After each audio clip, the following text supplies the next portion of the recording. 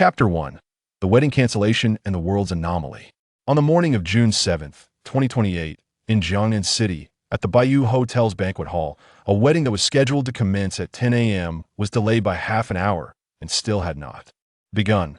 The banquet hall was sparsely populated, yet a throng of individuals gathered before the bride's dressing room. Zhang Wei, do not act impulsively, a woman admonished a young man clad in a groom's suit.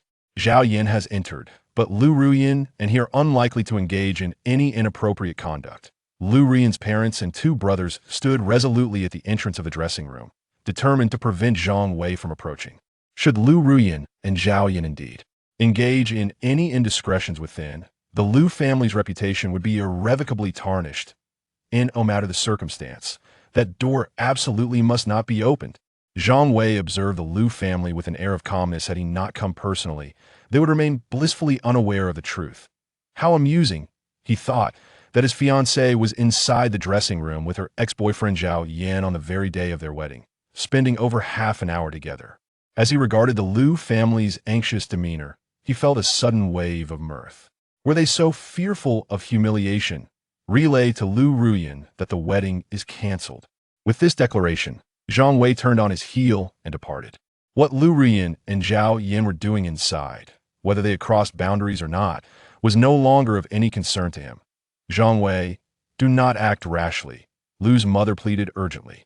You must trust Ruyin. Indeed, Lu Ruyin's father echoed, his voice filled with desperation. I will ensure that Ruyin provides you with an explanation.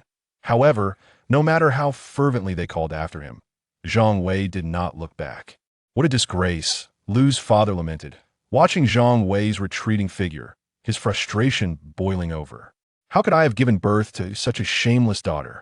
Outside, Zhang Wei hailed a taxi to leave the hotel. Where to, young man? The driver inquired. To the happiness community, Zhang Wei replied. Having grown up in an orphanage and lacking deep friendships until his university years, Zhang Wei had always believed Lu Ruyin to be the most significant person in his life. Yet reality had dealt him a cruel blow. As the driver engaged in casual conversation, he suddenly shifted the topic. The weather has been increasingly peculiar lately.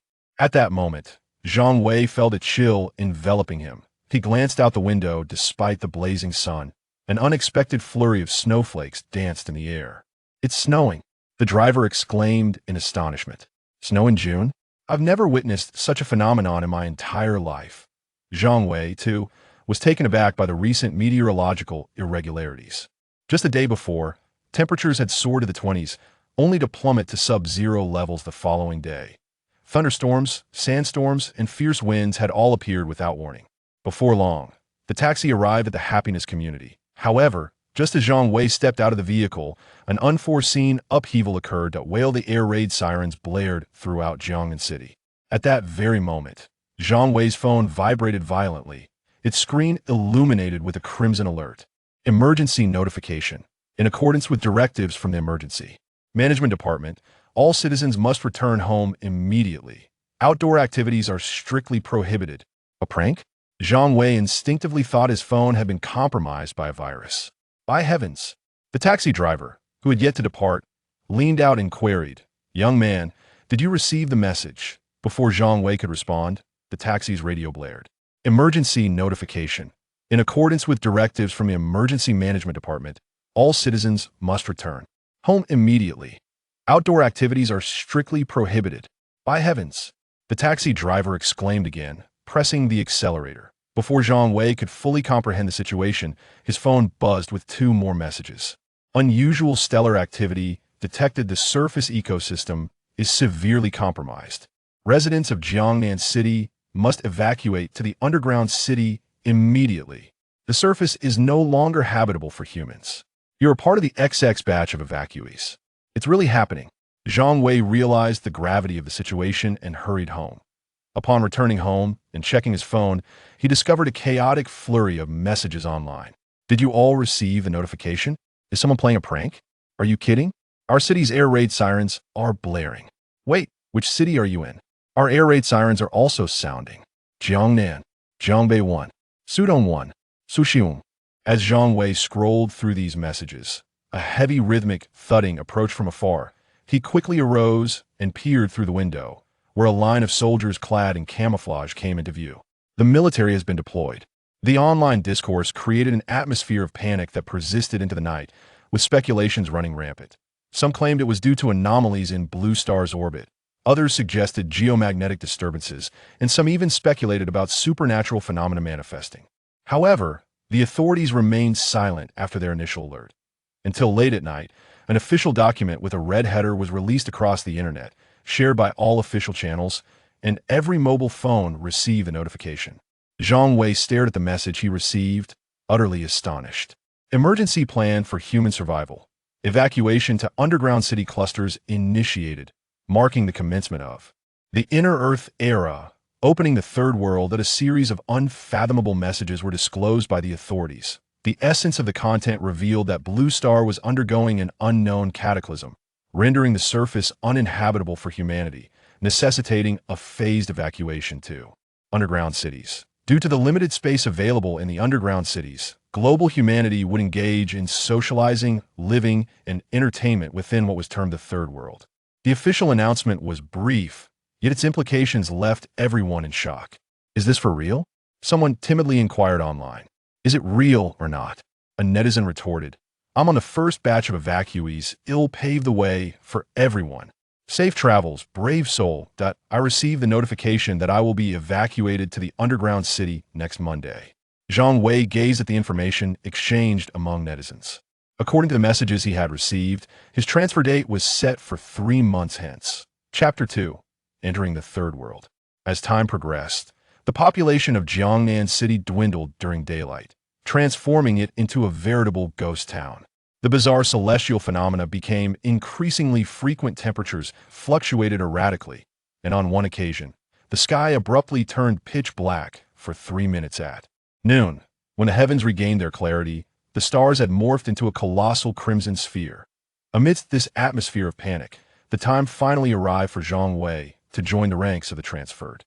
Within an air raid shelter, after a prolonged descent via a vertical lift, the subterranean city came into view. Zhang Wei beheld the grand construction before him, unable to suppress his astonishment. The immense honeycomb-like edifice housed countless rooms, all crammed together.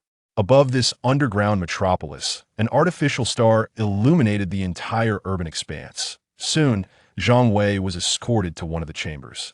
After binding his personal information under guidance, the military personnel departed. Zhang Wei sat in silence for a moment, then gradually rose to familiarize himself with the approximately 15-square-meter room. Inside, he found essential furnishings: a table, chairs, a bed, a bathroom, smart devices, and a storage cabinet. The singular distinction was the holographic pod placed opposite the bed. This apparatus served as the consciousness-linking device to enter the Third World. Zhang Wei collected his thoughts and addressed the smart device. Please provide an introduction to this place. Upon his command, a 3D holographic projection emanating a blue glow materialized within the room. Zhang Wei, welcome to room 67823-411 in the H district of the Longhua Underground City. As the 3D hologram continued its exposition, Zhang Wei gradually grasped the perplexing intricacies of this underground metropolis. The residential areas of the subterranean city were categorized into 9 zones: S, A, B, G, and H districts. Zhang Wei found himself situated in H district, the most populous area.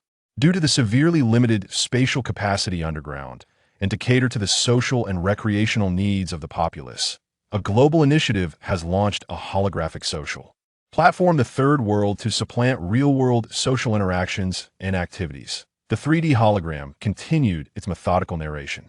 The underground city has abolished the traditional currency system, replacing it with contribution points CNY.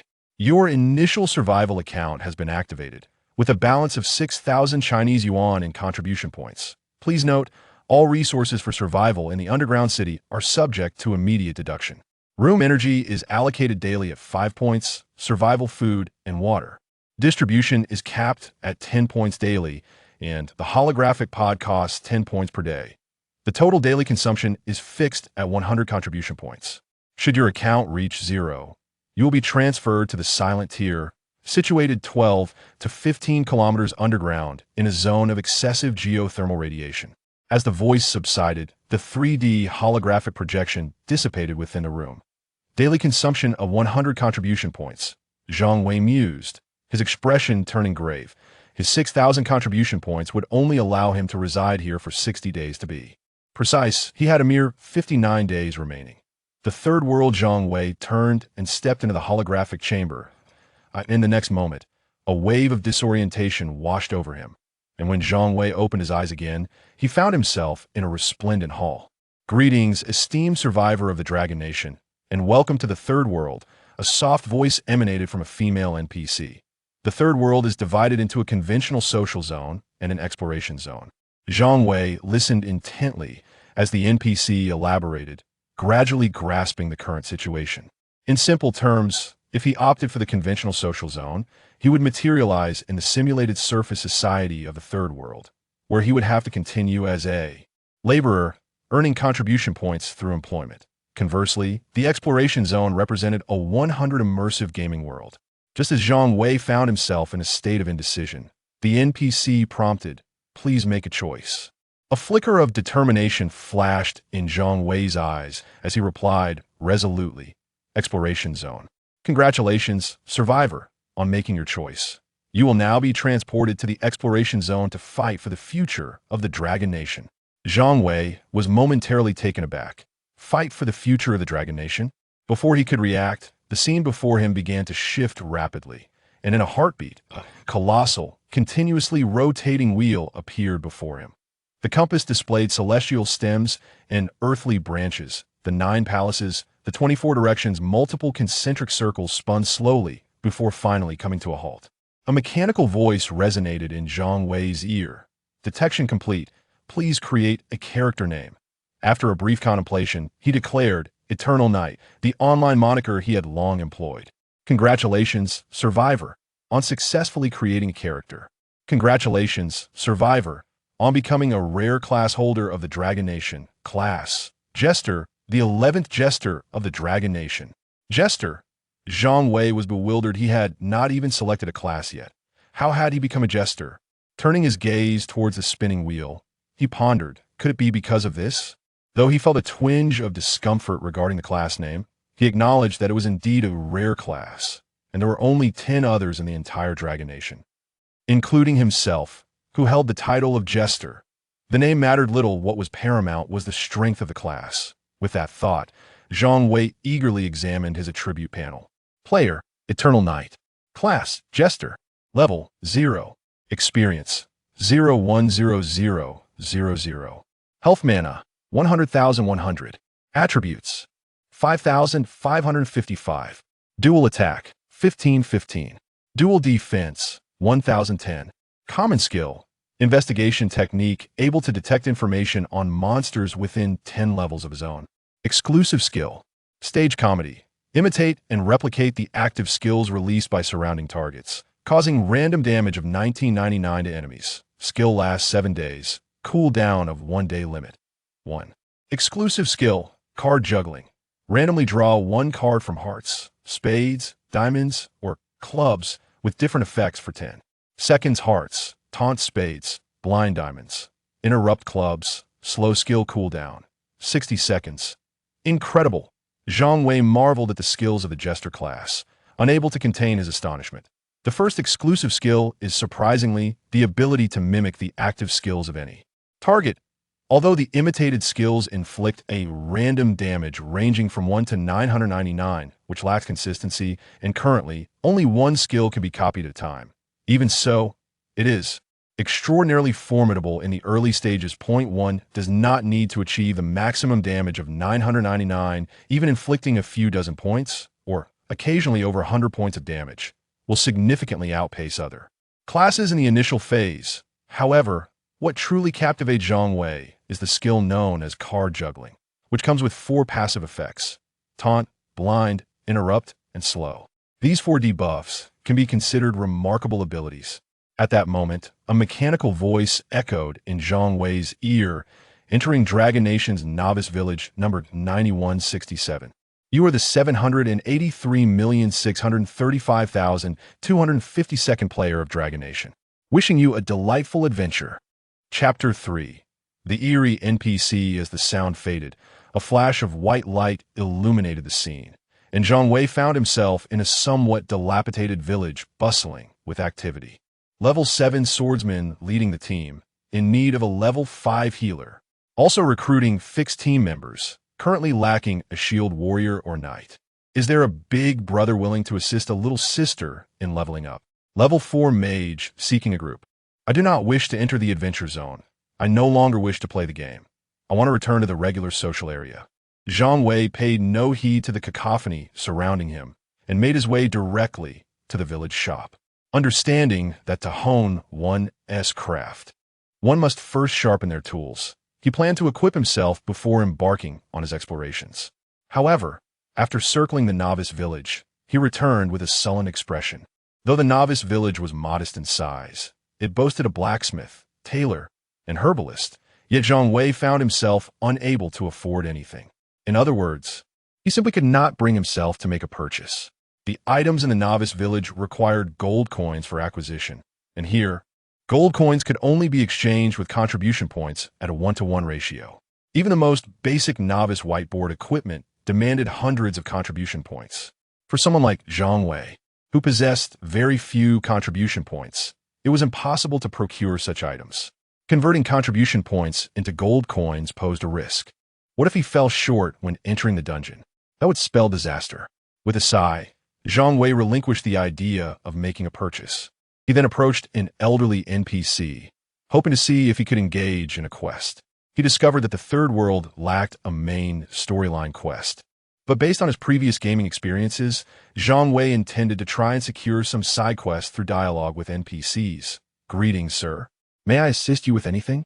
Zhang Wei inquired with a beaming smile. The old man looked up, casting a fleeting glance at Zhang Wei before replying, 500 gold coins. A what? Zhang Wei stared blankly at the old man, momentarily taken aback. Another broke one. The elder scoffed, unreservedly mocking him. You think you can take on a quest without any money? Zhang Wei felt his mind momentarily lapse. Despite his extensive gaming experience, he had never encountered such a situation. Furthermore, the old man exhibited an unsettling level of personification, hardly resembling an NPC. Just then, a middle-aged man approached, placing a hand on Zhang Wei's shoulder. Hey, brother, are you new here? Zhang Wei nodded, and the man continued, don't even think about it. In the novice village, NPCs require gold coins for quests. Zhang Wei wore a look of exasperation. The design of the third world was truly something else. Would you like to team up? The middle-aged man suggested after sizing him up. Our team consists of 4 members, all currently at level 2. Zhang Wei shook his head. No thanks. I prefer to go solo. As a rare profession, teaming up would expose him. Being new to this world, he wished to maintain a low profile. The man, understanding, did not press further and simply turned away. In recent days, Zhang Wei has encountered many individuals like himself who yearn to carve their own paths and become illustrious yet solitary masters. However, it soon becomes evident to them that in this realm, survival hinges solely on the warmth of camaraderie. Zhang Wei wandered alone among the various NPCs, yet without exception, the denizens of the newbie village in the third world were eccentric. Conversations with them invariably revolved around monetary transactions or bartering goods. It was utterly impossible for players to receive quests without compensation, for each NPC was remarkably shrewd. Ultimately, after enduring a round of mockery from the NPCs, Zhang Wei abandoned any thoughts of accepting quests. With no other recourse, he set out alone towards the village outskirts. As he approached the village entrance, an elderly woman muttered to herself, lamenting the absence of returning souls. Zhang Wei paused, intending to strike up a conversation. But the old woman abruptly turned to him and inquired, Young man, are you afraid of death? Taken aback, Zhang Wei stood momentarily frozen. The old woman, having spoken, disregarded him once more and returned to her ramblings. Confused, Zhang Wei shook his head and exited the newbie village.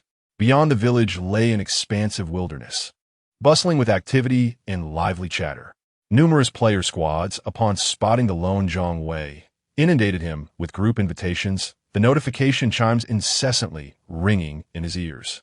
Zhang Wei furrowed his brow slightly, dismissing each invitation and silencing the private messages from strangers.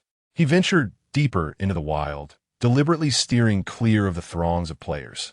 Along the way, he employed his stage performance skills to replicate a spell being cast by a mage, Fireball. As the crowd thinned, Zhang Wei paused at a relatively quiet spot. After a brief moment of adjustment, he locked onto his first target and cast a probing spell. Dazed Goose, level 1, health, 100 attack power, 8, physical defense, 5, magical defense, 5, details, the chief of the village's 3 tyrants. A childhood trauma, an account by the old village chief. I was once chased by a goose. Chapter 4. The Jester's Occupational Dilemma with Average Attributes. Zhang Wei assessed that as long as he exercised caution, most players should be able to handle the situation. I should be able to eliminate it in one go, he thought to himself as he unleashed a fireball spell. Whoosh, whoosh. 2 fireballs transformed into streaks of light, striking the dazed goose, one after the other. However, in the next moment, a mere -1/-1 damage floated above the goose's head. Was his luck truly this poor? Zhang Wei was taken aback.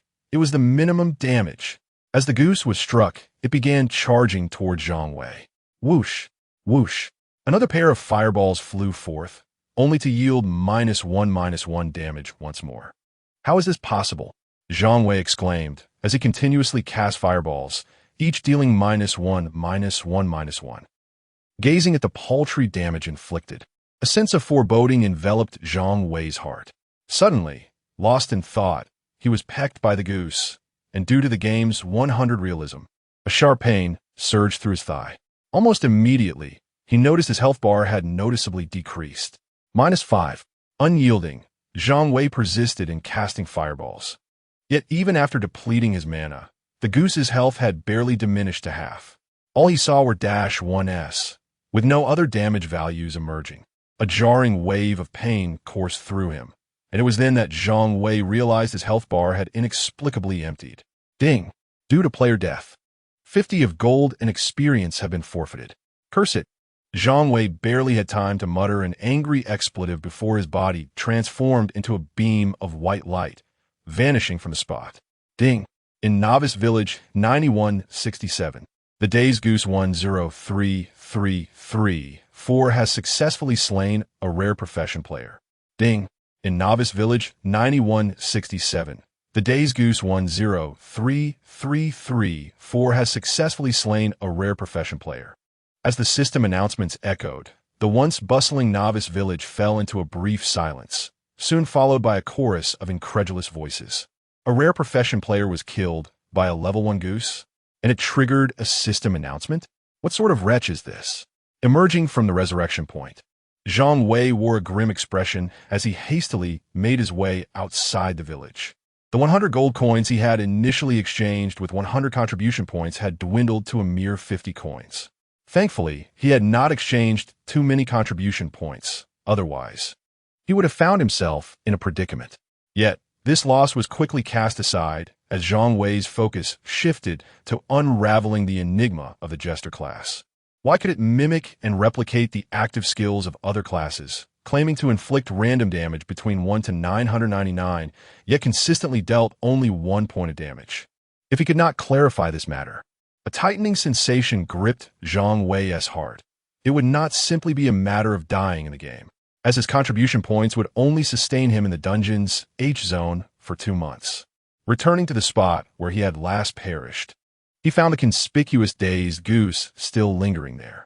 With a flourish, Zhang Wei activated the skill Poker Acrobatics, granting himself an enhancement that would randomly apply 4 negative effects to his attacks within the next 10 seconds. However, when he unleashed the fireball spell against the dim-witted goose, the creature momentarily froze, triggering a slowing effect, yet the damage output remained a mere -1/-1. Ding! In the Novice Village 9167, the dim-witted goose 10333-4 successfully vanquished a rare class player. Ding! In the Novice Village 9167, the dim-witted goose 10333-4 successfully vanquished a rare class player. Ding! Congratulations to the dim-witted goose 103334 for ascending to the rank of Goose King, becoming the wilderness leader. Coordinates XX. Triple X. What on earth? Who is this rare class player? How could they have transformed a level 1 dim-witted goose into a Goose King? Could it be that this expert did it on purpose, solely to slay the Goose King? Quick, we too have a chance to defeat a wilderness leader, as Zhang Wei had entered the game 3 months later than the others. Most players were around level 5, while the first echelon players approached level 10. The top 10 players on the leaderboard, however, were all uniformly at level 10. In no time, numerous players between levels 5 and 6 rushed towards the Goose King's coordinates. As for Zhang Wei, he had already exited the game and returned to reality. Rising from the holographic chamber, he noted that it was still nighttime in the dungeon. The artificial nuclear fusion star had yet to rise. I am the 11th Jester, Zhang Wei, whispering to myself as I sat on my small bed, certain that the top 10 must also be grappling with career dilemmas. With this thought, Zhang Wei operated the smart devices in his room, opened the Third World Forum, and searched for posts regarding the rare class Jester. As soon as he spoke, dozens of posts emerged. Yet, as Zhang Wei perused each one, his expression grew increasingly grim. The pinnacle of comedic catastrophe. Jester, true to their name. A jester indeed. I in my profession thought it was a rare class, only to discover it was a laughingstock. It turned out that in the past few months, the top 10 jester players had already gained notoriety in the third world. Initially, as a rare class, they had garnered significant attention from major guilds, but as time progressed, they too faced the same issues as Zhang Wei, with their damage output perpetually capped at one point. Even though they were leveled up by the guild, the damage problem remained unresolved. While browsing, a new article suddenly caught Zhang Wei's eye. No matter how you persist, you remain a jester, a narrative by the level 10 jester player, Mufeng. This new post, in a short span, garnered hundreds of thousands of views. It turned out that Mufeng, through relentless investment from a large guild, had just breached level 10.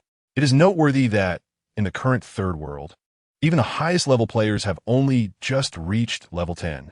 According to Mufeng, upon reaching level 10, jesters acquire their third exclusive new skill, improvisational comedy, which is a healing buff skill, with the healing amount equal to the damage value of the mimicry skill, lasting for 30 seconds with a cooldown of 60 seconds. Upon witnessing this, Zhang Wei felt a heavy premonition settle in his heart. Indeed, he gently shook his head. The damage dealt was minimal, and the recovery was equally modest, 30 points restored every 30 seconds. Should the opportunity arise to pursue a secondary profession or acquire a class-changing scroll, I would advise everyone to relinquish the jester vocation at the earliest convenience. In the text, Mufeng articulated that the jester's maximum skill damage cap is a mere 999, a figure that offers no advantage once one departs from the novice village. The jester was intended to be a class that establishes a strong foothold in the early stages but falters in the latter. However, Mufeng's words betrayed a palpable sense of disappointment. What was once perceived as a rare profession, promising ascension, had devolved into mere folly. This sentiment echoed the jester's class dialogue obtained at level 10. No matter how fiercely you persist, you remain nothing but a jester. Chapter 5. A Crisis of Survival. Is there truly no hope? For a fleeting moment of hesitation, Zhang Wei closed the forum and stepped into the holographic chamber. He could not afford to wait for secondary profession or class change scrolls. He had to resolve this predicament within 2 months. In the novice village, 9167, Zhang Wei found himself entangled in a life-and-death struggle with the 3 tyrants of the village. Even the simplest act of inflicting damage seemed a formidable challenge, akin to confronting a mere goose. Time and again, he ventured out only to return in defeat. Once, twice, 10 times, Zhang Wei contemplated forming a team. Yet with such meager damage output, expulsion was an inevitable fate. Truly a formidable adversary, he had inadvertently nurtured the local poultry, the ground chicken, the dull-witted goose, and the limping duck into formidable wilderness leaders. Who was this rare profession player? Had he perhaps received a special quest? How many deaths were acquired?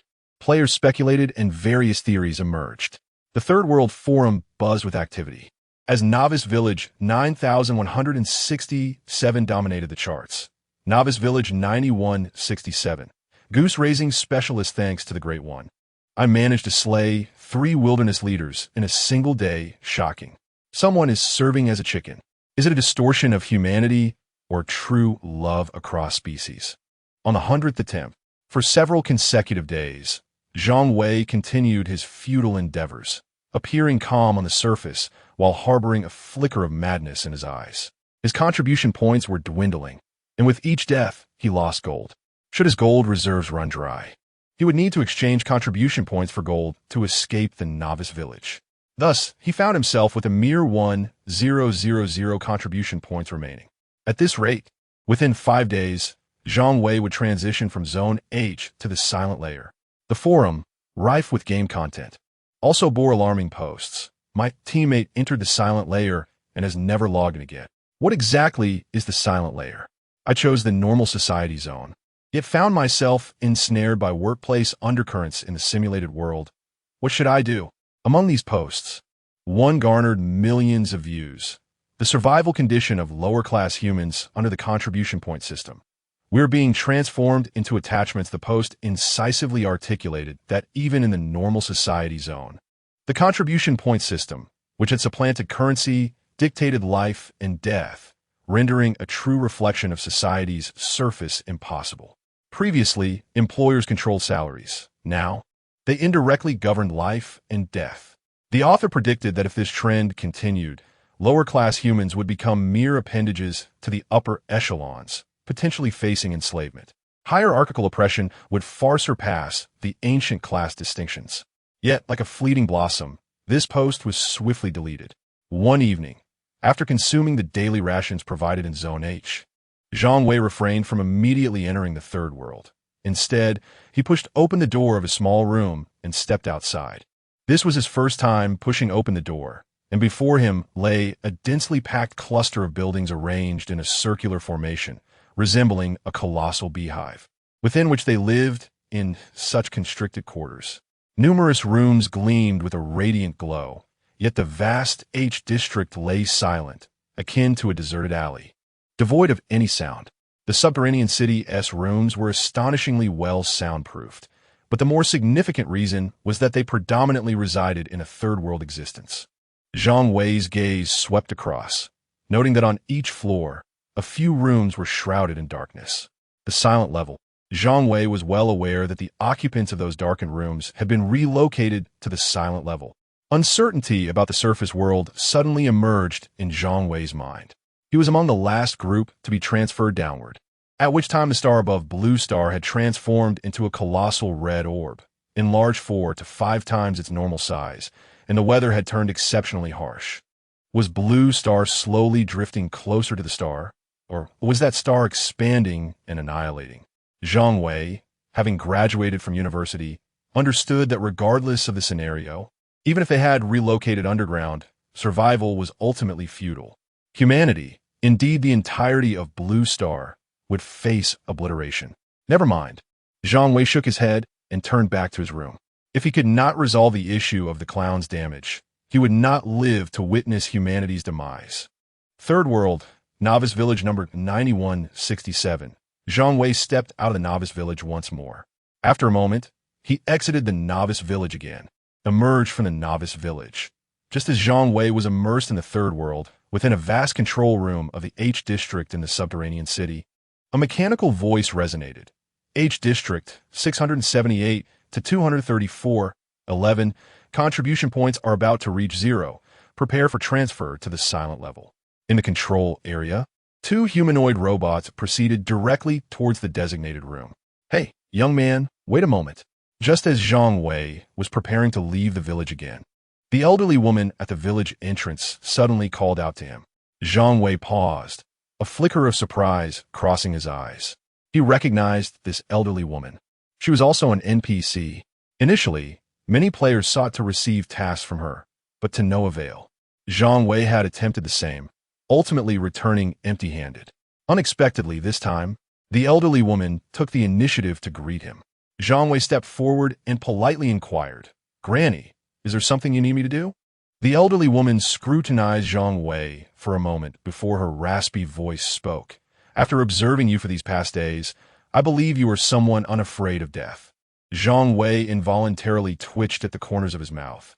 He had no desire to die, but alas, the issue of output remained unresolved, and he was incapable of facing the likes of chickens, ducks, and geese in combat. Little did he know that the elderly woman's next words left him momentarily stunned. This time, you're truly going to die, she said with a calm demeanor. Granny you. A tempest surged within Zhang Wei's heart.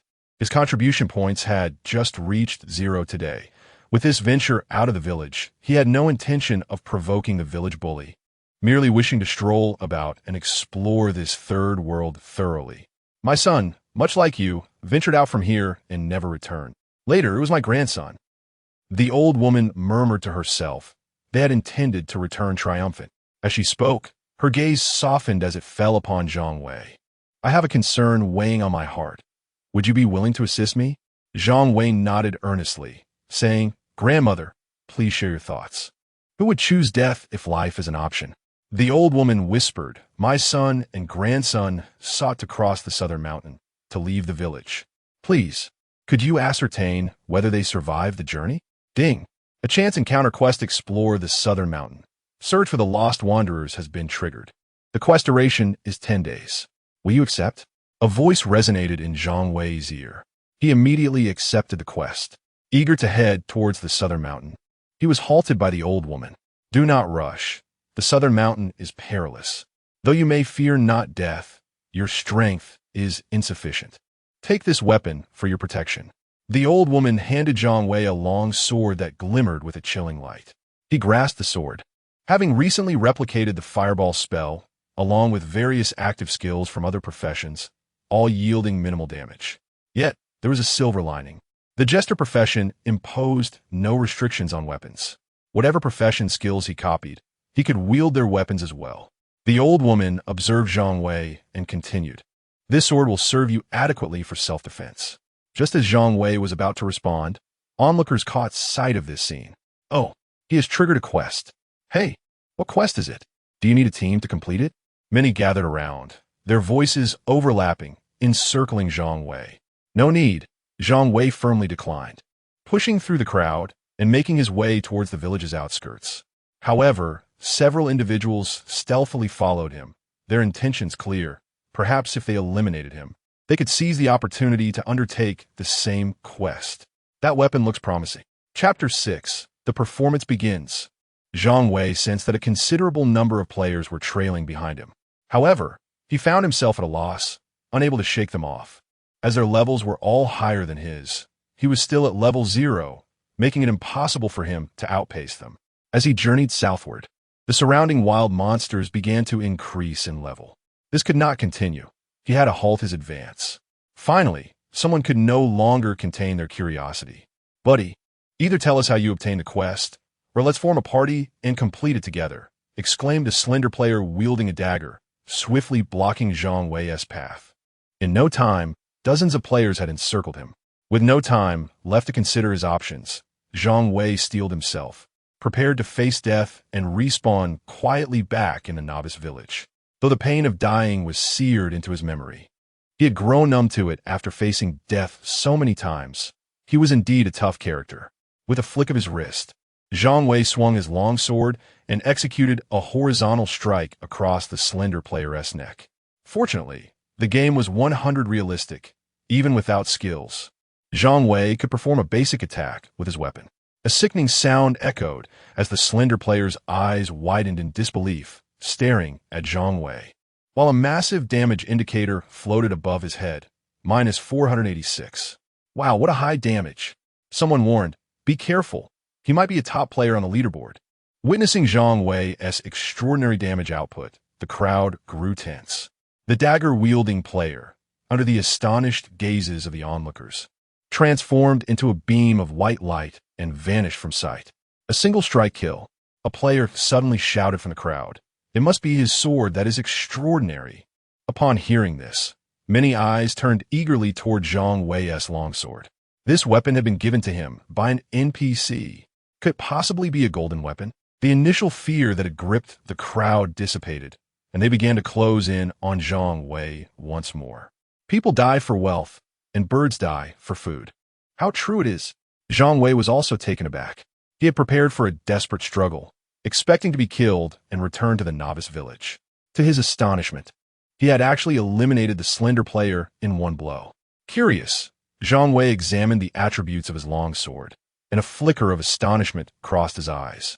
Mother's Sword, Quest Item, Level, Unrestricted Quality, Epic Attack Power, 247 Skill, Passive, Armor Break, Ignores Target's Physical Defense. Attributes, Critical Hit Rate 100, Attack Speed 100. Details, the sword of a mother, cleaving for her wandering child, 12 strikes per second, each strike a critical hit, daring you to never return home to visit your mother. If you wish, even mages can wield it to deal damage. Note, item tier classification in the third world. Worn, white, blue, purple, gold, epic, artifact, legend. Unique, what astonishing attributes. Zhang Wei marveled inwardly. This sword ignored defense, maximized attack speed and critical strike. Furthermore, it had no level restrictions, truly a divine artifact. Zhang Wei was uncertain of the sword value in the third world, but based on past experiences, it could easily fetch over 1 million gold coins. In the present day, the coins of the third world necessitate contribution points for exchange, and these contribution points determine one's survival within the dungeons. The price of this sword, I fear, may not reach the anticipated heights. Nevertheless, these are merely Zhang Wei's speculations. None can accurately ascertain its true worth. Furthermore, this weapon imposes no occupational restrictions, leading Zhang Wei to conjecture that it is perhaps a reflection of the third world's 100 realism. Regardless of the weapon type, players may wield it, though the efficacy of weapons not suited to their class will be reduced. At this moment, a multitude of players, no fewer than 400 or 500, had gathered around Zhang Wei. Observing the envious gazes of players encircling him, his initially exhilarated heart gradually cooled. Even with such a formidable weapon, he could not contend against so many adversaries. However, Zhang Wei was not one to resign himself to fate. Even in death, he intended to take a few with him. Clutching his sword, he charged towards the nearest burly man. "Let us take him down. He is alone. He cannot slay us all," roared the giant, as a shield materialized in his grasp, bracing himself for the confrontation. Clearly, the man was a shield warrior. Having witnessed Zhang Wei dispatch the dagger-wielding assassin with a single strike, the burly man instinctively perceived Zhang Wei as a high-level player. As Zhang Wei approached, the giant raised his shield defensively, exerting all his strength to guard against the attack. With a resounding crash, Zhang Wei's strike dealt -467 damage. The giant's complexion turned ashen. He was no delicate assassin, but a resilient warrior, and yet this blow had taken away 3/4 of his health. "His attack is incredibly high. Be cautious," the giant bellowed as he staggered backward. Zhang Wei dared not create distance. With merely 100 health points, he was outmatched by the higher-level players surrounding him. A few hits from ranged attackers would surely spell his demise. Just as Zhang Wei contemplated plunging into the fray to unleash his wrath, a voice suddenly resonated in his ear. "Ding, the audience is in place. Shall the performance commence?" "Huh?" Zhang Wei hesitated, instinctively responding, "Commence." No sooner had he uttered the word than his body moved as if propelled by an unseen force, and he involuntarily cast a fireball. The fireball darted forth like a sprite, targeting a white-robed mage. In the next instant, all stood frozen in place, including Zhang Wei himself. Above the mage's head appeared the damage value, -999. Instant kill. Another instant kill. Yet another instant kill. Is he cheating? The burly man who had fled earlier bellowed, disregarding his dignity. Isn't he a swordsman? How could he wield fireball magic? With that shout, Zhang Wei snapped back to reality. Audience, performance, commence, stirred something within him, and he hastily sought a place to validate his suspicions. But for now, these players must perish. Fireballs began to stream from Zhang Wei's hands, averaging 2 per second, swiftly claiming 8 or 9 lives.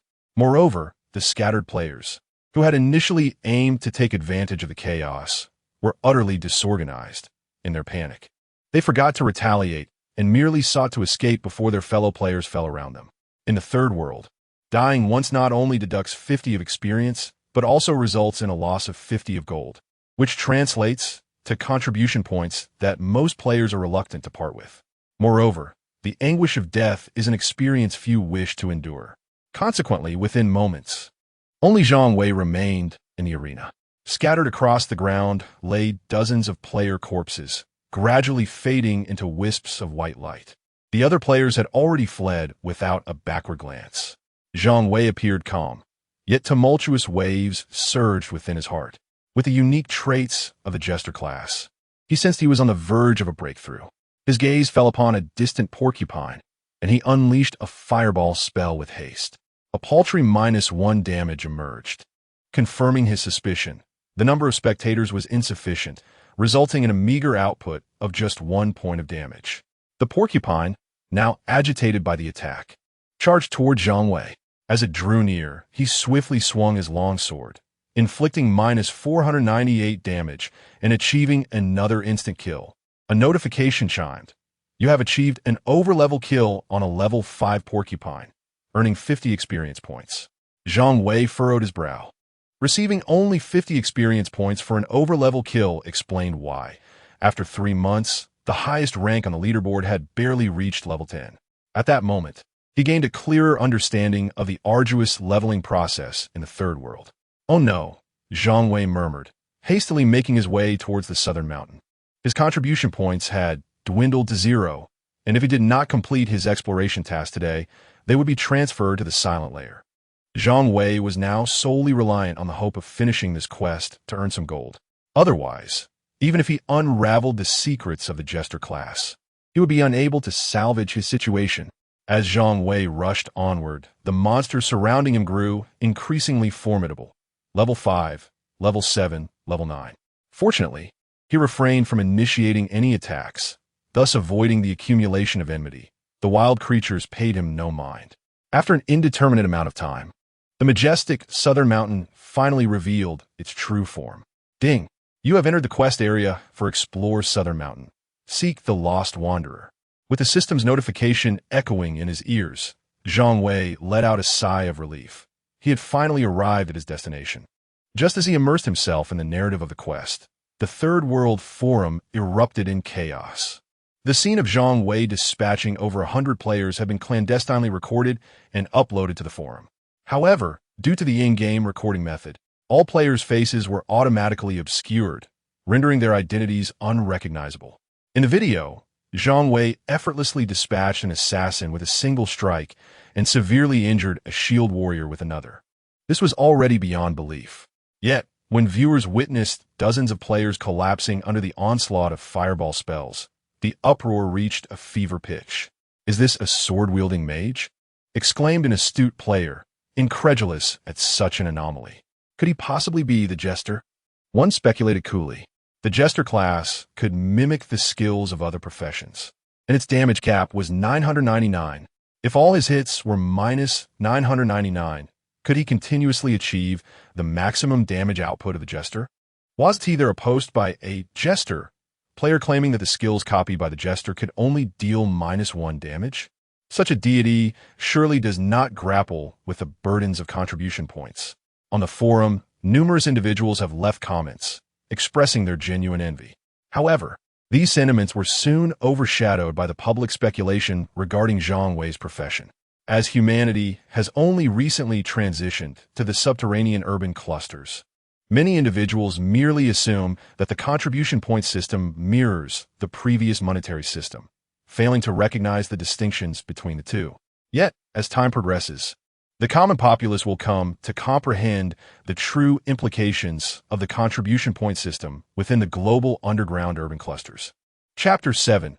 Exceeding Boundaries in Battle. The wave initiated by Zhang Wei stirred considerable reaction within the Third World in various forms.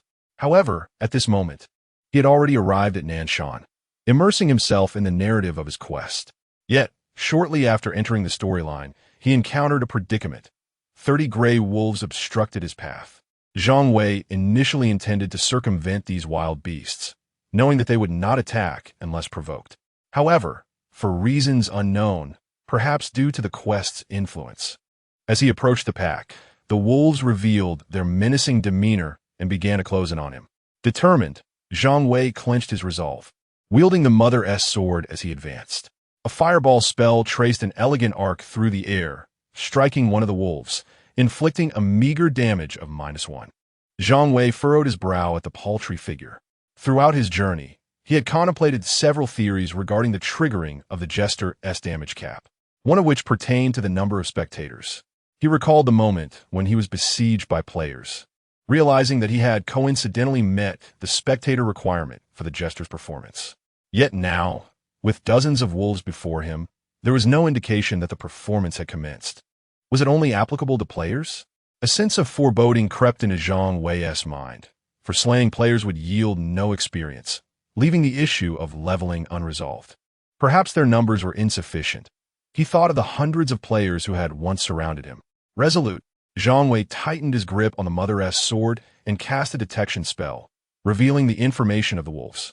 Gatekeeper Dog, common, level 7 health, 480, attack power, 22, physical defense, 15, magical defense.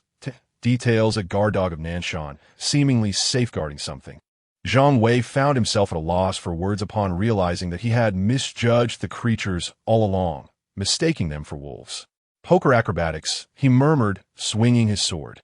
Simultaneously, 2 fireballs surged forth, thud thud, inflicting -1 damage on 2 of the gatekeeper dogs. As the damage indicators floated above them, the dogs momentarily froze, rendered immobile. Poker acrobatics, a random card drawn from hearts, spades, diamonds, or clubs within 10 seconds grants varying effects upon attack. Hearts, taunt, spades, blind, diamonds. Interrupt, clubs, slow. Fortune smiled upon Zhang Wei as he drew the blind effect.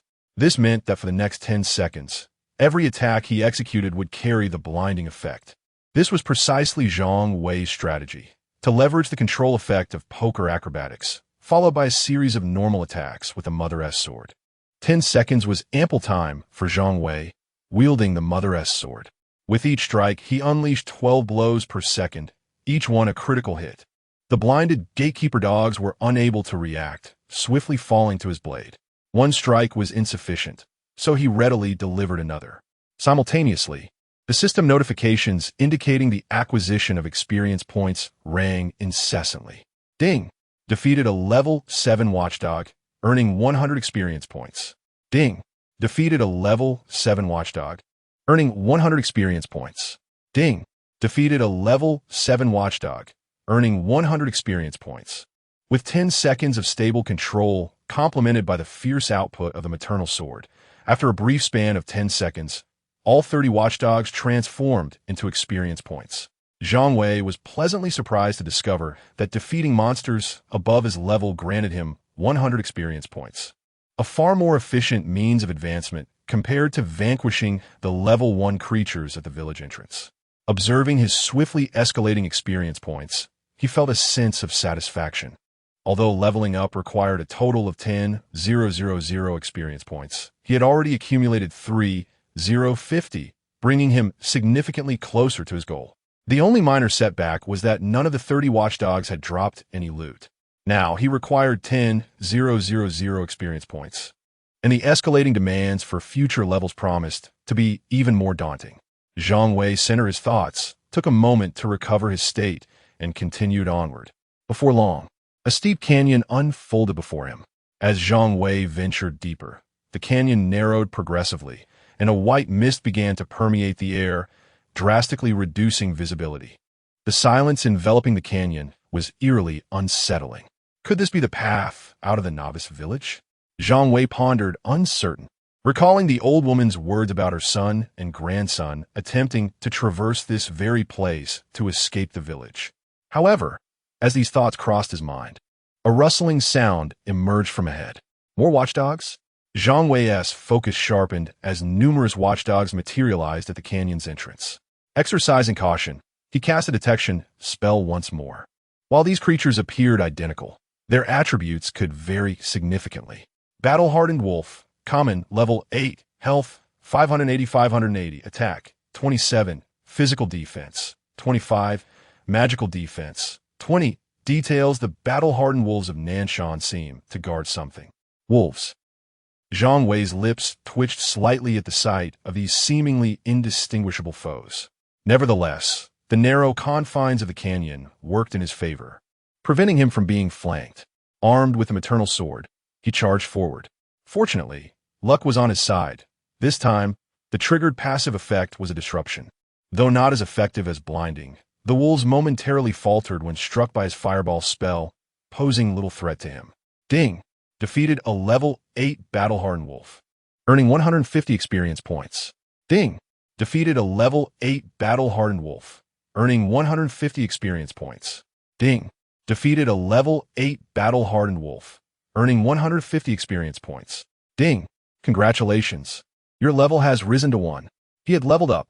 Zhang Wei, absorbed in the battle, had not noticed his experience points until he felled the last wolf, successfully ascending to level 1. The wolf pack finally yielded some spoils, including a piece of white equipment and 10 gold coins. White gloves, level 5 quality, white attack, 10 to 15 traits, attack speed 2, movement speed 2. Details, why wear gloves? Because I fear that my hands will become soiled when I vanquish you. Zhang Wei gazed at the white gloves that had emerged, feeling a slight disappointment. The attributes were rather mundane, and more importantly, he had no use for them at present. The only aspect that piqued Zhang Wei's interest was the 10 gold coins. His contribution points were entirely depleted. If he could amass a few hundred gold coins, it would temporarily alleviate his predicament. As for auctioning off the white gloves, the thought barely surfaced before he dismissed it. The third world featured an equipment consignment system, but there was a 2-hour display period and a 12-hour bidding period. He simply did not have the time to convert his contribution points. Zhang Wei stowed the gloves in his backpack, unwilling to waste any more time, and continued to explore deeper into the canyon. After traversing a distance, the white mist began to dissipate, and the surroundings became clearer. At this moment, he reached the canyon's end, where the path opened up before him. However, Zhang Wei's steps came to an abrupt halt. In the vast expanse ahead stood a multitude of armored soldiers, their numbers estimated to be around 200. These soldiers seemed to sense Zhang Wei's presence, simultaneously turning to face him, as if poised to charge at any moment. A sense of foreboding surged within Zhang Wei, prompting him to hastily cast a detection spell. Nanshan Guardian, Elite, Level 10, Health, 3000, Attack Power, 60, Physical Defense, 55, Magical Defense, 45, Details. The Nanshan Guardian appears to be safeguarding something. Yet, at that moment, these guardians began to march in an orderly fashion towards Zhang Wei. Observing the formidable attributes of the elite monsters, Zhang Wei swiftly prepared to retreat. Just then, a chime echoed, announcing that the audience was in place. Would the performance commence? The system notification resounded once more in Zhang Wei's ears. Chapter 8. Coin trading. Zhang Wei paused abruptly upon hearing the system notification, turning to glance at the guardian behind him. Cursing under his breath, he swiftly assessed the situation before him. Without a moment's hesitation, he took to his heels. Zhang Wei was acutely aware that even if he could unleash a maximum damage of 999, he would still be no match for these guardians. However, upon receiving the system notification for the second time, his prior suspicion was further validated. The number of spectators was indeed one of the conditions for triggering the performance. With no glance back, Zhang Wei fled the canyon. The task deadline was 10 days. Since he could not complete it now, he had to devise alternative means to acquire gold. As Zhang Wei departed from Nanshan in the third world, he found 2 artificial intelligence robots standing like frigid statues before his room in Dungeon H, coordinates 678-234-11. The display screens on the robot's chests showcased a countdown timer, continuously ticking down. 29 minutes remained, which indicated that in 29 minutes, Zhang Wei would be forcibly relocated to the silence layer. Had someone exhausted their contribution points again? A middle-aged man in H District peered out of his room's window and caught sight of the 2 robots. He murmured to himself, wondering how many individuals this time. Over the past 3 months, he had witnessed this scene more than once. Almost periodically, individuals would be forcibly taken from H District. Each time he beheld this occurrence, a surge of complex emotions flooded his heart. The resources in the dungeon were finite. It was the only reasonable explanation he could conceive for why they could not sustain so many. Beyond that, he could not fathom why the Dragon Nation did not provide free minimum survival guarantees. The term resources encompassed not merely human living space, but also food, air, water, and energy. After all, without the vast expanse of the surface, sustaining over 1 billion people underground was utterly impractical. Moreover, they had no clarity on the current state of the surface.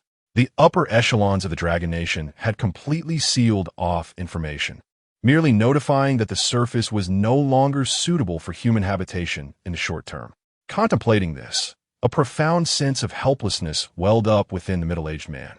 It was only at this moment that he realized how little he truly understood about this world. In truth, it was not just the middle-aged man. Ordinary people across Blue Star had only come to grasp the truth of their circumstances when they were being relocated underground, remaining blissfully unaware of the world's reality. Fortunately, the middle-aged man suddenly felt a flicker of relief. He still possessed 120,000 contribution points. Then, a clear voice resonated from his father's room. A boy of approximately 11 or 12 pointed towards Zhang Wei's room and suddenly exclaimed, "Shouldn't we help the person in that room?" The middle-aged man, upon hearing this, hesitated momentarily before shaking his head. It was not that he did not want to help. Rather, he was incapable of doing so and could not afford to assist. Middle-aged individuals are acutely aware that within the vast expanse of Area H, a multitude of inhabitants resides in this circular zone. It is evident that he is not the sole observer of this scene, yet others have similarly chosen to remain silent. The room occupied by the middle-aged man is considerably larger than that of Zhang Wei, consisting of a separate 3-room layout. Besides the boy, his wife and parents also inhabit this space.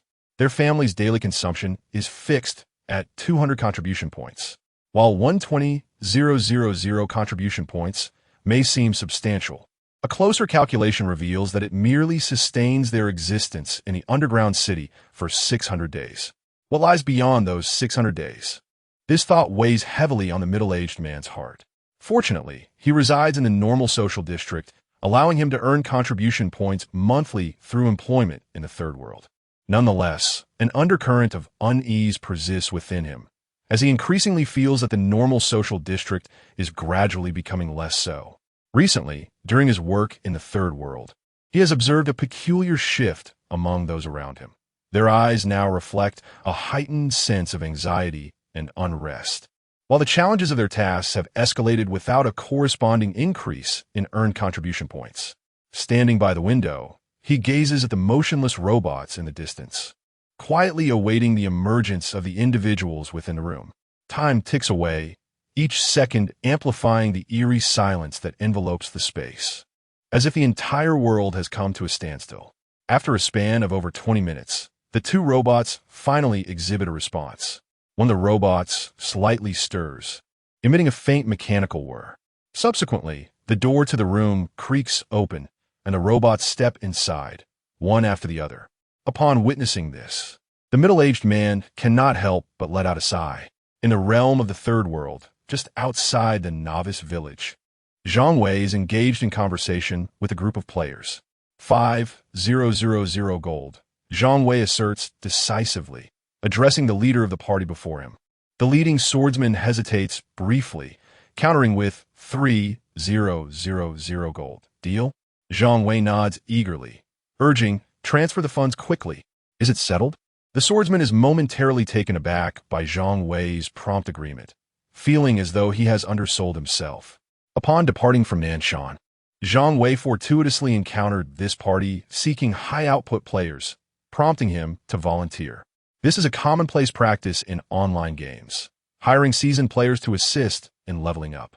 Suddenly, one of the shield bearers interjects, "How do we know you possess the requisite skills? Demonstrate your prowess first, before the shield bearer can finish." Zhang Wei swiftly slashes down with his long sword towards him.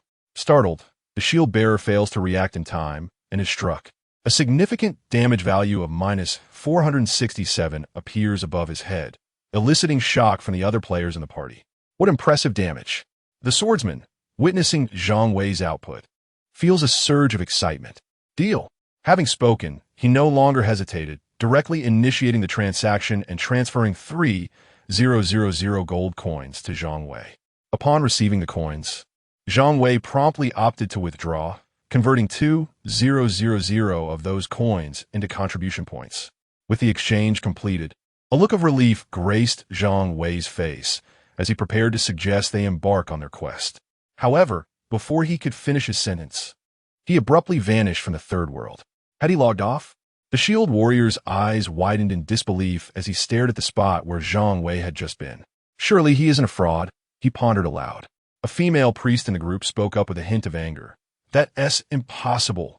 The swordsman shook his head, asserting, a player of his caliber would never deceive us for 3,000 gold coins. The priest remained skeptical. Then what could this mean? The swordsman speculated. Perhaps he encountered an issue in real life. What kind of issue? The shield warrior frowned. We are currently in a dungeon, and there is nothing else going on. I believe he was disconnected involuntarily. The assassin, who had been silent until now, interjected. Are you suggesting? The swordsman turned to the assassin. That someone cut his internet connection? The assassin remained silent. Chapter 9. The Lost Land Within the Holographic Chamber. Zhang Wei suddenly opened his eyes. Having been forcibly logged out, he was momentarily disoriented. However, he quickly noticed two unfamiliar objects in his room. Zhang Wei stood there in confusion, recalling that he had locked the door. The two robots were equally taken aback. Yet, after a brief standoff, one of the robots emitted a mechanical voice. H-Zone, 678 to 234.11. 2,000 contribution points have been credited to your survival account. The transfer execution order has been canceled. Upon hearing this, the two robots slowly turned and exited Zhang Wei's room. At that moment, a middle-aged man who had been observing the situation in Zhang Wei's room revealed a hint of perplexity upon seeing only the two robots emerge without anyone being escorted out. Where is he? The middle-aged man found it difficult to comprehend, as previous instances had always resulted in individuals being forcibly removed from H-Zone. This left him somewhat bewildered, though he secretly breathed a sigh of relief. Inside the room, Zhang Wei gazed at the robots that could freely enter and exit his space, his expression devoid of emotion. Lost in thought, after a brief moment, he seemed to recall something and returned to the third world. In the third world, he must have been logged out involuntarily, compounded by the fact that he had readily accepted his older brother's conditions. The female priest calmly speculated that it was likely due to insufficient contribution points. Surely not. The swordsman interjected, puzzled. How could such a skilled player lack contribution points? In his understanding, it should be relatively easy for top-tier players in the third world to accumulate gold. The female priest, clearly aware of this, shook her head uncertainly. This is precisely what I cannot fathom. What a hassle, the shield-bearer remarked, listening to their analysis, feeling somewhat overwhelmed. Why not just ask him directly when he comes up? Just as they conversed, Zhang Wei's figure materialized. In the third world, if one is forcibly logged out, re-entering shortly thereafter would return them to their original logout location. My apologies, everyone. There was a minor issue, Zhang Wei said with an air of regret. After all, having accepted payment and logging out immediately might lead others to perceive him as a fraud. To his surprise, however, the group, led by the swordsman, did not press the matter further. After exchanging a few casual pleasantries, Zhang Wei received a system prompt for party formation. Cold Flame, level 8 swordsman, has sent a party invitation. Do you accept? Zhang Wei agreed, as this had been a prearranged condition with the group, although he chose not to share his information. The straightforward shield bearer, upon seeing the player Eternal Knight join the party, voiced his discontent. Come on, man, why aren't you sharing your class and level information? In the team, the female priest also chimed in, Eternal Knight, if you don't share your information, how can we coordinate effectively? Zhang Wei, with a calm demeanor and unflinching heart, responded earnestly. I'm a level 10 swordsman. The female priest, Han Xiao, appeared somewhat dissatisfied and was about to speak when Lung Lai promptly addressed everyone. Let us all introduce ourselves and become acquainted. After speaking, Lung Lai began, I am Lung Lai, an 8th level swordsman. In the team, the shield warrior spoke up. I am Chu Tian, an 8th level shield warrior. Han Xiao, 8th level priest, came the next introduction. Aning, 8th level assassin, followed. Mu Wan, 8th level mage, concluded the introductions. Once everyone had introduced themselves, Lung Lai stated, "This time we shall explore the Lost Land." He then briefed Zhang Wei on the circumstances. The Lost Land is one of the few areas in the novice village yet to be fully explored by players. The Lost Land is contaminated, causing players within to suffer a percentage of continuous health loss, which increases the deeper one ventures. With a grave expression, Lung Lai added, "The most troublesome part is that, currently, there are no players in the novice village capable of crafting antidotes, making it impossible to delve deeper." Beside him, the female priest Han Xiao interjected, "However, the monsters in the Lost Land yield significantly more experience than those in other regions, making it an excellent place to level up." Percentage health loss? Zhang Wei's expression turned peculiar at this statement. He initially had only 100 health points, and although he had leveled up, he had yet to allocate the 5 attribute points gained from leveling, leaving his health at a mere 120 points. If health loss were indeed percentage-based, it would actually be more advantageous for him. At that moment, Lung Lai remarked, "Now that Brother Yongyi is leading us, our overall output has significantly increased, and we should be able to venture deeper." Rest assured, Zhang Wei confidently declared, "I will lead you through the Lost Land." The female priest Han Xiao cast a resigned glance at Zhang Wei. Even the top players on the leaderboard would not make such bold claims. Unexpectedly, Zhang Wei continued, "Does anyone have any healing potions? I would appreciate it if you could spare me some." "You don't have any healing potions?" The shield warrior Chu Tian looked at Zhang Wei in disbelief. Ahem. Zhang Wei awkwardly cleared his throat. "I just returned from soloing in Nanshan and used them all." Lung Lai did not doubt this explanation, as some skilled players indeed prefer to venture alone. Moreover, the current Yong Yi had managed to reach level 10 through solo play, indicating his prowess. Generously, Lung Lai initiated a trade with Zhang Wei, providing him with 50 groups of rejuvenation potions. These potions, while commonplace, restore 20 health points and 20 mana points each. Their restorative effects may not be substantial, but their affordability is commendable. "Let us set off." Zhang Wei nodded in satisfaction, urging the group to move quickly. Under Lung Lai's guidance, the group soon arrived at a marshland shrouded in crimson fog, where poisonous frogs and water snakes roamed freely. "Ding, you have entered the Lost Land." "Ding, you are affected by toxic gas, losing 1 health per minute." "Let us begin." The swordsman Lung Lai spoke solemnly. Zhang Wei, Lung Lai, and shield warrior Chu Tian walked at the forefront, with the priest and mage closely following behind. As for the assassin, he entered stealth mode upon entering the marshland. Zhang Wei casually cast 2 detection spells, revealing the information of the poisoned frog and the water snake. Infected toad, common, level 7, health, 320 attack, 17, physical defense, 15, magical defense, 10. Details: who decreed that toads cannot feast on swan meat? Indeed, societal prejudices are a towering mountain. Infected water snake, common, level 7, health, 310 attack, 19, physical defense, 17, magical defense, 12. Details: strike the snake at its vital point. This serpent measures 6.9 inches. Pray tell, how would you strike? Upon seeing the information of the creatures, Zhang Wei felt a profound sense of relief. They posed little threat to him. The only concern lay in the fact that he would lose 1 of health every minute in this place. Chapter 10. The distorted damage of basic attacks in the vicinity of the Lost Land. Numerous players were engaged in monster hunting to level up. Fortunately, the area was vast enough, allowing Zhang Wei and his companions to find a relatively secluded spot to delve deeper. -78, -89, -266, -481. Despite their awareness of Zhang Wei's formidable damage output, the velocity at which he dispatched monsters with each stroke left the other members of the team astounded. Particularly Lung Lai, who was also a swordsman, felt slightly disheartened as Zhang Wei's damage was nearly double his own. However, it wasn't long before priest Han Xiao noticed something amiss. "Yongye, what's going on with your health?" Han Xiao, responsible for monitoring the team's health, had been keenly observing the members' vitality. "Just a moment ago, Her healing spell had restored Yong Yi's health to full capacity. The others had also observed this anomaly, but refrained from addressing it. Upon hearing Han Xiu's inquiry, the rest turned their attention toward Yong Yi.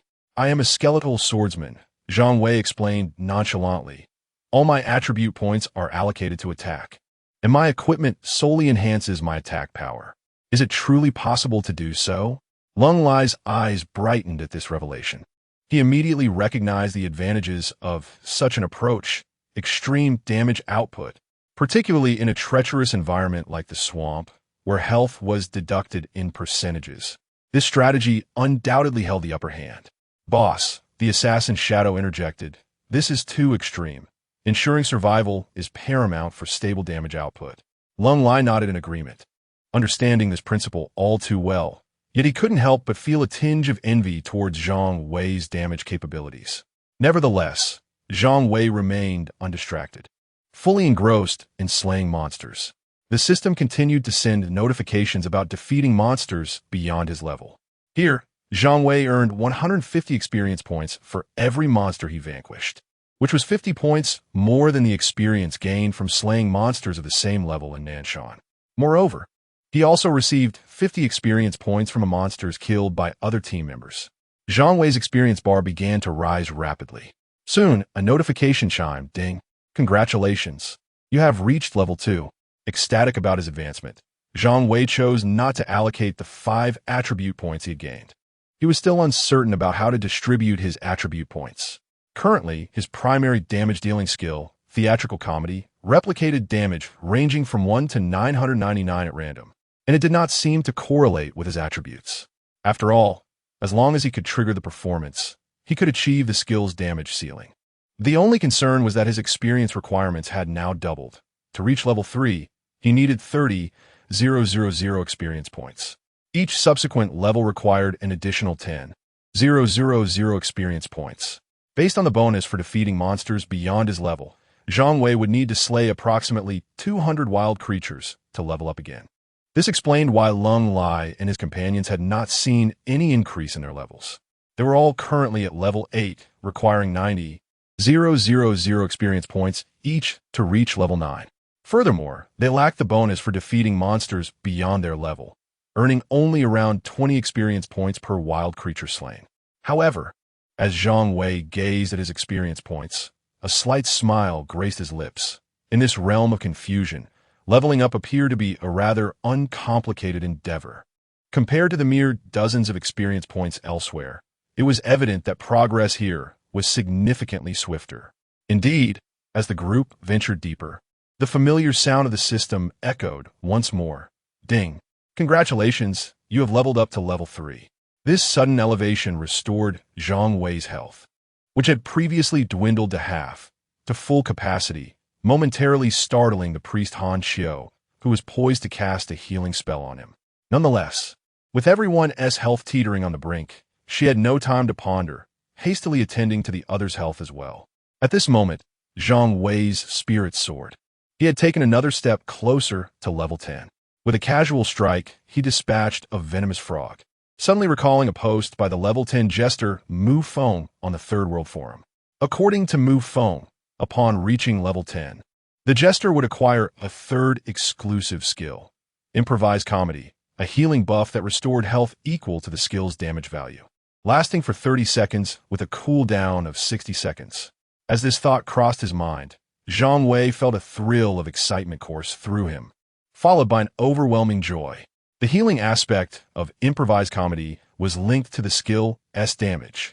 Did this not imply that in a performance state, the healing would amount to an astounding 999? In the early game, this was akin to a game-breaking healing buff. Zhang Wei could hardly contain his exhilaration. Not only could he mimic Fireball, but he could also replicate area of effect skills. If he were to imitate any area damage skill, the healing effect would become utterly terrifying. Just as Zhang Wei was slaying monsters while contemplating these thoughts, the shield warrior Chu Tian cautioned, "Be careful. We have entered the venomous python zone." Upon hearing this, the other members of the team immediately adopted a more cautious demeanor, as they had previously halted at this juncture. Aside from the monster's heightened strength, they now faced a life-draining effect of 2 per minute, which was becoming increasingly taxing for Han Xiao, who was diligently replenishing her mana. Observing the group's cautious demeanor, Zhang Wei cast a detection spell and gleaned information about the venomous python. Infected Python Elite, level 9, health, 880, attack power, 27, skills, venom spray, causing the target to lose 5 of current health. Physical defense, 95, magical defense, 95, details, spit, taste my old phlegm. To his surprise, Zhang Wei discovered that this elite monster possessed an active skill. It was his first encounter with an elite creature endowed with such an ability. Moreover, the dual defenses of this venomous python were rather formidable. Although its health was not exceptionally high, its physical and magical defenses were somewhat outrageous, significantly diminishing the damage players could inflict upon it. As Zhang Wei had anticipated, the team's mage's firewall, which typically dealt about 90 points of area damage, now inflicted only 40 points of damage on the python. Even the cold strike damage barely exceeded 100, causing the group's monster-slaying efficiency to plummet dramatically. At that moment, Zhang Wei unexpectedly stepped to the front of the line, instructing, "You all focus on healing yourselves. The priest will handle my health." A few, including Lung Lai, were momentarily bewildered, uncertain of what this eternal knight intended to do. However, Zhang Wei's next move left everyone astounded. With a swift stroke, his longsword sliced through the body of the venomous python, inflicting a staggering minus 482 damage. A terrifying figure floated above the serpent, causing disbelief among the onlookers. How is this possible? Lung Lai's eyes widened in shock. Initially, while Eternal Knight's damage surpassed his own, it was only by a factor of 2. He could deal over 200 damage, yet now found himself inflicting merely over 100 on the python, while Eternal Knight's damage remained unwavering at over 400. This defied logic. Lung Lai expressed his frustration to the others, insisting his gear must possess some armor-piercing effect. The assassin Shadow calmly analyzed. His normal attack damage consistently hovers around 400, nearing 500, indicating his attack power isn't significantly greater than the boss's, yet it appears to bypass the target's defenses. In exasperation, Lung Lai lamented, "Truly, it's a case of the strong thriving while the weak perish. You all retreat quickly." The priest Han Xiao urged urgently. Upon hearing this, Lung Lai, along with the shield warriors and assassins, simultaneously fell back behind Zhang Wei. Although somewhat disheartened, Lung Lai remarked, "From here on, it's all about Eternal Knight's performance." The venomous python posed a slight challenge for Zhang Wei, requiring 2 strikes to slay it. As for Lung Lai and the others, their output was now negligible, relying solely on the priest to support Zhang Wei. The shield warrior Chu Tian suddenly chuckled. This 3,000 gold expenditure is truly worth it. Chapter 11. The Golden Boss Ding. You have achieved an overlevel kill of a level 9 infected python, earning 200 experience points. Ding. You have achieved an overlevel kill of a level 9 infected python, earning 200 experience points. Ding. You have achieved an overlevel kill of a level 9 infected python, earning 200 experience points. The venomous python's attacks were also based on a percentage of health reduction, compounded by the support of the priest. Zhang Wei, emboldened, fully unleashed his potential. He adeptly evaded the python's strikes whenever possible, and withstanding the unavoidable blows did not significantly hinder his efficiency in clearing monsters. Meanwhile, the others in the team began consuming potions from the rear to restore their health. Although they were not directly enduring the python's assaults, they still faced the peril of health depletion occurring every minute. Fortunately, their stock of health potions was sufficient to sustain them for a considerable duration. Despite the sting of using their potions, the steadily rising experience points made it all feel worthwhile. Nonetheless, the greatest beneficiary was Zhang Wei, as his experience gained from slaying monsters above his level far surpassed that of his companions. Suddenly, the priest Han Xiao, who had been closely monitoring Zhang Wei's health bar, noticed a dramatic recovery, as it instantly returned to full. Could he have leveled up? A flicker of doubt crossed Han Xiao's mind. This phenomenon was typically indicative of a level up, yet this Eternal Knight had clearly stated he was already level 10. Han Xiao glanced at the leaderboard. The top rank was still occupied by a level 10. Perhaps he possesses a healing skill, Han Xiu reasoned internally. If there were any doubts about Eternal Knight's level, Han Xiu would staunchly refuse to believe them, for the visible damage dealt by Eternal Knight's basic attacks was indisputable. In reality, Zhang Wei had just ascended to level 4, a leveling speed that would undoubtedly leave everyone astonished if known. Yet for Zhang Wei, this progression felt remarkably effortless. The Lost Land provided an exceptional leveling spot, and with the advantage of slaying monsters above his level, paired with Zhang Wei's extraordinary clearing speed, rapid advancement was inevitable. To reach level 4, he needed to defeat 200 venomous pythons. He calculated that level 5 would require 50,000 experience points, equivalent to slaying 250 pythons. For Zhang Wei, who could fell a python with 2 strikes, this was hardly a cumbersome task. The only drawback was that the monsters were not densely populated, requiring them to venture deeper in search of the pythons. Nevertheless, Zhang Wei's experience points continued to soar, as the entire team gradually approached the heart of the Lost Land. Cold Lai suddenly exclaimed with delight. We leveled up. Almost simultaneously, the others also reached level 9. Since entering the third world, they had been leveling up in a cohesive group, maintaining nearly identical experience points among themselves. Consequently, the entire team was now at level 9, solidifying their position within the top tier. In the front line, amidst the slaughter of pythons, Zhang Wei naturally heard the commotion from his teammates. However, he paid little mind, as he had already ascended 3 levels since entering the Lost Land. Moreover, Zhang Wei cast a fleeting glance at his experience points, realizing he was on the verge of reaching level 5. At that moment, his focus was solely on the venomous python. Yet it appeared that the surrounding area had been thoroughly cleared of such creatures, with no trace in sight. Just as Zhang Wei was about to proceed further, a rustling sound suddenly echoed ahead. Cautioning, the shield warrior Chu Tian instinctively rushed in front of Zhang Wei, not even glancing back, and remarked, "That sound suggests it might be a formidable beast." Zhang Wei, not wishing to appear overly bold, took a few steps back. He held no fear of the venomous python, primarily because its attacks were percentage-based, rendering it incapable of inflicting fatal damage swiftly.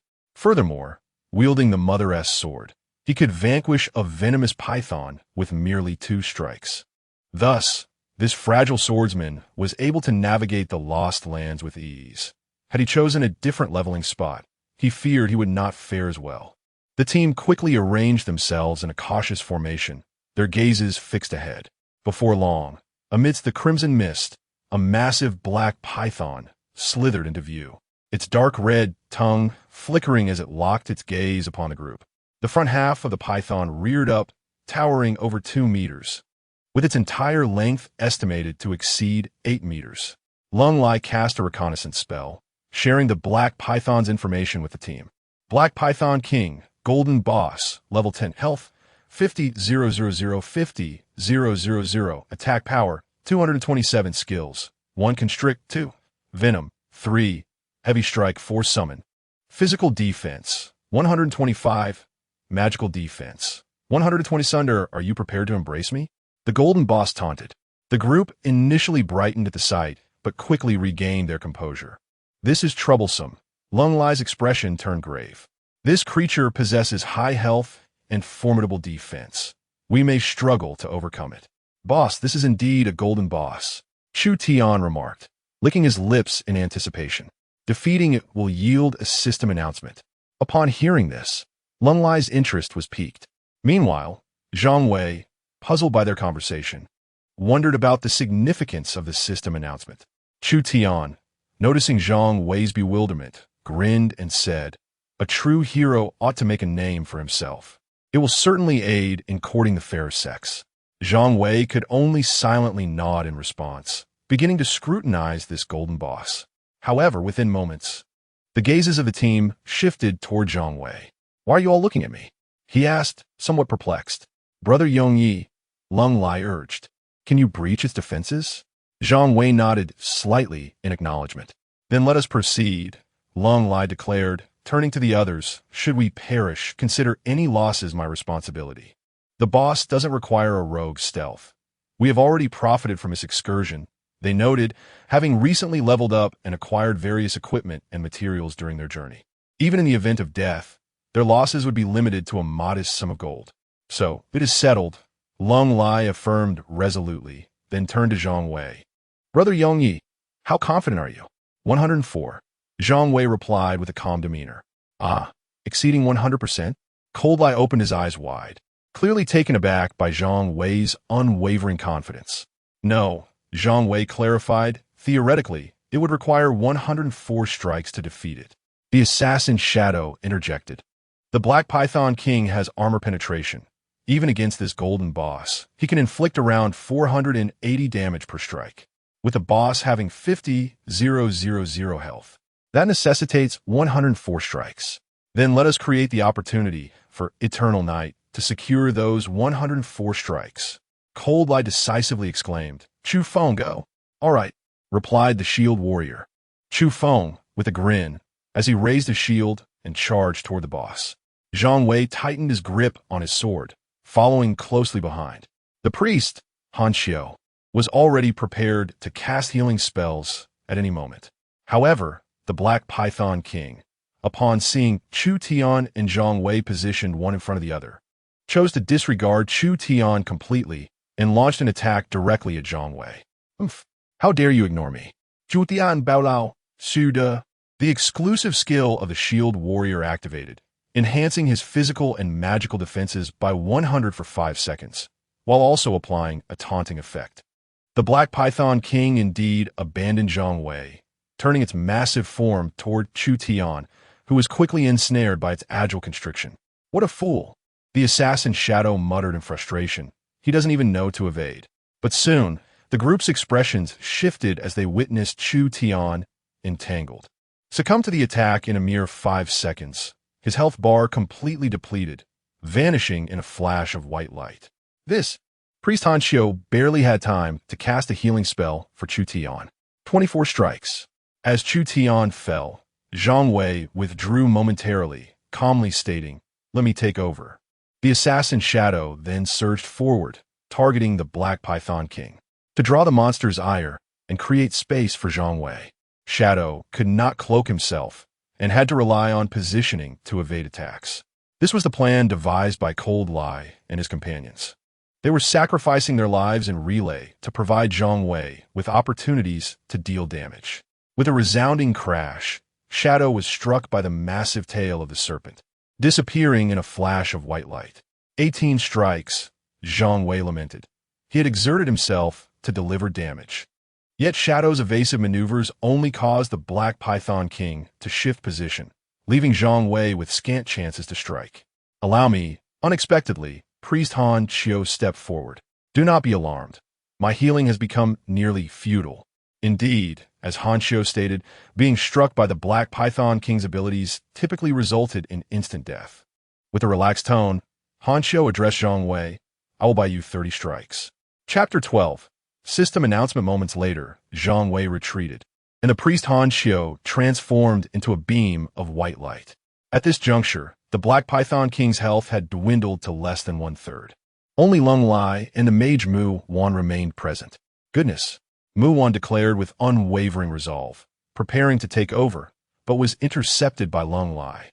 You won't last a second, he asserted, and without waiting for Mu Wan's response, charged towards the boss. Hold on, Zhang Wei murmured. If you can endure for 6 seconds, I can finish it off. Lung Lai rolled his eyes, clearly underestimating the situation. As Lung Lai drew the Black Python King's attention, Zhang Wei seized the opportunity to flank it. It wasn't that Zhang Wei was unwilling to share the burden. His health was low, and should he be struck by the Black Python King, it would surely spell his demise. Within the entire team, only his damage output could inflict significant harm upon the Black Python King. Faster! Lung Lai suddenly bellowed, his figure surging forward to deliver a decisive blow. His health bar was barely hanging on, yet the Black Python King's was equally depleted. Zhang Wei's final strike landed precisely upon the Black Python King. It's done. Joy radiated from Lung Lai's eyes. Zhang Wei exhaled in relief. But then, an unexpected turn of events transpired. The Black Python King, which should have been slain, turned a deep crimson, its final sliver of health seemingly locked in place, refusing to deplete. -0, what should have dealt over 400 damage to the Black Python King, failed to inflict any harm at all. This is bad. It's health locking. Lung Lai's expression shifted dramatically. He had forgotten that the boss would enter a rage state upon nearing death. Amidst their astonished gazes, the Black Python King reared back and emitted a piercing shriek. Instantly, a cacophony of rustling sounds echoed from all directions. In the next instant, a multitude of venomous pythons writhed and swiftly converged upon the last 3 remaining players. With a resounding thud, the Black Python King, now with a mere sliver of health, swung its massive tail, striking Zhang Wei with tremendous force. At the resurrection point, Zhang Wei feigned nonchalance as he uttered his final words, only to be shattered into fragments of light. However, at that moment of ambush, Zhang Wei also swung his longsword. Clang! The sword struck the Black Python King's crimson form. Sparks flying, yet not a single drop of blood was lost. Ineffectual, Mu Wan sighed from behind Zhang Wei. It must be a protective mechanism. We can only attack the boss after eliminating these venomous pythons. Zhang Wei hesitated for a moment before advising Mu Wan. You go first. What? Mu Wan was taken aback, unable to comprehend. You go first to die, Zhang Wei explained earnestly. Humph. Mu Wan shot him an irritated glance before dashing into the throng of pythons. Yet, confronted with at least 200 to 300 venomous pythons, the fragile mage's health plummeted rapidly, and she was swiftly overwhelmed. In the instant of Mu Wan's demise, Zhang Wei, observing the Black Python King ensconced in its protective state, suddenly hurled a fireball. Zhang Wei wished to experiment with the mimicry skill's random damage range of 1 to 999.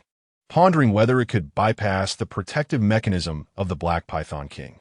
To his astonishment, he witnessed a damage output of -1, leaving both him and the Black Python King momentarily stunned. However, a gleam of excitement soon illuminated Zhang Wei's face. Indeed, a random damage range of 1 to 999 meant precisely that no protective mechanism was triggered. This revelation suggested that the Jester could defy the established rules of the Third World. Zhang Wei's heart surged with exhilaration as he recognized that the Jester class was akin to a bug within the game's framework. To speak plainly, the Jester's skills could disregard special abilities such as health locking, immunity, invincibility, and absolute defense. Imagine, for instance, a boss or player activating an immunity or invincibility skill when on the brink of death. Other players would be powerless, yet Zhang Wei could still inflict damage. This was merely a fraction of the Jester's potential that Zhang Wei had uncovered thus far. He understood that the Jester's uniqueness would undoubtedly extend beyond this. At that moment, a melodious voice chimed in Zhang Wei's ear. Ding! The audience is ready. Shall the performance commence? Zhang Wei whispered softly to initiate the show. The conditions for triggering the performance were twofold: audience quantity and unique protagonist. Zhang Wei had deliberately allowed Mu Wan to perish to confirm this hypothesis. The number of venomous pythons was already sufficient, yet the performance had yet to trigger because Mu Wan had not died. They remained in a team state. After Mu Wan's demise, only Zhang Wei remained, and the team status vanished, prompting the performance notification to appear. Thus, Zhang Wei deduced the second condition for triggering the performance. There could only be one protagonist on this stage. What followed was Zhang Wei's solo performance. -999 -999 -999. Fireballs arched through the air, relentlessly decimating the venomous pythons, one of which hurtled towards the Black Python King. Ding! You have achieved a level up by defeating a level 9 infected python, earning 200 experience points. Ding! You have achieved a level up by defeating a level 9 infected python, earning 200 experience points. Ding! You have achieved a level up by defeating a level 9 infected python, earning 200 experience points. Ding! Congratulations on reaching level 5. Ding! Congratulations on defeating the level 10 Black Python King, Golden Boss, earning 50,000 experience points. Ding! Congratulations on defeating the level 10 Black Python King, Golden Boss, earning 100 reputation points. Ding! Congratulations on single-handedly defeating the level 10 Golden Boss. An announcement will be made. Do you wish to disclose personal information? Zhang Wei chose not to conceal it. There was no need for such discretion. At the resurrection point in the novice village, Lung Lai and others gathered, waiting for Yong Yi to return. However, after a while, there was still no sign of Yong Yi. What could be the matter? Lung Lai glanced at the recently resurrected Mu Wan, wondering if something unexpected had transpired. Mu Wan shook her head resolutely, declaring that there was no turning point. The boss was under a protective mechanism and under the assault of hundreds of venomous pythons. He could not possibly endure alone. However, just as Mu Qiu finished speaking, a notification resonated throughout the novice village. Ding! Congratulations to player 9167 in the novice village. Eternal Night for defeating a level 10 golden boss. Ding! Congratulations to player 9167 in the novice village. Eternal Night for defeating a level 10 golden boss. Ding! Congratulations to player 9167 in the novice village. Eternal Night for defeating a level 10 golden boss. Bloody hell. Lung Lai couldn't help but curse. The players in novice village 9167 erupted in a frenzy. What the hell? Someone has slain a golden boss? The disparity was staggering. A burly man had just taken down a silly goose, his face a mask of disbelief. Could it be a master from the leaderboard? Impossible. I am well acquainted with all the players on the leaderboard, and none bears the name Eternal Night. Damn, it seems true elites prefer to remain low-key. It is worth noting that while the top-tier players were nearing level 10, most players hovered around level 5, making it unfathomable for them to solo a level 10 boss. Amidst such commotion, Zhang Wei had no time to spare. There were still hundreds of venomous pythons to deal with. By disregarding the protective mechanism, Zhang Wei swiftly eliminated the Black Python King, earning himself a remarkable 50,000 experience points, propelling him closer to the level 6 threshold, with merely 10,000 experience points left to upgrade once more. However, as Zhang Wei ascended to level 5, the experience gained from defeating higher-level monsters diminished. Now, taking down a venomous python only awarded him a mere 100 experience points. Nevertheless, after clearing the remaining pythons, he successfully reached level 6. Ding! Congratulations on reaching level 6. Upon hearing the system notification, Zhang Wei breathed a sigh of relief. With the increase in level, subsequent upgrades would pose a slight challenge, yet it was merely a minor hurdle. Chapter 13. The hidden copy. Zhang Wei bent down to gather some scattered materials from the ground. The venomous python's gallbladder, ejected by the creature, was a primary ingredient for crafting antidotes. The Lost Land, such a prime leveling spot, would undoubtedly attract a multitude of players seeking to enhance their skills, making the gallbladder particularly valuable, likely fetching a handsome sum of gold. Especially noteworthy was the Black Python King, whose demise had yielded a piece of equipment radiating a purple aura. Zhang Wei approached to collect it, and the attributes of the equipment dazzled him. Python King Armor, level 10 quality, purple defense, 70 traits, constitution 10, defense 10, poison resistance 100 details. I was struck by 104 blades. With this garment, he would no longer fear the toxic miasma of the swamp in the Lost Land. The only regret was that he was currently only at level 6 and could not yet don it. However, the white gloves obtained earlier were within his reach. Having completed his cleanup, Zhang Wei made his way toward the exit of the Lost Land. Fortunately, he had procured 50 sets of rejuvenation elixirs in advance. Otherwise, exiting would have posed a significant challenge. At the entrance of the Lost Land, Zhang Wei sent a message to Lung Lai. After all, the boss had been a collective effort, and he had no intention of hoarding the spoils for himself. Upon exiting the swampy confines of the Lost Land, he waited for a moment and soon saw Lung Lai approaching in haste, accompanied by several others. Brother Yongye, impressive, Lung Lai remarked, his expression a mix of admiration and incredulity. To single-handedly defeat a golden boss was no small feat, even among the players on the leaderboards. Few could claim such a triumph. The Mage Mu Wan could not help but interject, Yongye, how did you manage to slay the golden boss while besieged by so many venomous pythons? You. In Mu Wan's eyes, the situation was beyond what the current players could contend with. However, before she could finish her thought, Lung Lai shot her a glance. silently urging her to refrain from prying. After all, everyone had their secrets, and it was best not to ask what should remain unasked. Their camaraderie with Zhang Wei was minimal. Zhang Wei offered no explanation, merely presenting a pile of materials and the Python King armor. He looked at Lung Lai. This is the equipment dropped by the boss along with some materials. These materials are worth 5,000 gold. We will take them, Lung Lai responded without hesitation. As for the equipment, Brother Yongya, you should keep it. The others in the party voiced no objections. Without Zhang Wei, they would not have succeeded in vanquishing the Black Python King. Seeing Lung Lai's generosity, Zhang Wei did not wish to take undue advantage and proposed. How about this? The equipment belongs to me, and the materials to you. Before anyone could respond, he continued, there is still ample time. Let us tackle the lost land once more together.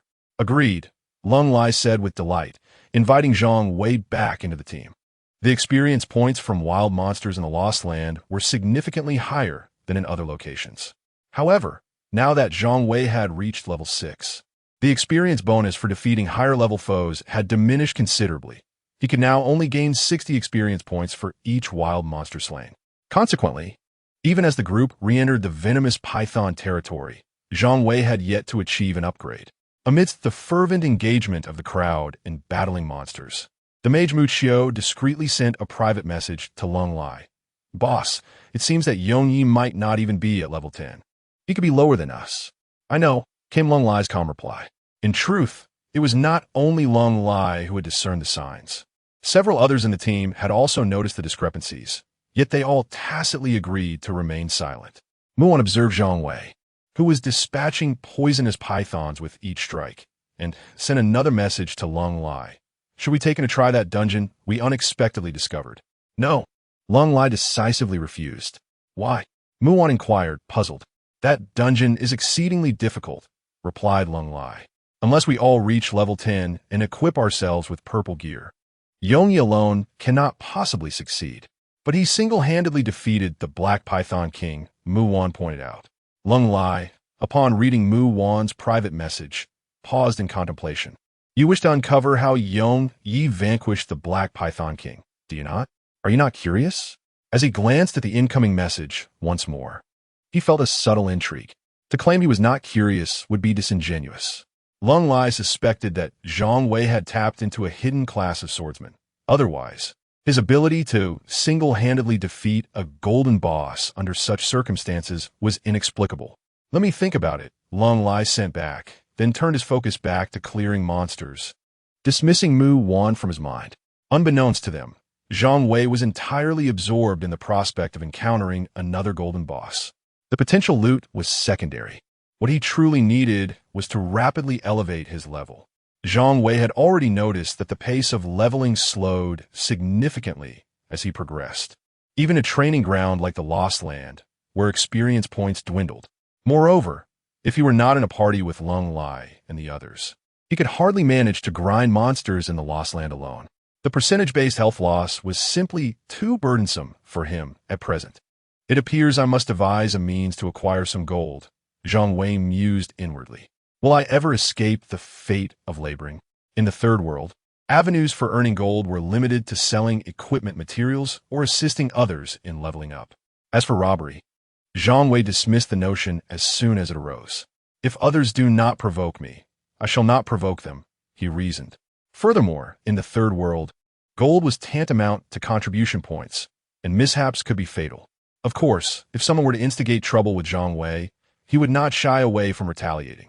While Zhang Wei pondered these matters, Muon suddenly broke the silence. That should be enough. Our potions are nearly exhausted. Leveling in the Lost Land was essentially trading gold for experience. Even with a priest in the team, substantial healing potions were necessary to sustain them. Zhang Wei glanced at his experience points. He was close to level 7, and though reluctant, he had no choice but to follow the team out.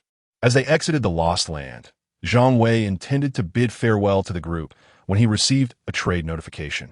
Lung Lai directly transferred 15,000 gold to Zhang Wei. What is this? Zhang Wei asked, perplexed, looking towards Lung Lai. Brother Yongyi, Lung Lai smiled, 5,000 gold for each time. with 3 more appointments to come. Zhang Wei was taken aback and retorted, "Aren't you afraid I might take the money and run?" Cold and resolute, Lung Lai replied earnestly, "If Brother Yongye is indeed such a person, then I can only blame my poor judgment." Zhang Wei gazed at Lung Lai in surprise, casually producing 15,000 gold coins, which amounted to a substantial contribution point. Lung Lai must be an extraordinary individual. Otherwise, he would not exhibit such generosity. "Very well," Zhang Wei nodded. "We shall convene here again tomorrow." With that, Zhang Wei exchanged the 10,000 gold coins for contribution points and subsequently logged off. Chapter 14. Upgrade. As Zhang Wei emerged from the holographic chamber, a voice resonated within the room. 1433423 2331 survival account income 10,000 CNY, balance 12,000 CNY. Within a single day, Zhang Wei survival account saw a remarkable transformation from 0 contribution points to a substantial 12,000. Had it not been for the intervention of Lung Lai, Zhang Wei would undoubtedly have found himself in the silent zone by now. This experience profoundly illuminated the significance of contribution points for Zhang Wei.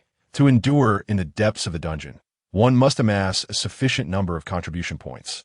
Zhang Wei briefly moved around the room and consumed the rations provided for the day before preparing to rest. Although he had spent most of his time motionless within the holographic chamber, a sense of mental fatigue lingered. Just then, the room's intelligent device chimed, alerting Zhang Wei to 3 new messages. Upon listening to the messages, his expression shifted to one of peculiar intrigue. It was yet again Lu Ruyan. Additionally, Lu Ruyan had chosen to venture into the Third World Adventure Zone and had now attained the status of an 8th-level mage. Although Zhang Wei was uncertain of Lu Ruyan's intentions for contacting him, he remained indifferent. However, just as Zhang Wei contemplated deleting Lu Ruyan's messages, he abruptly reconsidered. A cold smile crept across his face as he decided to send her an update regarding his current situation in the Third World. After completing this action, he finally returned to his small bed to rest. Meanwhile, in a distant underground city cluster far from Area H, numerous individuals leisurely strolled within their respective communities. This was Area D, which, in stark contrast to the densely populated living spaces of Area H, offered a considerably more comfortable environment, at least within each community, allowing for some measure of mobility. One wonders how those in Area H would react upon discovering such a disparity. Naturally, without a special opportunity, residents of Area H would never gain access to this place. In one of the communities, Lu Ruyan nestled contentedly beside Wang Yan as they strolled leisurely. "Ruyan, this is the advantage of power," Wang Yan remarked with a smile. "They all believe I am a wealthy second-generation heir. But merely being wealthy is insufficient to enter Area D." Lu Ruyan nodded in agreement, fully understanding the implication. Wang Yan's tone suddenly shifted. "Why do you wish to contact that commoner, Zhang Wei?" Lu Ruyan, with a hint of arrogance, replied, "Throughout my life, I have only discarded what I no longer desire. No one has ever declined my advances." Wang Yan grinned. "Ah, so you intend to toy with him?" "Precisely." Lu Ruyan's eyes sparkled with a hint of madness. "I want him to regret it."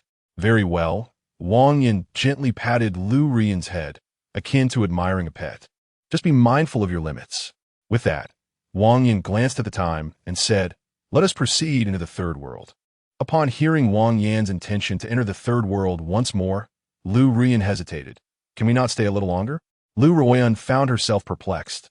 The commoners, constrained in their living spaces, were compelled to enter the Third World for entertainment and socialization. Yet, the inhabitants of District D, who possessed ample freedom of movement, remained ensconced in the Third World as well. Wang Yan, however, offered no further explanation, his tone resolute, stating, "You need only understand that the Third World is not merely a simplistic virtual game." Noticing a shift in Wang Yan's demeanor, Lu Ruyan refrained from further inquiries and dutifully followed him back. The following day, in the depths of H District, the artificial sun rose punctually. Zhang Wei awoke, quickly freshened up, and then entered the Third World. Upon logging in, he was greeted by a flurry of private messages, all from Lung Lai and his companions, urging him to come online and gather. Why the urgency? Zhang Wei was somewhat bewildered. Did these individuals not require rest? He replied to Lung Lai and made his way to the designated meeting point. By the time Zhang Wei arrived, Lung Lai and the others had just reached as well. You actually logged off to sleep? Lung Lai remarked, somewhat astonished as he regarded Zhang Wei. Zhang Wei was taken aback, but he soon noticed the peculiar glances exchanged among them and realized something was amiss. Don't you all sleep? He countered. The holographic pod has a life support system. It's superior to sleeping in bed. Shield warrior Chu Tian stated matter-of-factly. Zhang Wei fell silent, for his holographic pod lacked any such life support system. However, he comprehended that the identities of Lung Lai and his companions were undoubtedly extraordinary, at least not those of typical H-district inhabitants. All right, Lung Lai appeared to have a thought and swiftly shifted the topic. Since everyone is here, let us continue leveling up. With that, he invited Zhang Wei to join their party, and they resumed battling monsters in the Lost Land. Following their previous day's coordination, Zhang Wei and the group exhibited a greater synergy, significantly enhancing their efficiency in slaying monsters. Before long, they advanced into the venomous python area. Fortunately, a system prompt chimed. Ding. Congratulations, your level has risen to 7. Zhang Wei sighed in relief, feeling a step closer to level 10. However, with his recent advancement, the experience gain had diminished. Now, defeating a venomous python yielded only 50 experience points. Faced with the daunting requirement of 80,000 experience points for the next level, he pondered how many pythons he would need to slay. Soon, the area was cleared, and the group reluctantly awaited the respawn of the venomous pythons. It was not that they lacked the desire to delve deeper. The toxicity of the marshland increased significantly with every step, draining 5 of their health per minute, a toll they could ill afford. Ultimately, as their supplies dwindled, Zhang Wei remained at level 7, with his experience bar now more than halfway full. Such a pity, Lung Lai expressed regretfully as they exited the confines of the Lost Land, lamenting the absence of a golden boss. Clearly, Lung Lai still harbored thoughts of the Black Python King. Monsters respawn after being defeated, and logically, boss creatures should follow suit. Yet, despite their extensive search that day, they had encountered no sign of the Black Python King. Perhaps it has yet to refresh, Zhang Wei consoled. After his words, he bid farewell to the others once more and logged off. Once Zhang Wei departed, the shield warrior Chu Tian spoke up. Boss, I reckon Eternal Night is likely in the latter 3 zones.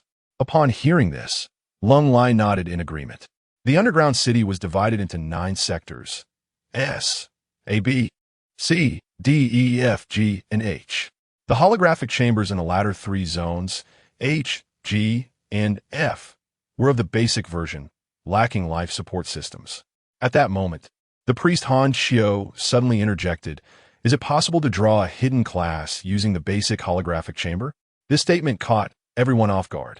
In their minds, they had long regarded Eternal Night as a hidden class belonging to the swordsman category. Yet they were also aware of certain insider information that those in the latter 3 zones were oblivious to. The higher the grade of the holographic chamber, the greater the likelihood of acquiring a desirable class. As for the basic version, the chances of drawing a hidden class were virtually non-existent. In this world, fairness is an illusion. What you perceive is merely a veil over your ignorance. Chapter 15. The Infected Village. The next day, Zhang Wei logged in and discovered that Lung Lai and the others were still within the game. Zhang Wei surmised that they had likely been grinding in the Lost Land continuously. While the monsters in the Lost Land offered substantial experience, they also consumed an alarming amount of gold. Despite having a priest in their ranks, the expenditure on health and mana potions remained astonishingly high. At this stage, without any antidotes, ordinary players would never venture into the Lost Land for leveling. The Lost Land, it seemed, functioned as an exclusive pathway for affluent players. Before long, Zhang Wei arrived at the Lost Land and reunited with Lung Lai and the others, resuming their monster hunting endeavors. This time, the group had prepared ample supplies, leading Zhang Wei to suspect that they had filled their packs with rejuvenation potions. After accumulating more than half of the experience from yesterday, they repeatedly eliminated the venomous pythons. Finally, Zhang Wei heard the long-awaited system prompt. Ding. Congratulations, you have reached level 8. However, before he could revel in the achievement, the experience gained from defeating the pythons at level 8 caused Zhang Wei to frown. Ding. You have slain a level 9 infected python and received 20 experience points. The previous experience bonus had vanished entirely. Killing a single python now yielded a mere 20 experience points, a drastic reduction by half. Zhang Wei glanced at Lung Lai and the others, and it dawned on him why they had yet to reach level 10 after hitting level 9. They were likely earning even less experience. Furthermore, this was still within the Lost Land. How much experience could one gain from defeating a monster elsewhere? At this rate, reaching level 10 would undoubtedly require considerable time. This realization weighed heavily on Zhang Wei. The quest exploring Nanshan, searching for the lost traveler, had a duration of 10 days, and 3 days had already elapsed, leaving only 7 days remaining. According to plan, Zhang Wei needed to attain level 10 within these 7 days. Otherwise, he would be unable to complete the Nanshan quest. Although Zhang Wei was currently free from the crisis of contribution points, this quest was the first he had undertaken, and he was determined not to end in failure. Moreover, Zhang Wei cast a glance at his weapon, the Mother's Sword, and speculated that if he were to complete the quest, this sword might very well be the reward. While the Mother's Sword was more suited for warrior-type professions, its intrinsic value was undeniable, even if he were to sell it on the system's marketplace. Zhang Wei conservatively estimated it could fetch anywhere from tens to hundreds of thousands of gold coins. Of course, if someone like Lung Lai were willing to bid, it could potentially reach astronomical prices. That way, Zhang Wei would truly be at ease in the dungeon, at least for the time being. Though Zhang Wei's mind wandered to other matters, their killing efficiency did not wane. Yet, even as Lung Lai and the others exhausted their supplies once more, they remained at level 9. Never mind, Lung Lai sighed. There's no need to rush. We can grind again tomorrow. Tomorrow? Zhang Wei pondered, realizing that Lung Lai and the others were being considerate of him. After all, they hardly needed to rest, whereas he did. Zhang Wei suddenly declared, "You all go back and replenish your supplies. I shall await your return here." Lung Lai was taken aback. Collecting fees and alleviating misfortunes, Zhang Wei jested. Staying up occasionally is no great burden. Upon hearing this, Lung Lai hesitated to incur a debt of gratitude, and just as he was about to decline, the taciturn assassin, Shadow, interjected, "Boss, since Brother Yongya has said so, you ought not to be so obstinate. Reaching level 10 is crucial for us." A flicker of emotion crossed Lung Lai's face, and he eventually nodded in silence. The group returned to the novice village to restock their supplies, and swiftly returned to resume their monster hunting and leveling up. As they nearly depleted their supplies once more, relief finally graced their faces. "At long last, we are level 10, exclaimed the shield warrior, Chu Tian, with palpable excitement. Zhang Wei observed their fervent expressions with curiosity. Why such excitement over merely achieving level 10? It's not as though you've claimed first place on the leaderboard. Moreover, the leaderboard was filled with players at level 10. Their own ascent was far from noteworthy. Lung Lai, noticing Zhang Wei's expression, hesitated before asking, "Brother Yongya, do you know why the leaderboard is solely composed of level 10 players, with none at level 11? The novice village has a level restriction?" Zhang Wei replied without a second thought, recognizing a common game mechanic. "No." Lung Lai shook his head, choosing not to elaborate, but cryptically advised, "Hasten to reach level 10, and do not leave the novice village recklessly." Zhang Wei furrowed his brow. There seemed to be an implication in Lung Lai's words. However, having been online for an extended period, he was growing drowsy and chose not to probe further. "I'll log off now, everyone. May we meet again in the future." Zhang Wei's statement was prompted by the fact that Lung Lai and his companions had reached level 10, thus no longer requiring his assistance in forming a team. Just as he prepared to log off, a trade notification suddenly appeared, and 20,000 gold coins were credited to his account. "This is..." Zhang Wei looked at Lung Lai in surprise, puzzled by the transfer of 20,000 gold coins. "Brother Yongya, this is the payment for materials collected over the past few days," Lung Lai clarified. "Although we did not obtain any equipment, we amassed a considerable number of snake gallbladders, which can be sold for a good sum." Zhang Wei nodded slowly, acknowledging that his sole responsibility was monster hunting. He had paid little attention to the quantity of materials collected. However, given Lung Lai's character and demeanor, he could only expect an abundant share, never a lesser one. "Thank you," Zhang Wei replied courteously. Yet, in the next moment, the group exchanged glances, and Lung Lai suddenly proposed, "Brother Yongya, let us meet at this location again tomorrow to tackle a dungeon together." "All right," Zhang Wei responded without much thought, as he still had a way to go before reaching level 10, and he welcomed the opportunity for a dungeon run. Thus, he agreed casually, converting the entire sum of 20,000 gold coins into contribution points before logging off to rest. "Boss, that dungeon is known only to us," the assassin Shadow said solemnly. "It may contain clues for awakening our talents." "What of it?" Lung Lai replied nonchalantly. "Aside from that small group, I have not heard of anyone else successfully awakening their talents. Moreover," Lung Lai continued, "without Yongya, we would not be able to clear it either." Lung Lai spoke, casting his gaze towards the depths of a lost land, the very place where they had stumbled upon the dungeon. At the southernmost end of the lost land, there lay an unnamed village where all the inhabitants had succumbed to infection, losing their sanity and transforming into bloodthirsty monstrosities. This was the dungeon that Lung Lai and his companions had unexpectedly discovered, and to this day, no player had managed to conquer it. The Infected Village. Chapter 16. The sudden server announcement within the confines of the room.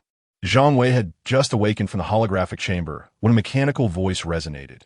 "Survival account 14334232XX 2331 has received an income of 20,000 CNY with a balance of 31,900 Chinese yuan."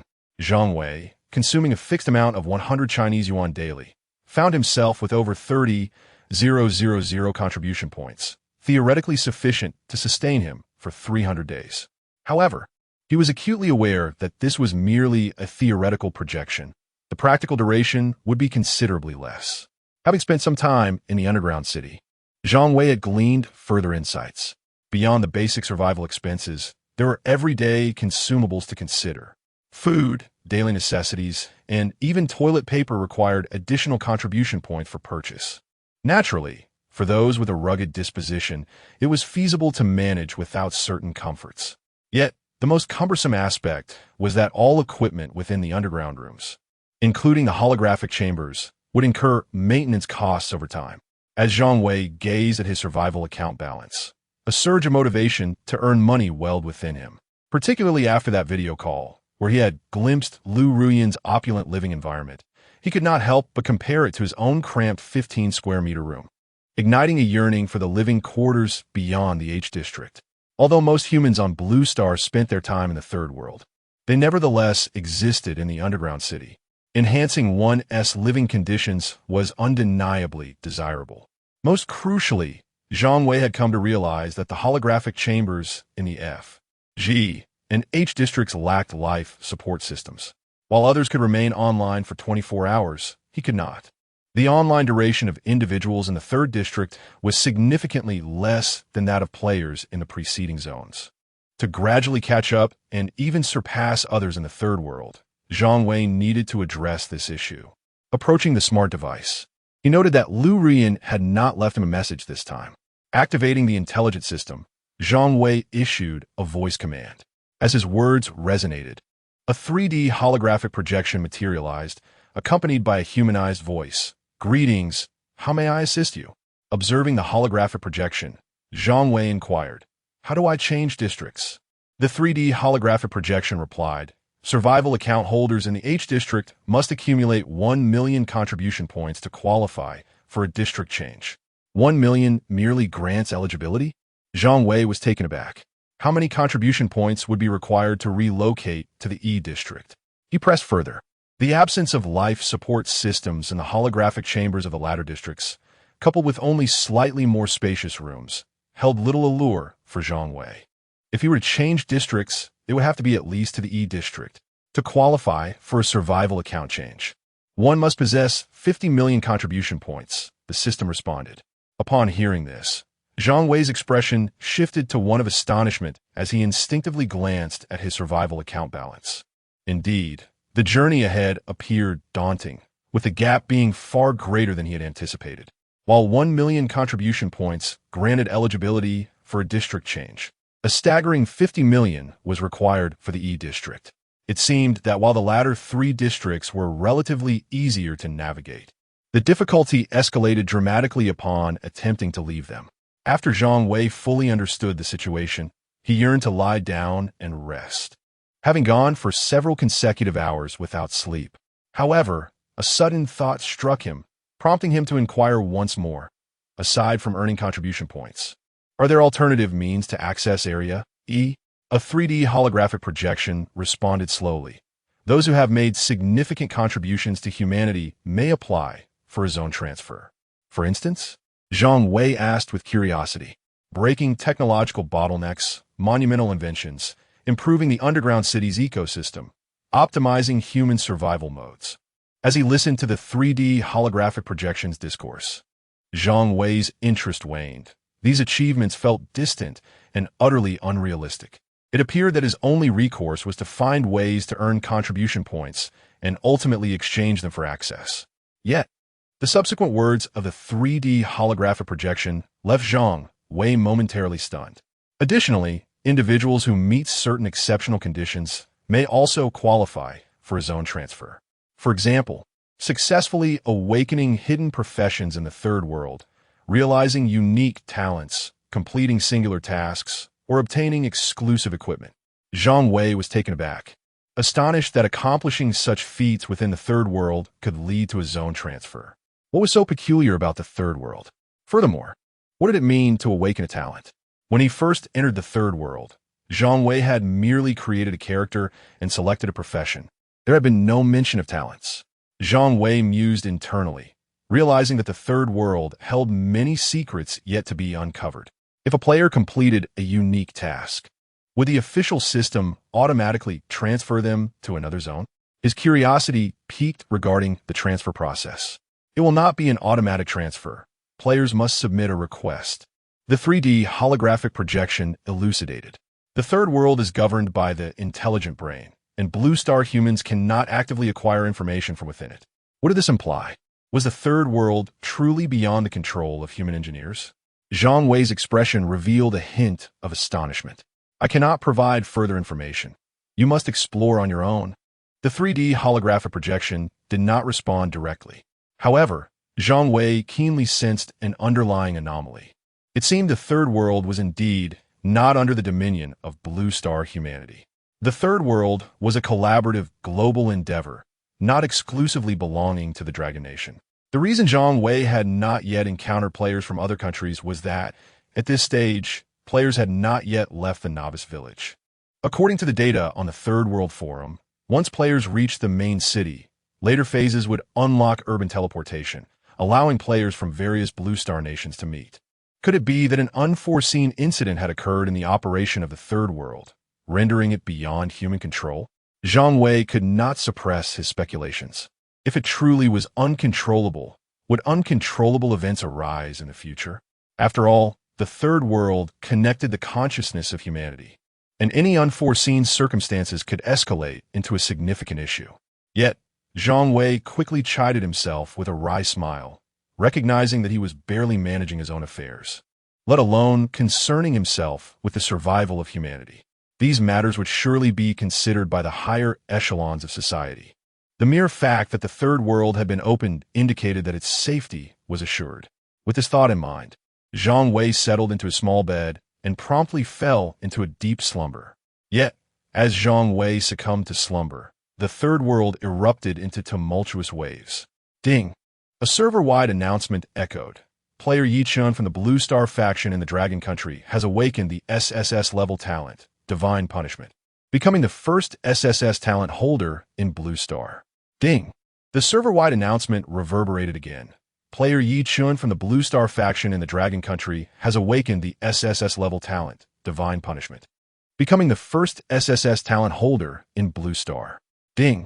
The announcement resounded once more.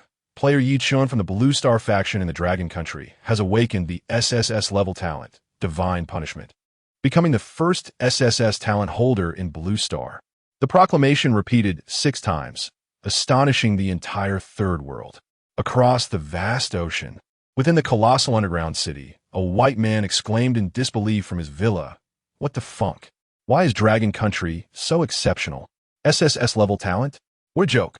Who is Yi-chun? Baka." Undoubtedly, the most astonished and exhilarated were the players from Dragon Country. Wow, this is a server-wide announcement. Incredible.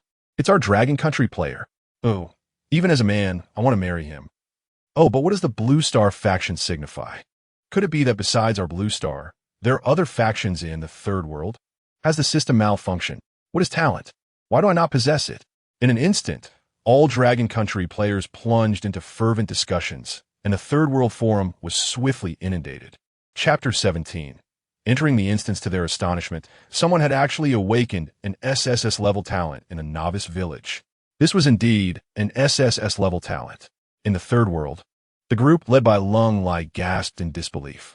They had exerted immense effort to level up, all in hopes of awakening their occupational talents. Upon reaching level 10 in the novice village, players could trigger awakening quests or uncover clues for talent awakening by completing specific tasks. However, the probability of this occurring was exceedingly low, with only a select few able to achieve it. This was contingent upon both the player's skill in the game and their luck. Even if one ranked first on the leaderboard, poor luck might prevent them from awakening their talent. Once Zhang Wei goes online, we shall venture into the instance together, Zhang Wei declared solemnly. Players who cleared an instance for the first time had a certain chance of obtaining clues for talent awakening. For those who did not achieve a first clear, subsequent players would have to rely on continuously refreshing instance records or completing special tasks to test their luck.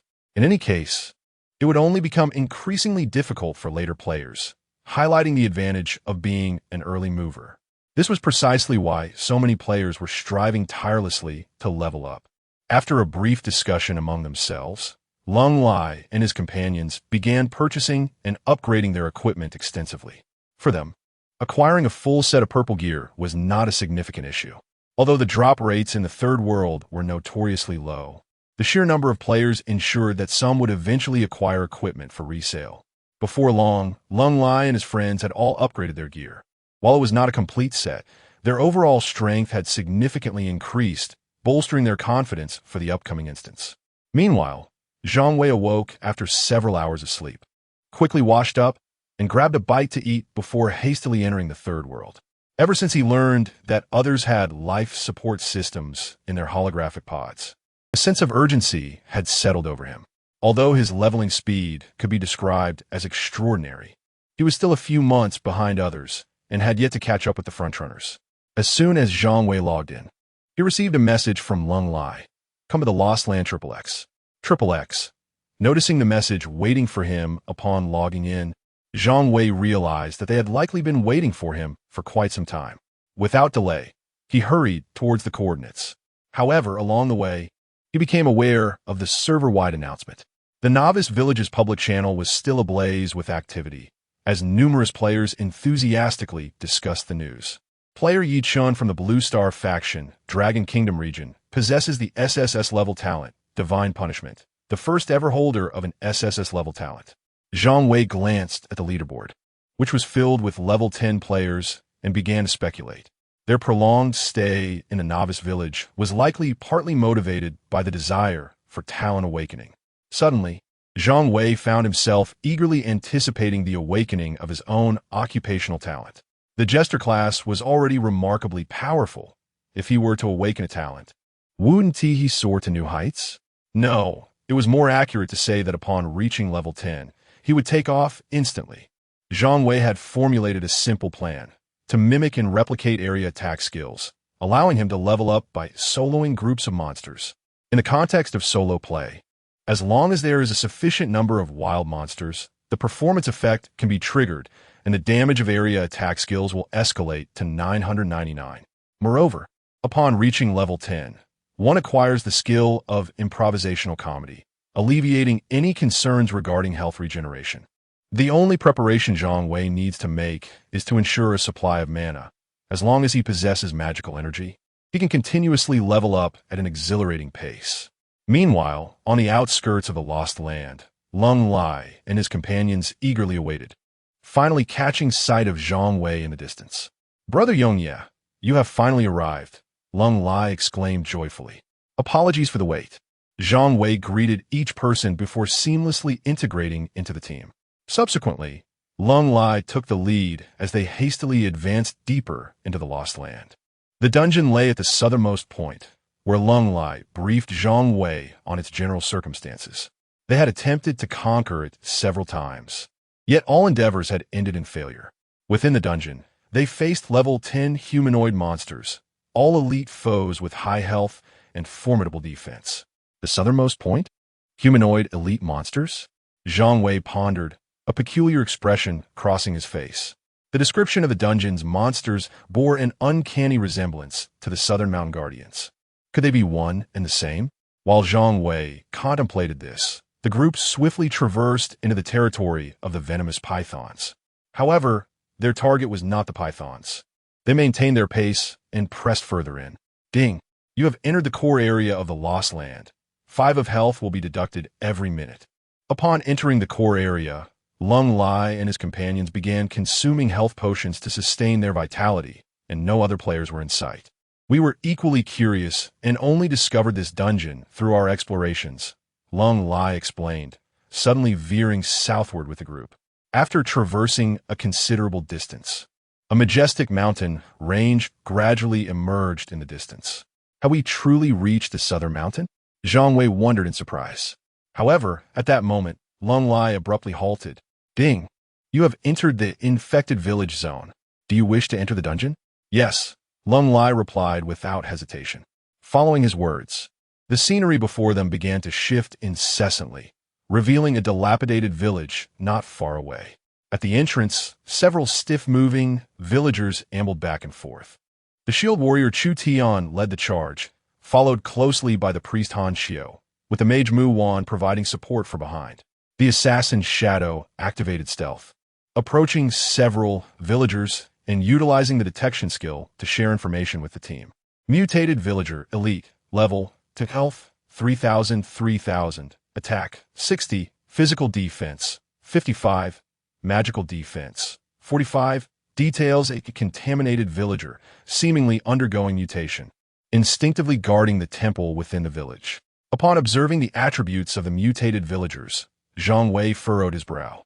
These mutated beings bore little distinction from the Southern Mountain Guardians, and it appeared they were all dedicated to safeguarding something. The firewall, Mage Mu Wan took the initiative to attack, summoning a wall of flames before the mutated villagers. The mutated villagers were suddenly assaulted, charging towards the crowd. The shield warrior, Chu Tian, bellowed, drawing the ire of the adversaries upon himself. Zhang Wei and Lung Lai struck simultaneously, their damage output remarkably close to one another. Zhang Wei was taken aback. Not only was Lung Lai's damage rivaling his own, but even the mage's area attack skills inflicted over 100 points of damage. It appeared that Lung Lai and his companions had significantly enhanced their strength after reaching level 10. With a chuckle, Lung Lai remarked that his damage had finally come close to Zhang Wei's.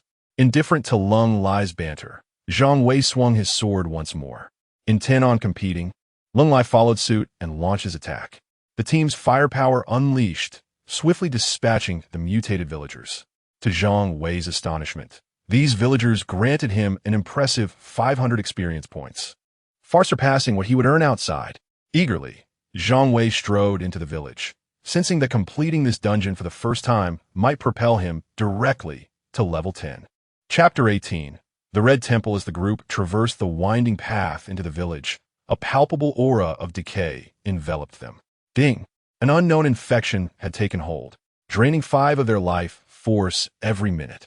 The system notification echoed ominously in their ears, causing several faces to stiffen.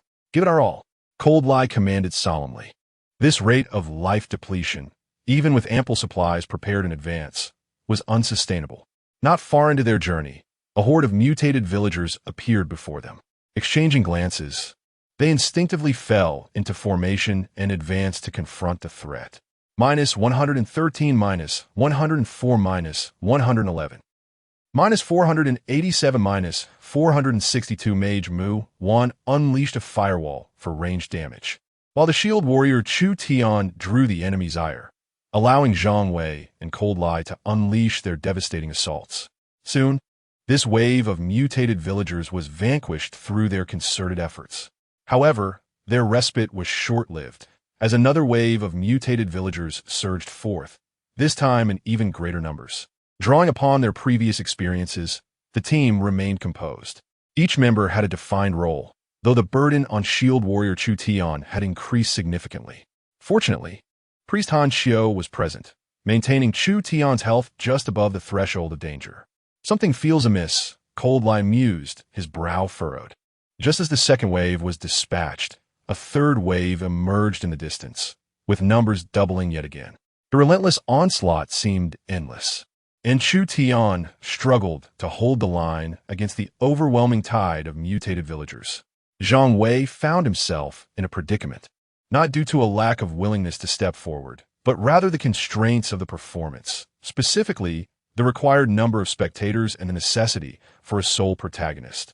They could only trigger the performance effect by disbanding their team, which was impossible within the confines of a dungeon, unless Cold Lai and the others were to perish and exit the dungeon. Don't resist too fiercely.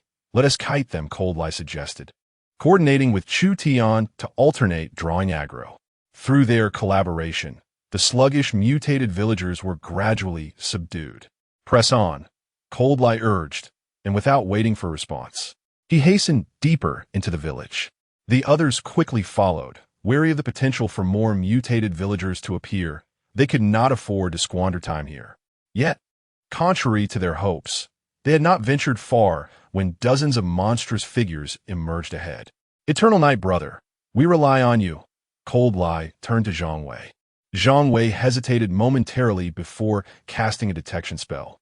Mutated Villager, Chief, Level 10, Health, 3000, Attack Power, 60, Physical Defense, 255, Magical Defense, 215. Details: the tainted villager chief appears to have undergone a mutation, instinctively guarding the temple within the village. Zhang Wei was taken aback by the formidable defense. No wonder they struggled to advance. The mutated chief's physical defense approached 300 points, while its magical defense exceeded 200 points, significantly diminishing the team's damage output. However, this posed little challenge for the Mother Sword, which possessed armor-penetrating properties. Moreover, Lung Lai was aware of Zhang Wei's armor-piercing equipment, which prompted him to invite Zhang Wei into the dungeon. Lung Lai himself had attempted to acquire similar equipment, but such items are rare and elusive, leaving him empty-handed. Zhang Wei took the lead, serving as the primary damage dealer, minus 486 minus 478. His normal attack damage remained unaffected, evoking a pang of envy in Lung Lai. If only you could sell me some armor-piercing equipment, Lung Lai mused, lost in thought. Yet he understood that any player with a modicum of game experience would be reluctant to part with such equipment unless a superior alternative emerged. Minus 201 minus 77 minus 199. Meanwhile, the other members of the team, despite their diminished output, did not remain idle, striving to alleviate Zhang Wei's burden as much as possible. Fortunately, Zhang Wei not only dealt significant damage, but also exhibited a rapid attack speed, leading to the gradual decline of the mutated chiefs. As the final chief fell, a collective sigh of relief escaped the group. In their previous attempts at this dungeon, they had been stalled at this point. Thankfully this time, with Yongye's ability to bypass defenses, they had finally persevered. The defeated chiefs yielded a few blue items, which Priest Han Xiao promptly collected. Zhang Wei, uninterested in scavenging the battlefield, knew that Lung Lai would distribute the dungeon rewards to him in due time. The group pressed onward, eventually arriving at the heart of the dilapidated village. The previously narrow village suddenly opened into a spacious square, where a striking red temple came into view. A red temple? The group exchanged surprised glances. Should we venture inside? Lung Lai instinctively looked toward Zhang Wei. Zhang Wei surveyed the red temple complex before turning to the assassin, Shadow, beside him. Why don't you sneak in first?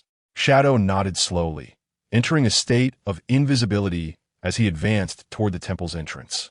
The others had no objections to Zhang Wei's plan, given that Shadow possessed a stealth skill and could retreat at any moment.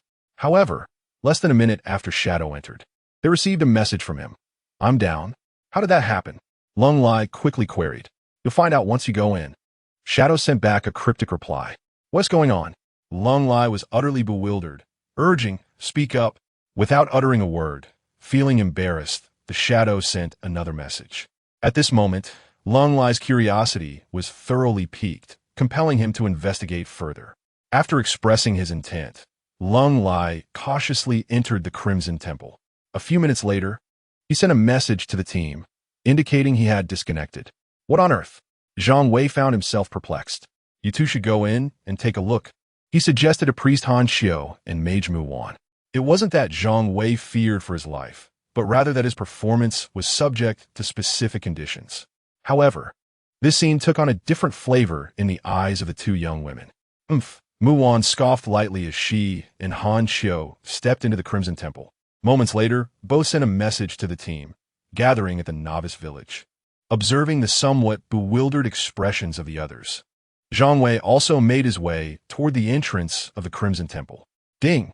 Upon stepping inside, a system notification echoed in Zhang Wei's ears. To his astonishment, he noticed that the temple housed no statues of deities. Instead, a colossal spinning wheel dominated the altar. As Zhang Wei's gaze fell upon the immense wheel, a look of sheer astonishment crossed his face. Chapter 19. The Opportunity Wheel. Type: Legendary status. Invincible characteristic. Equivalent exchange in the realm of fate. Fortune favors the bold. The wheel displayed an astonishing array.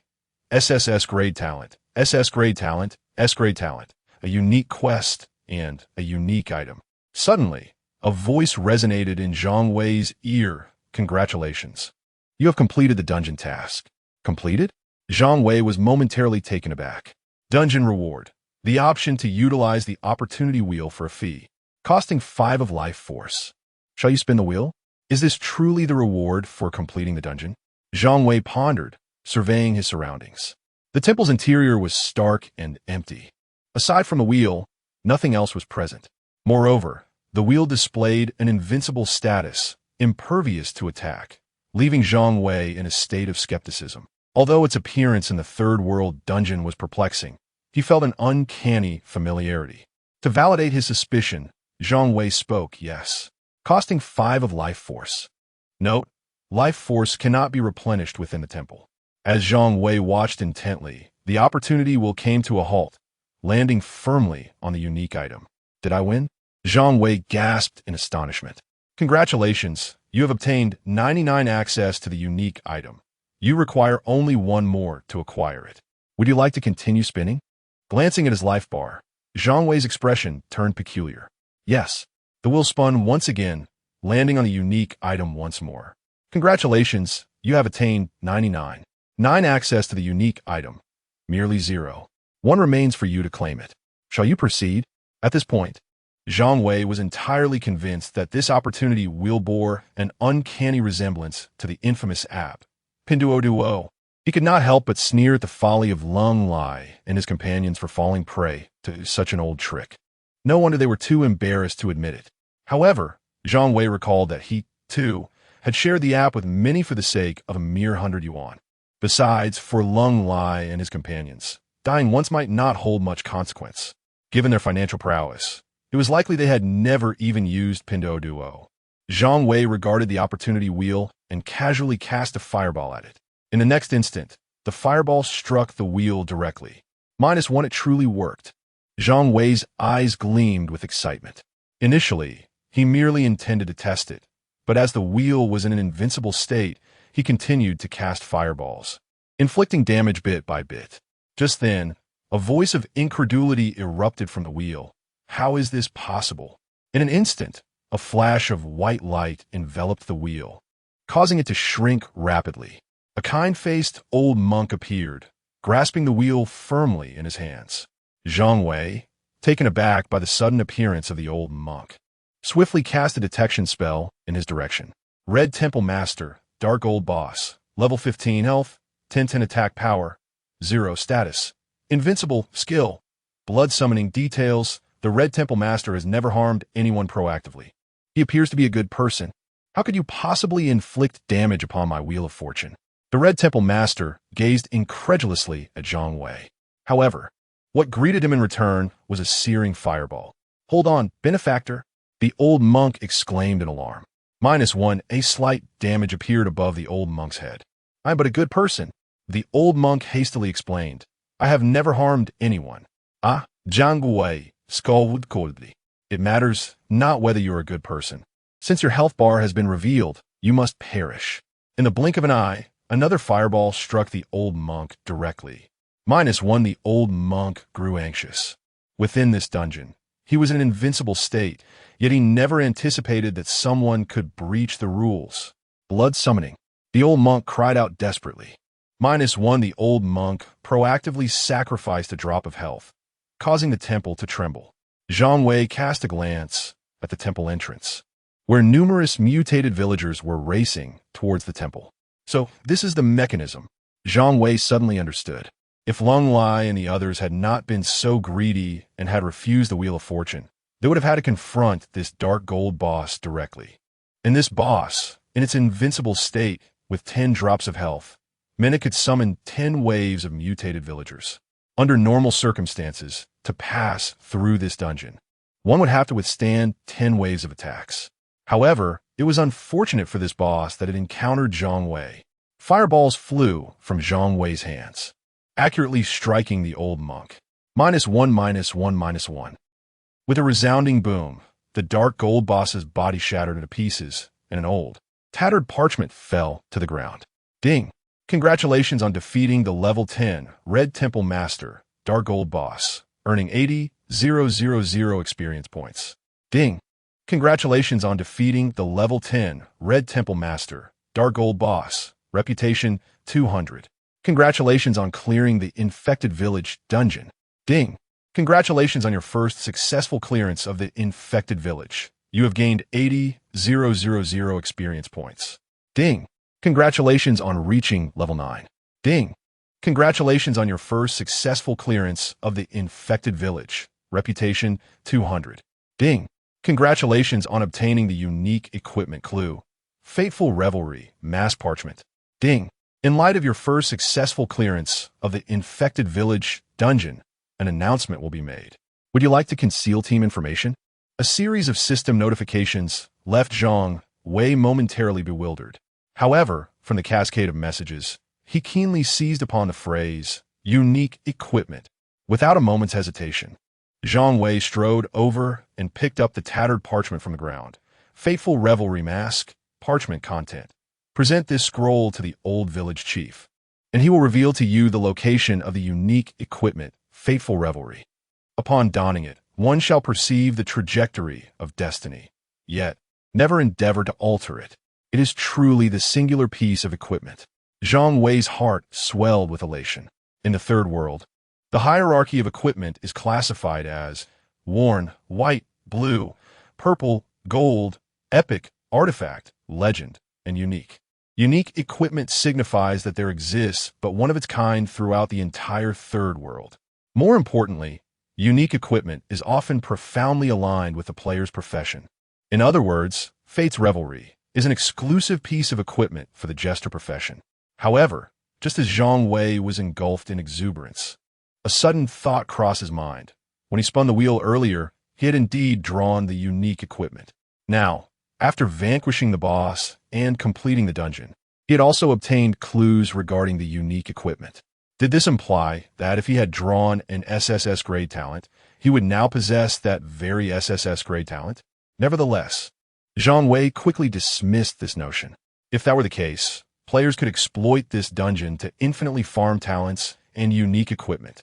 As Zhang Wei pondered this, he intended to message Cold Flame and the others when a system notification resonated throughout the Novice Village. Ding! Congratulations to player 9167 from the Novice Village. Evernight, Cold Flame. Chu Tian, Han Xiao Muwan for being the first to clear the Infected Village dungeon. The system announcement echoed 6 times, casting a brief stillness over the Novice Village, which then erupted into fervor. Goodness, Another prodigy has cleared the dungeon first? What is this infected village dungeon that I have not heard of before? Did you notice? It's that Evernight again. Wasn't he at this prodigy who soloed the golden boss last time? And who are those with Cold Flame? To be able to team up with such a prodigy is surely no simple feat. Chapter 20. The Unique Equipment. Destiny's Revelry in the Novice Village. At the resurrection point, a wave of uncontainable euphoria washed over Lung Lai and his companions. They had achieved the first completion of the dungeon, heralded by system announcement. Most importantly, among them, Lung Lai had been bestowed with the Awakening Quest for a talent. Although it was merely an S-rank talent awakening task, it would place him far ahead of the others. Curiosity piqued, Lung Lai inquired about the rewards received by Yong Yi, who had successfully cleared the dungeon. Logically, Yong Ye's rewards should have been the most bountiful. While waiting for Yong Yi in the Novice Village, Lung Lai murmured, "I have sent him a message to gather here. If it were me, I would have died and returned immediately," joked the shield warrior, Chu Tian. How could he afford to do that? Han Kiviat Tutiat, Vex said. Otherwise, he wouldn't have let us go in first to meet our demise. At this, Lung Lai could not help but ask, "How did you die? And yet you dare to blame Yong Yi?" Han Xiu suddenly felt somewhat embarrassed. If it weren't for Yong Yi, Lung Lai interjected, we would not have gained such substantial rewards, nor would we have cleared the dungeon. Boss, Chu Tian suddenly remarked, I feel that Yong Yi must be in need of contribution points. Why not invite him to join us? At this suggestion, Lung Lai felt a flicker of temptation. However, he quickly shook his head. He sensed that Yong Yi had no intention of joining them. Furthermore, following this incident, it was likely that Yong Yi would no longer lack for contribution points. On the outskirts of the Lost Land, Zhang Wei emerged from the swamp, his heart racing with trepidation, but ultimately unscathed. Lung Lai and the others had overlooked one crucial detail. Zhang Wei never brought supplies, and his bag contained only the 50 sets of rejuvenating pills that Lung Lai had initially provided. This oversight nearly cost him his life in the Lost Land. Fortunately, after exhausting the rejuvenating pills, he managed to exit the Lost Land. However, the journey from the Lost Land to the Novice Village was not a short one. Under the eager gaze of Lung Lai and his companions, Zhang Wei finally appeared at the entrance of the Novice Village. Thank you, Brother Yong Yi. Lung Lai expressed his gratitude. This time, it was truly thanks to you. Otherwise, I would not have achieved the first completion of the dungeon or received the S-rank talent reward. Too polite, Zhang Wei waved his hand dismissively before producing the materials dropped by the dungeon. Naturally, he would not reveal the parchment, as he trusted that Lung Lai and the others must have had their own additional gains. Without even glancing at the materials, Lung Lai transferred 100,000 gold coins to Zhang Wei. Such a large sum? Zhang Wei was taken aback. Hee, Lung Lai chuckled. In comparison to this bounty, this amount of gold is hardly substantial. Seeing Lung Lai's resolute attitude, Zhang Wei chose not to decline. He had never been adept at navigating social niceties or feigned politeness. Brother Yong Yi, will we team up again later? Lung Lai tentatively inquired. Let us discuss it later. Zhang Wei replied non-committally, neither agreeing nor outright rejecting the idea. However, he still preferred to solo, as the nature of his Jester class dictated that he would most likely lead the life of a lone wolf. Moreover, his chance quest, exploring Nanshan, searching for the lost wanderer, was already halfway through its time limit. Zhang Wei needed to expedite the completion of this quest. After a casual chat with Lung Lai, Zhang Wei bid farewell to a few individuals and hastily made his way toward the village chief's location. This was the only piece of unique equipment, and even someone with Zhang Wei's temperament felt a sense of urgency. Upon reaching the center of the Novice Village, he approached an elderly man and respectfully stated, Senior, I have come to exchange for items. The old village chief, who had been resting with his eyes closed on a recliner, slowly opened his eyes, looking at Zhang Wei with a look of astonishment, and asked, Who are you? Zhang Wei's lips twitched as he retrieved a weathered parchment from his bag and handed it to him. The moment the old chief laid eyes on the tattered scroll, he immediately sat up straight, exclaiming, Is it that? At that moment, the village chief's previously languid demeanor transformed, his eyes sparkling with vitality, which startled Zhang Wei. Indeed, heroes often emerge from youth, The village chief appraised Zhang Wei from head to toe, astonished that he had managed to obtain this token. Zhang Wei, uninterested in idle chatter, pressed on. Senior, could you please inform me where Fateful Revelry is located? This was the only piece of unique equipment after all. The village chief stroked his beard thoughtfully, regarding Zhang Wei with a knowing look. Zhang Wei was taken aback. Noticing Zhang Wei's confusion, the chief's face twitched slightly, and he reiterated emphatically, "This is a unique piece of equipment." "I am aware," Zhang Wei replied earnestly. "I have come to claim Fateful Revelry." "How can you be so oblivious?" The village chief exclaimed directly, "Such a valuable item. Do you think you can simply take it?" At this point, Zhang Wei was utterly bewildered. Even if he was unfamiliar with the unspoken rules, it was clear that the village chief was seeking some form of compensation. Cursing inwardly, Zhang Wei lamented the absurdity of the Third World-esque design. Here he was, bringing a scroll to acquire the equipment, yet he was expected to provide a bribe? "How many gold coins?" he asked warily, eyeing the village chief. With a hint of regret, the village chief sighed. "Discussing money can harm our relationship, but having accompanied this piece of equipment for so many years, I find it hard to part with. Just give me 100 or 80,000 gold coins." "What?" Zhang Wei exclaimed, panic-stricken. How could he possibly have that amount of gold? He scrutinized the village chief, suddenly contemplating whether he could overcome him. "You rascal." The village chief sensed Zhang Wei's ill intentions and quickly inquired, "What are you planning?" Zhang Wei cut to the chase, stating, "I have no gold, but I can offer a life. Will you accept?" "Truly clueless," the village chief remarked disdainfully. As the saying goes, one can demand exorbitant prices and still settle for less. Why not negotiate a bit? "Perhaps I will agree. 1 gold coin," Zhang Wei replied with utmost seriousness. At this, the village chief appeared as if he were holding in a great burden, rendered speechless. After an intense exchange of arguments, Zhang Wei finally yielded 1,000 gold coins. And only then did the village chief retrieve Fateful Revelry. Zhang Wei's pupils constricted as he beheld the black mask in the old chief's hand, the swirling dark patterns on its surface moving as if alive. The moment his gaze lingered upon it, he felt an unsettling pull. Excitedly, he accepted the mask, and upon seeing its attributes, his heart skipped a beat. Destined Carnival, Mask, Level, Unlimited Rarity, Unique, Attributes, Stage Comedy. The Jester can mimic and replicate the number of skills by 1 traits, skill consumption reduced by 100. 90 chance to refresh all skill cooldowns upon attack. Details. Are you prepared to embrace the final carnival? The Jester class's inaugural exclusive skill allows the imitation of a single active skill. However, there was a limitation, permitting only 1 skill to be copied. With this mask in hand, Zhang Wei can now replicate 2 active skills. The most crucial aspect of this equipment is its trait. Skill consumption is reduced by 100, meaning Zhang Wei will no longer need to worry about mana. Using skills will not deplete magic. Even more fortuitous is the 90 chance to refresh skill cooldowns when attacking. This is nothing short of boundless firepower. If he were to replicate 2 continuous damage skills, Zhang Wei would become an invincible entity. He could unleash skills without restraint, stacking them. In performance mode, all skill damage would be a staggering 999. Imagine unleashing, stacking 10, dozens, or even 100 skills. And this is merely the damage skills. Let's not forget Zhang Wei possesses a buff skill, card juggling. Within 10 seconds, attacks randomly inflict one of 4 negative effects: taunt, blind, interrupt, or slow, with a cooldown of 60 seconds. With a 90 chance of skill refresh, it essentially means Zhang Wei's skills will consistently carry one of these negative effects. Truly, this is astonishing. Chapter 21. Return to Nanshan. Zhang Wei could hardly conceal his excitement as he hastily donned the Fate's Revelry mask. A notification chimed.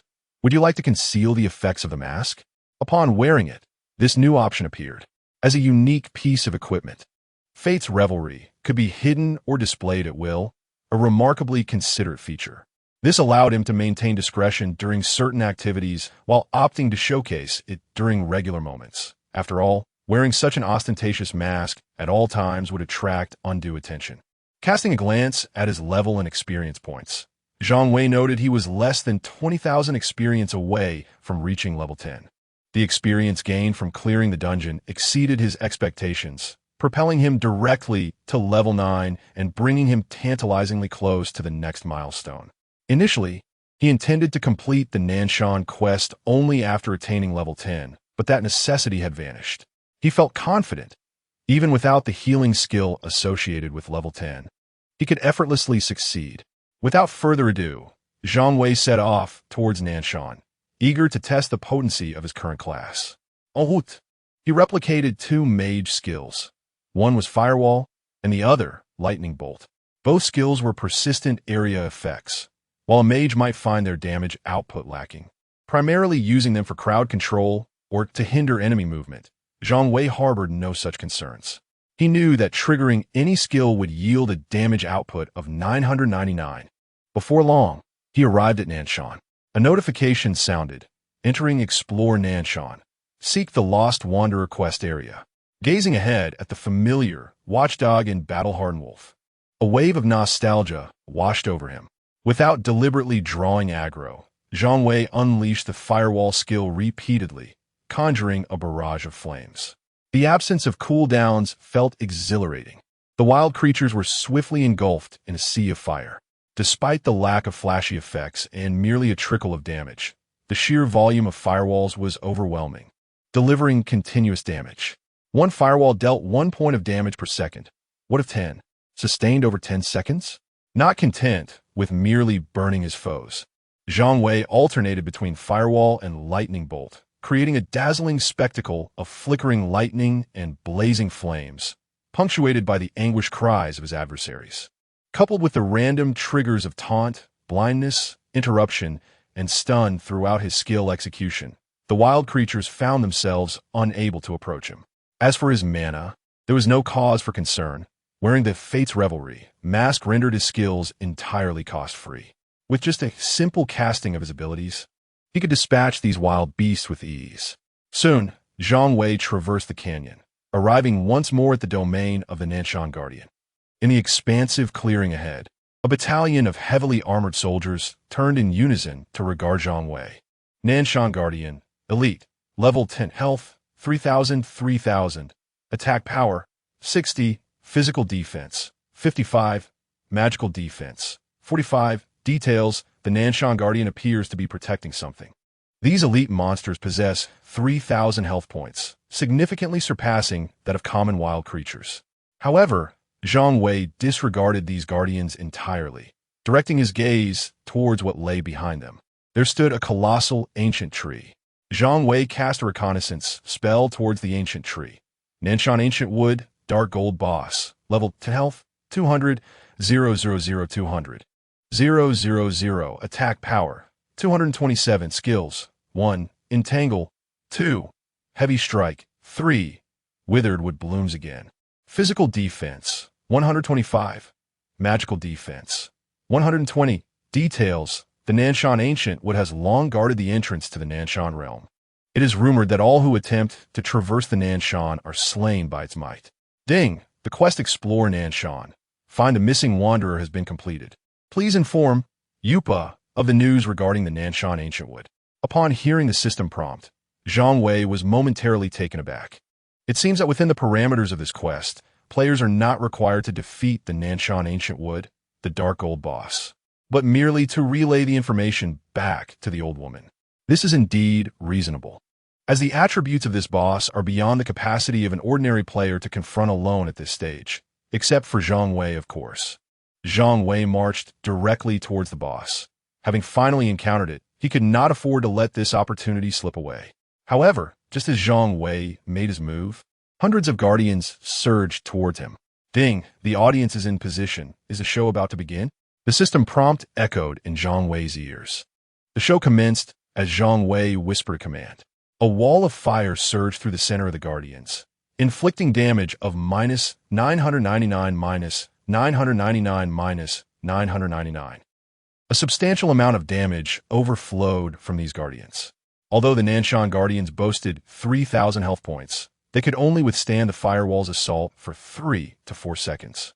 Yet, Zhang Wei's primary target was not these guardians, but the boss lurking in the background. He aimed to utilize this momentary distraction to vanquish the Nanshan Ancient Wood Dark Gold boss. The fire wall obstructed the guardians as successive bolts of lightning continuously struck the Dark Gold boss. Thunder roared, and countless bolts descended, crashing upon Nanshan Ancient Wood. Minus 999, minus 999, minus 999. The boss's health bar began to plummet at an astonishing rate. Typically, the damage from area of effect skills is relatively low, yet in Zhang Wei's hands, the performance perfectly compensated for this shortcoming. As Nanshan Ancient Wood endured the assault, numerous massive branches seemed poised to ensnare Zhang Wei. However, just as the boss prepared to retaliate, the myriad branches inexplicably lost their target, freezing midair. Zhang Wei's assault triggered a random assortment of negative debuffs: blindness, interruption, slow, and taunt, each effect activating unpredictably. Just as Nanshan Tsangmu attempted to retaliate, his skill was interrupted or he lost his target due to blindness. Only by preempting the taunt debuff could he mount an effective counterattack. This left the boss in a state of extreme frustration, driving it into a frenzy. However, for Zhang Wei, this was merely impotent bluster. The boss's health bar rapidly dwindled, yet Zhang Wei remained cautious. Although he had not intentionally hunted down the guardians, they had diminished significantly under the onslaught of the fiery wall. Zhang Wei needed to eliminate the boss before the performance effects concluded. Suddenly, a crimson glow erupted from the boss's surface, and its once massive form swelled dramatically. Ding! The boss entered a berserk state, doubling all attributes. Chapter 22. The decaying bark. The boss, on the brink of demise, activated a mechanism. Yet for Zhang Wei, it was merely a futile struggle. Initially, the boss's health bar was nearly depleted, but in an instant, it astonishingly restored to half, inexplicably regaining 100,000 health points. Observing this, Zhang Wei furrowed his brow. Recalling the boss's third skill, Withered Wood Reborn, he wondered how many times this skill could be employed by the boss. He instinctively glanced at the dwindling number of guardians, realizing that if the boss was not defeated before the performance concluded, it would pose a significant dilemma. Resolutely, Zhang Wei abandoned his assault on the nearly defeated guardians and unleashed a relentless barrage of firewalls and lightning strikes upon the boss. Minus 999, minus 999, minus 999. Despite the boss entering a frenzied state, doubling all attributes, it proved inconsequential against Zhang Wei's fixed damage output. With dozens of firewalls and lightning strikes stacking up, the boss's recently restored health began to plummet once more. As for retaliation, the boss could only dream of it. The cyclical interplay of 4 negative buffs, taunt, interrupt, blind, and slow, rendered the rampaging boss utterly impotent, unable to lay a finger on Zhang Wei. With a resounding crash, the boss's colossal form collapsed. Ding! Congratulations on defeating the level 10 Nanshan Tsangmu Dark Gold boss, gaining 80,000 experience points. Ding! Congratulations on defeating the level 10 Nanshan Tsangmu Dark Gold boss, reputation 200. Ding! Congratulations on leveling up to level 10. Ding! Congratulations on soloing the level 10 Nanshan Tsangmu Dark Gold boss. An announcement will be made. Do you wish to disclose your personal information? Without hesitation, Zhang Wei chose to reveal his information. Ding! Congratulations to player 9167 from the Novice Village, Eternal Night, for defeating the level 10 Dark Gold boss. Once again, it was this Eternal Night. Countless ordinary players from the 9167 Novice Village flooded the chat channel with admiration. Master is amazing. Bowing to the master. Junior seeks guidance. Little sister requests the same. 1. However, the repeated system announcements triggered by Eternal Night caught the attention of some. Who is this Eternal Night? The vice president of the Gallant Spirit Guild, Shui Yunjian, could not restrain his curiosity. Why was there no news of him before? Brother Shui, it is indeed peculiar, a stunningly beautiful woman remarked with confusion. It seems he only emerged in recent days, already prompting 3 system announcements. Yet, he cannot be a top-tier player on the level rankings she analyzed. Since he dares to disclose his information, he cannot be someone who hides in the shadows. It is impossible for him to conceal his level. In the tranquil realm of Shuyunjian, the protagonist nodded thoughtfully, casting a glance at the rankings. 1. The Final Curtain, Thunder Mage, level 10-2. No Gravity, Necromancer, level 10-3. Maple Leaf, Swordsman, level 10-4. Muhan-chan, Hidden, level 10-5. Invincible Defense, Shield Bearer, level 10-6. Battle Strategist, level 10-7. Hidden, level 10-8. Shut Up and Don't Disturb, Knight, level 10-9. 3 Gene, Archer, level 10-10. The one above is Dim-Witted Assassin, level 10 among the players listed. 3 belong to their guild, and in the Novice Village 9167. The guild heroic spirit reigned supreme without any official guild tokens, as all guilds were formed privately by players and were not registered in the system. After a moment of contemplation, Shuyunjian suggested, Nishong, why not reach out and see if we can entice him to join our guild? Me again? The enchanting Luo Nishong replied, her expression slightly awkward. With a light-hearted chuckle, Shuyunjian reassured her, you are the most suitable for this task. Before she could protest further, he continued, if you manage to recruit him into our guild, I shall reward you with 500,000 gold coins. Initially resistant, Luo Nishong's demeanor immediately transformed upon hearing the offer. Rest assured, Brother Shui, I will exert my utmost efforts. It was evident that the desire to recruit Yong Yi was not confined to the Heroic Spirit Guild alone. Several other guilds were bombarding the public channel with messages. The Qin Dynasty sincerely invites Yong Yi to join our guild. The Qin Dynasty was a well-known guild, led by the ambitious Qin Shi Huang, who was known for his monetary incentives. Generous conditions were offered to all first-tier players who joined. However, Zhang Wei, at the center of attention, was too preoccupied to pay heed to the incessant notifications. Having ascended to level 10, he has also acquired the third exclusive skill of a Jester class, Improvised Comedy. Player, Eternal Night class, Jester level, 10 experience points, 67, 300 4200, 000 health mana, 400 350 attributes, 15 15 15 15 dual attack, 35 35 dual defense, 60 60 general skill. Exploration can detect information about monsters up to 10 levels below their own. Exclusive skills, Stage Comedy. The Jester can imitate and replicate any target's active skills, causing random damage ranging from 1 to 999, capped at 1. Card Acrobatics. Randomly draws 1 card from the 4 suits, hearts, spades, diamonds, and clubs within 10 seconds, each with distinct effects. Hearts provoke, spades blind, diamonds interrupt, and clubs slow down. Cool down, 60 seconds. Improvised Comedy.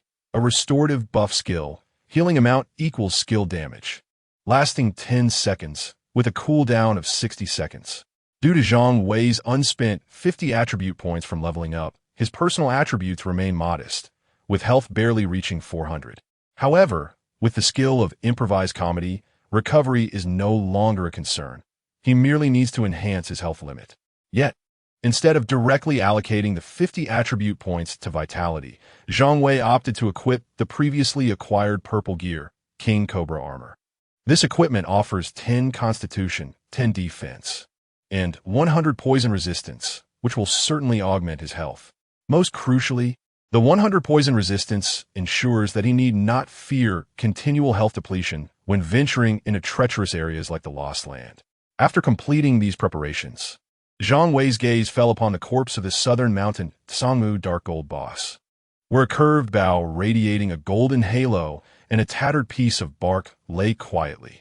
Approaching, Zhang Wei picked up the bough. Southern Mountain Longbow, level, 10 quality, golden attack power, 157 skill, withered wooden spring, restores 50 of the character's health, cooldown, 180 seconds.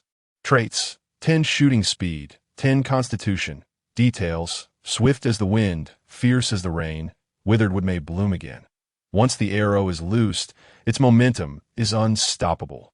What fortune! Zhang Wei's eye sparkled. The attributes of this longbow are nothing short of exceptional. While it may not rival the overpowered Mother S sword, it is undoubtedly a rare find. Should I replicate an archer skill? Zhang Wei pondered, tempted by the longbow's attributes. After all, he had no weapon restrictions. By replicating the corresponding skill, he could wield weapons from other classes. However, this fleeting thought quickly dissipated as he dismissed it. This bow would not offer him substantial aid. Currently, what Zhang Wei truly needed were gold coins, or rather, contribution points. He must first enter Zone E, he murmured softly. Thus, his holographic pod would be equipped with a life support system, ensuring he does not lag behind others in hardware capabilities. With such thoughts in mind, Zhang Wei stowed the longbow into his pack and turned his gaze towards the piece of bark, tattered bark, details, bark shed from the ancient trees of Nanshan, seemingly connected to the phoenix tree of the Sea of Life. Was that all? Zhang Wei was momentarily taken aback by the details of the bark. Surely, a dark gold boss would not drop something utterly useless? But where was the Sea of Life? And what exactly was the phoenix tree? Unable to comprehend it all at once, Zhang Wei simply tossed the bark into his pack, deciding to ponder it later. Now that the opportunity quest was complete, it was time to return and report back. Zhang Wei promptly departed from Nanshan, making his way toward the novice village, curious about what rewards the wise Yu Po would bestow. Chapter 23. The capriciousness of Jest at the entrance of the novice village. Zhang Wei conveyed the information regarding the southern mountain cedar to Granny Yu. Upon hearing this, Granny Yu gazed at Zhang Wei with astonishment. You actually defeated it? Indeed, Zhang Wei affirmed with a nod, then earnestly addressed Granny Yu. Granny, the task has been completed. The implication of his words was unmistakable. The mission was accomplished, and thus a reward was in order. However, Granny Yu appeared oblivious to this notion and mused to herself. It is said that all who attempted to traverse the southern mountain were slain by it. What rumors? The old woman muttered to herself. I, an old woman, had not heard of such things. If you could slay it, surely my son and grandson would not have encountered misfortune. Zhang Wei observed Granny Yu's silence, realizing that the NPCs in this third world did not adhere to conventional norms. With no other recourse, Zhang Wei decided to be forthright. Granny, the task is complete. Shouldn't I receive the reward? Oh, only then did Granny Yu lift her gaze to Zhang Wei. Why does a young man helping an elder only think of rewards? Huh? Zhang Wei was taken aback, pondering whether Granny Yu intended to renege on her promise. Unfortunately, Granny Yu shook her head suddenly. I still lack the information I wish to acquire. Otherwise, I could bestow upon you a more generous reward. Granny Yu regarded Zhang Wei. As for that sword. Wait, Zhang Wei swiftly interjected, halting Granny Yu's forthcoming words.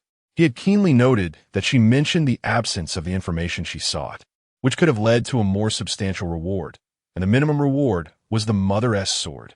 What crucial information had he overlooked? Zhang Wei couldn't help but mentally retrace the steps of his fortuitous task. Zhang Wei's eyes brightened as he hastily retrieved the tattered bark from his pack. Tattered bark, details, bark dropped by the southern mountain cedar, seemingly related to the phoenix perching wudong of the Sea of Life. Granny, is this what you are referring to? Zhang Wei's gaze fixed on Granny Yu as he extended the bark towards her. Upon seeing the bark in Zhang Wei's hand, Granny Yu's previously murky eyes suddenly sparkled with a glimmer of clarity. The Sea of Life, the phoenix perching wudong, so it is here, Granny Yu murmured, repeatedly uttering these phrases. Zhang Wei, noticing Granny Yu's peculiar demeanor, wisely chose to wait patiently at the side. Given her reaction, it seemed he was indeed on the right track. It appeared that in this narrative, had the player not vanquished the southern mountain cedar and instead brought back the information, Granny Yu would have personally engaged the boss and subsequently obtained the tattered bark. Consequently, his reward would likely be more substantial. Zhang Wei's intentions were not merely driven by greed. He was in dire need of gold. Eventually, Granny Yu gradually composed herself and turned to Zhang Wei, surprised that he had managed to procure it. She seemed a bit hesitant, softly murmuring to herself, in that case, it has certainly saved me considerable effort. Upon hearing this, Zhang Wei's expression brightened. It appeared that hope was on the horizon. Indeed, Granny Yu continued, very well, in addition to that sword, I shall grant you another item. As she spoke, the old woman Yupa retrieved an item from her bosom and handed it to Zhang Wei. This is... Zhang Wei instinctively accepted it, and when his gaze fell upon the object in his hand, he was momentarily taken aback. Whimsical uncertainty, gloves, condition, incomplete details.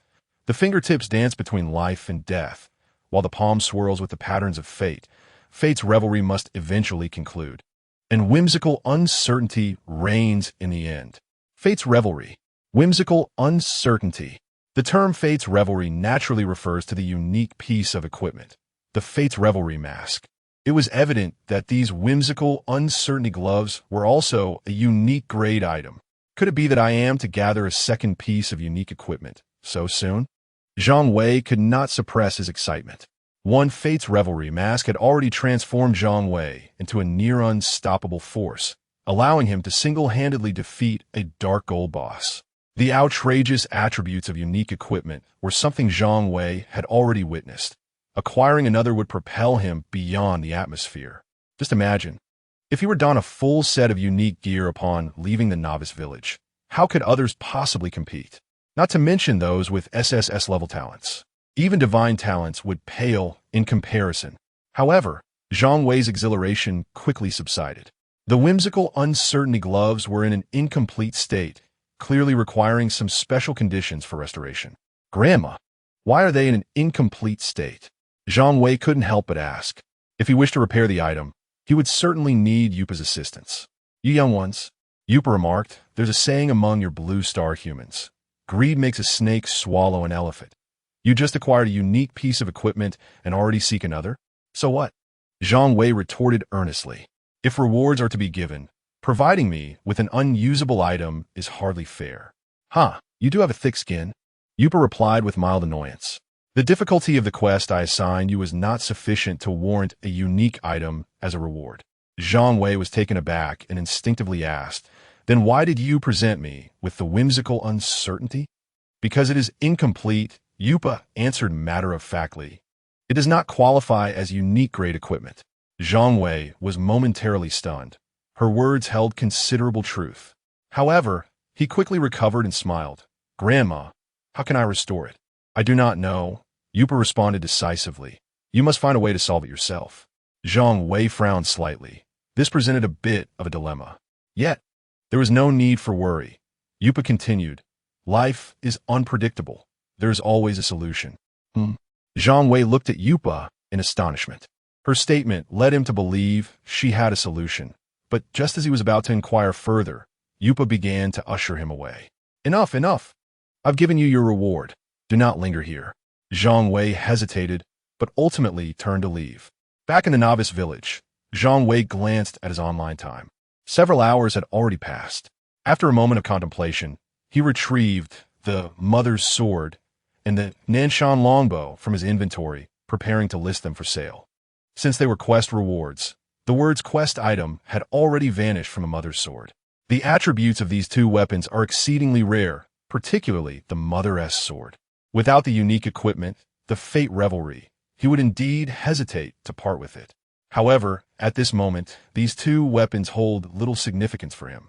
Zhang Wei no longer needs to rely on basic attacks to vanquish foes, as his skill damage is unaffected by the weapons. Thus, Zhang Wei resolves to consign both weapons for sale. Is it confirmed to list the Mother-S sword and Nanshan longbow in the consignment system? Confirmed. Once Zhang Wei has completed the listing of these two weapons, he logs off to rest. Little did he anticipate that these very weapons would create a tremendous stir in the novice village. Bang! A resounding noise erupts. Hurry, hurry! An urgent voice calls out from a certain district in Zone D. Quickly inform Grandpa to transfer contribution points to me. I need to exchange them for gold. With this sword, I am confident I can finally complete the SS-level talent awakening quest that has eluded me for over a month. This bow must be secured. Chapter 24. Sensation in the Third World Consignment System. The attributes of the Mother's Sword and the Nanshan longbow were unveiled to all players in the novice village. Mother's Sword, level, unlimited quality, epic attack power, 247 skill, passive, armor break, ignores the target's physical defense.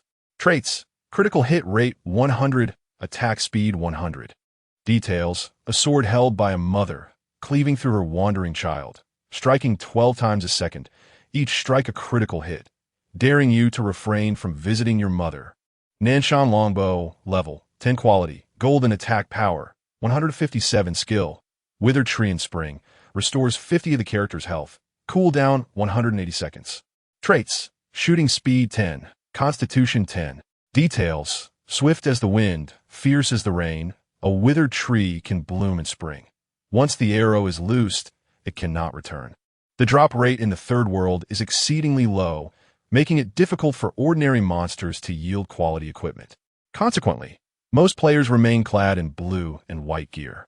Thus, when these two pieces of equipment were revealed, astonishment swept through the crowd. Wow, they're actually selling such equipment? Who is responsible for this? Many players, especially upon seeing the Mother's Sword, felt their exquisite blue gear suddenly lost its charm. Is there no sense of fairness? Compared to these two pieces, I feel like utter refuse. No, I'm garb and refuse. Why would the big shot sell these? They must possess something even better. Beyond mere envy, numerous players began speculating on the prices of these two weapons. Surely this sword will fetch over 10,000 gold coins, right? At least several tens of thousands. Those two amateurs upstairs, it must be at least over 100,000. Three amateurs, once appraised, surely at least 200,000. Amateur 1. In stark contrast to the spectators, some individuals in the novice village sensed an undercurrent of activity. As the 2-hour public announcement period drew to a close, a player made an unexpected bid that exceeded everyone's expectations. Mother's Sword bid 2 million gold coins. Nanshan Longbow bid 1 million gold coins. Goodness, 2 million. A flurry of question marks erupted in the chat. Gold coins are equivalent to contribution points. In other words, this represents 2 million contribution points. As more players began to recognize the significance of contribution points, the bidding prices became somewhat incomprehensible. Within the novice village, Lung Lai and a few others were keeping a close watch on these two weapons. Boss, the shield warrior Chu Tian inquired curiously. What do you think they will ultimately sell for? Hard to say, Lung Lai shook his head. It seems many are unaware of the true value of these two weapons. The assassin Shadow lamented. If only it were a dagger, boss. How much gold have you prepared? Chu Tian gazed at Lung Lia and inquired. Do we need to lend our assistance? Lung Lia responded nonchalantly, 10 million gold coins. What? Chu Tian and the others were taken aback simultaneously. They were aware of Lung Lia's determination to acquire this sword, yet they had not anticipated such a resolute commitment from him. My S-rank talent awakening task is not easily accomplished, Lung Lia stated with a solemn expression. With this sword, my chances will increase by at least 30%. Lung Lia's equipment was already commendable, especially after he had procured numerous exceptional items upon receiving the S-rank talent awakening task. Furthermore, with the sword's attack power exceeding 240 and its 100 critical hit attribute, Lung Lia was confident of inflicting over 1,000 damage. Nearby, Chu Tian and the others nodded silently. The reason so many top-tier level 10 players remained stagnant in the novice village was primarily due to being stuck on the talent awakening task. The higher the talent level, the more arduous the awakening task became. Of course, if one possessed a lower-tier talent or had not triggered the talent awakening task at all, the situation would differ entirely. Suddenly, the Mage Mu Wan spoke up. Could this sword be the one held by Yongya? The attributes of armor-piercing, critical hit, and attack speed bore a striking resemblance to Yongya's. Lung Lia nodded slightly. He had thought of Yongya the moment he saw the sword. Unfortunately, the talent awakening task cannot be completed in a group, the shield warrior Chu Tian remarked. Otherwise, enlisting Yongya's assistance would surely guarantee success. I truly wonder how Yeqing accomplished the SSS rank talent awakening task, mused the Mage Mu Wan.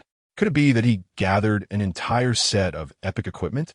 Yeqing, the individual who triggered the global announcement, was the first in the Blue Star to possess an SSS talent. It must be some extraordinarily powerful hidden class assassin, Shadow speculated. As the group engaged in their conversation, the bidding price for the Compassionate Mother Sword had already surpassed 5 million, while the Nanshan Longbow exceeded 3 million. Countless ordinary players in the novice village transitioned from shock to numbness regarding the bidding prices. They were now merely curious about the final sale prices of these two weapons. Meanwhile, The individual responsible for this commotion was napping in his small room within the dungeon. Zhang Wei had not anticipated that these two weapons would incite such a frenzy. He had estimated their price to be around 1 million.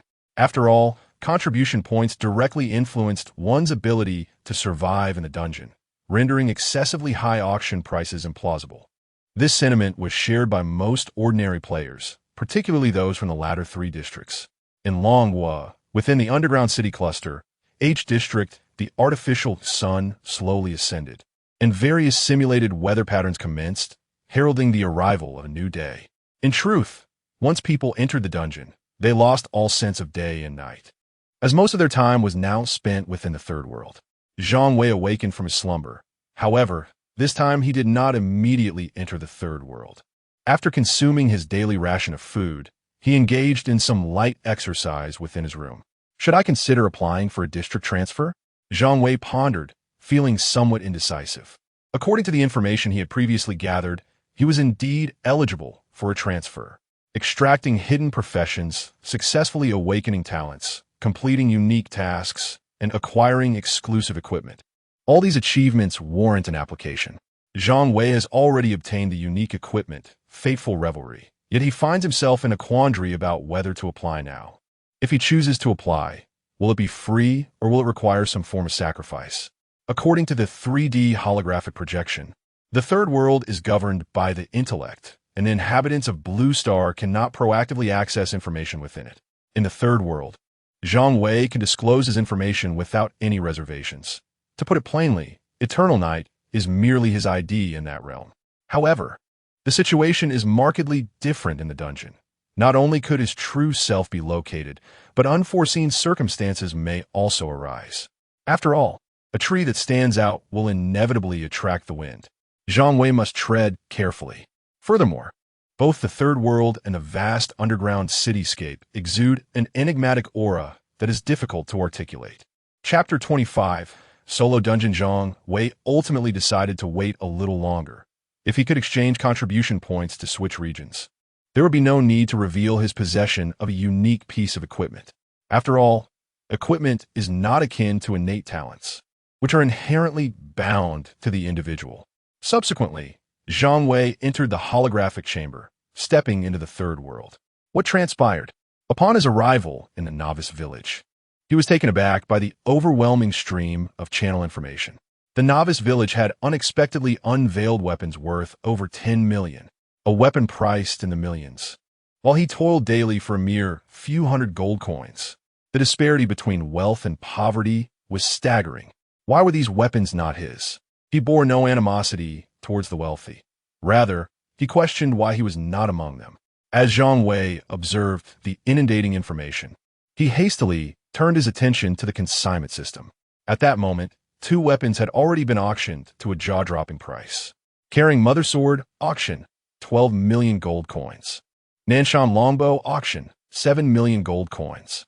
This, in his astonishment, Zhang Wei glanced at the remaining time for the auction. There was still an hour left before the auction concluded. This was not even the final bidding price. It appeared that accumulating 50 million contribution points might not be as unattainable as he initially thought. Although he was uncertain why the prices had soared so high, it was ultimately a positive development. With these two weapons alone, he could amass nearly half of the required contribution points. What if a few more weapons emerged?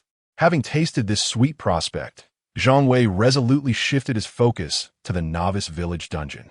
After all, to obtain high-tier weapons, merely grinding against wild monsters would not suffice.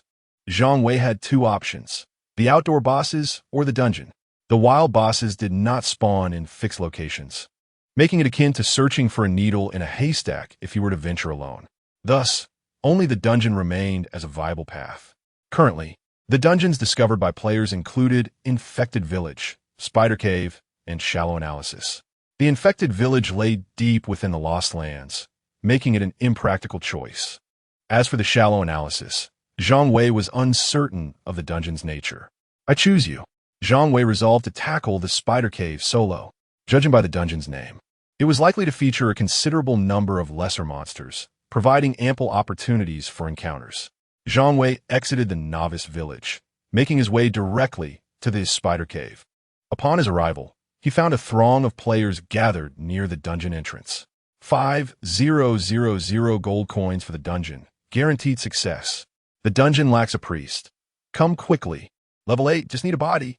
Amidst the cacophony of voices, the atmosphere was lively and bustling.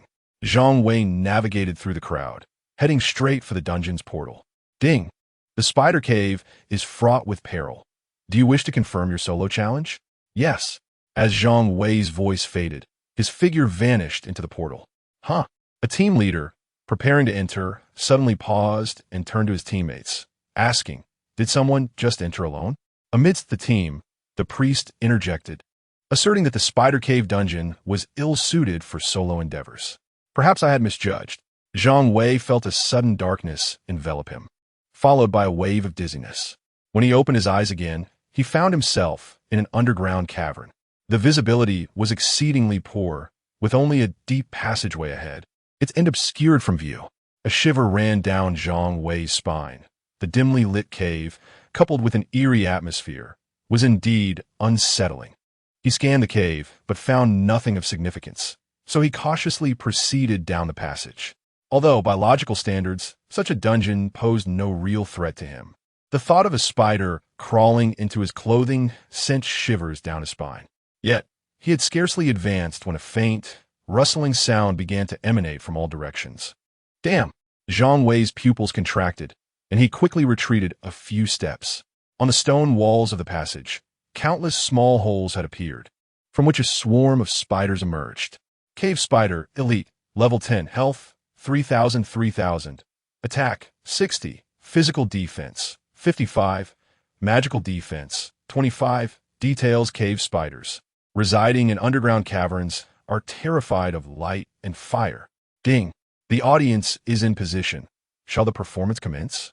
The system prompt rang out, and, without hesitation, Zhang Wei responded, let the show begin. He conjured a wall of fire before him, followed by a relentless barrage of lightning spells hurled into the mass of spiders. The once dim and cold passageway was instantly transformed into a blaze of flames. Ding! You have slain a level 10 cave spider and gained 80 experience points. Defeating cave spiders yielded significantly more experience than the wild creatures outside. The cave spiders, ensnared by the rising wall of fire, flailed chaotically, and soon the scent of charred flesh permeated the passage.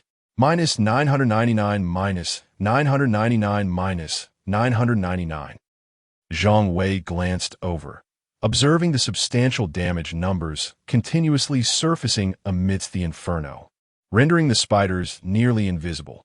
Before long, the passage fell completely silent, the first wave of dungeon monsters eradicated entirely. Although these spiders did not drop any equipment, they did yield some materials. Spider silk, details, an essential material for crafting armor. It could be handed over to tailors for creation. Zhang Wei collected the spider silk, stowed it in his inventory, and continued his exploration deeper into the passage. The downside of soloing was that he had to personally gather any loot. However, for the sake of gold, Zhang Wei decided to endure this inconvenience for the time being.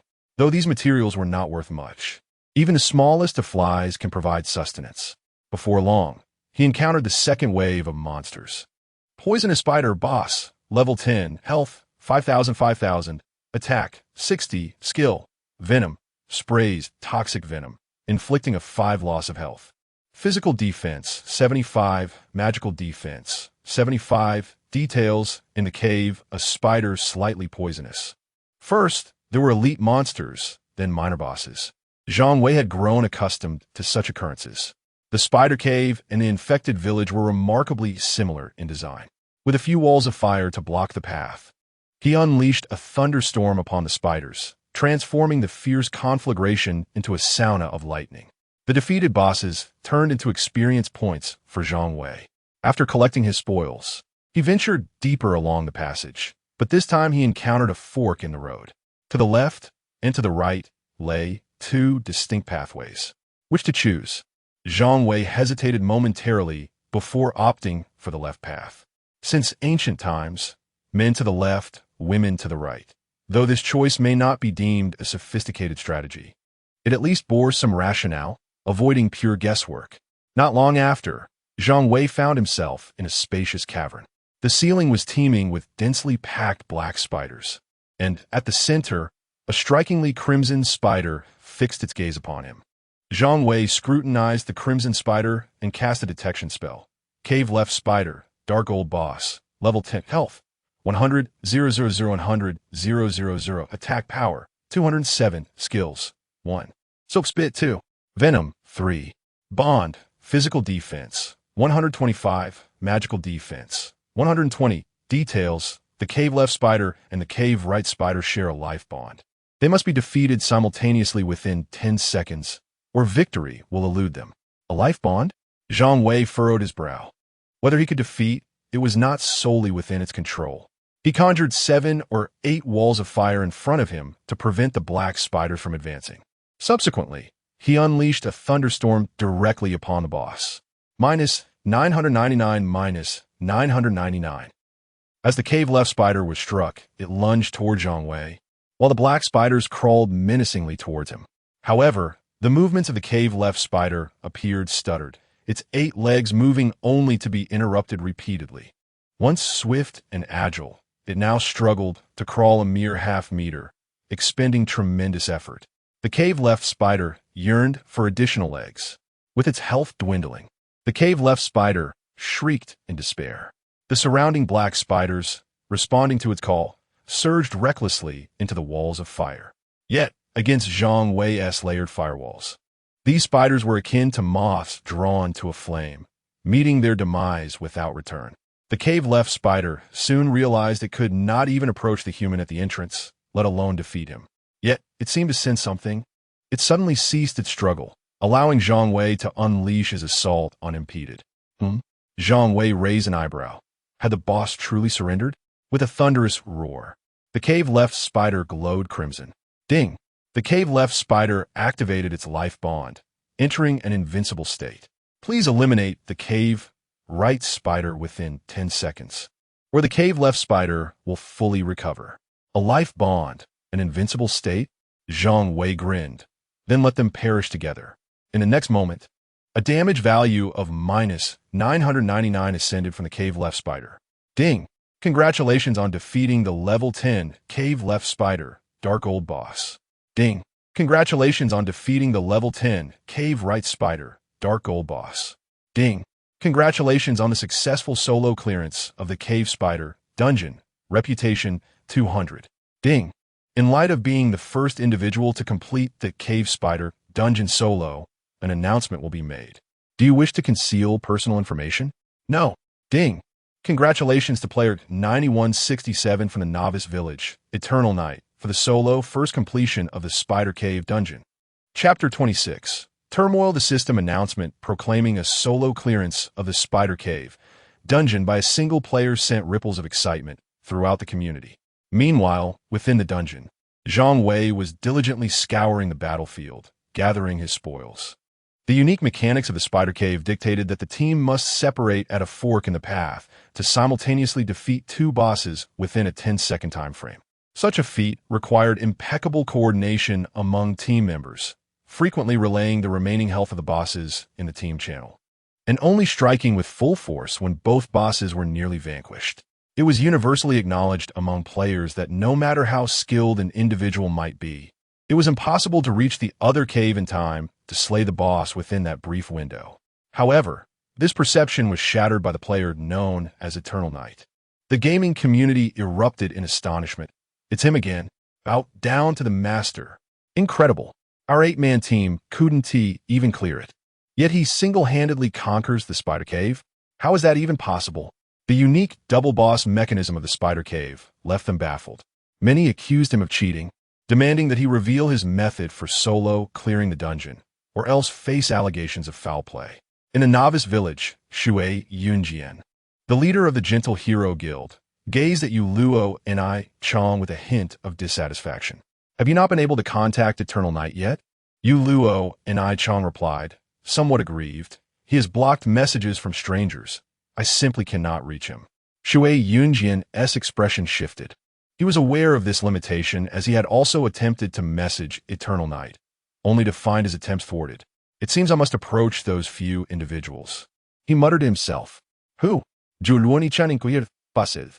Lung Lai and his companions, Shui Yunjian mentioned, his demeanor slightly tense. Lung Lai Yuluo and I, Chong furrowed her brow upon hearing the name. Lung Lai and his group had successfully teamed up with Eternal Night for the dungeon run. They must have a way to contact him. I will reach out personally, Shui Yunjian resolved. Meanwhile, Lung Lai and his companions had also sensed the unusual shift in public opinion. Boss, it seems someone is orchestrating this, Shield Warrior Chu Tian observed, his typically carefree demeanor momentarily serious. Indeed, Lung Lai nodded, though he did not dwell on the matter, believing that such public sentiment would have little tangible impact on Eternal Night. The intrigue surrounding how one individual managed to conquer the dual boss mechanism of the Spider Cave was undeniable.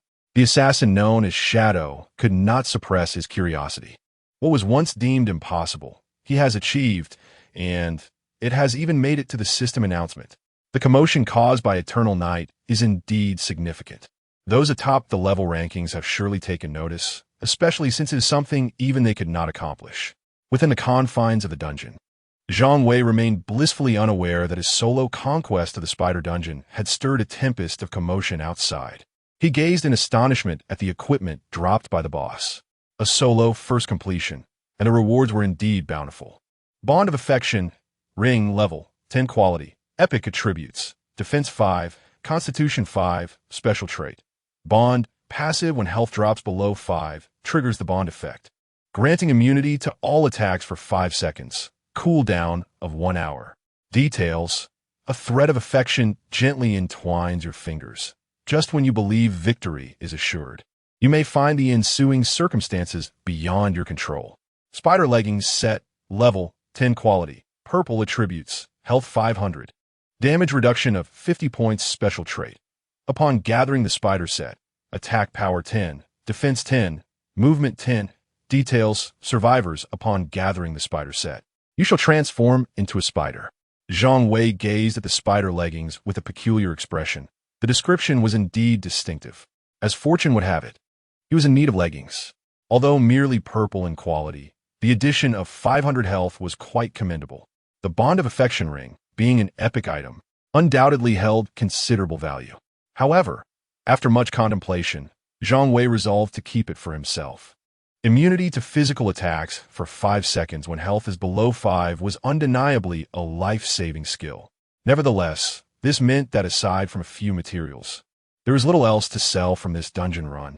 Zhang Wei's primary objective remained to amass gold to exchange for contribution points, ultimately aiming to reach Area E. After clearing the cave, he returned to the fork in the path and ventured into the right-hand cave. He was curious to see if the boss, which had fallen victim to the life bond, had dropped anything of worth. To his disappointment, the right boss cave was barren of any loot. It seemed he had overestimated the situation. Zhang Wei sighed and retraced his steps along the passage. Upon emerging from the portal, he finally took note of the uproar in the novice village channel, where countless players clamored. Eternal Night is using cheats. Eternal Night, come forth and reveal your method for soloing dungeons. Don't be a coward, show yourself. After a brief moment of astonishment, Zhang Wei grasped the unfolding situation. However, he chose to disregard the intentions of those clamoring for attention, suspecting their motives were less than pure, primarily driven by a desire to uncover his soloing strategy. Yet, they were destined for disappointment. Even if Zhang Wei divulged his method, they lacked the capability to replicate his feat as Zhang Wei prepared to re-enter the dungeon. He received a chilling private message. Cold Frost, Brother Eternal Night, the guild leader of Chivalrous Spirit and Tenderness, Shui Yunjian, wishes to contact you. He sent me to convey a message. Zhang Wei had indeed heard of the Chivalrous Spirit and Tenderness Guild, as the foremost guild in the novice village. It boasted a considerable reputation. As Zhang Wei pondered whether to reach out to Shui Yunjian, Lung Lai sent a second private message. I don't have much of a relationship with him. I'm merely passing along a message.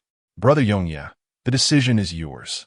Upon seeing this, Zhang Wei replied to Lung Lai, oh, the Chivalrous Guild wishes to contact him. Zhang Wei could surmise some reasons behind this, likely an attempt to win him over. However, he had no intention of joining any guild. Once he entered a guild, his profession would be exposed. The Jester was widely regarded as a low-tier profession, which would undoubtedly lead to complications. Zhang Wei was uncertain whether other Jester players had comprehended the core mechanics of this profession, but he was not inclined to reveal it. Why engage in matters that held no benefit for him? Furthermore, triggering the performance mechanism was not particularly challenging. Initially, one might indeed perceive the Jester class as inferior. But over time, it would become evident. Zhang Wei speculated that perhaps other Jester players had already mastered the performance mechanism, yet they chose to remain silent in tacit agreement. He glanced at the auction times for his two weapons, noting that over half an hour remained, ample time for him to clear another dungeon. As for contacting Shui Yunjian, Zhang Wei simply disregarded it. However, before entering the dungeon, he noticed a group in the public channel still threatening him to divulge his solo strategy. He promptly typed a message, "Yongya, everyone, please hold your horses. In fact, soloing this spider lair is remarkably simple. Wow, the real deal has appeared. Is it genuine? It's real. Yongya. All you need to do is follow these 3 points to solo. Quick, tell us what those 3 points are. What are the 3 points? Yongya." The public channel fell momentarily silent. Damn, this guy is so arrogant. Chapter 27. Breaking the record. Zhang Wei once again entered the spider cave dungeon, effortlessly breezing through it with an overwhelming display of prowess. During his initial foray, he had approached the spider dungeon with caution, unfamiliar with its mechanics. However, this time, it transformed into a relentless onslaught devoid of suspense. With a single cast of lightning spell and a wall of fire inflicting a sustained damage of 999 points per second, the elite spider, boasting 3,000 health points, might not be obliterated instantaneously, but what of 10 such spells, with the wall of fire serving as a barrier and a lightning spell clearing a path? Zhang Wei confronted the minor monsters within the dungeon and unleashed a deluge of lightning spells, crashing through the corridors and storming into the lair of the boss. The Dark Golden Boss, with a staggering 100,000 health points, barely had time to resist before being overwhelmed by a torrent of thunder. In mere moments, the Dark Golden Boss triggered a life bond. Ding! The left spider of the cave activates the life bond, entering an invincible state. Please eliminate the right spider of the cave within 10 seconds, or the left spider will restore to full health. Before the echo of this system notification faded, another announcement followed swiftly. Ding! Congratulations on defeating the level 10 right spider, Dark Golden Boss. Ding! Congratulations on breaking the completion record for Spider Cave. An announcement will be made. Do you wish to disclose your personal information? Without a second thought, Zhang Wei chose to reveal his information. Were they not questioning his legitimacy? He would stoke the flames of their excitement further. This was not merely a solo completion. He had also shattered the dungeon's completion record. One could only imagine their reactions. Outside the dungeon, a multitude of players were vocally condemning Eternal Night. Eternal Night had mocked their pride with 3 simple dots, and the aggrieved crowd became increasingly incensed, clamoring to collectively report him for cheating. Yet at that moment, the system announcement resounded. Ding! Congratulations to player 9167 from the Novice Village, Eternal Night, for breaking the completion time for the Spider Cave dungeon, achieving a time of 15 minutes, 14 seconds, and 78 milliseconds. The system announcement echoed 3 times, plunging the entire Novice Village into an abrupt silence. Did I hear that incorrectly? One player stared in disbelief at the speedrun leaderboard for the Spider Cave. Spider Cave speedrun rankings. First place, Eternal Night, time, 15 minutes, 14 seconds. 78 milliseconds. Second place, the Twilight Squad, time, 23 minutes, 34 seconds. 32 milliseconds. Third place, the Idol Squad, time, 26 minutes, 78 seconds. 11 milliseconds atop the speedrun leaderboard for the Spider Cave. Eternal Night held a commanding lead over all competitors. As some began to recover from their shock, they erupted into furious accusations. He must be cheating. Even without defeating monsters, traversing the dungeon back and forth would take more than 15 minutes, right? Could he have annihilated everything along the way? The second place holder is none other than the leader of the top-ranked Twilight Squad. Is it possible that his output surpasses that of the top 10 players? Outside the novice village, Lung Lai and his companions, engaged in monster grinding, were equally astonished. "Boss!" exclaimed the shield warrior Chu Tian in astonishment. "Isn't it a bit excessive for Yongyi?" They had previously teamed up with Yongyi and were aware of his formidable damage output, but this was beyond their expectations. Lung Lai, with a resigned smile, realized that Yongyi was deliberately provoking them. Not only did he offer no explanation, but he also further escalated the public discourse. However, this was indeed quite satisfying. Could it be that Yongyi has awakened his talent? The assassin Shadow suddenly interjected, for such performance was indeed abnormal. "But it makes no sense," pondered Chu Tian. "If he had awakened a talent, there should have been a system notification." Night Chun had awakened the SSS talent, Divine Punishment, which triggered a server-wide announcement. Even for a standard talent, there ought to be a notification from the novice village. Who knows? Lung Lai shook his head in resignation. Although he was curious, their relationship with Yongyi was not particularly deep, and such secrets were not to be pried into. Unless Yongyi chose to disclose it, Lung Lai would never dare to inquire. Outside the Spider Cave dungeon, Zhang Wei emerged to find the chat channel in complete disarray. However, he seemed indifferent to those clamoring to report him. After all, there was no reporting mechanism in the third world. Even if there were, what difference would it make? His data was completely normal. The unique characteristics of the Jester class, combined with the singular equipment, Fated Revelry, rendered him nearly a bug in the game. This only intensified Zhang Wei's desire to restore his second unique level equipment, Whimsical Uncertainty. Having already attained such a monstrous capability with one unique item, he could hardly fathom the outcome of Dawning 2. The only issue was that Zhang Wei had no clue how to repair Whimsical Uncertainty. Never mind, I'll head to the novice village and consult the blacksmith, he thought, recalling the blacksmith in the novice village. Given the peculiarities of NPCs in the third world, Zhang Wei had largely avoided interacting with them and had forgotten that the blacksmith could forge equipment. Without further ado, Zhang Wei strode purposefully out of the dungeon and made his way back to the novice village. Upon reaching the blacksmith shop in the novice village, he found the blacksmith hammering a long sword with a heavy hammer. Observing the blacksmith at work, Zhang Wei tentatively inquired, "Senior, I have an equipment." Before he could finish his sentence, the blacksmith, without looking up, replied 5,000 gold. In the past, Zhang Wei would have turned on his heel at such a price. But now, lacking for nothing, he readily paid the sum. Splendid. Upon receiving the gold, the blacksmith's demeanor shifted from aloof to amiable. "Young brother, do you need to purchase or repair a weapon?" This sudden warmth left Zhang Wei somewhat taken aback, yet he presented the Whimsical Uncertainty and said, "I have a pair of gloves that need repairing." "Hee," chuckled the blacksmith. "It's all good as long as the price is right." But as the blacksmith's gaze fell upon the gloves of Whimsical Uncertainty, his voice trailed off abruptly. The blacksmith's eyes widened in astonishment as he excitedly reached out to touch it. "Can it be repaired?" Zhang Wei pressed on.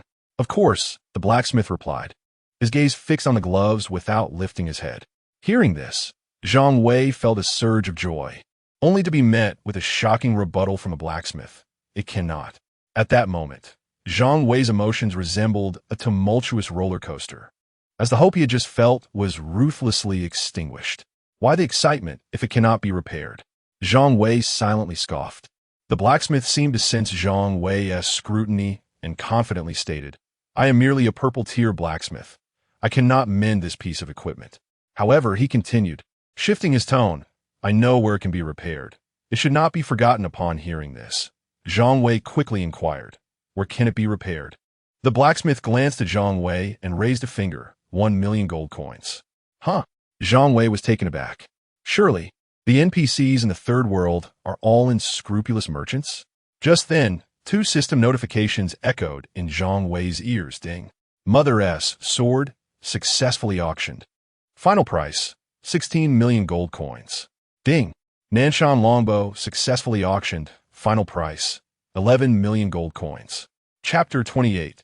The Method of Restoration. The auction was a resounding success. Zhang Wei's heart leaped with joy upon seeing the results. The Simu sword fetched an astonishing 16,000,000 gold coins, while the Nanshan longbow garnered 11,000,000 gold coins, far exceeding Zhang Wei's initial expectations. Initially, he had estimated the highest bid to be around 1 million, yet it astonishingly reached tens of millions. Nevertheless, it was ultimately a fortuitous outcome. Zhang Wei turned to the blacksmith and promptly paid the 1 million gold coins.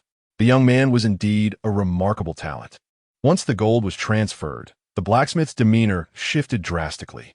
Zhang Wei felt a mix of amusement and irritation, yet he patiently inquired about where the restoration could take place. The main city, came in response. Zhang Wei was momentarily taken aback. The main city? His expression darkened as he realized. Are you suggesting that after leaving the novice village, I can have it repaired in the main city? The blacksmith nodded affirmatively.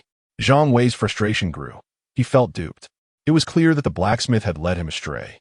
He could indeed go to the main city after departing the novice village without needing to spend that additional 1 million gold coins. Young man, what kind of look is that? The blacksmith asked, noticing Zhang Wei's displeasure. Do you doubt my honesty? I can go to the main city after some time. Zhang Wei replied curtly. After some time? The blacksmith questioned, his brow furrowing. Do you not wish to have it repaired immediately? Immediately? Zhang Wei was taken aback and exclaimed, You can let me go to the main city? Of course not. The blacksmith shook his head. Once you go to the main city, you won't be able to return. Then what are you suggesting? Zhang Wei was left confused. The blacksmith smiled. I can run an errand for you. With that, he gestured to Zhang Wei. Leave the items here and return in 3 days. All right. Zhang Wei nodded in agreement. Though NPCs in the third world were somewhat unreliable, he did not fear them absconding with his equipment. As Zhang Wei departed the blacksmith shop, he noticed many players in the novice village vocally condemning the Eternal Night Guild. This sparked within him an impulsive desire to revisit the Spider Cave dungeon and improve his completion time. However, he quickly dismissed that thought. Zhang Wei had more pressing matters at hand, particularly resolving the issue of the incomplete riddle of shadows. He had 2 urgent tasks to accomplish. First, to amass 50 million gold coins. Second, to find a way to awaken his talent. Zhang Wei glanced at his experience points. Given his pace in completing dungeons, he surmised that with a few more runs, he would accumulate enough experience to level up. Based on his previous gaming experiences, once his experience bar filled, he could no longer gain experience in the novice village. Players seeking to continue leveling must seek out the village elder and leave the novice village for the main city. As for why so many players remain stuck at level 10 without leaving the novice village, combining the insights from Lung Lai and others, along with his own conjectures, it was evident that these players were likely trapped in the talent awakening quest. However, Zhang Wei could not fathom why they insisted on completing it within the novice village. Was it truly impossible to accept the talent awakening quest after departing the novice village? Is it true that the talent awakening quest in the novice village is relatively easier? Zhang Wei suddenly muttered to himself with a hint of self-deprecation. Why was he exhausting himself with such thoughts when he could simply search the Third World Forum for answers? With this realization, he promptly logged off. Of course, before doing so, he did not forget to exchange his remaining 26 million gold coins. Shortly after Zhang Wei logged off, the blacksmith shop unexpectedly displayed a closed sign. The blacksmith, unbeknownst to him, had suddenly appeared before the village chief. You wish to go to the main city? The old chief inquired, his brow furrowed in confusion. Indeed, the blacksmith nodded. Why? The village chief asked, puzzled. The outside world is rather perilous. The blacksmith smiled. I am merely fulfilling my duty, collecting fees to alleviate troubles. The chief was taken aback. How much? 1 million gold coins, the blacksmith replied candidly. The village chief, astonished, retorted, Is such an amount truly worth your journey? Enough with the questions. The blacksmith said, somewhat irked, Open the teleportation array. I shall return shortly. The village chief regarded the blacksmith for a moment before stating, You know the rules. Should anything occur, you bear the responsibility. With that, he activated the teleportation array. The blacksmith, growing impatient, waved his hand dismissively and stepped into the array nonchalantly. The array radiated a kaleidoscope of light, enveloping him entirely. On the other side of the teleportation array, in a nondescript corner of the main city, an elderly figure materialized, the novice village blacksmith. He cautiously surveyed his surroundings, as if wary of being discovered. Once assured of his safety, He gazed up at the sky, where a massive crimson sphere cast its glow over the entire city. Sighing softly, the blacksmith turned his attention back to the air, inhaling gently before swiftly darting off in a particular direction. In the underground District H of Longhua, Zhang Wei's survival account showed an income of 26,000,000 CNY, with a balance of 2,608,900 Chinese yuan. Contribution points have been credited. Although he was still halfway from his goal of 50 million, at least he no longer faced the threat of survival. Emerging from the holographic chamber, Zhang Wei began to explore the Third World Forum. A pinned post immediately caught his attention. Player 9167 from Novice Village, Eternal Night, sets a record for the fastest completion of the Spider Cave dungeon across the entire server.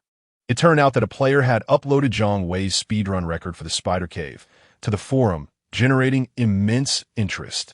Firstly, the mechanics of this dungeon made it impossible for a single player to complete it alone. Secondly, Eternal Night's completion time surpassed all records from Novice Villages. What was once deemed impossible for a solo player had been achieved, and in record time. However, the reactions on the Third World Forum starkly contrasted with those of the players within the Novice Village. No one on the forum questioned Eternal Night's legitimacy. Everyone understood that such a feat was beyond the realm of possibility, and the skepticism within the Novice Village stemmed merely from a targeted smear campaign against Eternal Night. Beneath the post, the majority are engrossed in exploring methods to solo the Eternal Night dungeon. Some have suggested that Eternal Night may represent a hidden class, possessing skills akin to duplication, capable of replicating its essence, thereby satisfying the dual boss mechanism. Others speculate that Eternal Night could be a unique summoner, commanding summoned beasts to simultaneously vanquish bosses. To add to the intrigue, there are even those who boldly conjecture that Eternal Night might ignore the life bond mechanism entirely. It is undeniable that the strength of numbers holds true, as these individuals have managed to come remarkably close to the truth. After perusing this thread, Zhang Wei began to investigate why level 10 players undertaking the Talent Awakening quest linger in the Novice Village. However, the first post he unearthed caused his expression to shift subtly. The Novice Village, the last bastion of players. Chapter 29. The announcement became a timekeeper upon reading the post. Zhang Wei's expression grew exceedingly grave. This post was authored by a level 10 player from the Novice Village, recounting a peculiar quest experience within the game. According to the content, this player inadvertently triggered an exploration quest after reaching maximum experience points at level 10. However, upon discerning the quest requirements, the player decisively chose to forego it. The exploration task appeared deceptively simple. The player noted in the post that the task prompt stated, should the player die during the quest, resurrection would be impossible. Most alarmingly, the location for this exploration task was situated beyond the confines of the Novice Village map. In the concluding remarks of the post, the player expressed a foreboding hypothesis. Should a player perish outside the Novice Village, it is highly plausible that revival would indeed be unattainable. Although this notion seemed somewhat absurd, it was advised that one should not wager their life on such uncertainties. Below the post, an influx of players left comments, the majority of which were merely spectators, evidently skeptical of such an outrageous claim. In the Third World Novice Village, dying while undertaking quests or battling wild monsters resulted in revival at the resurrection point, without exception. Death merely entailed the loss of half 1S experience and half 1S gold. Moreover, since humanity existed merely in the dungeons, with consciousness entering the Third World, how could actual death be a possibility? Yet, some imaginative players ventured various conjectures, pondering whether death might refer to a reset of player levels, rather than the conventional notion of death. This seemed rather straightforward. Players could simply leave the Novice Village and venture to the main city to ascertain the presence of resurrection points. Was there no level 10 player willing to take the lead and explore? From the replies to the post, it was evident that many players were not particularly concerned about the death issue raised. Zhang Wei, however, found himself in a state of indecision. Curiously, he felt increasingly inclined to believe the post. Shaking his head, he resolved to cease perusing the post. His experience was not yet full. and he had no intention of departing the novice village at present. After all, he had no inkling regarding how to awaken his talents and felt no urgency about it. Subsequently, Zhang Wei resumed his search for posts regarding talent awakening. However, despite browsing for an extended period, he gleaned little of particular value. The posts on the forum merely stated that talent awakening quests were triggered randomly. Completing dungeons, defeating wild bosses, or undertaking special quests could potentially lead to receiving talent awakening tasks or related clues. Some posts mentioned that the talent awakening quest offered only a singular opportunity. Should one fail, the quest would vanish. Furthermore, not everyone could trigger the talent awakening task. Many players commented beneath these posts, expressing that despite reaching level 10, they had yet to receive the talent awakening quest. Realizing that he was unable to obtain the information he sought, Zhang Wei closed the forum. Fortunately, this time was not without its rewards. At the very least, he had confirmed one thing: completing instances, vanquishing wilderness bosses, and undertaking special quests all held the potential to trigger awakening missions. Thus, Zhang Wei resolutely decided to first tackle the instances and the wilderness bosses, re-entering the holographic chamber and stepping into the third world. As for the special quests, he chose to set them aside for the moment, given that there were no fixed channels for their acquisition. Upon entering the third world, Zhang Wei made his way directly to the Spider Cave instance. The novice village still had a handful of players stirring up controversy, decrying the cheating of Eternal Night, and even began to accuse the officials of the third world of inaction. They allowed Eternal Night to exploit hacks to bolster his records, which was an injustice to all players. Zhang Wei was also aware that he was being watched by some, so before reaching the entrance to the instance, he revealed his Fate-S revelry appearance, concealing his identity with a mask. As anticipated, a number of sneaky players congregated around the portal to this spider cave, specifically waiting for someone to enter. Nevertheless, Zhang Wei paid them no mind and boldly stepped into the instance alone. Just as he entered, someone exclaimed, "A masked player has gone in alone." Quickly informed the guild leader minutes later, a notification chimed. "Congratulations to player number 9167 from the novice village, Eternal Night, for setting a new completion time for the Spider Cave instance. 15 minutes, 14 seconds, and 23 milliseconds not long after, Zhang Wei, still donning his mask, emerged from the instance. He is Eternal Night. Eternal Night has emerged. Those who had been monitoring the instance's situation shouted upon his exit. However, to everyone's surprise, Eternal Night paid them no heed and promptly re-entered the instance. Damn it, he's just standing there. I refuse to believe he can keep this up. Minutes later, the notification rang once more. Congratulations to player number 9167 from the novice village, Eternal Night, for setting a new completion time for the Spider Cave instance. 15 minutes, 13 seconds, and 57 milliseconds. Eternal Night emerged again. He has gone back in. Congratulations to player number 9167 from the novice village, Eternal Night, for setting a new completion time for the Spider Cave instance. 15 minutes, 10 seconds, and 8 milliseconds. He's out. He's in again. Doesn't he need to return to the novice village for supplies? The onlookers, reveling in the spectacle, multiplied around the entrance of the Spider Cave instance. Unfortunately, Eternal Night seemed inexhaustible. As soon as he exited the instance, he immediately re-entered. Each time, he managed to reset the instance record, and the announcements from the novice village had become a regular occurrence, chiming every few minutes. Congratulations to player number 9167 from the novice village, Eternal Night, for setting a new completion time for the Spider Cave instance. 13 minutes, 8 seconds, and 88 milliseconds outside the Spider Cave. A throng of players had grown numb to the excitement. This marks yet another instance of system announcements, as the completion record for the Eternal Night dungeon has plummeted from over 15 minutes to an impressive 13 minutes and 8 seconds. Suddenly, a player observed Eternal Night emerging from the dungeon and mechanically spoke up. However, this time, the crowd had little reaction. It was anticipated that Eternal Night would soon re-enter the dungeon. To everyone's astonishment, Eternal Night did not proceed back inside. "Oh, he isn't going back in," one player exclaimed excitedly, prompting a throng of onlookers to gather around. Chapter 30. Slaughter indeed. Zhang Wei had no intention of continuing his grinding.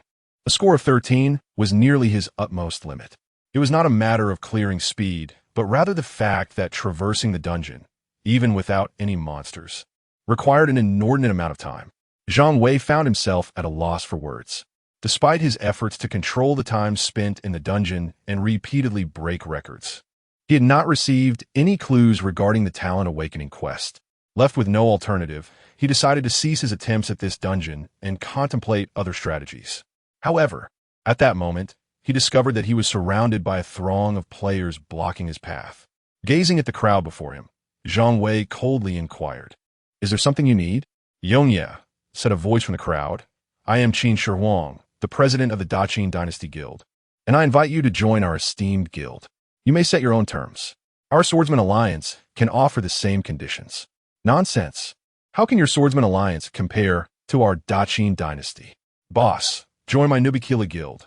I, as president, will elevate you." One after another, the individuals clamored to invite Zhang Wei to join their guilds. "I appreciate your kind intentions, but I currently have no plans to join a guild," Zhang Wei firmly rejected. He scanned the crowd, noting that no one from the Xiaogu Rushu Guild, which the previously contacted Kuo Lian had represented, was present. "Brother Yongye, may we add each other as friends?" Qin Shi Huang, undeterred by Zhang Wei's refusal, maintained his composure. "If you ever require assistance, do not hesitate to reach out. As the saying goes, one does not strike a smiling face." Seeing the courtesy extended by Qin Shi Huang, Zhang Wei felt it inappropriate to keep declining. He nodded in acknowledgement, and since he had blocked all private messages and friend requests from strangers, he took the initiative to add Qin Shi Huang. Qin Shi Huang was quite straightforward, understanding that someone of Zhang Wei's caliber could not be engaged successfully in a single encounter. After mutually adding each other as friends, he promptly led his group away. Nonetheless, many players remained, showing no intention of departing. "Is there anything else?" Zhang Wei addressed the crowd. "Yongye, how did you manage to solo the spider dungeon?" Someone from the throng asked. "Shouldn't you share your strategy with everyone?" "Indeed, you ought to share." In an instant, a multitude of voices clamored, all eager for Zhang Wei's insights on soloing the dungeon. Noticing that these players had finally revealed themselves, Zhang Wei decided to drop his facade of politeness and asked the first speaker, "Who are you, and why should I divulge anything to you?" "If you refuse to speak, it implies you are cheating," the individual retorted. "Yes, I am indeed cheating," Zhang Wei replied with a smile. "Would you care to purchase my cheat?" The individual was taken aback, never expecting Zhang Wei to admit it, and instinctively asked, "How much are you selling it for?" 10 million gold coins. Zhang Wei stated with utmost seriousness. "This is an exclusive cheat. Your investment is guaranteed to yield profits." Upon hearing this, the individual's expression turned pale. He possessed neither the means nor the wealth to afford 10 million gold coins. "Step aside if you cannot afford it," Zhang Wei said bluntly. "Do you expect to get something for nothing?" Suddenly, another voice emerged from the crowd. "If you don't speak up now, you might find it difficult to leave." As the words fell, a group of players closed in on Zhang Wei. In the distance, many onlookers were intrigued. It seemed there was an impending confrontation with Yongye. However, the next scene left everyone astounded. Without any warning, Yongye unleashed a barrage of lightning spells, striking down the advancing players one after another. Damage numbers soared into the air, 999, minus 999. A multitude of white lights ascended, and countless individuals were instantaneously eliminated before they even grasped the situation. "Oh my, he is a lightning mage." Someone gasped from afar.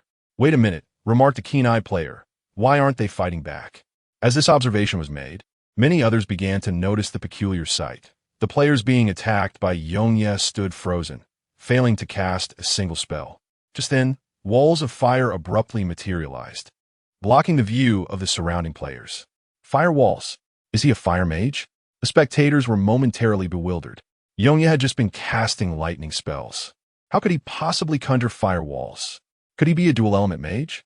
It's possible, some chimed in, he might be a dual-element lightning and fire mage. Before the crowd could fully process their astonishment, the fire walls dissipated one by one, revealing only Yongye standing alone in the center of the battlefield. "No way. Am I seeing things? Did 200 or 300 people just get wiped out in an instant? The spectators were in disbelief, yet the evidence was undeniable. The players who had intended to ambush Yongya had vanished without a trace. This is absurd, someone muttered as they swallowed hard. In just a matter of moments, hundreds had been eliminated. Zhang Wei glanced at the onlookers in the distance. Many, feeling his gaze, hurriedly turned their heads away, unwilling to meet his eyes. Is there anyone else who wishes to obstruct my path? Zhang Wei masked spoke coldly. The surrounding players were filled with trepidation. The sudden disappearance of those hundreds left them shaken. Zhang Wei, seeing no one respond, walked away without hesitation. Once Zhang Wei was out of sight, a collective sigh of relief swept through the crowd. Where on earth did that monster come from? A player couldn't help but exclaim. How could we possibly be so outmatched by Yongya? He must be a hidden class. I never imagined hidden classes could be this formidable. This incident not only reverberated through the 9167 novice village, but soon made headlines on the Third World Forum. The name Yongya caught the attention of players from other districts. In the Dungeon C district, within a Villa S hall, a middle-aged man inquired of the young man beside him. Mufeng, is this Yongya a jester? The young man, known as Mufeng, was the level 10 jester player who had originally posted in the Third World. Mufeng hesitated momentarily before speaking. President, the Eternal Night class must be that of a jester.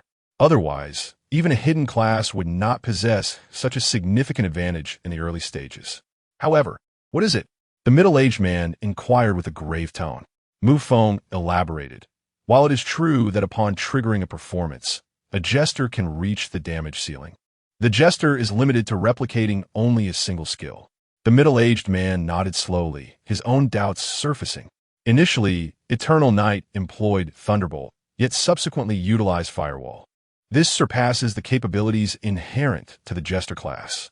Moreover, Mufeng continued, the rapid succession of Thunderbolts is quite abnormal. Although a Jester can indeed replicate skills, the cooldown duration is identical to that of the original class. The middle-aged man regarded Mufeng thoughtfully. It appears the Jester possesses additional mechanics that we have yet to uncover. Startled, Mufeng quickly responded, President, I shall diligently research the Jester's mechanisms at once. Mufeng is one of the mere 11 Jester-class players in the Dragon Kingdom. Initially, he, like Zhang Wei, began in Area H. However, upon discovering the Jester's performance mechanics, he joined the Guild of the Middle-Aged Man and was subsequently brought to Area C. Upon entering Area C and witnessing its opulent environment, Mufeng realized that even in the subterranean world, there exists a stark disparity among individuals. Chapter 31.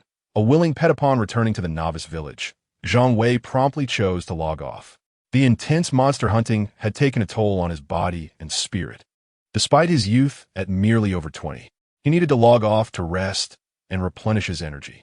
This made Zhang Wei increasingly envious of those in other districts. He longed for a transition to a realm equipped with a life support system. Just before drifting into slumber, he murmured to himself, if only there were a life support system, I wouldn't have to log off so frequently. Perhaps due to sheer exhaustion, he soon fell into a deep sleep on his small bed. As for the turmoil in the Third World and the discussions on the forum, he paid them no heed. For him, the most pressing concerns were awakening his talents and changing districts. Other matters did not warrant his attention, even though they were instigated by him. Meanwhile, in District D, Lu Rian was also attuned to the commotion stirred by the moniker Eternal Night. Gazing at the forum posts, she whispered the name to herself. She was all too familiar with this nickname, as Zhang Wei had consistently used it as his online alias. Could it be him? As this thought flickered in her mind, she dismissed it as absurd, a wry smile creeping onto her face. How could he possess such ability? Moreover, he was in District H, utilizing only a basic holographic pod. Having spent considerable time by Wang Yan's side, Lu Rian had gleaned some hidden truths. The higher the quality of the holographic pod, the greater the advantages one would have upon entering the Third World. This applied not only to the probability of obtaining hidden professions, but also increased the likelihood of triggering talent awakening quests compared to ordinary players. Furthermore, Lu Rian discreetly glanced at Wang Yan, recalling an occasion when he inadvertently revealed that the recent server-wide announcement regarding Longhua Yi Qin's awakening of an SSS-level talent was not an isolated incident. In District S, individuals could directly draw their talents upon entering the game. "This eternal night is impressive," Wang Yin remarked, unaware of the subtle shift in Lu Ruyan's expression. He focused intently on the forum, adding, "Once we enter the main city, we should consider bringing him over." Lu Ruyan nodded in agreement.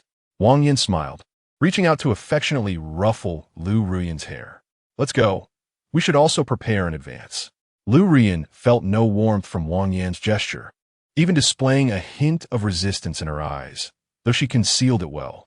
She understood all too clearly that Wang Yin did not harbor any affection for her. He merely regarded her as a pet.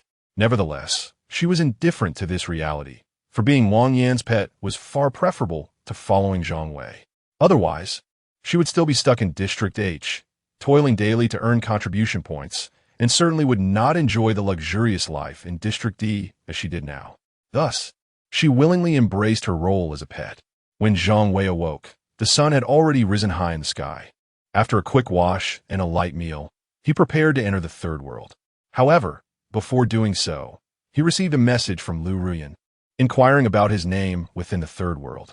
It was also mentioned that upon entering the main city, he would be provided with some equipment. Zhang Wei merely cast a glance and offered no reply before stepping directly into the third world. The previous day, he had skillfully diverted the attention of novice village players using the Fate Carnival mask. This time, he boldly revealed his true self, and no one could link him to the Eternal Night. However, as soon as he logged in, he immediately received a private message from Lung Lai. "Brother Eternal Night, you're incredible. I always thought you were a swordsman." Outside the Spider Cave dungeon, Zhang Wei unleashed thunder and fire spells, leaving Lung Lai and his companions utterly astonished. Had Eternal Night transformed from a swordsman into a mage? Zhang Wei casually sent a message back to Lung Lai. "Let us get reacquainted. Eternal Night, level 10 Thunderfire Mage." Lung Lai quickly replied with another private message. "I don't believe you." Zhang Wei smiled at the message, but chose not to reply further, exiting the novice village directly. This time, he did not head to the Spider Cave, but instead made his way towards the Lost Land. He was eager to see if he could obtain the Talent Awakening quest in the Infected Village dungeon. After all, he still vividly remembered the fortune wheel within the Red Temple. Outside the Lost Land, numerous players were already leveling up. If this trend continued, even more players would flock here to gain experience. The dungeon deep within the Lost Land would soon be fully unveiled. As Zhang Wei entered the Lost Land and journeyed southward, he quickly arrived at the dungeon entrance. Ding! The infected village is fraught with peril. Are you sure you want to challenge it alone? Zhang Wei disregarded the system prompt and stepped boldly into the dungeon.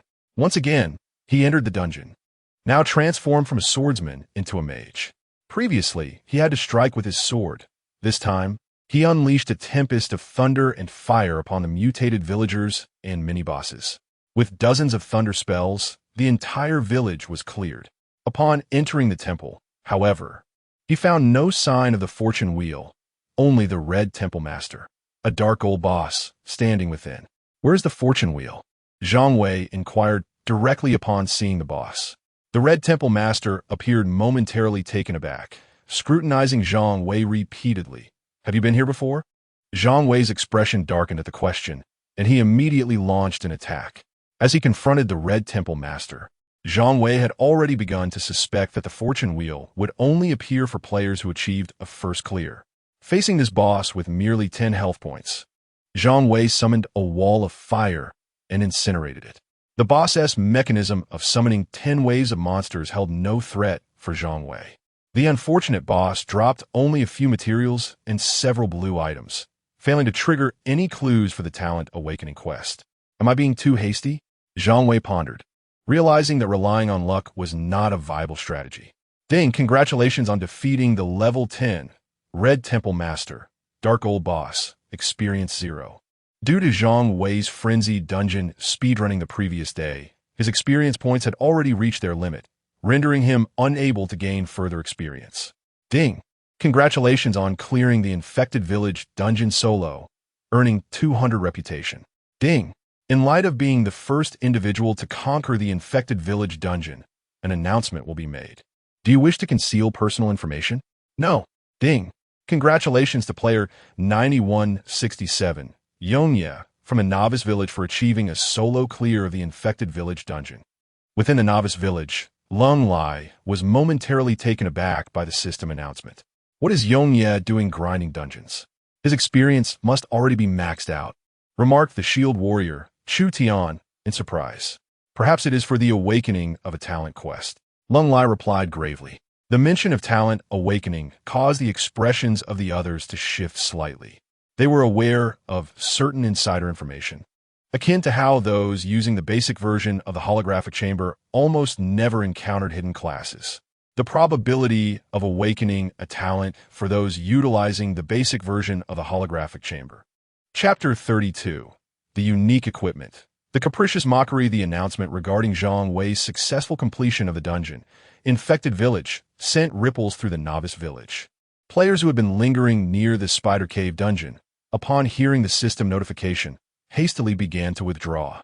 However, the location of the Infected Village dungeon had yet to be disclosed, aside from a few individuals, including Lung Lai and Zhang Wei. The others were entirely unaware of its whereabouts. Those intent on targeting Zhang Wei found themselves unable to ascertain his precise location. Zhang Wei, having swiftly cleared the Infected Village dungeon multiple times, paused in his efforts. Puzzled, he reflected on the situation. Since yesterday, he had been racing through the dungeon, breaking records each time. Logically, he should have been eligible for the Talent Awakening quest by now. Yet, he had received no system prompts, nor had any special items dropped from the dungeon. Something was amiss, he pondered, deciding to refrain from mindlessly grinding the dungeon any further. Such relentless efforts yielded no substantial benefits. He could no longer gain experience in the novice village, and the dungeons only provided materials and equipment.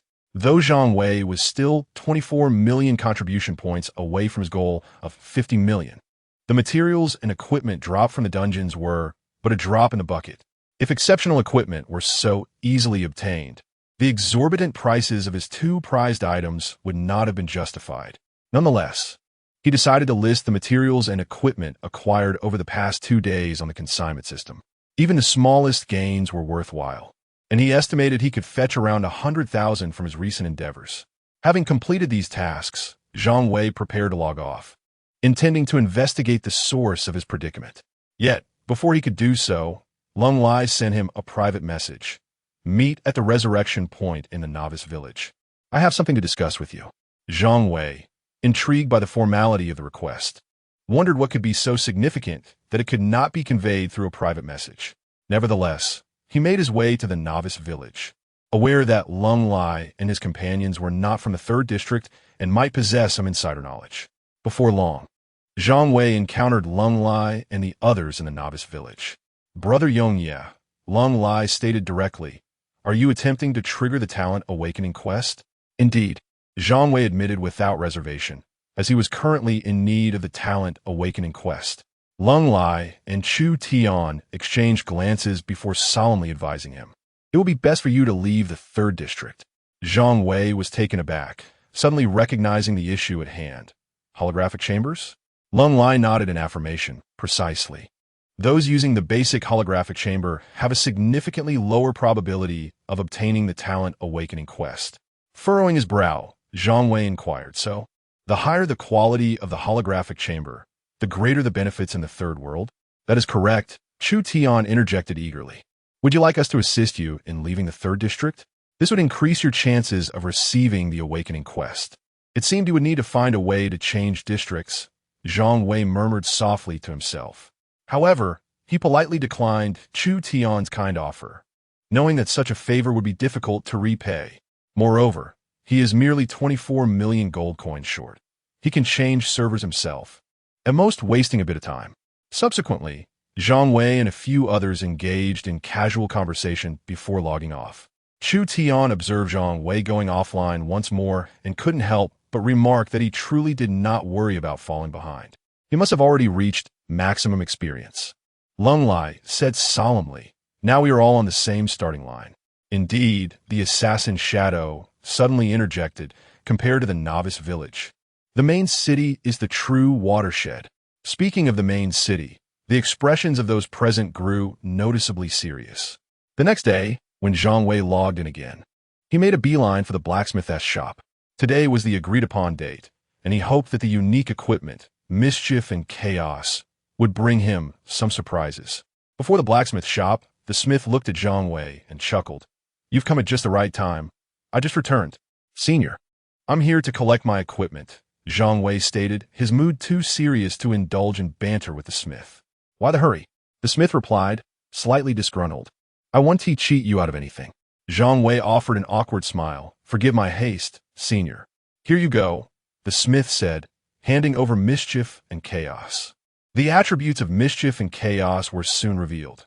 Mischief and chaos, gloves, level none grade. Unique attributes, stage comedy. The Jester can mimic and replicate one additional skill. Traits, improvised performance. When wearing mischief and chaos, performances are no longer subject to conditions and can be improvised. Details. The fingers dance through the drama of life and death. The palm surges with the patterns of fate. The carnival of destiny will eventually conclude. And mischief and chaos will reign supreme. This is leading me deeper into the path of the extraordinary. Zhang Wei stared in astonishment at the traits of mischief and chaos. The shortcomings of the jester profession had been suddenly rectified. The jester's greatest advantage lay in the performance mechanism. Yet its most significant flaw was indeed the performance itself. A shortage of audience severely limited the jester's output potential. Particularly against a single boss or in one-on-one confrontations, the jester's damage disadvantage became glaringly evident. However, with mischief and chaos, this unique flaw was now compensated. Furthermore, the stage comedy attribute implying an additional skill mimicry meant he could now replicate 3 skills. Gazing at his 2 unique pieces of equipment, Carnival of Destiny and Mischief and Chaos, both possessing the skill quantity enhancement. Zhang Wei speculated that the unique equipment for the Jester class might consistently offer an additional skill mimicry. The smith observed Zhang Wei with a smile. "Not bad." "Huh? Thank you, senior." Zhang Wei nodded in satisfaction. "Not just not bad. It's quite exceptional." Zhang Wei continued, "Senior, you've helped me immensely." An idea struck him, and he asked, "Is there anything I can do for you in return?" The smith paused, then regarded Zhang Wei with a wary expression. "You wish to gain advantages from me, do you?" Zhang Wei awkwardly smiled, realizing he had been seen through. His inquiry was merely a test to ascertain if he could receive a special task from the blacksmith. Yet this old man was not easily deceived. Zhang Wei initially intended to leave, but unexpectedly, the blacksmith spoke up, revealing that there was indeed a task he could assist with, albeit one that he was currently incapable of completing. Zhang Wei's eyes brightened, and he promptly replied, "Esteemed elder, it is not mere boasting on my part. If I cannot accomplish it, it is likely that no one else can." The blacksmith chuckled heartily and asked, "Is that so? I have a menial task that would require approximately 3 days. Are you able to undertake it?" Zhang Wei was momentarily taken aback by the notion of a menial task. Just as he was about to agree wholeheartedly, he suddenly realized and inquired, "Esteemed elder, do you mean to say I must remain online for 3 consecutive days?" "Indeed," the blacksmith confirmed, "and should you fail the task, you will face true demise." Chapter 33. The Fatal Quest Death. Upon hearing the words of the blacksmith, Zhang Wei's pupils dilated in shock. Instantly, he recalled a post from the Third World Forum regarding the exploration map quest triggered in the novice village of Zone 011, which stated that players, upon death, would be unable to respawn. Zhang Wei suddenly realized that his understanding of the Third World was still woefully inadequate. The Third World resembled an iceberg submerged in the depths of the ocean, revealing only a mere fraction of its secrets, while concealing countless others beneath the surface. A virtual realm capable of causing genuine human demise.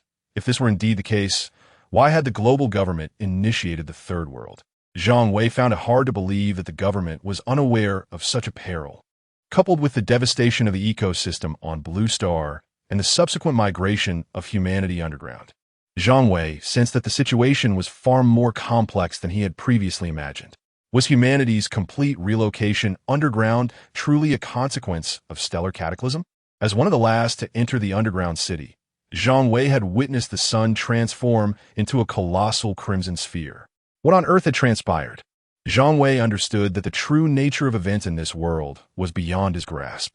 After a moment of silence, he earnestly addressed the blacksmith. Elder, grant me a few days. I will return to accept this quest. It was not that Zhang Wei hesitated to undertake the task immediately. Rather, his basic holographic pod in Zone H was insufficient to sustain him offline for 3 consecutive days. The blacksmith regarded him with astonishment. You are not afraid of death? Young man, this is true death. There will be no respawn points for you. Fear? Of course I do, Zhang Wei replied with a smile. Who is unafraid of death? Then why? The blacksmith's brow furrowed in confusion as he looked at Zhang Wei. If you fear death, why do you still dare to accept this quest? Elder, are you an NPC? Zhang Wei retorted suddenly, not answering the blacksmith's question. Huh? The blacksmith was taken aback. Observing the blacksmith's reaction, Zhang Wei felt a sense of certainty about certain matters. Please wait for me for a few days, he stated decisively before turning to leave. Since the world had descended into such madness, he too must embrace a degree of insanity. Otherwise, how could he possibly survive? After exiting the blacksmith's shop, Zhang Wei no longer concealed the visual effects of his fate's carnival appearance, striding confidently out of the novice village adorned in a mask. It was eternal night. Upon seeing Zhang Wei emerge with his mask, players immediately gasped in astonishment. After all, it had not been long since the commotion he had caused in the spider cave. Moreover, the Fates Carnival was exceedingly unique. Aside from him, no one else wore a mask. Zhang Wei unabashedly made his way south through the territory dominated by the trio of bullies in the village, quickly gathering a crowd of players behind him. Among them were those purely intrigued by the spectacle and others with ulterior motives. Zhang Wei was well aware of this. Yet his intention this time was to draw them out. He wished to uncover who was conspiring against him from the shadows. Almost there, Zhang Wei murmured softly, suddenly halting in his tracks and turning to face the group of pursuers behind him. After a minute, he addressed the crowd with a calm demeanor, stating, "Either leave, or you will suffer a loss of half your experience and gold upon dying here." Zhang Wei was unperturbed by the thought of this group suddenly launching an attack against him. The ring of emotional bonds provided him with a sense of security. The 5 seconds of invincibility were ample time for him to counterattack and restore his health. However, his audacious words sparked discontent among many players. "Is this your territory? What does our monster hunting have to do with you?" Someone retorted. "Indeed, don't think you're so impressive," another chimed in. The crowd erupted in a cacophony of voices, their collective spirit formidable. Yet at that moment, Zhang Wei stepped forward. The players in the front row instinctively took a few steps back. 30 seconds remaining. Zhang Wei intoned emotionlessly. As his words echoed, the previously noisy crowd fell silent, and some onlookers, sensing his seriousness, turned to leave. Nevertheless, a significant number remained rooted in place. Zhang Wei coldly addressed those who lingered. "It seems you are seeking your own demise." Just as he prepared to act, the group suddenly retreated in unison, leaving only 30 players behind. Among them, a swordsman scoffed. "Eternal night, do you truly believe we were unprepared? We would never suffer the same loss twice." The swordsman, brimming with confidence, continued, "You must be a jester. Without the performance mechanism, a jester is merely a worthless entity dealing only 1 point of damage. And you, too, are nothing of consequence." As he spoke, the swordsman brandished his broadsword and charged at Zhang Wei. Zhang Wei narrowed his eyes at the approaching swordsman, realizing that these individuals had evidently studied him, and they even understood the performance mechanism of the jester. It was likely that another 10 jester players had also deciphered this mechanism. However, a cold smile crept onto Zhang Wei's face. Today was unlike any other day. He swiftly conjured a wall of fire before him, creating a barrier between himself and the advancing swordsman. The swordsman, witnessing this, could not refrain from taunting. "Without the performance mechanism, you are nothing but a piece of trash dealing merely 1 point of damage." Without hesitation, he plunged into the wall of fire. In his mind, he envisioned himself in a glorious moment, vanquishing the infamous Eternal Night, a figure who had single-handedly taken down hundreds of players. The thought exhilarated him. However, at the instant he entered the wall of fire, 999, a staggering amount of damage appeared above his head, leaving him momentarily stunned and oblivious to his need to escape the flames. Minus 999, minus 999, as the second damage notification flashed. The once vibrant swordsman transformed into a beam of white light, vanishing from sight. This is impossible. Without 100 spectators, how could he inflict such devastating damage? Behind them, several players gasped in astonishment, clearly taken aback by Zhang Wei's performance, which far surpassed the intelligence they had acquired. The information they had received indicated that Zhang Wei's class was that of a Jester, capable of inflicting 999 damage solely under the performance mechanism. Furthermore, to trigger this mechanism, a minimum of 100 spectators was required. Without activating the performance mechanism, Zhang Wei's skill damage was reduced to a mere 1 point. Yet, the current situation was anything but that. At least 100 spectators? Zhang Wei was momentarily stunned upon hearing this. While he was aware that a certain number of spectators was necessary for a performance, he had not fully grasped the exact threshold for this audience. Damn it. Our information was erroneous. One player muttered under his breath, turning to flee. However, before him, a wall of fire abruptly materialized. Zhang Wei observed these individuals with keen interest.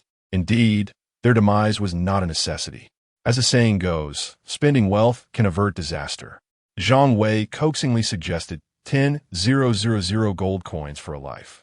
This deal is exceedingly favorable.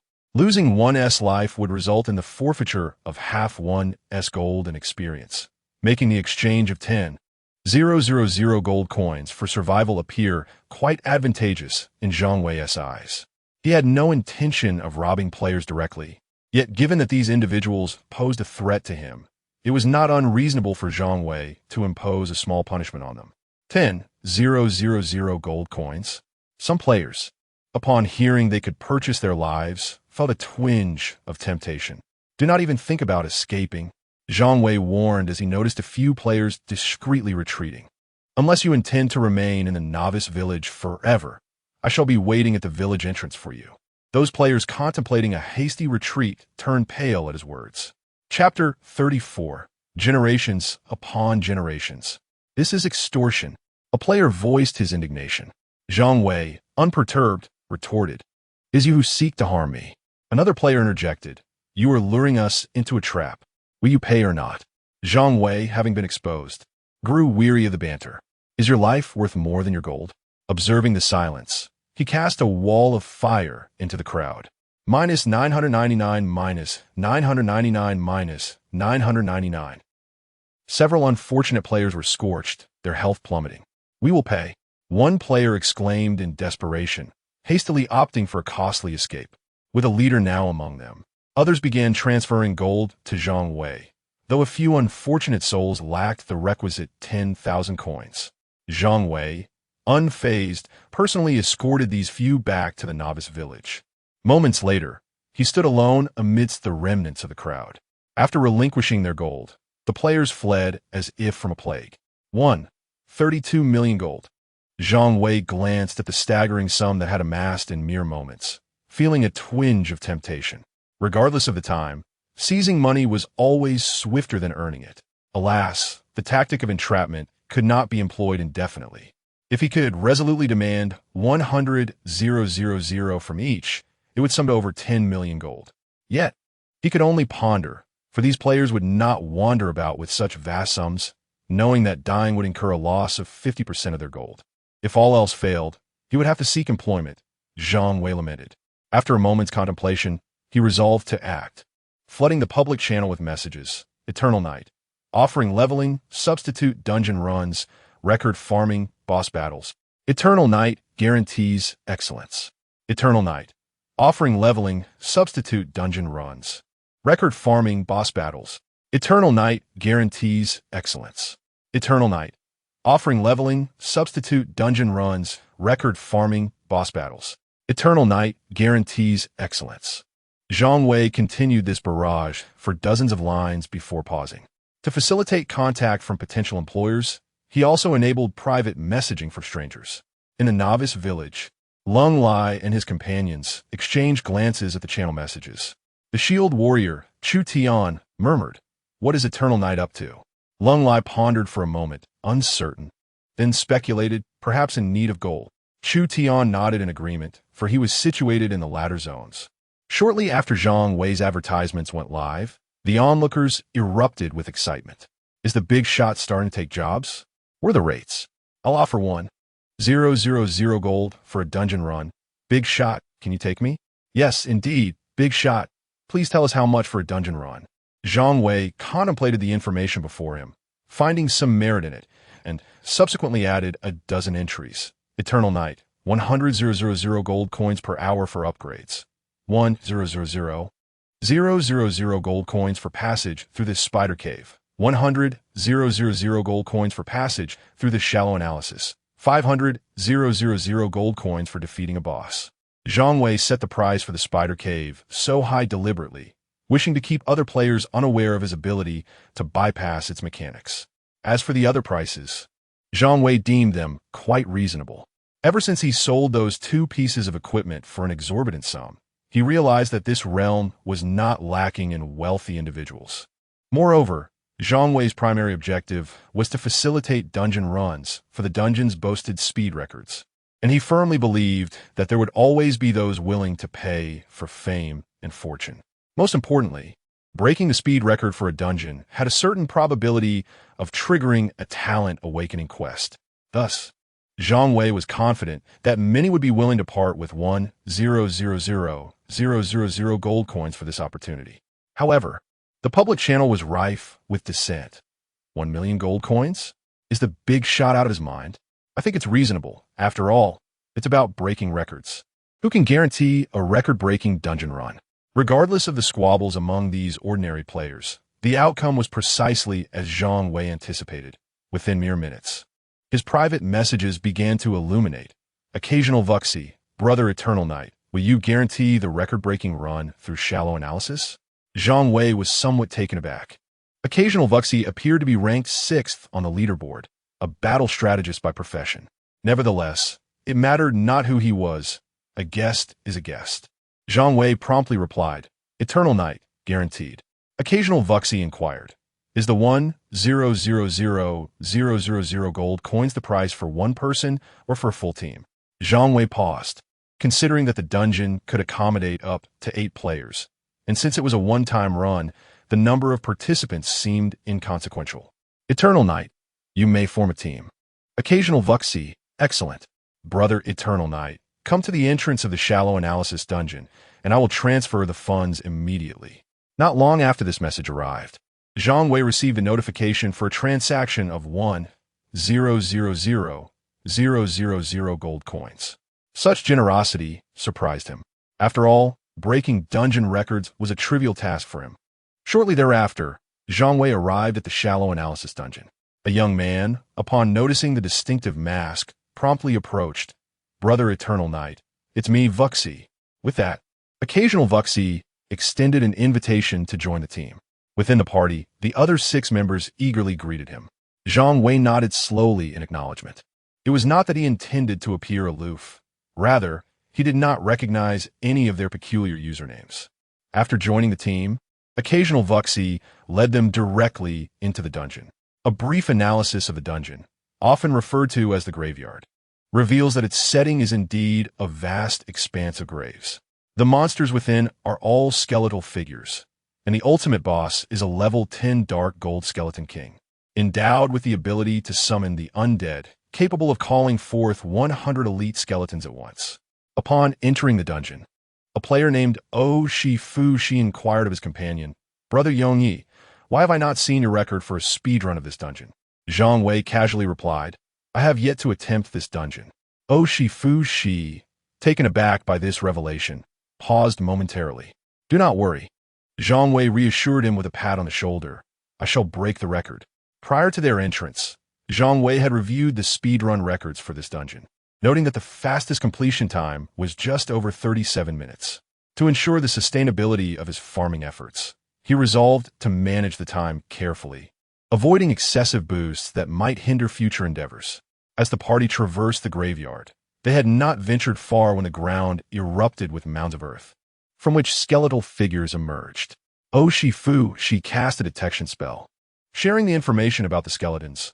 Analysis: skeleton, elite, level 10 health, 3000, attack power, 110, physical defense, 25, magical defense, 25. Details: disturbing others is an exceedingly impolite act. Zhang Wei merely glanced at the information before erecting several walls of fire at the front of the party. In his effort to control the time, he refrained from unleashing a barrage of skills. However, this left the other 6 members astonished, as the swarm of skeletons was obliterated before they could breach even the third wall of fire. Exhilarating. One of the 6, Ji Fengling, exclaimed. His 200,000 gold coins was well spent. Huh? Zhang Wei paused, perplexed. What 200,000? Ji Fengling, equally taken aback, explained. Fushi mentioned that I only needed to spend 200,000 gold coins to hire a master to lead us in breaking the dungeon record. Zhang Wei turned to the remaining 5 members, asking, did each of you contribute 20,000 gold coins as well? Indeed, they all replied in unison. Zhang Wei's expression darkened as realization dawned upon him. The 6 of them had pooled together 120,000 gold coins, with Fushi pocketing 100,000 for himself, leaving Zhang Wei with a potential profit of 20,000. Si Fushi Juka Si Bisin Bo Zong Iye. You did say you could lead a team. Chapter 35. Mimicking Boss Skills? Zhang Wei gazed at the character Occult Fushi and felt he had unwittingly suffered a loss. He indeed had uttered those words. Nevertheless, Zhang Wei made a mental note of this loophole, vowing not to allow anyone else to exploit him. Aware of his own shortcomings, Occult Fushi discreetly sent a private message to Yongye, stating that the 2 million gold coins will be split evenly between the two within the dungeon. With Zhang Wei acting as an extraordinary damage dealer, the remaining 7 players merely needed to observe. Despite Zhang Wei being the sole source of damage, his output was remarkably swift. Suddenly, Zhang Wei inquired of Occult Fushi, is your battle array master a hidden profession? Occult Fushi nodded, a hint of pride gracing his smile. Indeed. Show us your battle array master skills. I am curious to see their uniqueness, Zhang Wei said, intrigued. It's simple, Occult Fushi replied while producing an array disc. The Tianfu array. Zhang Wei felt a warm sensation envelop him as a system notification echoed in his ears. Ding. Array enhancement received. All attributes 5. Yunshui array. Ding. Array enhancement received. Defense 20. What do you think?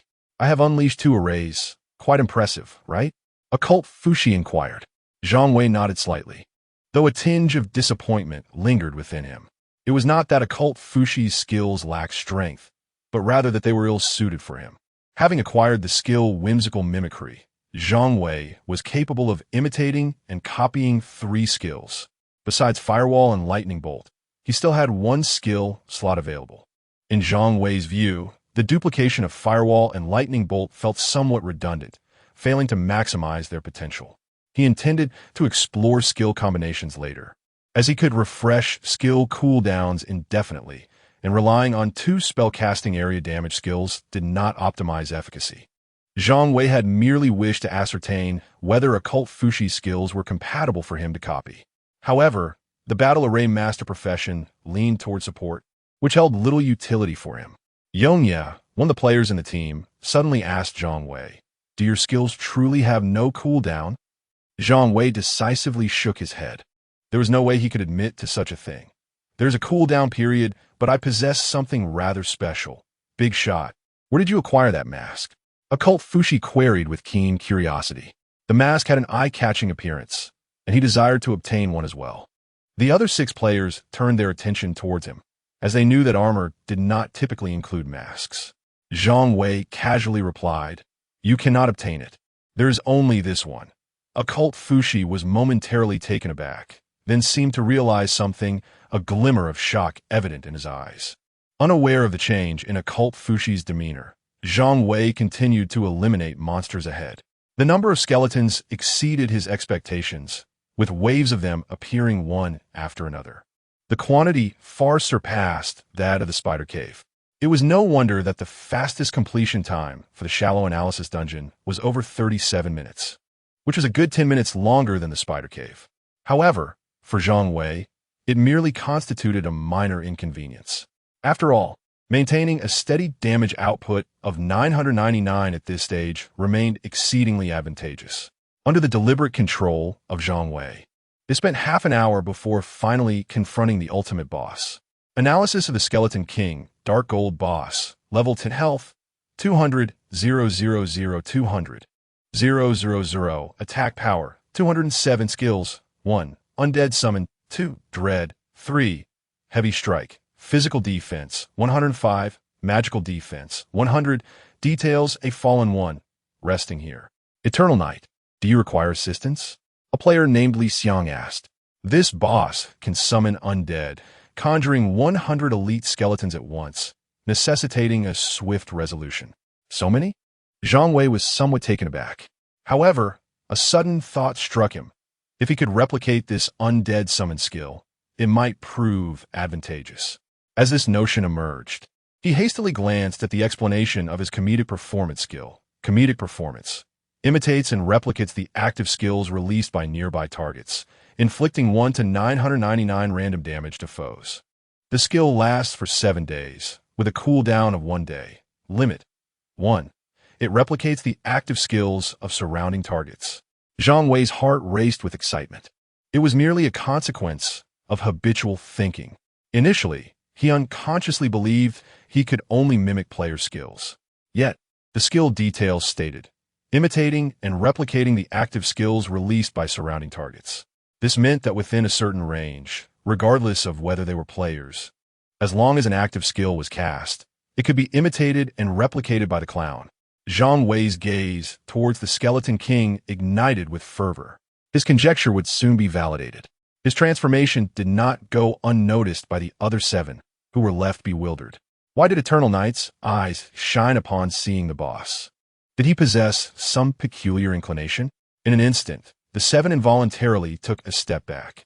Zhang Wei, no longer concealing his intentions, unleashed a barrage of firewalls and lightning spells upon the Skeleton King. Minus 999 minus 999. Within mere moments, Zhang Wei cast 30 or 40 lightning spells, causing the Skeleton King's health to plummet dramatically. What the hell? Exclaimed Oshi Fushiya, witnessing the spectacle. Is this what they call skill cooldown? He asked, treating the boss like a mere minion. Did you notice?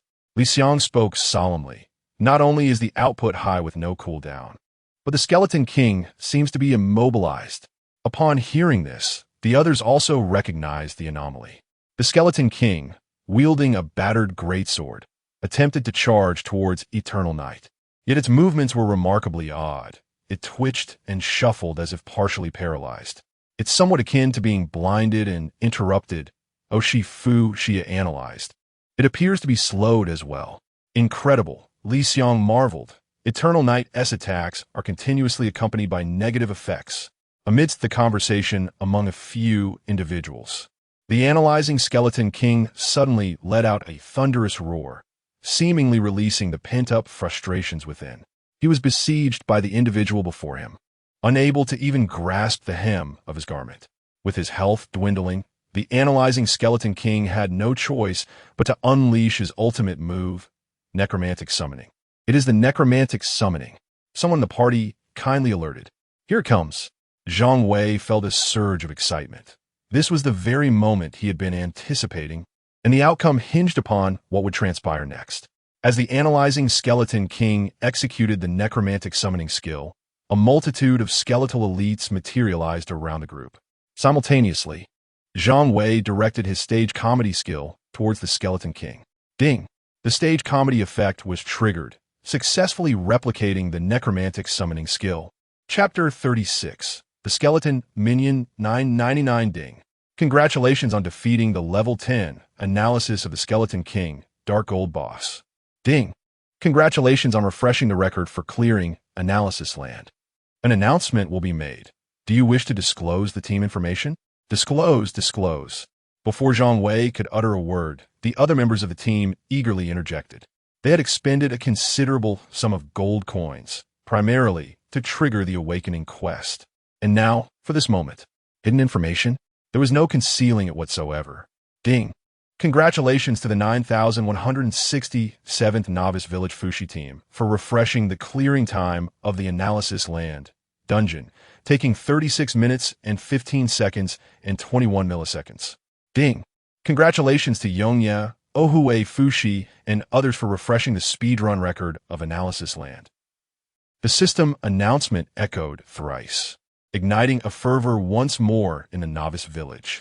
Can you believe someone actually spent 1 million gold coins to buy a dungeon record? The thoughts of the wealthy are truly unfathomable. Damn it, give me 100,000, and I can lead them. Upstairs, can you actually break the record? Most players were simply spectators, initially skeptical that anyone would truly invest such a fortune, especially given Yongye's exorbitant price. However, the resounding system announcement served as free publicity for Yongye. He could effortlessly shatter the speedrun record. This stirred those who had been observing, igniting a desire within them. Their motivation was not merely for fame, but rather to achieve a record-breaking feat. Not everyone had received the awakening quest. Even in the earlier districts, many players had yet to trigger it. Now, an opportunity had presented itself.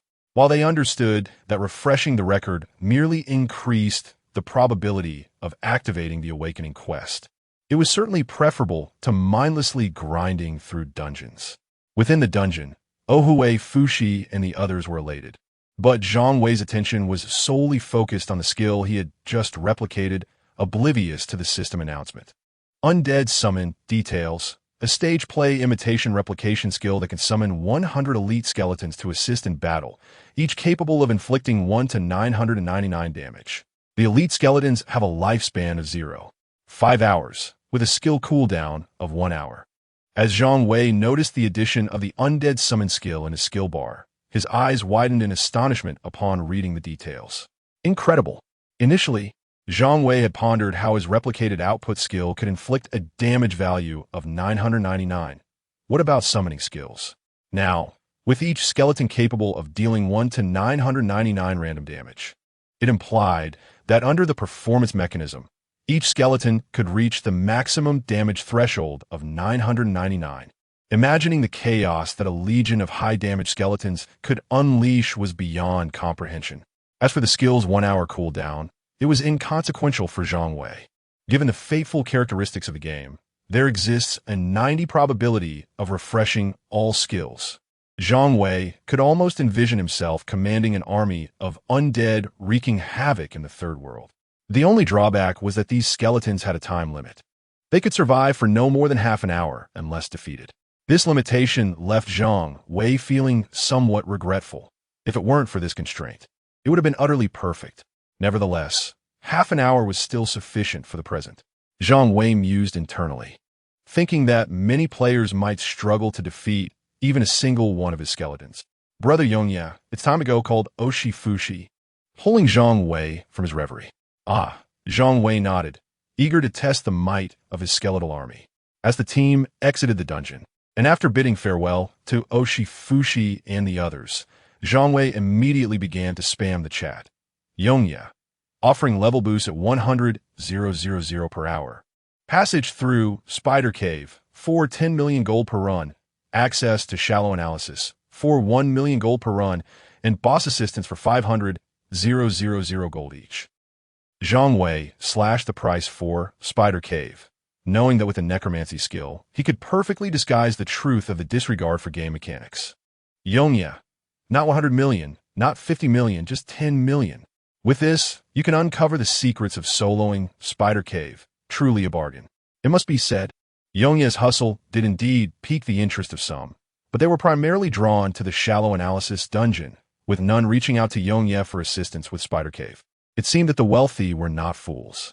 Zhang Wei shook his head in resignation, recognizing that Oshi Fushi was well aware of the intermediary's profit margins, and assumed others were not oblivious either. He felt a sense of urgency to amass over 20 million gold. Just then, Zhang Wei's private messages chimed. Yu Luo and I Chong. Esteemed Yongya, I'd like to access Spider Cave for 10 million gold. Zhang Wei was taken aback. A wealthy patron had approached him? He was somewhat surprised, yet promptly replied with a private message. Yongya, gather at the entrance of Spider Cave. Julwani-chan, alright. Upon Zhang Wei's arrival at the entrance of the Spider Cave, a beautiful woman immediately approached him. Esteemed one, I appreciate your assistance. Yu Luo and I Chong said with her signature smile. Shall we begin now? Please transfer the funds first, Zhang Wei replied, showing no leniency towards the lady. Making money was his utmost priority. Yu Luo and I Chong was momentarily taken aback, but quickly regained her composure. Very well. Once Zhang Wei received the notification of 10 million gold credited to his account, he nodded in satisfaction. You can form the party now. Let us proceed. Yu Luo and I Chong was again momentarily stunned. Did she still need to lead the party? As the renowned figurehead of the first guild in the novice village. When had she ever needed to take charge personally? Zhang Wei, puzzled, explained, I can form the party, but generally, the rewards for the team leader are a bit better. Oh, Yu Luo and I Chong replied casually, then you lead, esteemed one. Though Zhang Wei found the wealthy individual somewhat peculiar, he did not dwell on it. He invited Yu Luo and I Chong into the party, and they promptly entered the dungeon. In an effort to ensure the affluent patron felt he received exceptional value, Zhang Wei, without a moment's hesitation, unleashed the necromantic summons twice. However, he had overlooked the peculiarities of the Spider Cave dungeon. The narrow corridors were teeming with an army of skeletons. Awkwardly, Zhang Wei found himself, and Yu Luo and I Chong crowded amidst a throng of skeletons. Startled by the sudden appearance of the skeletal horde, Yu Luo and I Chong turned pale, instinctively clinging to Zhang Wei. Yongye, could you perhaps have your skeletons maintain a respectful distance? Things had taken an unexpected turn, and it seemed he had frightened the wealthy patron. This was Zhang Wei's first time wielding this skill, and he had not anticipated such an outcome. Fortunately, under his command, the skeletons began to shuffle deeper into the cave. With a sheepish smile, Zhang Wei acknowledged the unexpectedness of the situation, assuring her that there would be no delay. Yu Luo and I Chong, observing the singular focus of Yong Yi on the dungeon, managed to force a smile, yet her heart raced with tumultuous thoughts. Sent by the Shui Yun Jian to win over Yong Yi, she had not anticipated such a scenario. In the past, her presence typically drew attention, with admirers captivated by her beauty. Yet this Yong Yi appeared wholly consumed by the dungeon endeavor, showing no inclination to notice her at all. Chapter 37. The Skeleton Army. Zhang Wei's skeleton army bears a striking resemblance to the monstrous attributes found in the Spider Cavern, yet the disparity lies in their output damage. Adorned with the whimsical attire of mischief and improvisation, Zhang Wei is no longer constrained by conditions. Each skeleton is capable of inflicting a staggering 999 points of damage, allowing this formidable 100 to advance with overwhelming force towards the crossroads. Meanwhile, Zhang Wei and Yu Luo and I Chong lag behind, not yet having caught up. At this juncture, Yu Luo and I Chong felt a twinge of anxiety. Upon entering the dungeon, she had failed to glimpse any of the creatures inhabiting the Spider Cavern. Yet the incessant notifications of gaining experience from vanquished foes echoed in her ears. It was evident, without a shadow of doubt, that the skeletons had eradicated all the monsters within the cavern. Reflecting on the earlier scene, she recalled the sheer number of skeletons, at least 100. It was no wonder that this eternal knight could conquer the dungeon solo.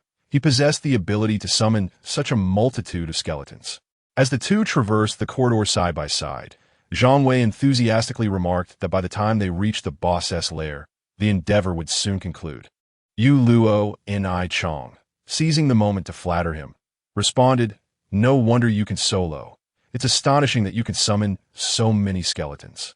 With a playful flick of her hair, she added coyly, "Eternal Knight, have you ever considered joining a guild?"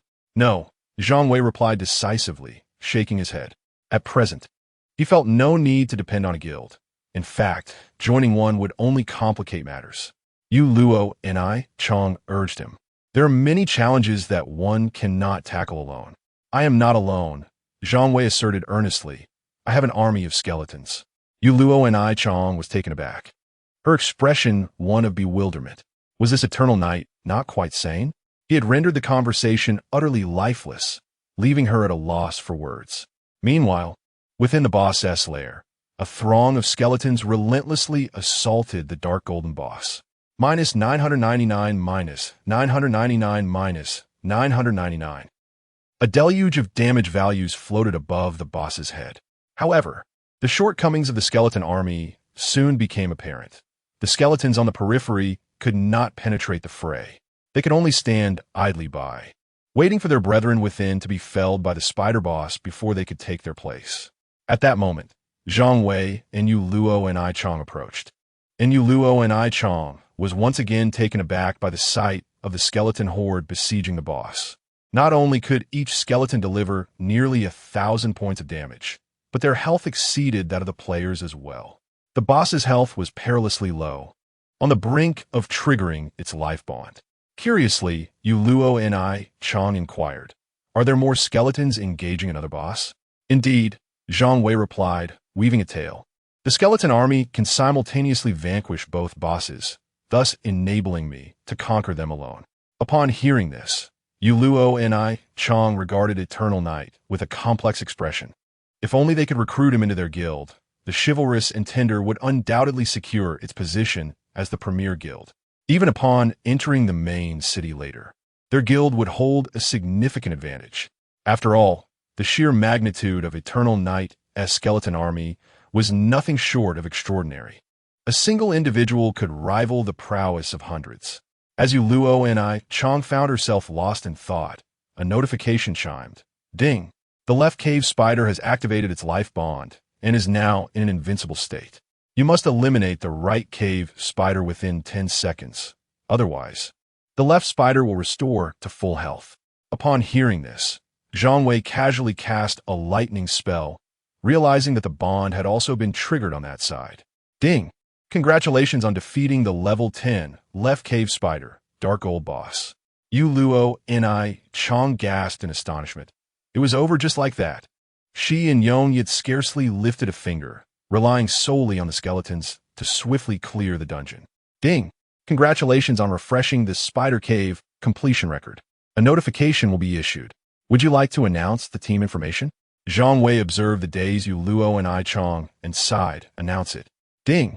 Congratulations to Team 9167 of Newbie Village, Yu Luo and I Chang Squad, for refreshing the Spider Cave dungeon clearance time, taking 15 minutes, 7 seconds, and 21 milliseconds.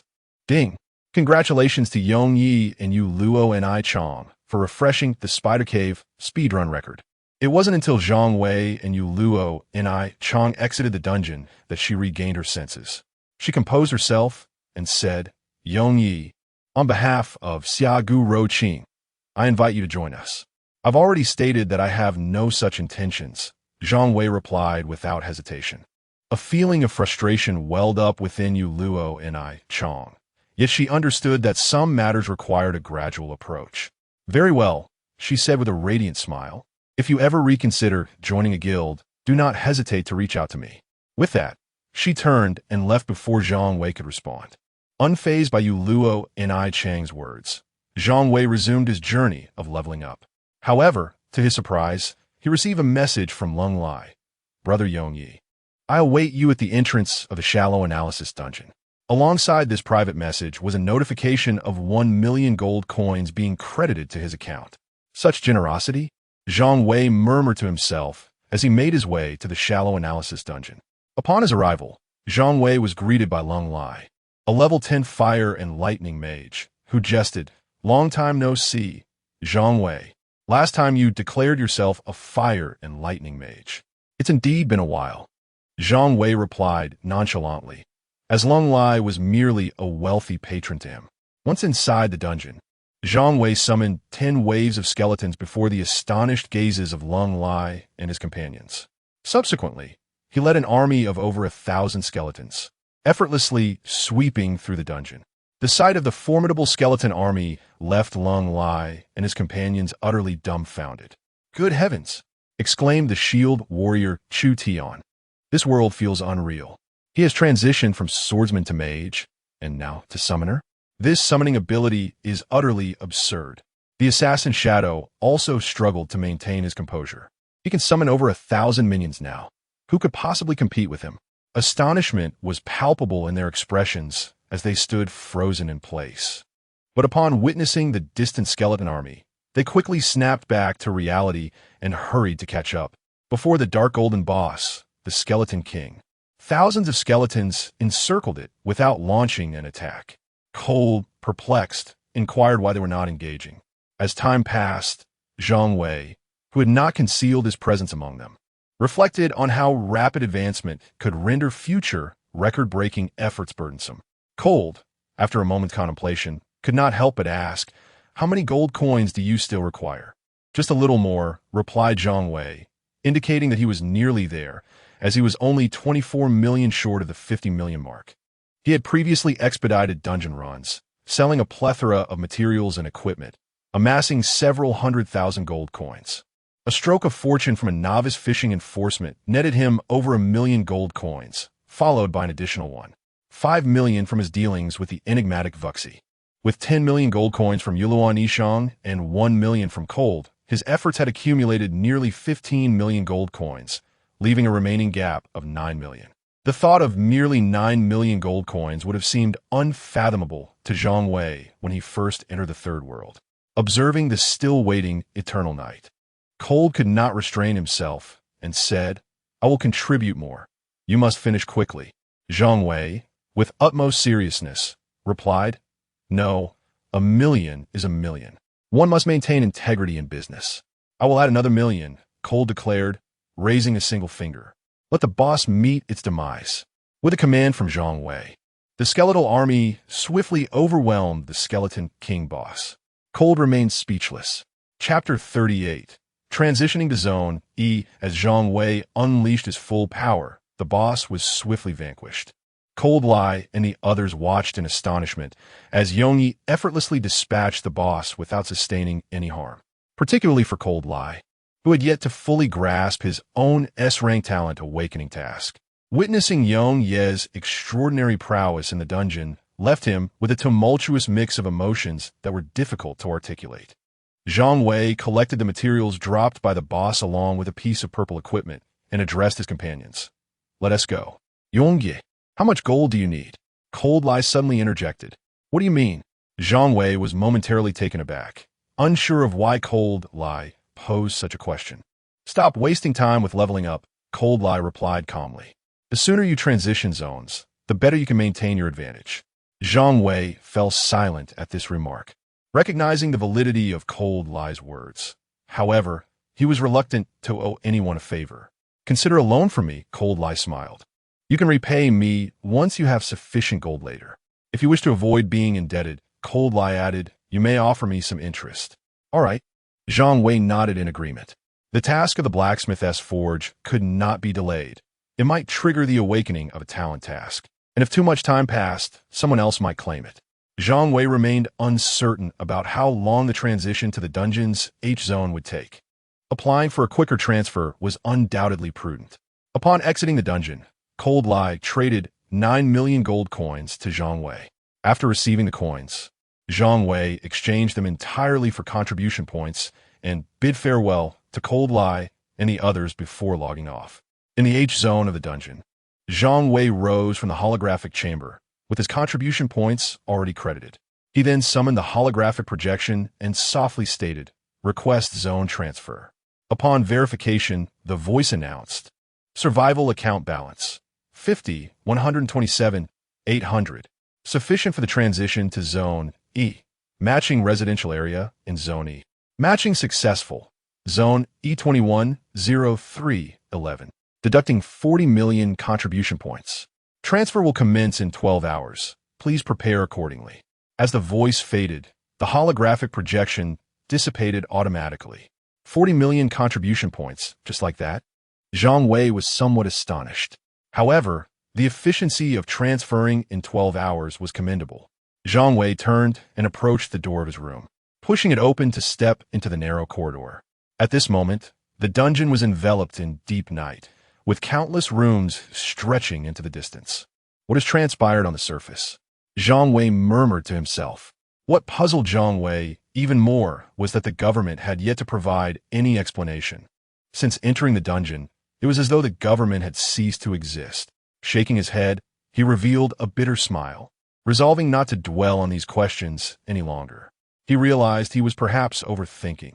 After all, regardless of whether he knew the truth or not, there was little he could do. Zhang Wei was acutely aware that his foremost priority was to enter Zone E. If he could gain access to Zone E by the following day, he would receive a mission from the Forge Master. Although failure in this mission would result in his actual demise, he possessed two pieces of unique grade equipment. If such a configuration could not ensure success, then few would stand a chance. With his departure imminent, Zhang Wei refrained from entering the third world again. He returned to his chamber and soon fell into a deep slumber. The next day, in the H district of the dungeon, a knock echoed from outside Zhang Wei's room at noon. At last, Zhang Wei felt a surge of joy as he rose to open the door, revealing a woman clad in military attire. Zhang Wei, age 23, registered in Jiangnan City, transferred to Zone E on March 21st, 11. The woman stated his personal details with familiarity. "Is the above information correct?" she inquired, her gaze fixed on him. "Yes, it is," Zhang Wei replied, his heart racing. This was the first time he had conversed with a living person since entering the dungeon. "I am Yiming, responsible for your transfer." The woman succinctly introduced the situation, urging him to follow her. Zhang Wei quietly trailed behind Yiming until they boarded the transportation device for the dungeon region. What is the situation on the surface? Zhang Wei could hardly contain his curiosity after encountering a fellow human. "What is going on?" Yiming shook her head, responding with unwavering clarity, "I do not know." Zhang Wei scrutinized her with skepticism, asserting, "The Constitution grants citizens the right to information and oversight." Yet, Yiming fell silent, disregarding his inquiry. "What about the military personnel?" Zhang Wei pressed on, "Why have I not encountered any military or government officials in the dungeon?" Yiming cast a sidelong glance at him. "Am I not a person? What I mean is..." Zhang Wei attempted to continue. "Enough," Yiming interrupted. "When the time comes, you will naturally learn." "How long must we wait?" Zhang Wei persisted. "Is the surface uninhabitable due to stellar anomalies or supernatural phenomena?" Yiming remained mute, ignoring his barrage of questions. As time elapsed, the transportation device began its descent, and they finally arrived at Zone E. Zone E was no longer characterized by a container-like layout, but was instead dominated by towering edifices. However, the narrow gaps between the buildings indicated that Zone E still offered little room for movement. They took the elevator directly to his new residence. Upon arrival, Yiming finally spoke. "This is your room." Zhang Wei gazed at the spacious chamber, significantly larger than his quarters in Zone H, and could not resist exploring his new surroundings. After he acquainted himself with his new abode, he noticed Yiming still standing in the elevator, showing no signs of departure. "Would you like to come in and sit for a while?" Zhang Wei offered politely. Yiming looked at him and unexpectedly remarked, "I hope to see you in the third world."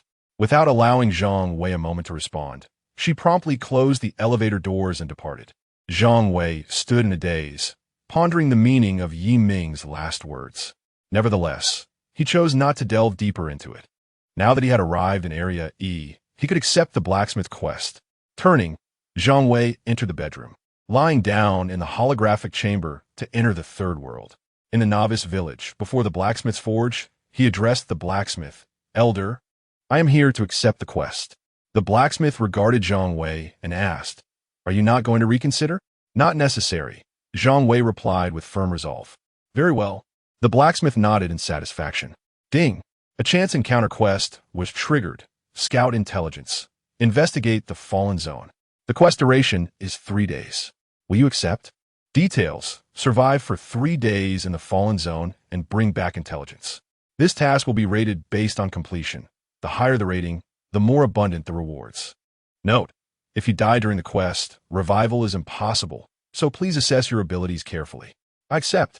Just as Zhang Wei took on the task, a system notification chimed. Would you like to teleport to the quest map? Direct teleportation? Zhang Wei was taken aback. Indeed, the blacksmith explained, once the quest duration expires, you will be automatically returned. Nodding slightly, Zhang Wei softly said, "Teleport." As the words left his lips, he vanished from his location. After an indeterminate period, a figure appeared abruptly around the corner of a building. "This is Jiangnan. Chapter 39. The Siege of Skulls. What is this? Jiangnan, Zhang Wei exclaimed in horror. Before his eyes lay familiar streets, recognizable road signs, and well-known buildings. This was undoubtedly Jiangnan City. Yet, in stark contrast to a few months prior, the once bustling thoroughfare was devoid of any human presence, and the towering edifices stood in disrepair as if ravaged by calamity. The concrete roads had become riddled with potholes, littered with refuse carelessly discarded. Have I returned to the surface? A tempest of emotions surged within Zhang Wei. He was uncertain whether the scene before him was a construct of a third-world simulation or if the actual surface now resembled this desolation. Instinctively, he looked up to behold a massive crimson orb suspended in the sky, casting its ominous glow over the entirety of Jiangnan City. At that moment, a roar echoed from afar. Zhang Wei turned to see a creature, towering over a meter in height, advancing along the street. Its fur resembled silver needles, shimmering ominously, while its gaping maw revealed two enormous fangs. Ding! You have entered the fallen zone. Please collect intelligence while ensuring your safety. Intelligence, species, quantity, strength, and gathering points of beast soldiers in the fallen zone. In a crucial moment, the system prompt snapped Zhang Wei back to reality. He then noticed that the beast soldiers were drawing closer. Steadying his nerves, he reassured himself that there was no rush, as he had 3 days at his disposal. According to the mission prompt, he was required to investigate the creatures in this area. As he observed the approaching beast, he cast a detection spell. Flame Roar, Beast Soldier, level 20 health, 80, 000, attack power, 200 physical defense, 155 magical defense, 175 details. The most common beast soldier in the fallen zone, wandering the dilapidated urban landscape, yet present in great numbers. Upon seeing the attributes of Flame Roar, Zhang Wei noticed an addition of 0.01 to his mission progress. This indicated that the mission was rated based on completion, with higher ratings yielding richer rewards. Within 3 days, he aimed to elevate his completion percentage to 100. Resolute, Zhang Wei focused his gaze on the beast soldier before him. This Flame Roar was the most ordinary of its kind in the fallen zone, yet with 80,000 health and 200 attack power. Its attributes were akin to that of a novice village boss. Fortunately, such characteristics posed little challenge for Zhang Wei to eliminate. Surveying his surroundings, he noted the absence of other beast soldiers aside from this Flame Roar. The beast, having detected Zhang Wei, let out a growl and charged at him. Unperturbed, Zhang Wei conjured a wall of fire before him, followed by a relentless barrage of lightning spells directed at the Flame Roar. -999, -999, -999. The moment the Flame Roar was struck, its rapid advance was abruptly interrupted as the lightning attack triggered a negative buff that disrupted its movement. The beast soldier found itself laboring under the weight of its own movements, yet remained resolute, trudging forward with its cumbersome 4 limbs toward Zhang Wei. However, its vitality diminished at a visibly alarming rate. Step by step, it advanced until, mere meters away from Zhang Wei, its life force dwindled to nothing, succumbing in a fit of utter frustration. Yet, Zhang Wei felt a twinge of dissatisfaction with this outcome. Even the most ordinary of beast soldiers managed to delay him for a few precious seconds, instilling within him a sense of inadequate firepower. Suddenly, 2 system notifications caught Zhang Wei off guard. The first informed him of an increase in stored experience points, while the second revealed that defeating beast soldiers would also enhance his task completion rate. If that were the case, an ingenious idea sprang to Zhang Wei's mind. Necromantic summoning. In no time, waves of skeletal armies surged through the streets of Jiangnan City, dispersing in all directions. These skeletal warriors, summoned by Zhang Wei, were elite skeletons, possessing significantly inferior individual attributes compared to the beast soldiers, each with only 3,000 health. However, their damage output was formidable and their numbers overwhelming.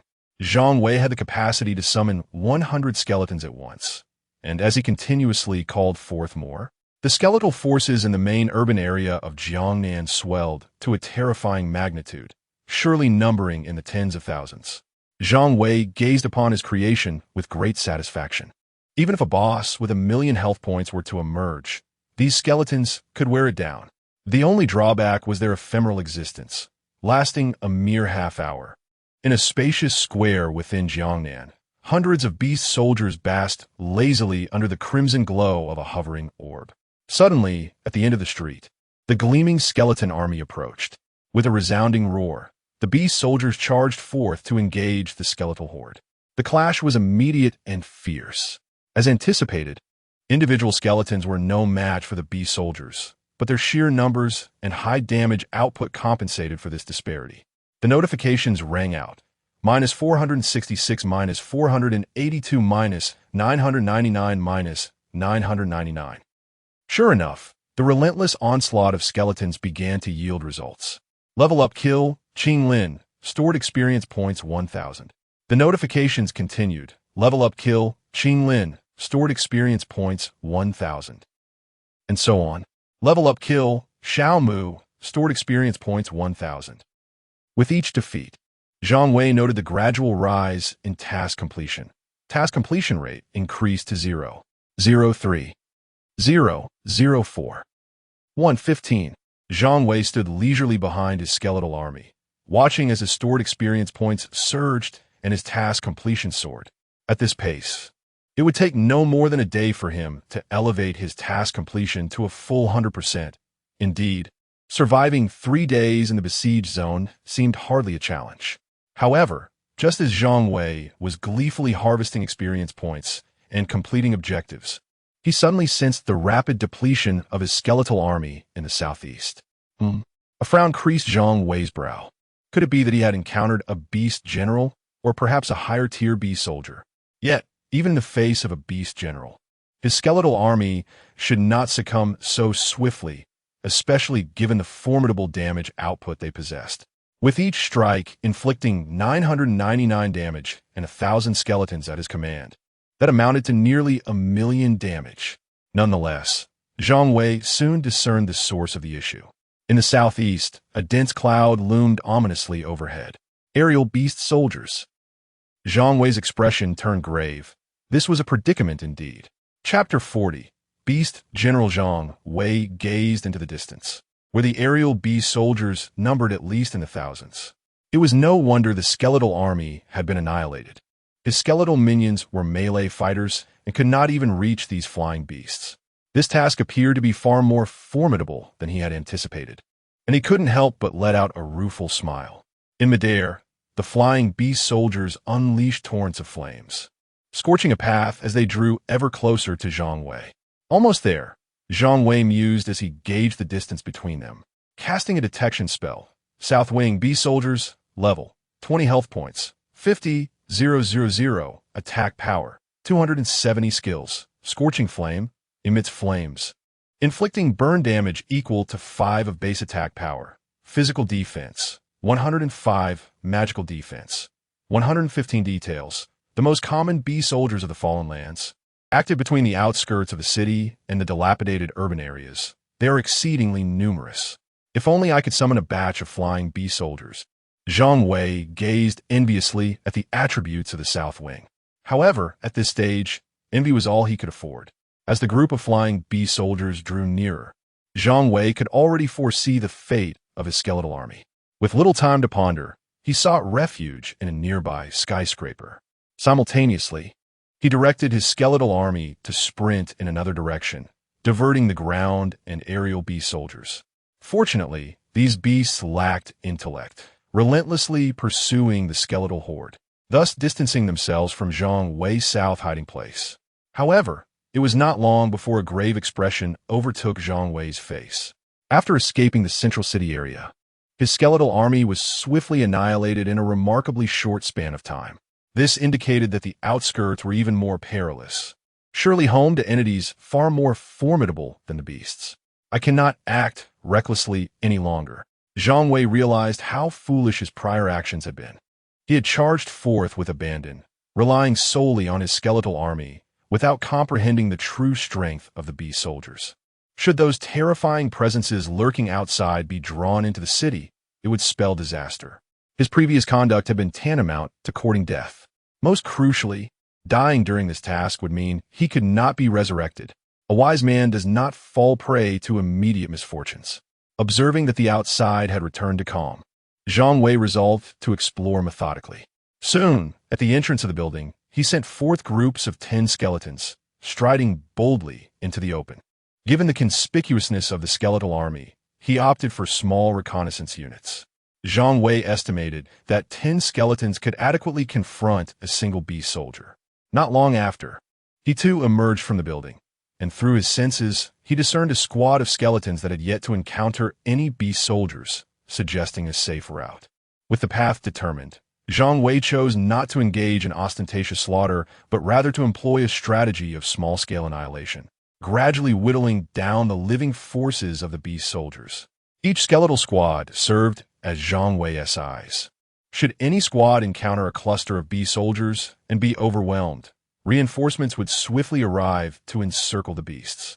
Through continuous exploration, Zhang Wei observed that the beast soldiers in the urban area were primarily scattered. Even when a group of them congregated, their numbers rarely exceeded 100. This quantity posed virtually no threat to Zhang Wei. Zhang Wei's accumulation of experience and completion rate began to surge once more. It was not until the crimson star in the sky shifted westward and nightfall descended that he ceased his onslaught against the beast soldiers, seeking refuge in a dilapidated residential area. However, the entirety of Jiangnan City had been ravaged by these beast soldiers, leaving the residential district in utter ruin. Walls crumbled, floors littered with debris, and not a single place remained unscathed. As Zhang Wei assessed the fruits of his labor, he noted that his task completion rate had reached 17.86. Through a day of exploration, he had discerned certain patterns. Defeating a level 20 common beast soldier yielded a mere 0.01 completion, while vanquishing a level 25 beast soldier granted a slightly better 0.02. As for the completion rate from higher-level beast soldiers, he remained in the dark, having yet to encounter any. Furrowing his brow at the 17.86 completion rate, Zhang Wei realized that at his current pace of slaying beast soldiers, he was nowhere near the 20 mark. This underscored the arduous nature of the task. For other players, the limit of defeating a handful of beast soldiers in a day would likely be the utmost they could achieve, given the formidable attributes of these creatures. A surge of impulse struck him. Perhaps he should venture beyond the city limits? Having primarily engaged the lowest-tier beast soldiers within the city, he had yet to step outside. Previously, he had dispatched some skeletons to explore the outskirts, but those skeletons had been swiftly dispatched upon crossing the city boundary. For the sake of caution, Zhang Wei had confined himself to the inner city, never approaching the periphery. Yet now, with the night cloaked in silence, his restlessness grew. Despite the abundance of beast soldiers within the city, they posed no real threat to him. Until he ascertained the situation of the beast soldiers outside the city, he could not find peace. After much contemplation, Zhang Wei finally resolved to leave the residential complex. He skillfully avoided the main thoroughfares, opting instead for secluded paths leading to the city's edge. Having lived in Jiangnan City for so long, he was intimately familiar with the area. He plunged into narrow alleys, evading the wandering beast soldiers on the main road, and soon arrived at the outermost construction zone of Jiangnan City. This construction area had once been a prestigious residential complex, with a drainage canal encircling the entire city just outside its borders. Crossing over the canal would truly take him beyond the city limits. Zhang Wei surveyed his surroundings, confirming the absence of beast soldiers, and subsequently summoned 100 skeletons to stand sentinel. He then ventured alone into the complex, ascending to the highest building within the complex. Zhang Wei reached the top floor and peered through the window into the vast darkness outside. Visibility was poor, rendering the scene indistinguishable. However, Zhang Wei had prepared for this. He immediately commanded the 100 skeletons outside the complex to cross the drainage canal and venture into the distance. Meanwhile, he remained by the window, his gaze fixed intently on the scene beyond. The 100 skeletons formed a lengthy line, marching in formation towards the desolate expanse outside the city. All skeletons successfully crossed the drainage canal without any sign of disturbance. Concealed in the upper floors, Zhang Wei furrowed his brow in silent observation of the outside world, pondering the unsettling stillness. However, before he could fully entertain this thought, a thunderous roar erupted, transforming the previously dark expanse into a blazing inferno that illuminated half the sky in a crimson glow.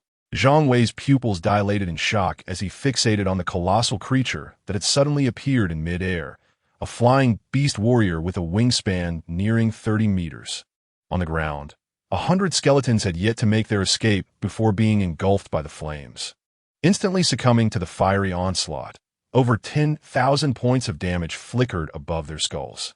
Zhang Wei quickly calculated the distance between them and, with a tentative spirit, cast a reconnaissance spell. Blazing Winged Dragon, Beast General, Level, Unknown Attributes, Unknown Details, Unknown Ding. Information regarding the Blazing Winged Dragon was obtained, and the task completion rate surged to 20. Indeed, fortune favors the bold. Merely uncovering the details of the Blazing Winged Dragon propelled the task completion from 1786 to a remarkable 20. Yet, before Zhang Wei could revel in his success, the Blazing Winged Dragon seemed to sense something amiss and began to soar towards the very vicinity where he was concealed. Panic washed over Zhang Wei as his expression shifted drastically. Chapter 41. Mission rating: had he been discovered? Zhang Wei's heart raced as he swiftly fled downstairs. The blazing wyvern beast was exceedingly formidable, capable of inflicting over 10,000 damage with ease. Zhang Wei understood that a mere graze from it would spell his doom. As he hurried down, he invoked his necromantic summoning skill, conjuring an army of skeletons. By the time he reached the ground floor, the building was already teeming with skeletal warriors. Meanwhile, the blazing wyverns circled ominously overhead, relentlessly scanning for something. Realizing that the likelihood of being spotted while leaving the building was alarmingly high, Zhang Wei retreated back inside, opting to use the emergency exit to access the underground parking lot. The exit to the underground parking was conveniently located just outside the community, allowing him to evade the wyvern's search and escape directly from the premises. Upon arriving at the parking lot exit, Zhang Wei prudently commanded his skeletal army to launch an offensive. This was his strategic diversion. Although the skeletons posed no real threat to the wyvern, they could effectively draw its attention. Thousands of skeletons surged forth from the building, boldly clamoring at the circling beast above. The blazing wyvern did not disappoint. Upon spotting the horde, it descended to attack, unleashing a torrent of fiery breath. 13372, minus 13,273, minus 13,311. The overwhelming damage obliterated the skeletons in an instant, scattering countless bones across the ground and leaving Zhang Wei with a deficit of over 10,000 health points. Fortunately, the number of skeletons he had summoned was substantial enough to buy him some time. While the wyvern ruthlessly decimated the skeletal army, Zhang Wei seized the opportunity to stealthily return to Jiangnan district. Upon reaching a dilapidated community within the district, he finally exhaled a sigh of relief. The oppressive aura emanating from a beast of such caliber was staggering. In this mission, Zhang Wei had assumed the role of a scout. His detection ability could clearly discern even the level 25 beast soldiers. However, this ability proved ineffective against the blazing wyvern, leaving him only with its name and its classification as a beast general, while all other information remained elusive. If numerous beasts of this caliber lurked outside the city, the situation could become dire. Zhang Wei glanced at his mission completion percentage. He still required an additional 80 to reach 100. Based on his explorations throughout the day, he estimated that there were approximately a dozen different types of beast soldiers within the city. Yet, a particularly vexing problem loomed before him. He discovered that the beast soldiers within the urban area did not respawn once eliminated. This meant that for each beast soldier slain, there was one less remaining in the city. If he were to eradicate all the beast soldiers, yet still fail to achieve 100 mission completion, it would spell trouble. The higher the mission completion percentage, the more generous the rewards. Although Zhang Wei was unsure whether this mission would trigger a talent awakening reward, he was determined to seize any opportunity to attain the highest possible reward. Talent was not something that could be swapped out later. Thus, the The level of his talent was crucial for his future advancement.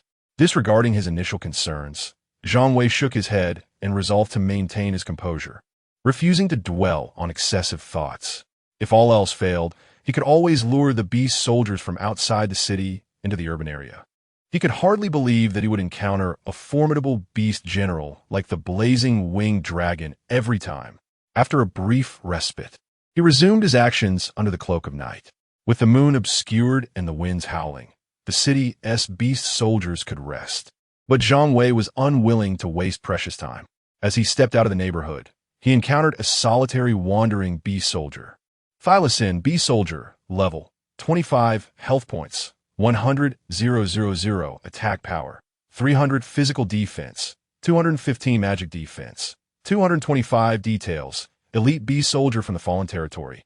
Roaming the ruined city, Zhang Wei immediately conjured 4 walls of fire, trapping the thylacine within, and unleashed a flurry of lightning spells. -999 -999. With a furious roar, the thylacine lunged toward Zhang Wei. However, at that moment, the negative buff from the skills began to take effect, rendering the distance of several meters insurmountable. Just as Zhang Wei prepared to escalate his offensive, the thylacine inexplicably regained its freedom and pounced directly in front of him. Such misfortune! Startled, Zhang Wei swiftly retreated, summoning his skeletal army with the necromancy skill. Zhang Wei understood that this peculiar situation only arose when skills triggered continuous taunts. Surrounded, he commanded, directing 100 skeletons to interpose themselves between him and the thylacine, effectively trapping it. The thylacine raged amidst the skeletal ranks, effortlessly swatting several skeletons aside with its claws. Nevertheless, the overwhelming number of skeletons prevented it from approaching Zhang Wei, and their damage was non-negligible, with each bone knife inflicting 999 damage. Moments later, as he pondered the thylacine's corpse, Zhang Wei furrowed his brow at the issue of late-game damage. The Joker skill had a damage cap of 999, which, while advantageous in the early stages, now seemed inadequate against beast soldiers boasting approximately 100,000 health points. Zhang Wei possessed a unique piece of equipment that refreshed skill cooldowns. If damage was insufficient, he could compensate with skill usage. Were it not for this, other Joker players would likely find themselves at a significant disadvantage in the late game. This realization intensified Zhang Wei's desire to awaken his talents or acquire additional unique great equipment. In truth, the time he spent defeating the thylacine was relatively brief, merely a matter of seconds. However, for someone like Zhang Wei, who had grown accustomed to instantaneous victories in the novice village, it felt rather disappointing. With the defeat of the thylacine, his task completion rate rose to 20.02. Each ordinary beast soldier killed contributed 0.01, while elite ones doubled that. However, elite beast soldiers were scarce, leaving the majority of his victories against ordinary foes.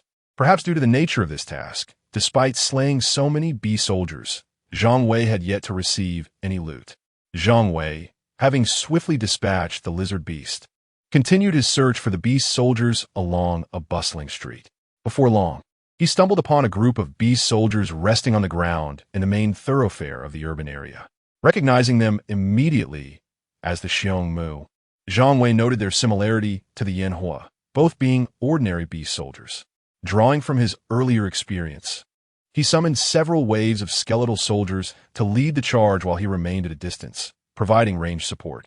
This was no mere skirmish. Should he inadvertently trigger a taunt buff, the situation could spiral out of control. Ding! Level up achieved by defeating Xiongmu. Experience points earned, 1,000. Once I leave the novice village, my level should significantly surpass that of others. With a steady influx of experience points, Zhang Wei realized that this was an opportunity to distance himself from the rest. As the last of the Xiongmu fell, another system notification echoed. Ding! Task completion rate, 21. Task rating, A. An A rating for just 21 completion? Zhang Wei was taken aback. Chapter 42. Outside the city, Zhang Wei was somewhat taken aback. He had initially believed that a task completion rate of at least 60 would be deemed satisfactory. Yet, his current completion rate stood at a mere 21. while the task evaluation had already attained an A grade. By this calculation, it seemed plausible that upon reaching a 40 completion rate, the task rating could potentially ascend even further. Indeed, as Zhang Wei had anticipated, he had underestimated the difficulty of this undertaking from the outset. For an ordinary player confronted by high-level foes like the Beast Warriors, achieving such effortless victories would be utterly implausible. A 21 completion rate was already an insurmountable feat for the majority. Clearly, since Zhang Wei's arrival in the Fallen Zone, he had underestimated his own extraordinary capabilities. Now that he had secured an A rating, how far could an S rating be? Motivated, Zhang Wei was even tempted by the idea of facing the skeletal army once more. However, he quickly recalled the beast commander outside the city, and his resolve steadied as he dismissed the notion. "Steady yourself," Zhang Wei murmured. "One cannot gorge oneself in a single breath. It is far too easy to choke." The commotion caused by the recent slaying of the group of beasts had attracted attention, and Zhang Wei sensed that numerous beast warriors were converging upon his location. Deciding it prudent to vacate, he promptly departed from the main thoroughfare of the city. Not long after Zhang Wei's departure, a large contingent of beast warriors arrived, drawn by the noise. However, they found nothing amiss and soon resumed their wandering state. After all, it was still the first day, and time for the task was ample. Zhang Wei resolved to continue executing his strategy of systematically eliminating small groups of enemies while minimizing disturbances. The last thing he wanted was to inadvertently draw the attention of the beast warriors, or worse, the beast commanders, into the city. Throughout the entire night, Zhang Wei did not rest, constantly shifting positions within Jiangnan City to ambush isolated or small clusters of beast warriors. By the time the Crimson Star rose again, his task completion rate had risen to 31. 13. At that moment, Zhang Wei found refuge in a residential building. Resting in a corner as he gazed through a shattered wall at the immense red orb ascending in the sky, his expression growing more somber. Zhang Wei was now nearly certain that this fallen zone was indeed the real Jiangnan City. But if the scene before him reflected the true state of the surface, did that mean the multitude of beast warriors in the city were likewise real? A wave of confusion washed over him. Setting aside the beast warriors, the entirety of the Dragon Kingdom's underground city exhibited technological advancements far beyond the scope of 21st century science. Years of materialist beliefs were beginning to waver. As Zhang Wei found himself lost in thought, he suddenly sensed the simultaneous dissolution of the skeletal squads he had dispatched to the east, south, and west. The skeletons had vanished as their time expired. Zhang Wei's complexion shifted slightly as he rose to glance towards the remaining northern direction. The disappearance of the skeletons in the other three directions signified that he had encountered no beast warriors along those paths. Since the death of a beast warrior did not allow for a respawn, each fallen enemy meant one less to contend with.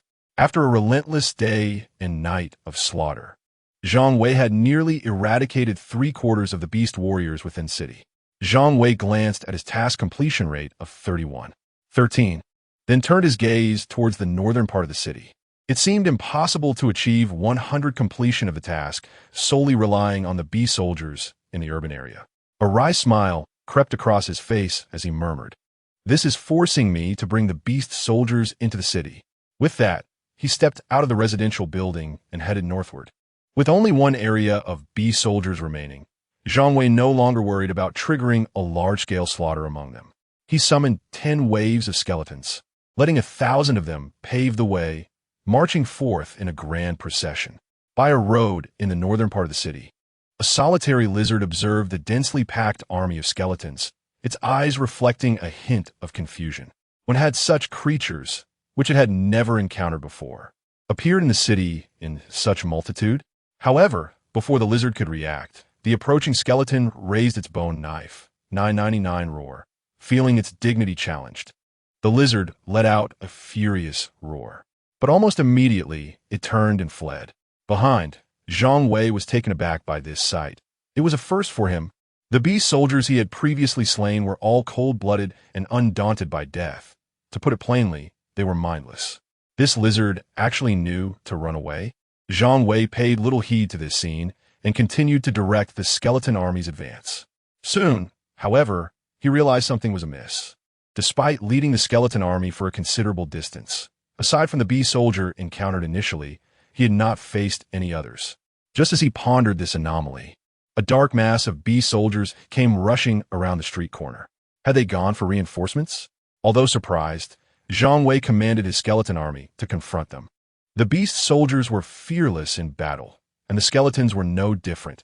Having already tasted death once, they were unafraid. The two sides clashed violently, and in an instant, they were entangled in a deadly struggle. Ding, overlevel kill, Hawk Beast. Experience points stored 1,000 ding. Overlevel kill, Flame Roar. Experience points stored 1,000 ding. Overlevel kill, Lizard. Experience points stored 1,000. Estimating the number of bee soldiers, Zhang Wei began to cast his necromancy spell to summon more skeletons. The numerical advantage of the bee soldiers soon became apparent. The skeletons suffered losses at a rate far exceeding that of the bee soldiers. Yet, Zhang Wei continuously replenished their ranks from behind. From time to time, he also unleashed a few thunderbolts and firewalls to provide range support. The number of bee soldiers began to dwindle rapidly, converting into Zhang Wei's stored experience points and task completion rate. Zhang Wei suddenly found himself filled with anticipation. Once the level restrictions were lifted, how many levels would he ascend? Would it be a direct leap of 20 levels? Or perhaps even 30? Before long, the last remnants of bee soldiers in the entire Zhongnan urban area were exterminated. Ding! Task completion rate 35, task rating S. Hearing the system notification, Zhang Wei's face lit up with delight. After toiling for so long, the task rating had finally advanced to an S level. Moreover, the completion rate was even lower than Zhang Wei had anticipated. He originally believed that a completion rate of 40 would suffice to elevate the rating. However, the sole predicament was that the city center was now desolate, leaving only the path outside the city to enhance the task's completion rate. Yet, on the other side of the city lay the blazing wyvern. After a brief pause, Zhang Wei gritted his teeth and ventured forth towards the outskirts of the city. Chapter 43. Luring the enemy into the city, what gambler loses every day? Zhang Wei could hardly believe that he might encounter another beast general this time. Nevertheless, to exercise caution, he dispatched a nondescript skeleton to scout ahead. Outside the city, the little skeleton traversed the encircling drainage ditch and halted after advancing several dozen meters, opting not to delve further. Behind, Zhang Wei, reassured that the skeleton had not encountered any beast soldiers, cautiously followed its path. Before his eyes, a faint red mist enveloped the outskirts, resembling a delicate veil draping over the desolate, scorched earth. Within this crimson haze lay countless beast soldiers, stretching into an indistinct horizon. Observing this scene, Zhang Wei found himself exhaling a sigh of relief. Although the number of beast soldiers outside was considerable, the absence of any beast generals was undoubtedly welcome news. At that moment, a system notification chimed. Ding! Rough information on the fallen zone has been recorded. Task completion rate increased to 36. A direct increase of 1?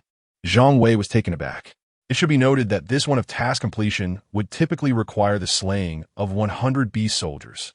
Had he misconstrued the task's objective? An absurd thought flitted through his mind.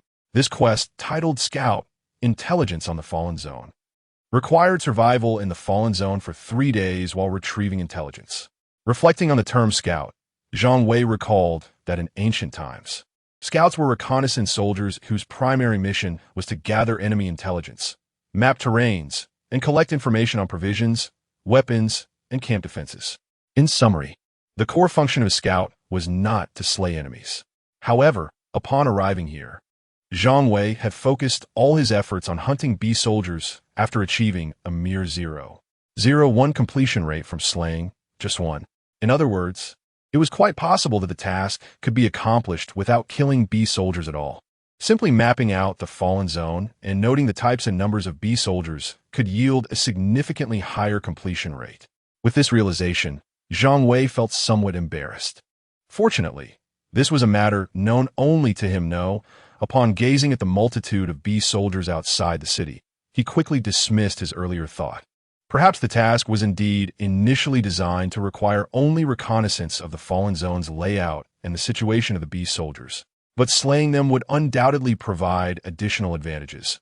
Accumulating experience points was a testament to that.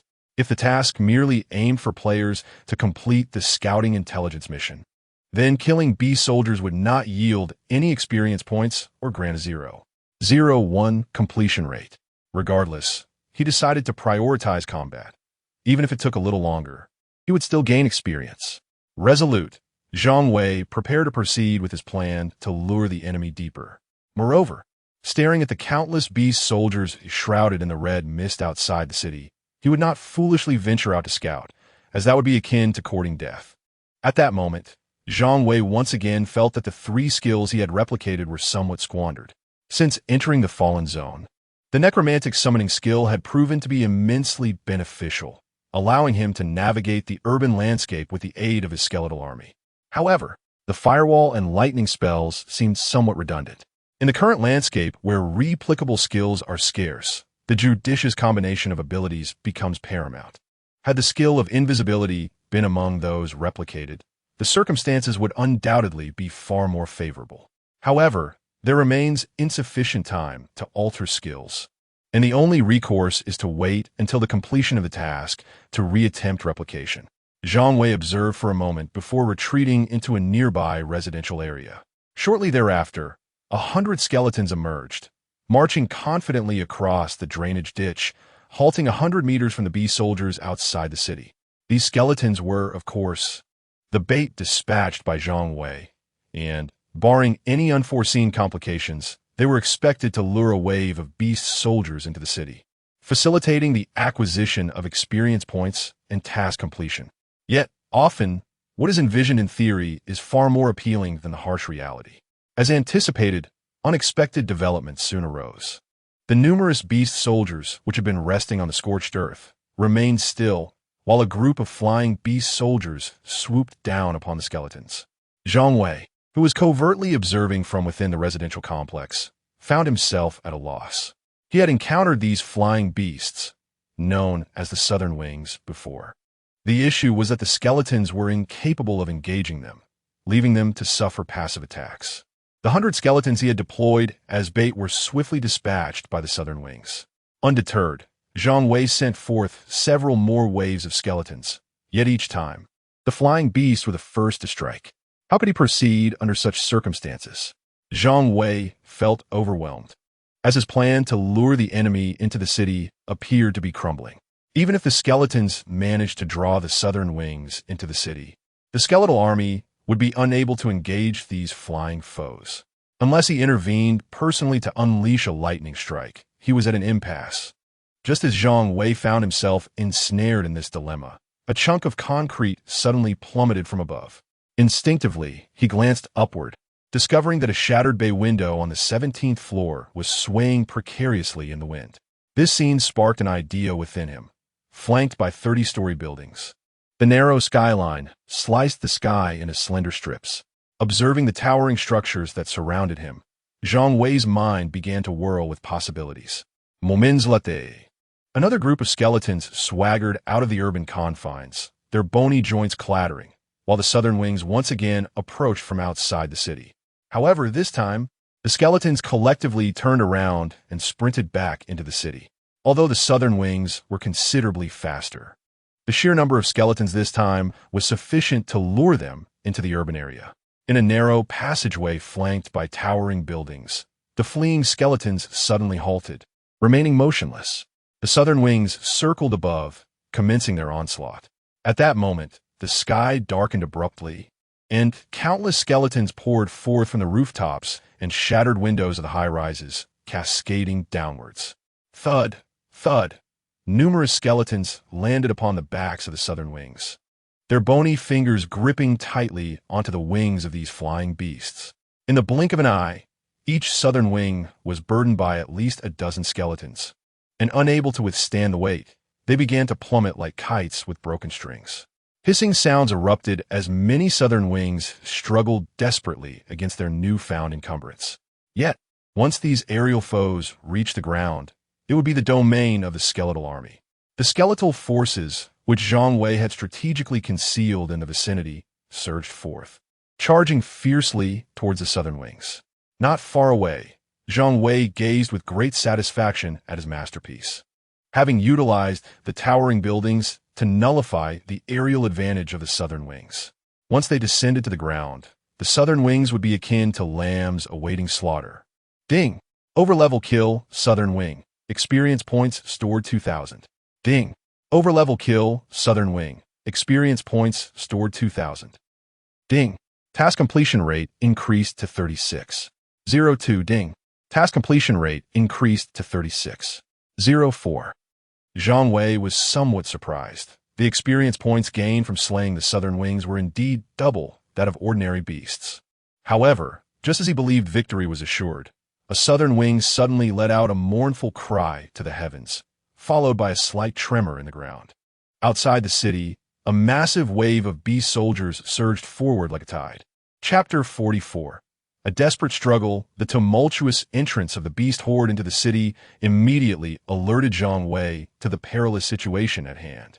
He soon realized that the earlier cries of the southern wing were cries for help. However, this serendipitously aligned with Zhang Wei's intentions, as he had planned to lure the beast soldiers into the city.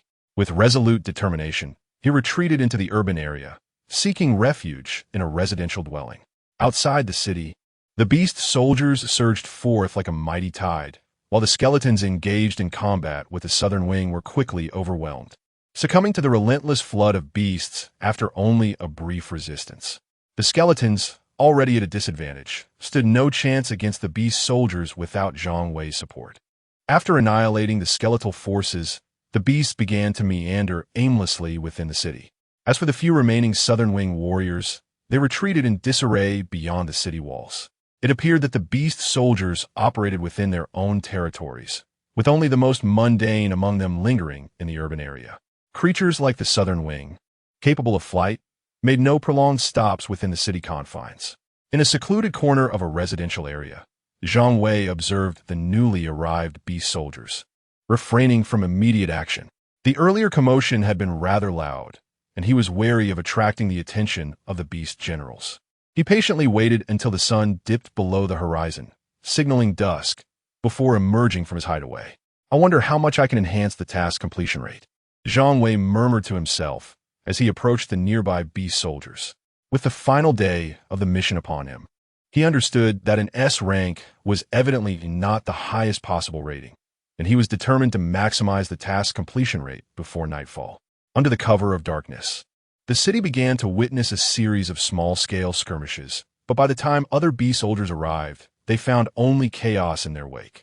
Whether facing a solitary beast or a swarm of hundreds, Zhang Wei held nothing back.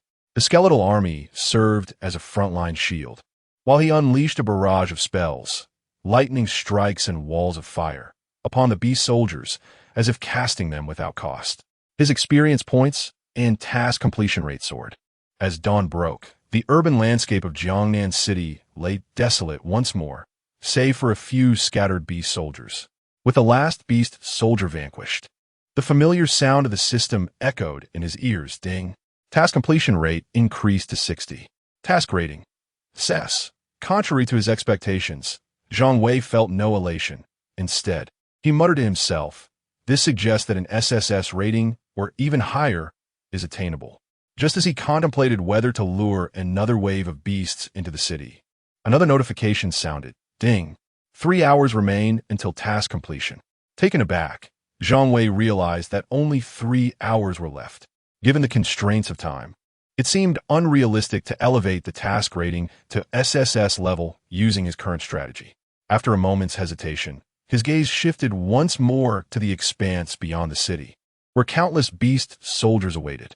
In a moment of resolute determination, he declared, let us take the plunge. Fortune favors the bold. The SS rating might be commendable to many. Yet for Zhang Wei, it was far from sufficient, especially considering his suspicion that this place might very well reflect the true state of the surface of the Blue Star. In this situation, especially after encountering the beast commander, Zhang Wei realized that his current strength was still woefully inadequate. Although he could return safely for the time being, venturing out of the novice village and returning here would likely lead to his demise.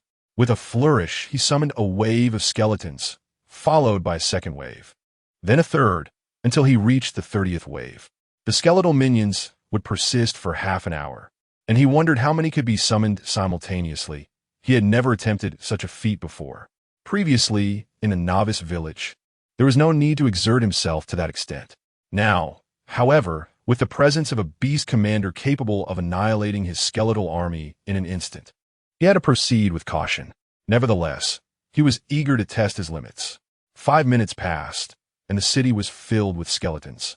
10 minutes later, the area transformed into a vast sea of bones. After 20 minutes, outside the city, amidst the scorched earth shrouded in crimson mist, countless beast soldiers suddenly turned their gaze toward the city.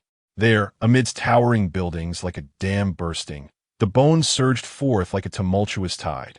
A beast soldier roared in fury, followed by a chorus of enraged roars from the multitude as they charged toward the skeleton army.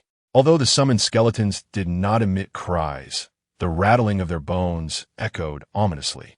As the two sides clashed, the spectacle was nothing short of astonishing. Zhang Wei, positioned at the rear, could hardly contain his exhilaration.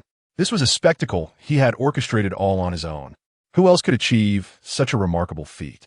Yet, Zhang Wei remained vigilant, continuously summoning more skeletons. After all, the individual attributes of the skeletons paled in comparison to those of the beast soldiers. Their strength lay in the staggering damage of 1,000 per strike, supplemented by Zhang Wei's relentless reinforcements. Ding! Overlevel kill, flame roar. Experience points stored 1,000. Ding! Overlevel kill, lizard. Experience points stored 1,000. Ding! Overlevel kill, crimson serpent. Experience points stored 2,000. The two sides reached a stalemate. The drainage channel encircling the city transformed into a battleground of black and white, with both beast soldiers and skeletons dwindling in number. Simultaneously, Zhang Wei's stored experience points and task completion rate began to soar. From the depths of the red mist outside the city, beast soldiers continued to emerge. Endurance? Let us see. Zhang Wei smirked. His skills required no consumption, and he felt no fear. Ding! Task completion rate increased to 61. 02. Ding! Task completion rate increased to 65. Ding! Task completion rate increased to 70. Ding! Task completion rate increased to 85. Task rating, SSS. Upon hearing the system's notification, Zhang Wei's heart swelled with joy. However, just then, a notification chimed. The task completion rate had risen to 85. 89. Zhang Wei was taken aback. The completion rate was still increasing, and SSS was not the highest rating. Nevertheless, it was of little consequence, for countless beast soldiers lay ahead, sufficient for him to elevate the completion rate to 100. Yet at that moment, a roar erupted from the depths of the crimson mist. A colossal creature with a wingspan nearing 30 meters was rapidly approaching the city. Zhang Wei's pupils constricted. It was that blazing fire dragon once more. A notification sounded. There were only 10 minutes remaining until the task's conclusion. 10 minutes left. Instinctively, Zhang Wei glanced back at the city. Taking refuge there might allow him to survive the 10 minutes. However, he then turned his gaze to the outside. Although the completion rate was climbing, it still fell short of 100. A flicker of resolve crossed his eyes, and Zhang Wei suddenly dashed towards the outskirts. Life and death are predetermined. Why not take a gamble? Chapter 45. The final completion. At the very moment Zhang Wei charged towards the outskirts of the city, the skeletal army, engaged in battle with the beast soldiers, began to retreat in a sweeping motion. This movement formed a diagonal line in relation to Zhang Wei's trajectory. This was part of Zhang Wei's strategy, drawing the tiger from its mountain lair. Previously, the skeletal army had been locked in a stalemate with the beast soldiers outside the city, indicating that their numbers had reached a critical limit. The emergence of the blazing wyvern further reinforced Zhang Wei's suspicions. Thus, he orchestrated the skeletal army to divert the beast soldiers while he prepared to plunge into the misty zone. With so many skeletons drawing fire, it would be nearly impossible for him alone to attract the attention of these mindless beast soldiers. The task completion rate was still far from 100, and Zhang Wei did not expect the skeletal army to elevate it to that level amidst the wyvern's onslaught. Exploring the misty area beyond the city became his sole option, which was the reason behind his daring gamble. Fortunately, the situation unfolded as Zhang Wei had anticipated. Both the bee soldiers and the blazing wyvern were lured away by the skeletal army. He crossed the city's drainage canal and successfully entered the realm of the Crimson Mist. Ding! Acquired information on the Red Mist area. Task completion rate increased to 95. He had made the right bet. Upon hearing the system's notification, Zhang Wei's eyes sparkled with excitement. Due to the skeletal army's strenuous efforts to divert fire, the rate of task completion had slowed considerably. However, upon entering this so-called Red Mist area, his completion rate surged to 95. The Crimson Mist enveloped him entirely. Initially, he feared these mists were toxic gases that might inflict continuous damage. Yet, upon entering, he felt no discomfort. The skeletal army could not hold out for long. He needed to ascertain the situation here as swiftly as possible to elevate the completion rate to 100. Zhang Wei steadied his nerves, surveyed his surroundings, and dashed deeper into the mist. Occasionally encountering a few stray bee soldiers, he no longer held back. With a flick of his wrist, dozens of lightning spells were unleashed, propelling him deeper without a backward glance. In his line of sight, a colossal shadow gradually emerged from the depths of the Crimson Mist.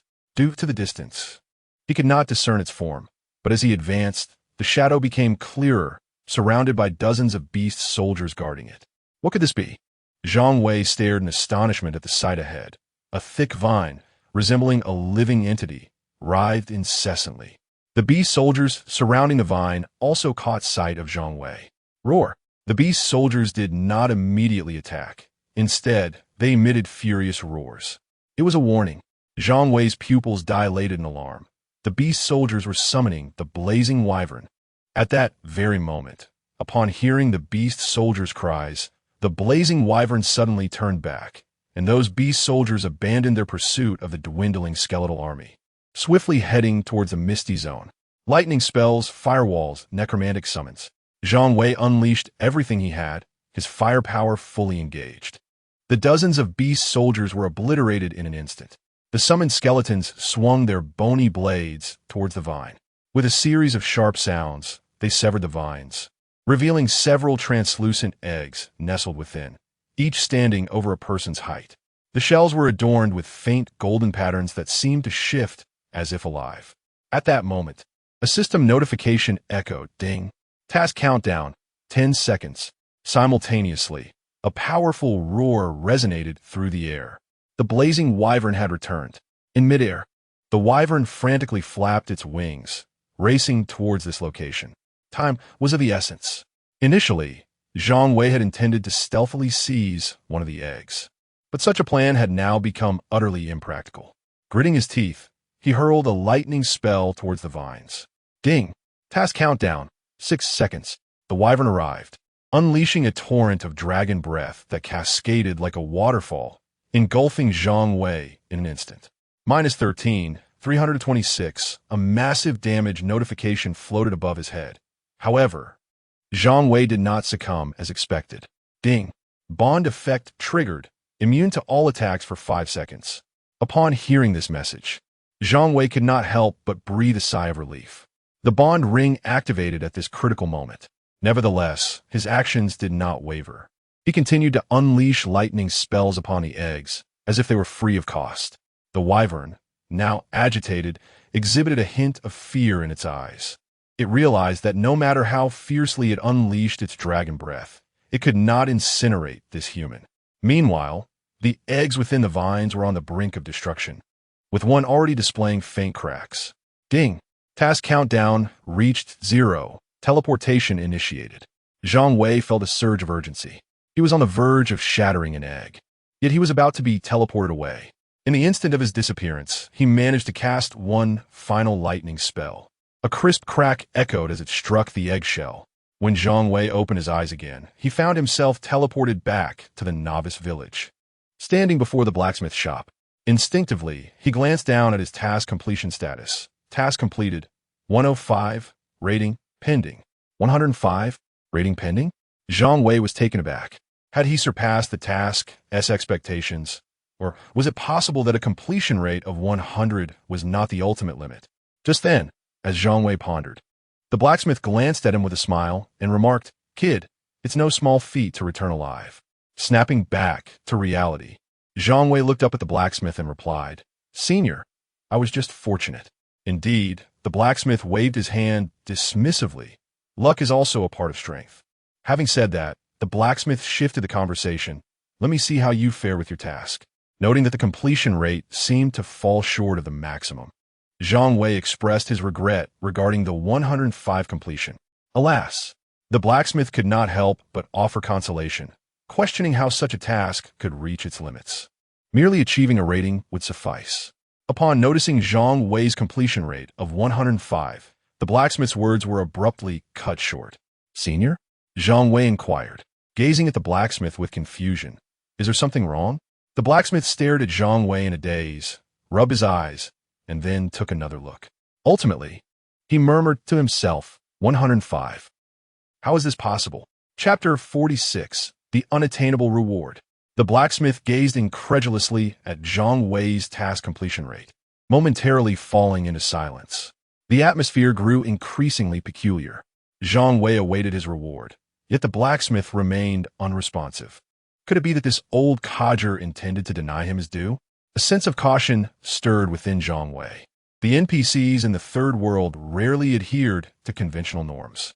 The fact that players had to pay before accepting tasks was a clear indication that these characters were akin to greedy individuals.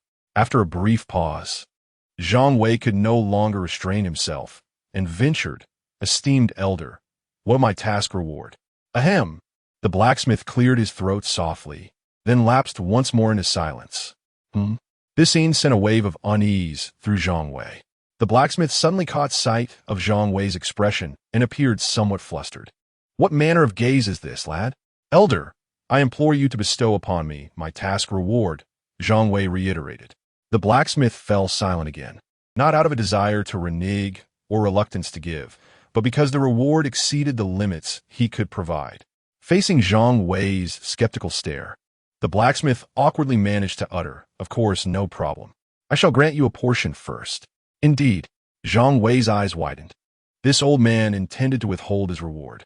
Zhang Wei scrutinized the blacksmith in silence. "Do you truly believe my character is unworthy of trust?" The blacksmith retorted, exasperated. Zhang Wei decisively shook his head. "You impudent rascal." The blacksmith sighed, revealing a bittersweet smile, acknowledging the awkwardness of the situation. He had not anticipated a completion rate of 105, while the reward cap he could offer corresponded only to a 100 completion rate. With a resigned tone, the blacksmith said, "Take a look at your reward before we discuss further." Ding! Congratulations, player Eternal Knight, for exceeding the Scout Exploration task. Rewards: Echo of the Finale Cloak. Attribute Elixir. All attributes 100. Ding! Congratulations on completing the Scout Exploration task. A server-wide announcement will ensue. Would you like to conceal your personal information? A server-wide announcement? Zhang Wei was taken aback. Previously, announcements had only been made within the novice village. Yet this time it triggered a server-wide notification. No, there is no need to conceal it. Ding! Congratulations to the player Eternal Knight from the Blue Star Dragon Nation for completing the Infiltration Zone Exploration task. A sequence of 6 server-wide announcements left everyone in the third world, Blue Star, momentarily stunned. Was this grand announcement merely to commend Eternal Knight for completing a task? The last server-wide announcement had celebrated the awakening of a player's SSS-level talent. What precisely was this Infiltration Zone task that warranted such fanfare? Why was it again the Dragon Nation?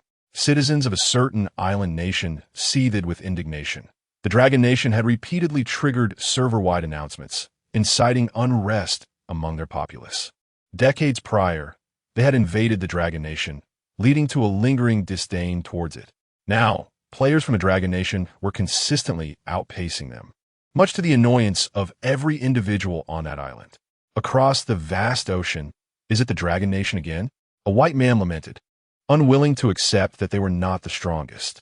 However, the most exhilarated were the players in Dragon countries numbered 9167 Novice Village. As the public channel was abuzz with activity, It is the great master of eternal night. My goodness, a full server announcement. I wondered why the great master of eternal night had been silent for 3 days. It turned out he was preparing something monumental. I bow before the master. During his time in the novice village, Zhang Wei was inundated with system announcements daily. After completing tasks for 3 consecutive days, the notifications finally ceased. This abrupt silence left the players of numbered 9167 Novice Village, who had grown accustomed to the daily updates, feeling somewhat disoriented. Yet, just as the Blue Star players were stirred by this full server announcement, the Third World released a series of jaw-dropping messages. Ding! The legendary task of Blue Star has commenced. Reclaim the Fallen Zone. The task duration is 90 days. Ding! The main city of Blue Star in the Third World has been besieged by unknown beasts, turning it into the Fallen Zone, and thus a task has been issued to all surviving Blue Star denizens. Ding! This task is bound to all survivors of Blue Star. It cannot be canceled or abandoned. Ding! Should the Fallen Zone remain unreclaimed, players shall be deemed wanderers. A special reminder. The survival probability for wanderers in the Fallen Zone is a mere 0.000001. Upon the release of these server-wide announcements, all inhabitants of Blue Star were left in a state of shock. They simultaneously received the legendary task, Reclaim the Fallen Zone. The commotion stirred by the announcement from Eternal Night abruptly fell silent. After a brief moment, the players of Blue Star gradually regained their senses. One player, eyes wide with disbelief, stammered, I have a legendary task now. Many had entered the Third World without even receiving the most ordinary of tasks. Realizing this, the players erupted with excitement. Oh my, it truly is a legendary task. What rewards could possibly await if I succeed? This is my very first task. Nevertheless, amidst the throngs of exhilarated players, a subset began to sense the gravity of the situation. A legendary task, and one that binds all survivors of Blue Star. It surely could not be an easy endeavor. As per the announcement, we must conquer the Fallen Zone to establish a main city. While others may have been oblivious, Zhang Wei was well aware of the circumstances surrounding the Fallen Zone. Beyond mere beast soldiers, formidable beast generals also roamed there. Seizing the Fallen Zone might be straightforward, but holding it would be exceedingly difficult. Moreover, a sinking feeling enveloped Zhang Wei as he recalled an unspoken detail in the announcement. Within the Fallen Zone, death meant no resurrection. Young man, the blacksmith remarked, observing Zhang Wei lost in contemplation. You should first take a look at your rewards. Zhang Wei then turned his gaze to the equipment he had acquired. Echo of the Finale, Cloak, Level, Unrestricted Grade, Unique, Attributes, Stage Comedy. The Jester can mimic and replicate an additional skill. Characteristics, Echo of the Finale. All damage inflicted by the Jester in performance mode triggers a one-time echo upon the conclusion of the act. Details, as the curtain falls, the surprises are only just beginning. Listen, this is the gentle whisper of the Grim Reaper. Zhang Wei stared in astonishment at the characteristic of the echo of the finale. A one-time echo? Could it mean that the total damage dealt by skills during performance could be unleashed all at once? The blacksmith, noticing Zhang Wei's shock, smugly remarked, "This piece of equipment is quite remarkable, isn't it?" Zhang Wei promptly feigned indifference, fixing his gaze on the blacksmith and inquiring, "Are there any additional rewards? Perhaps a talent?" The blacksmith's face froze momentarily. The reason this task had a rating was that the ultimate reward was indeed a talent, yet with a task completion rate of 105, it exceeded the scope of his rewards. He had never anticipated that the divine talent reward corresponding to a 100 task completion would, at this very moment, be beyond his reach. What to do? The blacksmith began to feel a sense of panic. Chapter 47. A million damage value truly is talent. Zhang Wei observed the reaction of the blacksmith and realized that his suspicions were likely correct. However, why was the blacksmith hesitating to provide him with the reward? Was it again a matter of money? Having had a previous experience, Zhang Wei held a rather unfavorable impression of the blacksmith. Sensing Zhang Wei's gaze, the blacksmith chuckled awkwardly and asked, "Have you used the aptitude pill yet?" Zhang Wei regarded the somewhat odd blacksmith with skepticism and promptly consumed the aptitude pill. Ding! Congratulations on consuming the aptitude pill. all attributes 100. His 4 primary attributes increased by 100, and most importantly, his health points surged by 2,000. Consequently, Zhang Wei's health now reached 3,000 points. Nevertheless, considering that the Beast General could inflict damage exceeding 10,000 points, he still felt somewhat fragile. Despite possessing an extraordinarily powerful configuration of equipment, including 3 unique items at this stage, Zhang Wei lamented the fact that none of these items enhanced his health. He briefly expressed his regret before turning his gaze back to the blacksmith and inquiring, "What about the talent?" The blacksmith froze momentarily. The inevitable had arrived. Yet, he found it perplexing how the task completion rate could possibly exceed 105. The established upper limit for this task in the Third World was 100. In the past, it was rare for anyone to achieve a completion rate of 60. This instance had transcended the blacksmith's comprehension, leaving him uncertain about how to proceed. Should he grant him a divine talent? The blacksmith's mind raced. After all, this novice lad was oblivious. Moreover, divine talents were scarce in the entire Third World. So why not offer one? As he observed Zhang Wei's insistent gaze, the blacksmith steeled himself, preparing to substitute the divine talent for the ordinary one. However, just as he was about to speak, he suddenly froze in place. Zhang Wei looked at the blacksmith with confusion, having just witnessed the old man seemingly ready to dispense a reward, only to become momentarily dazed. After a brief pause, the blacksmith bizarrely stated, "The rewards I can provide have already been given." "What do you mean?" At these words, Zhang Wei was on the verge of exploding, ready to unleash a lightning spell upon the blacksmith. "Even if you were an NPC, daring to deny me my reward would come at a cost." At that moment, a system notification chimed. Ding. Task completion rate 105. Task rating exceeds the novice village reward scope. Remaining rewards can be claimed from the master blacksmith in the main city. The master blacksmith in the main city? Zhang Wei was taken aback. Indeed, the blacksmith sighed in relief. "You just need to go to the main city and claim the remaining rewards from the master blacksmith." Zhang Wei nodded slowly, but soon realized something amiss. The so-called main city was the current ruin zone. Presently, all players in Blue Star, including Zhang Wei, had received a mission to reclaim the ruin zone. But what if the main city could not be established? Wouldn't his rewards vanish as well? As Zhang Wei contemplated this matter, he was about to speak when the blacksmith interjected, stating that if the main city could not be established, not only would the rewards be forfeited, but also no one in Blue Star would survive. Upon hearing this, Zhang Wei's expression stiffened. He recognized the truth in the blacksmith's words. Without successfully constructing the main city, players would be unable to endure the harsh conditions of the fallen zone. Even Zhang Wei himself held no confidence, for no one could ascertain whether there existed entities more terrifying than the Beast General within the fallen zone. One must strive diligently, the blacksmith seemed to reminisce. "I have witnessed too many races annihilated." Zhang Wei fell into silence. After his visit to the fallen zone, he could sense the blacksmith was not deceiving him. "Farewell, elder," Zhang Wei said, no longer delaying, and turned to leave. The deadline for reclaiming the fallen zone was 90 days.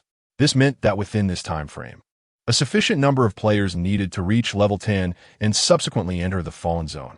If the player count was too low, they would stand no chance against the bee soldiers. Moreover, the sooner the better. This way, players would have a little time to level up in the fallen zone, enhancing their strength. Zhang Wei felt an overwhelming urge to return to the fallen zone immediately by departing the novice village with the old village chief. His level would no longer be restricted. Remaining in the novice village meant no experience could be gained, a mere waste of time. However, before leaving, Zhang Wei glanced at the unique equipment he had just acquired, Echo of the Twilight. There was one matter he needed to verify personally. Just as Zhang Wei prepared to exit the novice village in search of a dungeon to experiment, a private message suddenly flickered. "Lung Lai, brother, Eternal Night. You must have something significant up your sleeve." Upon reading Lung Lai's message, Zhang Wei suddenly recalled that he owed Lung Lai 9 million gold coins. After a moment's thought, he replied, "Eternal Night, do you need me to take you through the spider dungeon?" After a while, Lung Lai, 10 million for one run? Zhang Wei grinned upon seeing the message. This was the price he charged for the expedited run of the Spider Cave dungeon. He casually replied, Eternal Night. How about a 10 discount? Lung Lai. Gather at the entrance of the spider cave. Seeing this message, Zhang Wei headed straight for the spider cave. Moments later, Boss, Chu Tian, Han Xiao, Shadow, and others greeted Eternal Night as he arrived. Let us go in, Zhang Wei stated directly. Lung Lai nodded and promptly invited Eternal Night to join the team. Inside the spider cave dungeon, Lung Lai took the lead, unleashing a sword chi that dealt minus 2,345 damage. A significant blow to the spider. How was that? Lung Lai turned to Zhang Wei and inquired. He suspected that Eternal Night's class was likely that of Jester. To Lung Lai, the Jester was an advantageous class in the early stages, as he had previously been overshadowed by Eternal Night's damage output. Now, he finally had the opportunity to showcase his prowess. Not bad, Zhang Wei replied with a subtle nod, then swiftly cast Thunderbolt. Minus 999 minus 999 minus 999. A swarm of spiders was obliterated at Zhang Wei's command. Upon witnessing this, Lung Lai retorted defiantly, "It's nothing. My single target damage is on par with yours." Just then, Zhang Wei interjected, "Stay close. I'll lead you through a speed run." With that, Zhang Wei abruptly accelerated, rushing towards the cave where the boss resided. Along the way, a group of elite spiders was effortlessly dispatched by Zhang Wei alone. This was exhilarating, although the shield warrior Chu Tian had teamed up with Zhang Wei before. Experiencing such effortless annihilation of foes once more was truly exhilarating. The others couldn't help but nod in agreement.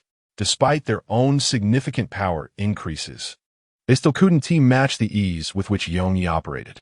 After a brief moment, they arrived at the boss cave. Zhang Wei suddenly spoke, "Lung Lai, pass me your sword." Huh?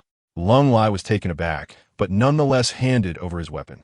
Zhang Wei received it, casually swinging the sword to unleash a wave of sword energy towards the boss.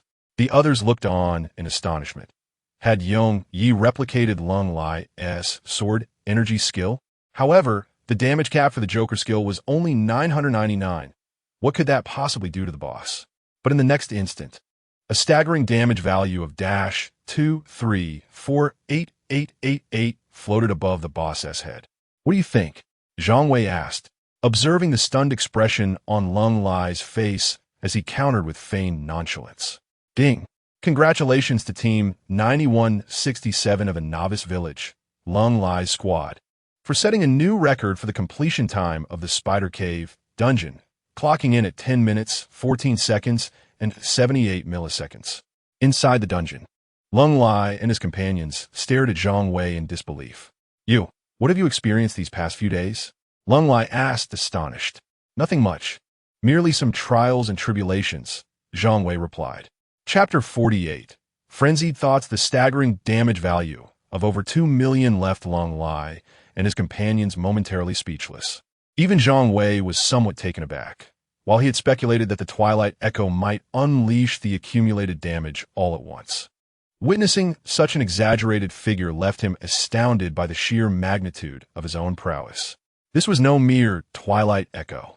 It was akin to the wail of the Grim Reaper. "Why this?" Lung Lai stuttered, ultimately managing a bitter smile, his curiosity suppressed by the knowledge that some matters were best left unasked. He understood that the willingness of Yongyi to display such damage in their presence signified a camaraderie, yet as a friend, one must recognize boundaries. Unbeknownst to Lung Lai, the 2 million damage was merely the ceiling of the Spider Cave, not the pinnacle of Zhang Wei's potential. Should the dungeon's foes have been more numerous, Zhang Wei might have unleashed damage in the tens of millions. The invincible shield knight, Chu Tian, he murmured to himself. They had initially believed that the gap between themselves and Yongyi would diminish, yet reality proved otherwise. The divide had not only failed to close, it had widened to the point where they could no longer glimpse Yongyi's retreating figure. The priest Han Xiao gazed at Yongyi with admiration before turning to Lung Lai and asking, "Boss, when will you achieve 1 million damage?" Lung Lai was momentarily rendered speechless, unsure how to respond. Perhaps at over 100 levels, he might manage that. After a brief pause, he finally inquired, "Yongyi, when do you intend to leave the novice village?" To Lung Lai, it was evident that Yong Yi no longer needed to remain in the novice village. Perhaps in a day or two, Zhang Wei replied, glancing at Lung Lai and the others. We'll meet in the main city. Lung Lai interjected. It seems we might not see each other for a while. It will take 3 months to conquer the Fallen Zone and establish a main city. And we likely won't be in the same one. Huh? Zhang Wei paused, intrigued. Are the main cities different for players from the same novice village? Lung Lai nodded slowly, lowering his voice. Each player is aligned with a corresponding main city, determined by the city they were in on the day of transfer. Zhang Wei, surprised by Lung Lai's revelation, contemplated the possibility. After all, he had just completed the intelligence mission regarding the Fallen Zone, which was Jiangnan City. Once they exited the Spider Cave dungeon and exchanged a few casual remarks, Zhang Wei bid farewell to the group. Boss, are you leaving the novice village now? Chu Tian couldn't help but ask. No, Zhang Wei shook his head. Then you. Chu Tian's curiosity was palpable. I'm logging off to sleep, Zhang Wei stated. And before Chu Tian and the others could react, he abruptly logged off, leaving them in a state of bewilderment. Hasn't the great Yong Yi transferred regions? Chu Tian murmured. Why is he still so keen on sleeping? With a complex expression, Lung Lai spoke. He may have been in the third world all this time. Boss. Chu Tian was taken aback. Are you suggesting that the announcement in the whole server indicated Yong Yi completed the Fallen Zone exploration task in 3 days? Indeed. Lung Lai nodded affirmatively. If it were not for this, there would be no need for Evernight to frequently go offline. In District E, room March 21st, 11, Zhang Wei emerged from the holographic chamber and took a moment to stretch. Although the current holographic chambers are equipped with life support systems, prolonged inactivity left his body feeling somewhat unaccustomed. Subsequently, Zhang Wei approached the window. The residential environment of District E was nearly indistinguishable from a typical surface community, far superior to the 3rd District. Yet, a glance revealed not a single soul in sight, as most inhabitants were occupied in the third world. If District E was in such a state, what of District A or even District S? A flicker of curiosity ignited within Zhang Wei. Could it be that the earlier districts mirrored the surface environment? Just as this thought took root, he dismissed it as absurd. After all, being underground, even if disparities existed between districts, the underground city could never replicate the vastness of the surface. Zhang Wei then meandered through the Third World Forum, where discussions centered around legendary quests to reclaim the Fallen Zone. From the content of the posts, it was evident that most participants perceived this as a boon from the Third World. Conventional reasoning dictated that if a quest were exceedingly challenging, the main city could not be established, rendering future gameplay untenable. Some players had even begun to contemplate leaving the novice village. If this trend continued, it could lead to dire consequences. Zhang Wei furrowed his brow as he perused the posts.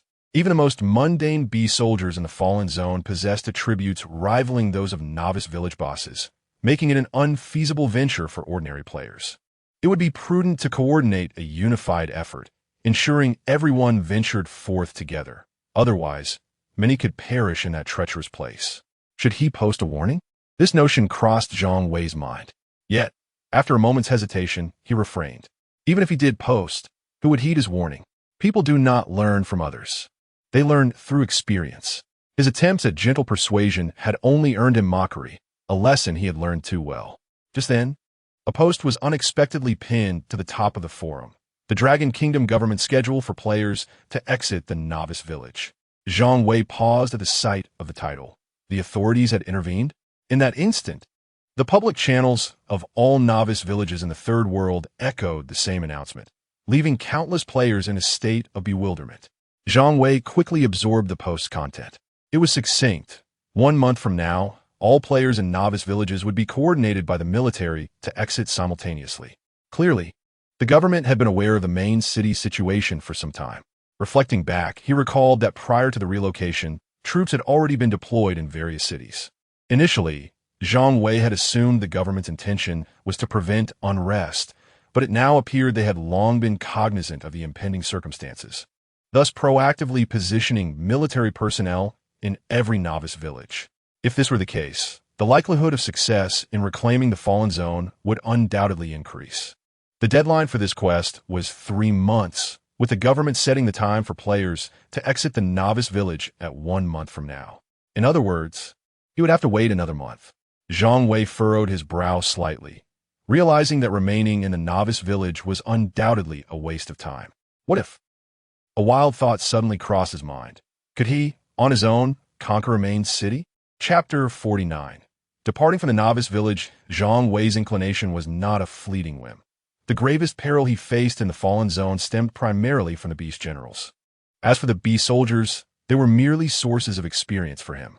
The Inferno Wyvern in the Fallen Zone could effortlessly inflict over 10,000 points of damage. If Zhang Wei could not eliminate the Inferno Wyvern in a single strike, he would undoubtedly be met with a swift counterattack. However, with the unique equipment, the Echo of Twilight, now in his possession, the multitude of beast soldiers in the Fallen Zone would provide him with ample opportunity to amass millions in damage value. Could the Inferno Wyvern withstand a single damage echo? The more Zhang Wei pondered, the more convinced he became that this venture was feasible. If he truly succeeded in conquering a stronghold single-handedly, the rewards would undoubtedly be extraordinary. Yet, Zhang Wei suddenly murmured to himself, caution was prudent. What if there was more than one Inferno Wyvern lurking in the Fallen Zone? Resolute in his decision, Zhang Wei did not immediately enter the third world. Instead, he engaged in a brief, cleansing ritual and retired to bed for a restful slumber. Upon awakening naturally, he nestled into the holographic chamber and stepped into the third world. In Novice Village 9167, his first course of action was to optimize his skills. Initially, Zhang Wei intended to seek out the old village chief to depart, but he suddenly recalled the importance of skill configuration. Now, he possessed an additional skill mimicry slot, allowing him to replicate 4 active skills. At present, Zhang Wei had successfully copied Lightning Bolt, Firewall, Summon Undead, and Sword Chi. He had initially replicated Cold Fierce, Sword Chi merely for show. Yet the exhilarating sensation of dealing over 2 million damage with a single strike using the Echo of Twilight was undeniably addictive, prompting Zhang Wei to retain this skill for the time being. The significance of Summon Undead was self-evident, whether for output, as a decoy, or as a meat shield. Its utility was immense. In contrast, the Firewall and Lightning Bolt, both area of effect skills, felt somewhat redundant, bordering on wasteful. Deciding to replicate a stealth skill, Zhang Wei reasoned that since resurrection was impossible in the Fallen Zone, it was wise to acquire a life-saving skill as a precaution. With this thought in mind, he made his way toward the entrance of Novice Village. To mimic a skill, the target must be within a certain range of Zhang Wei, and the skill must either be actively in use or have been recently executed by the target. However, as soon as Zhang Wei stepped outside the Novice Village, he sensed something amiss. The usually bustling village entrance was eerily deserted. The 3 local bullies were leisurely meandering about. What was going on? Zhang Wei was taken aback. Moreover, the public channel in Novice Village was unusually quiet today, devoid of any conversation. Could they have all ventured into the Fallen Zone? Zhang Wei felt perplexed and decided to inquire. He promptly sent a private message to Cold Fierce, seeking clarification on the situation. Moments later, Cold Fierce replied, briefly recounting the occurrences in the Third World Novice Village from the previous day. As Zhang Wei read Cold Fierce's message, his expression shifted to one of confusion. The military had organized unified training? According to Cold Fierce, the authorities had announced arrangements for entering the Fallen Zone in the public channel of the Third World Novice Village yesterday. In order to expedite the leveling of Novice Village players, a centralized arrangement of upgrade locations was established, even coordinating specific individuals to lead teams for leveling up. Some ordinary players nearing level 10 were directly escorted by the military to exceptional upgrade locations akin to the Lost Lands. Upon learning of this situation, Zhang Wei did not ponder much and proceeded towards a training spot. However, he had not ventured far when a streak of light swiftly approached from a distance. Zhang Wei was taken aback. As it drew closer, he realized that the luminous figure was indeed a player. Fly on a sword? Zhang Wei widened his eyes in disbelief. Was it possible for someone in the Novice Village to fly on a sword? The newcomer, a young man in his 20s, hovered above Zhang Wei, standing atop a long sword. Comrade, why aren't you leveling up? The young man inquired earnestly.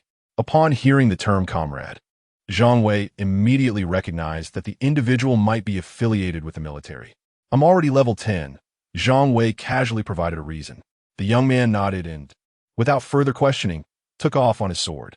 Zhang Wei contemplated for a moment before deciding to return to the novice village. Shortly thereafter, Zhang Wei arrived at the old village chief's abode. Old village chief, I wish to leave the village, Zhang Wei stated directly. The village chief glanced at him. The outside world is not as safe as it is here. Have you thought this through? Yes, Zhang Wei nodded. The village chief continued, once you leave, there will be no returning. Do you understand? I understand, Zhang Wei replied with some resignation. The village chief looked at him and added, once you exit the novice village, death will no longer grant resurrection. I'm aware, Zhang Wei interjected, unable to contain himself. Can I activate the teleportation now? Yes. The village chief replied with a knowing tone. Go ahead. The outside world is where reality lies. With that, the village chief activated the teleportation array. Upon hearing the village chief's words, Zhang Wei's pupils contracted slightly, yet he refrained from asking further questions and stepped into the teleportation array.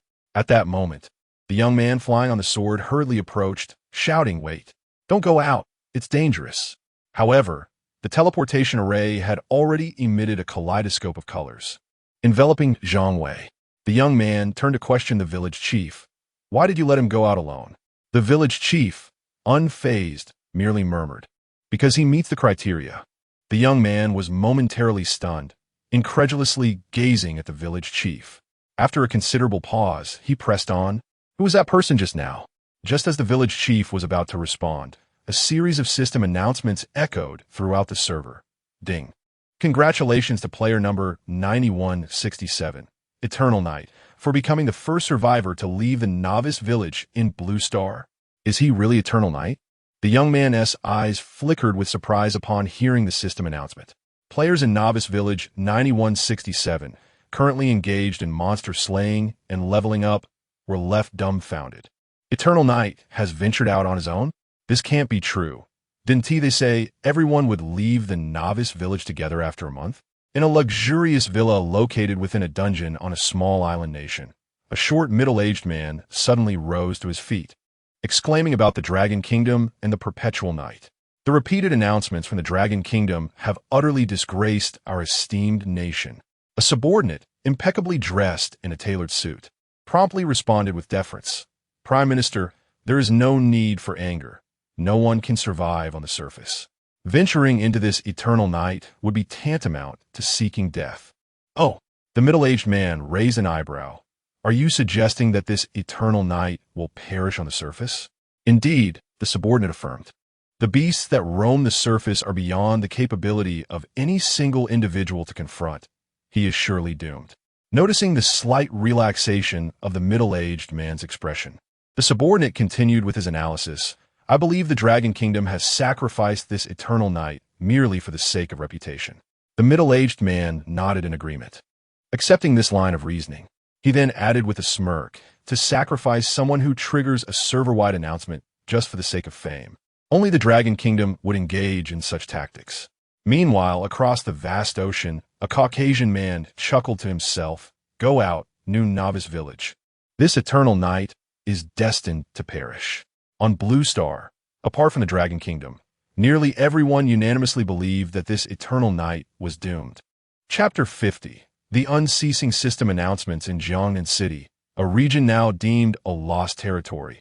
Zhang Wei was once again transported to this place. Before he could acclimate to his surroundings, a series of system notifications echoed in his ears. Ding! Congratulations, Survivor Eternal Knight, for leaving the novice village and entering the lost territory. Ding! Congratulations, Survivor Eternal Knight, for leveling up to level 11. Ding! Congratulations, Survivor Eternal Knight, for leveling up to level 12. As Zhang Wei listened to the relentless stream of system prompts, he was intrigued by how high his level could ascend directly. Ding! Congratulations, Survivor Eternal Knight, for leveling up to level 21. Ding! Congratulations, Survivor Eternal Knight, for leveling up to level 37. Ding! In light of your status as the first survivor on Blue Star to surpass level 20, a server-wide announcement will be made. Would you like to hide your personal information? Ding! As you're the first survivor on Blue Star to exceed level 30. A server-wide announcement will be made. Would you like to hide your personal information? No. No need to ask in the future. I will not conceal my information. Zhang Wei replied, overwhelmed by the incessant notifications. Ding! Congratulations, Long Nation's Eternal Knight, for becoming the first survivor on Blue Star to reach level 20. In the realm of the Third Divine Nation, everyone was left in a state of bewilderment. The impact of Eternal Knight's feat surpassed all prior occurrences. With the last server announcement, everyone was aware that Eternal Knight had just emerged from the novice village. What is happening? He is already level 20? Am I hallucinating? How is it possible? The experience required for leveling up increases with each step. If I recall correctly, Eternal Knight just left the novice village, right? Wasn't the announcement of his exit from the novice village made only 5 minutes ago? All players on Blue Star were confounded. This was beyond the comprehension of ordinary players. However, before anyone could fully process the situation, ding! Congratulations, Long Nation's Eternal Knight, for becoming the first survivor on Blue Star to reach level 30. The uproar was palpable. Originally, all players on Blue Star had received a legendary quest to reclaim the lost territory, and they were diligently leveling up under government organization. Yet now, they found themselves unable to focus on grinding for experience. They were still laboriously battling monsters to level up. Yet before 5 minutes had even passed since Eternal Knight's announcement of leaving the novice village, he had already attained level 30? Where was the fairness in this? Where was the law? The situation was intolerable. It was an outrageous display of superiority. In novice village number 9167, one player was beside himself with excitement. I knew he was a cheater. He must be using hacks. Meanwhile, in Jiangnan City, the lost territory, Eternal Knight was oblivious to the commotion his level had caused outside. Even if he were aware, he had no inclination to concern himself with it, as the system notifications continued unabated. Ding! Survivor Eternal Knight has entered the quest location for reclaiming the lost territory. Ding! Survivor Eternal Knight, would you like to commence the quest? Zhang Wei spoke without hesitation. However, in the next moment, a notification chimed. Currently, there's only one survivor in the fallen zone. Would you like to postpone the mission?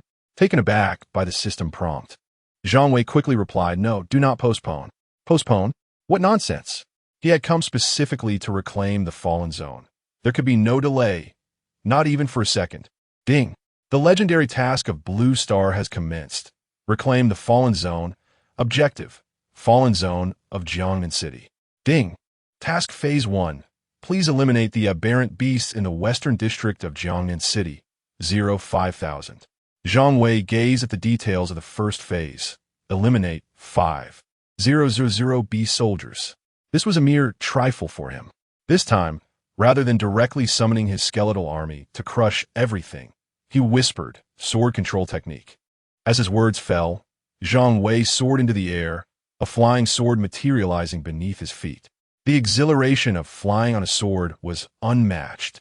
Hovering in midair, he surveyed the Jiangnan City area, taking in the distribution of all aberrant beasts in his line of sight. Initially, he intended to replicate the invisibility technique. But after witnessing a young man performing sword flight in the novice village, he changed his mind and directly emulated the sword flight skill of that young man. In the Fallen Zone, only 2 creatures posed a threat to Zhang Wei's skeletal army: the Beast General, the Blazing Winged Dragon, and the Flying Beast Soldiers of the Southern Wing. Now that Zhang Wei could soar on a sword, the Southern Wing was no longer a concern. Moreover, the speed of sword flight was remarkable. Even if he encountered an insurmountable Beast General, it would serve well for his escape. With his feet upon the flying sword, Zhang Wei arrived at the mission location, the western district of Jiangnan City. The entire situation of the western district lay before him. Below, dozens of beast soldiers rested in a dilapidated square. Thunderbolt. Zhang Wei, standing in the air, launched an attack. 999 minus 999. Dozens of beast soldiers suffered under the onslaught. But since Zhang Wei was airborne, they could hardly retaliate, merely flailing in frustration. Soon, these beast soldiers were effortlessly dispatched by Zhang Wei, yielding a few materials. Simultaneously, the mission progress updated. Task Phase 1. Eliminate aberrant beasts in the Western District of Jiangnan City. 5,000. Zhang Wei touched down, stowing the spoils in his inventory, and began summoning his skeletal army. Though he could eliminate monsters swiftly on his own, it was exhausting. In a moment, a dense throng of skeletal soldiers surged forth under Zhang Wei's command, flooding into the streets of the Western District. Zhang Wei ascended into the sky, surveying the entire Western District from above, clearly identifying where the beast soldiers congregated and where lone beasts roamed. The skeletal army below appeared to have eyes of their own, locating every solitary beast soldier, even those hidden around street corners. With the assistance of the skeletal army, the mission progress surged forward, swiftly surpassing 1,000 beast soldiers eliminated. However, the experience gained from slaying these beasts was significantly diminished. Currently, Zhang Wei was at level 37, and defeating a level 20 beast soldier only yielded 300 experience points. Yet he required a staggering 3 million experience points to level up. As the number of beast soldiers in the Western District dwindled, the first phase of the task approached its conclusion. Regrettably, Zhang Wei gazed beyond the city limits, yet he found no trace of the fiery pterosaur. Ding! Congratulations on completing the first phase of the mission. Ding! Congratulations to the survivor, Eternal Knight, for reclaiming 5 of the progress in the Fallen Zone mission. Ding! Congratulations to Dragon Kingdom's Eternal Knight for achieving 5 progress in the legendary mission to reclaim the Fallen Zone. May other survivors of Blue Star strive for greater success. Zhang Wei was taken aback by the sudden announcement. This time, the system did not consult him, but declared it autonomously. This announcement sent ripples across the realm. In the third world, Blue Star was destined for upheaval. The players of Dragon Kingdom erupted with excitement. The esteemed Eternal Knight is pursuing a legendary mission. What does that imply? Did the esteemed Eternal Knight venture forth to reclaim the Fallen Zone? Could it be? Is it even possible?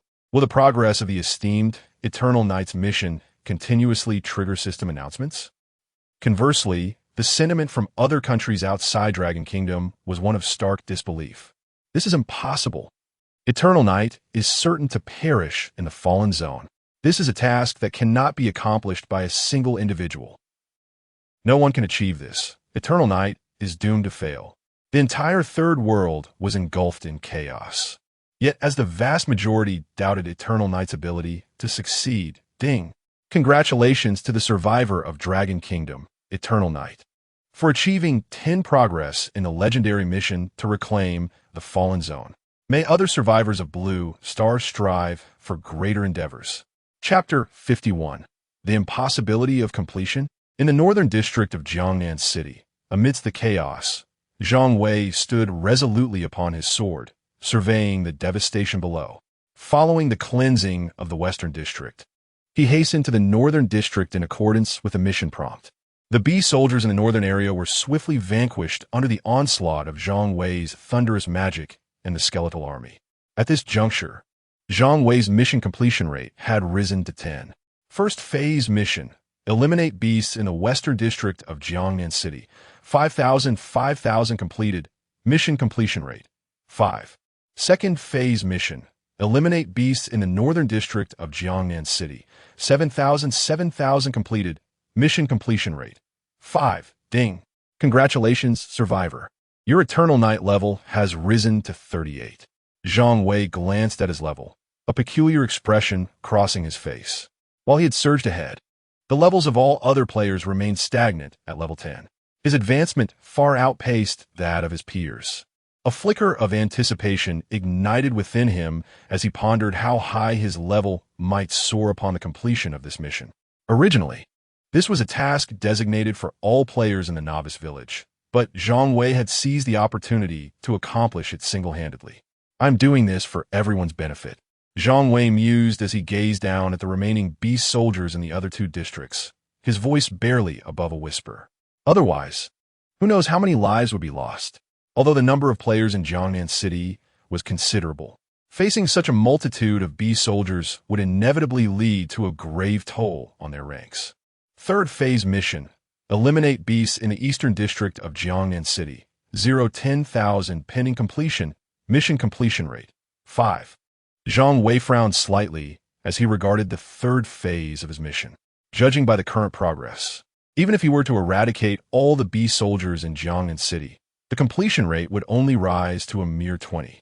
It appeared that the crux of the quest lay beyond the city, amidst the beasts lurking outside. Zhang Wei murmured softly, then soared eastward upon his sword. In the eastern district of Jiangnan City, Zhang Wei hovered above the swarming beast soldiers below, suddenly inspired.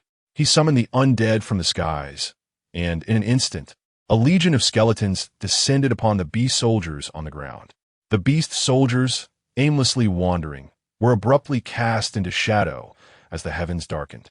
One beast soldier instinctively looked up, only to be met with a deluge of white skeletal figures plummeting downwards. Thud, thud, thud. The relentless sound of bones striking the ground echoed, disorienting many of the beast soldiers. The beast soldiers, momentarily stunned by the barrage of falling skeletons, were caught off guard as the skeletal warriors wielded their bone blades with ruthless precision, striking down upon the bewildered foes. Minus 999, minus 999, minus 999. Zhang Wei watched with satisfaction as the skeletal descent wreaked havoc below. Without waiting for the battle to conclude, he soared toward another cluster of beast soldiers in the distance. Along his path, countless skeletons fell like snowflakes, blanketing the ground. At Novice Village 9167, Lung Lai and his companions gathered at a designated leveling point, adhering to military directives while leading their team in training. Just then, a young man soared by on his sword, offering a slight nod of acknowledgement to Lung Lai. Once again, Lung Lai sighed inwardly as he observed the young man before him. "Feng Yi, what brings you here?" he inquired. Feng Yi looked at Lung Lai and replied, "I was instructed to ask you about the chances of Yong Yi surviving." Lung Lai fell silent, contemplating the question. "You don't know?" Feng Yi pressed, unable to restrain himself. "Aren't you all part of the same team as Yong Yi? You should possess some understanding of his capabilities." After a moment of reflection, Lung Lai finally spoke. "I believe he can accomplish the task." Feng Yi was taken aback by this assertion. Though he deemed it improbable, he recognized Lung Lai's insight. If Lung Lai expressed such confidence, it suggested that Yong Yi indeed stood a chance of success. "You are aware of the difficulty in establishing a main city," Feng Yi remarked gravely, "especially since the Fallen Zone is home to beast general-level entities." "I believe Yong Yi can do it," Lung Lai reiterated with conviction. Just as Feng Yi was about to respond, a notification chimed. "Congratulations to the Dragon Kingdom survivor Yong Yi for completing 15 of the legendary task to reclaim the Fallen Zone. We encourage other survivors of Blue Star to continue their efforts." The announcement echoed 6 times across all novice villages in the third world of Blue Star. The words Feng Yi had intended to speak were swallowed back. "All right," he nodded. "I will relay your words precisely." With that, he turned to leave. The announcement sent waves of excitement rippling through the players of the third world. Could Yong Yi truly complete this task on his own? Hadn't he only just ventured out?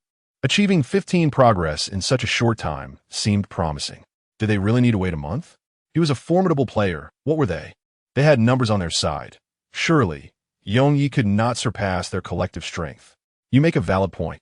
Meanwhile, in Novice Village 0446, Zhao Yan and Lu Ru Yan were engaged in assisting players of varying skill levels.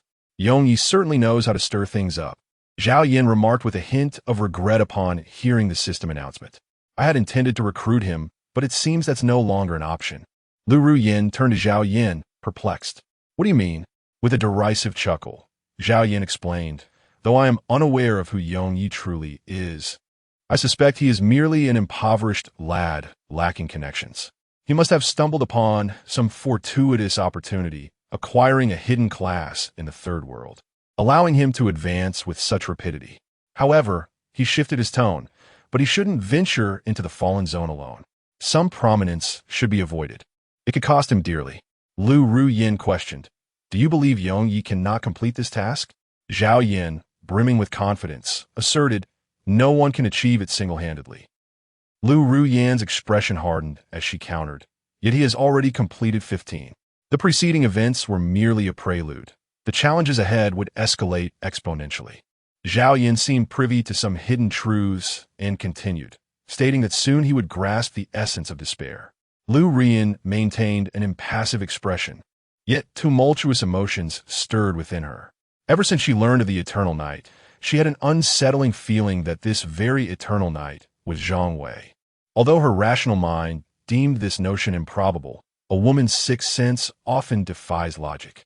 However, Zhao Yin suddenly laughed, suggesting that if this Eternal Night were to reclaim the Lost Zone on his own, it would be quite commendable. Oh, Lu Rian, momentarily distracted, responded instinctively. You may not be aware, Zhao Yin chuckled, but the Lost Zone where Eternal Night is currently undertaking missions is Jiangnan City. If he manages to seize it alone, we won't need to intervene. What? Lu Rian's pupils widened in astonishment. So, Eternal Night is also from Jiangnan? At that moment, the system announcement resonated once more. Ding! Congratulations to the Dragon Nation survivor Eternal Night for completing 20 of the legendary task to reclaim the Lost Zone. We encourage other survivors of Blue Star to strive harder. Ding! Congratulations to Dragon Nation's Eternal Night for becoming the first survivor of Blue Star to reach level 40. Island Nation. Across the ocean. Blue Star. XX. Chapter 52. The sword strikes the beast general in the besieged zone of Jiangnan City. Zhang Wei returned to the surface, commencing the collection of spoils. Within a mere day, he had eradicated all the beast soldiers within the urban area of Jiangnan City. As anticipated, the completion rate of his task was only elevated to 20, limited solely to the urban beast soldiers. However, Zhang Wei successfully ascended 2 levels, reaching the illustrious rank of level 40. What puzzled Zhang Wei, though, was that despite vanquishing such a multitude of beast soldiers, he had acquired naught but a handful of beast materials, without a single piece of equipment to show for his efforts. Upon finishing his cleanup, a system notification resonated. 5th stage task. Eliminate the flying beasts of Jiangnan City. 5,000 remaining. Task completion 5. Flying beasts? Gazing at the details of the 5th stage task, Zhang Wei pondered if it referred to the southern wings. Without delay, he ascended on his sword, soaring into the sky. Before him, a dense, ominous cloud gathered from the east, west, south, and north of Jiangnan's urban area. Indeed, observing the southern wings approaching from all directions, Zhang Wei initiated a barrage of lightning spells from his aerial vantage. Layer upon layer of lightning spells cascaded outward, swiftly encircling him with dozens of strikes. In the interim, he occasionally executed normal attacks. For the unique trait of his soul equipment, the Fate's Revelry granted a 90 probability of refreshing skill cooldowns upon attack. Since the refresh was not guaranteed, Zhang Wei resorted to ordinary strikes to facilitate skill renewal.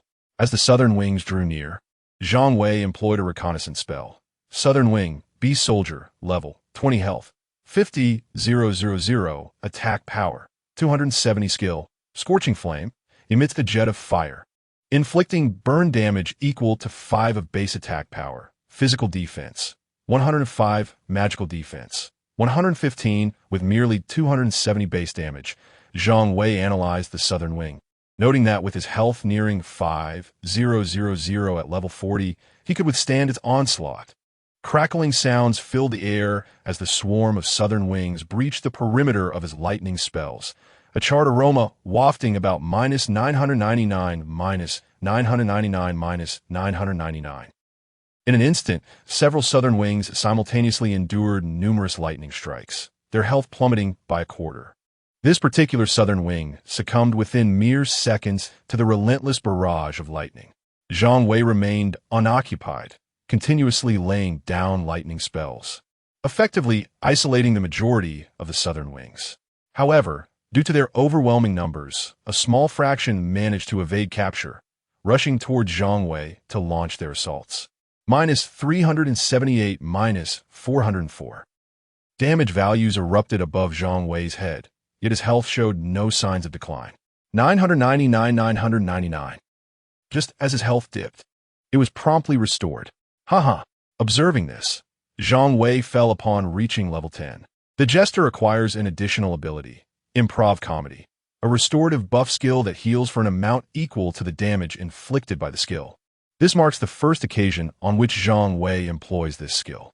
The south wings that breach the area of Thunderbolt are not few. However, the damage they inflict is trivial in comparison to Zhang Wei's prowess. A fiery blast from the south wing strikes Zhang Wei, dealing approximately 400 points of damage.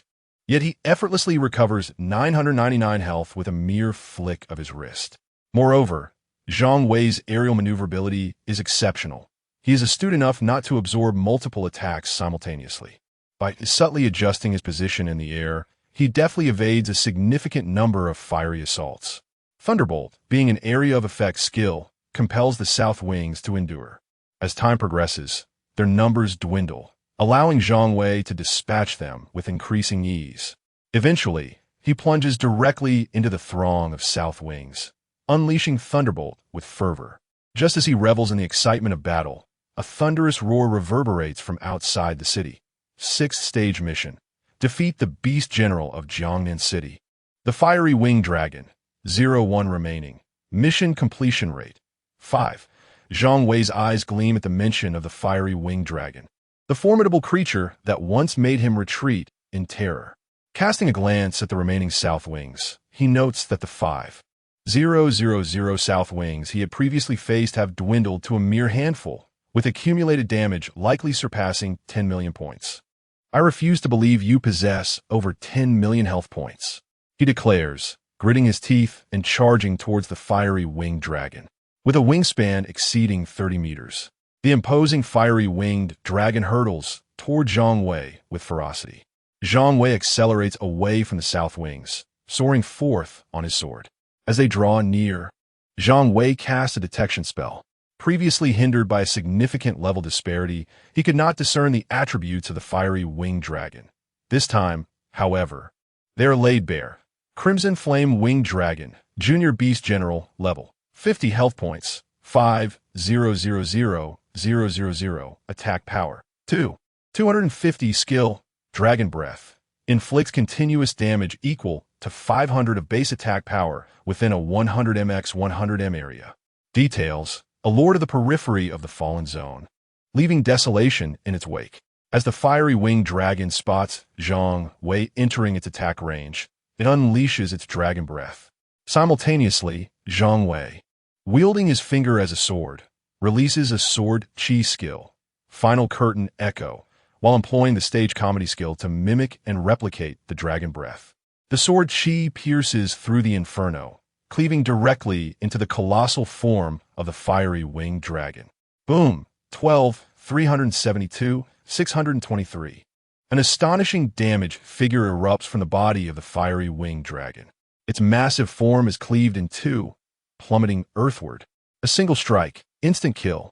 The pursuing south wings, caught in mid-flight, are momentarily stunned. Zhang Wei gazes at the Fiery Winged Dragon he has vanquished with a single blow, the staggering damage figure lingering in his mind. He cannot help but lament the absence of an audience to witness such a spectacular moment. However, his musings are abruptly interrupted by a curse under his breath as he hastily retreats on his sword.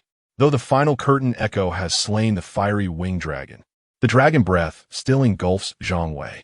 Fortunately, his reflexes are sharp, and he narrowly escapes the perilous range of the Dragon Breath attack. Zhang Wei let out a sigh of relief and turned to glance at the pursuing group of south wings. With a swift motion, he unleashed Dragon Breath, whose coverage far surpassed that of Thunderbolt. He had just replaced Thunderbolt with Dragon Breath, and as several streams of fire were released, the bewildered group of south wings was engulfed in flames. Moments later, the 5th stage task, eliminate the flying beasts of Jiangnan City, 5,000 was completed, with a task completion rate of 5. The 6th stage task, slay the Beast General, the Blazing Winged Dragon, 1-1 was also completed, maintaining the same completion rate of 5. At last, the progress reached 30, and Zhang Wei nodded in satisfaction. However, in the next instant, his expression darkened. The appearance of the Blazing Winged Dragon, a Beast General, meant that having only achieved 30 completion hinted at even greater troubles ahead. It seemed as though he sensed something amiss and abruptly turned his gaze toward the distance. Outside the city, A crimson mist enveloped the area, obstructing his view. Yet, the originally thin red mist suddenly thickened, resembling a viscous blood fog, rolling toward the urban district. Chapter 53. Skepticism? In the Third World's novice village, Yongye became the focal point of fervent discussion. At that moment, a system announcement echoed. Ding! Congratulations to the Dragon Kingdom survivor, Yongye, for completing 30 of the legendary quest to reclaim the Fallen Zone. We hope other survivors of Blue Star will continue their efforts. 30%? So swiftly? Yongye is truly formidable. At this rate, does it not imply that Yongye could accomplish the legendary quest in a single day? Can one person truly achieve this? I believe it is possible. Why should we continue grinding? Let's venture forth at once. The impact of Zhang Wei's actions rapidly spread throughout all novice villages in the third world of Blue Star. Originally, everyone was focused on leveling up to leave the novice village in a month, but now the majority had lost their ambition to level up. Each person consumed by curiosity as to whether Yongye could indeed complete the legendary quest alone. Initially, most players were skeptical of Yongye's ability to succeed, for players from various nations had discovered through the Third World Forum that to fulfill the quest of reclaiming the Fallen Zone, governments worldwide had made uniform arrangements, synchronizing the timeline for leaving the novice village. Such extensive mobilization by global governments illustrated the high regard the authorities held for this legendary quest, indicating that it was undoubtedly a formidable challenge. Otherwise, the governments would not have invested such substantial resources. However, the Third World System announcement gradually bolstered the confidence of ordinary players in Yongye. A completion rate of 5 could be attributed to chance. 10 might be considered luck. Yet, the continuous rise from 15 to 20 and now to 30 indicated that this was no longer merely a matter of coincidence or fortune. Nevertheless, this burgeoning confidence was confined to the ranks of ordinary players. Those privy to insider information almost unanimously concurred. Yongye could not possibly complete the task alone, nor survive in the Fallen Zone. In Novice Village 9167, Lung Lai and his companions gathered. Boss, the shield-bearer Chu Tian inquired, unable to contain himself. Do you think Yongye can accomplish this task? Lung Lai surveyed the group before retorting, What do you think? I believe it is feasible. The priest Han Xiu stated with conviction. I concur, the mage Mu Wan echoed. The assassin Shadow and Chu Tian exchanged glances and nodded in agreement. They all felt Yongye could indeed complete the task, especially since they had witnessed Yongye inflict a staggering 1 million damage with a single strike. Yet, the higher-ups remained skeptical regarding Yongye. Lung Lai's tone grew somber. Why? Chu Tian questioned, puzzled. Can't they see the system announcement? In just one day, Yongye has achieved 30. Lung Lai shook his head. Reclaiming the Fallen Zone is not so easily accomplished, and the challenges only intensify as one progresses. Upon hearing the announcement, Chu Tian was about to speak when he was interrupted by a system notification. Ding. Congratulations to the survivor of Longhua, Eternal Night, for slaying the level 50 Junior Beast General, Blazing Winged Dragon. Ding. Congratulations to the survivor of Longhua, Eternal Night, for slaying the level 50 Junior Beast General, Blazing Winged Dragon. Chu Tian was momentarily stunned. Had the esteemed Eternal Knight truly defeated a level 50 Beast General? Lung Lai, taken aback, couldn't he help but display a wry smile. After departing from the novice village, Eternal Knight had made quite the stir, akin to a dragon returning to the sea, resonating with increasing intensity. Turning his gaze toward the distance, Lung Lai observed that the players who had previously been leveling up and battling monsters were now gathered together, engrossed in discussions about Eternal Night. Unbeknownst to them, in the besieged area of Jiangnan City, Zhang Wei was facing significant troubles. An endless expanse of crimson mist, thick as blood, surged toward the urban area. Ding! The mutated beast army has launched an assault.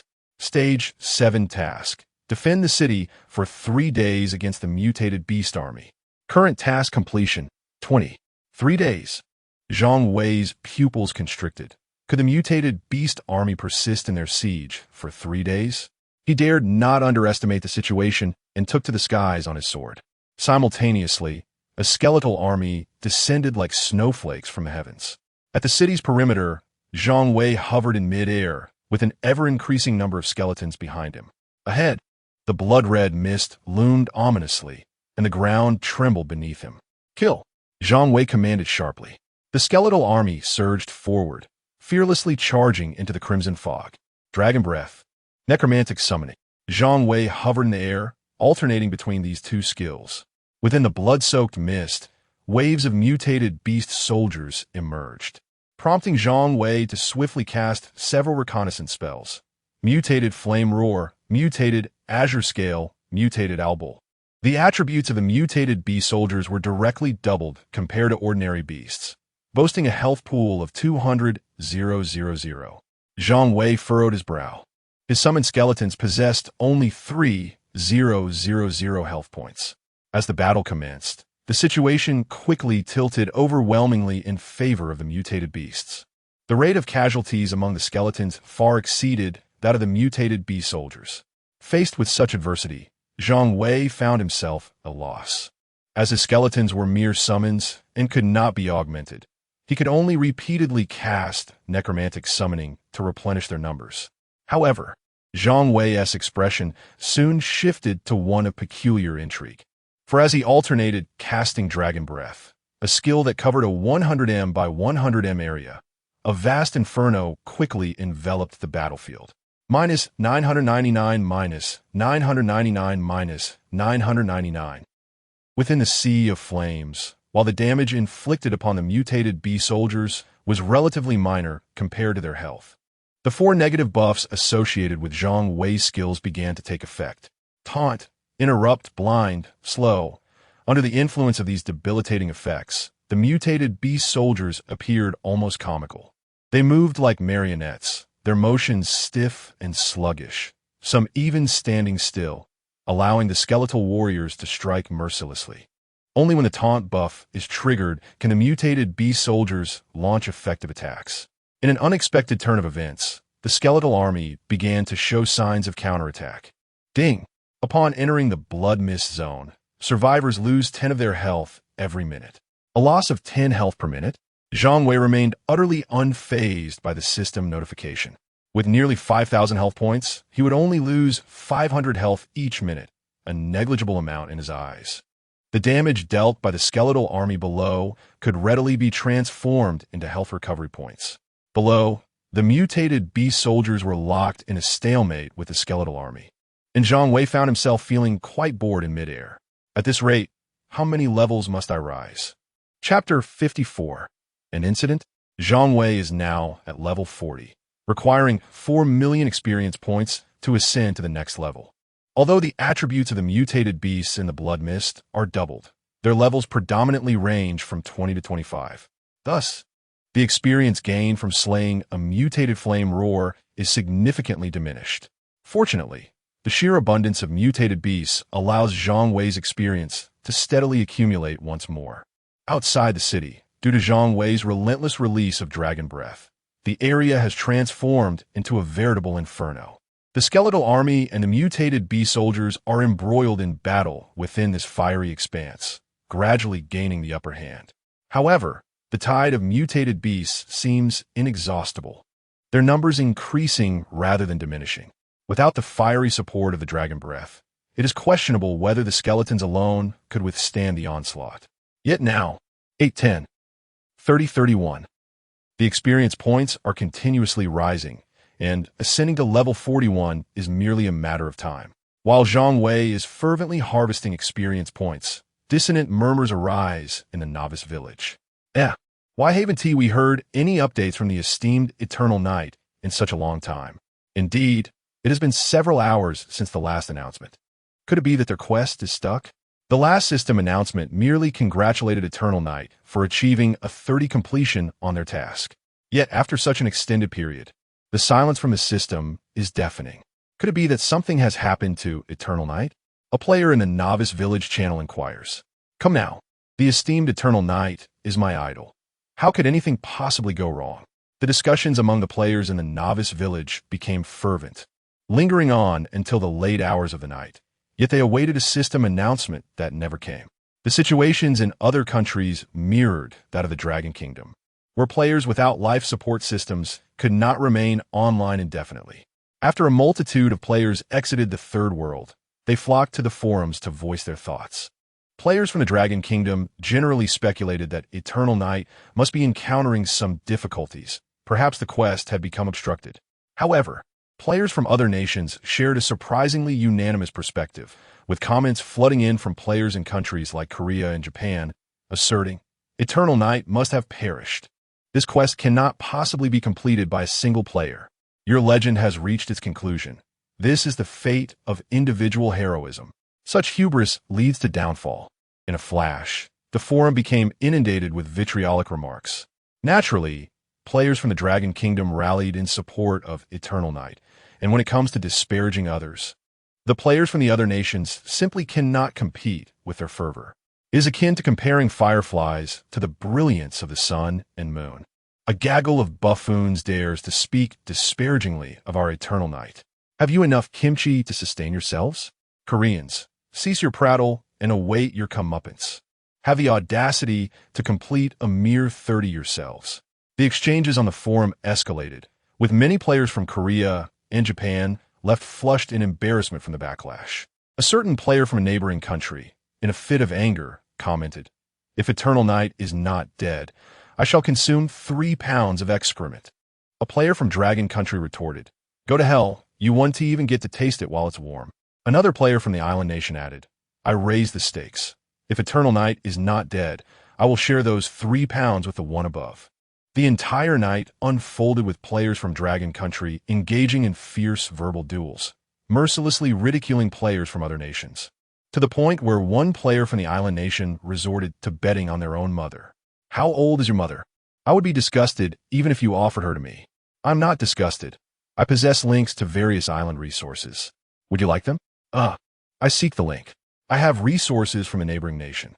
The two esteemed players above had their say, and the atmosphere in the Third World Forum shifted dramatically. Players from other nations, unable to withstand the humiliation, began to withdraw from the forum, hesitant to leave further comments. By the following day, players from all nations re-entered the Third World to engage in monster hunting and leveling up. However, an unspoken agreement lingered among them, all waiting for a system announcement. Given Eternal Night's previous pace, it was unusual for there to be no updates. To their astonishment, no system announcement materialized by the following evening. A saying for Dragon Country goes, facts speak louder than words. A player from the neighboring nation, with great bravado, invoked classic sayings from Dragon Country to assert their presence. So much time has passed, and the system remains silent. What more do you have to say? Eternal Night is dead, that is the truth. Though players from Dragon Country were somewhat wavering, they still showed no mercy to these outsiders. Do you think system announcements grow on trees, appearing at your whim? It has been so long, and we have yet to see anyone from your island trigger a system announcement. Another saying from Dragon Country, a sparrow does not know the ambitions of a swan. The great Eternal Night must be harboring something grand. Indeed, a group of uncultured small nations dared to speak recklessly against our great Middle Kingdom. While players from Dragon Country raged on the Third World Forum, Zhang Wei in the besieged area of Jiangnan City appeared somewhat fatigued. Yes, for a full 2 days, Zhang Wei had stood aloft on the battlefield, continuously summoning skeletons to maintain his skeletal army while unleashing draconic fire to sustain the inferno. It had indeed been exhausting. At level 48, Zhang Wei gazed down at the beast tide, his expression peculiar. Tomorrow he would likely reach level 50. Currently, the highest level player in the novice village barely reached level 10, yet he was about to attain level 50. The disparity was grotesquely extreme. On the third day, a glimmer of vitality returned to Zhang Wei's weary eyes as the previously dense blood mist gradually lightened. Most importantly, the beast tide below finally showed signs of decline, beginning to lose its vigor. With a sigh of relief, Zhang Wei thought, 3 full days, and it is finally coming to an end. Zhang Wei, amidst a swirling mist of blood, commanded the skeletal army to launch a counteroffensive while soaring above the beast tide to unleash his dragon breath. Moments later, a notification chimed. Congratulations, Survivor Young Yi has reached level 50. 7th stage quest. Defend the city for 3 days against the onslaught of mutated beast soldiers. Completion rate 20. In a novice village, on the 3rd day, anxiety gripped the players as the esteemed leader remained conspicuously silent. It wasn't that so many were genuinely concerned for Yong Yi, but the ongoing stalemate threatened to undermine the morale of Dragon Kingdom players in the forums. Some foreign players had even preemptively posted in the Third World Forum, celebrating their anticipated victory. Could it be that the esteemed leader had truly encountered misfortune? It was hard to say, otherwise such prolonged silence would be inexplicable. The turmoil among ordinary players had naturally reached the higher echelons of various nations. Yet no official intervention was forthcoming. They had long since drawn conclusions about Yong Ye's fate. Damn it, a despondent Dragon Kingdom player lamented. I'm not even going to the forum tonight. After 3 days, many Dragon Kingdom players felt their confidence waning. On the first day, they had vehemently criticized everyone. On the second, their bravado had slightly faltered, yet their spirit remained unyielding. But now, on the 3rd day, even if they could still win the verbal skirmish by ignoring the facts, Dragon Kingdom players were beginning to suspect that perhaps Yong Yi truly was in trouble. At this critical juncture, a long-awaited sound resonated throughout all novice villages. Ding! Congratulations to the Dragon Kingdom survivor Yong Yi for achieving a legendary quest to reclaim the fallen territory, with a completion rate of 50. We encourage the other survivors of Blue Star to persevere. Chapter 55, The Final Mission. Ding! Congratulations to the survivors of the Dragon Kingdom, Eternal Night, for achieving a legendary quest, reclaiming the Fallen Zone, with a task completion rate of 50. We hope other survivors of Blue Star will continue their efforts. The system announcement echoed 6 times, leaving the players in the novice village of Blue Star in a state of stunned silence for a full 3 seconds. Goodness, goodness, goodness. The players of the Dragon Kingdom novice village expressed their astonishment in unison, seemingly unable to articulate their feelings beyond these 2 words. After 3 days of silence, Eternal Night unleashed a bombshell, the 50 completion announcement.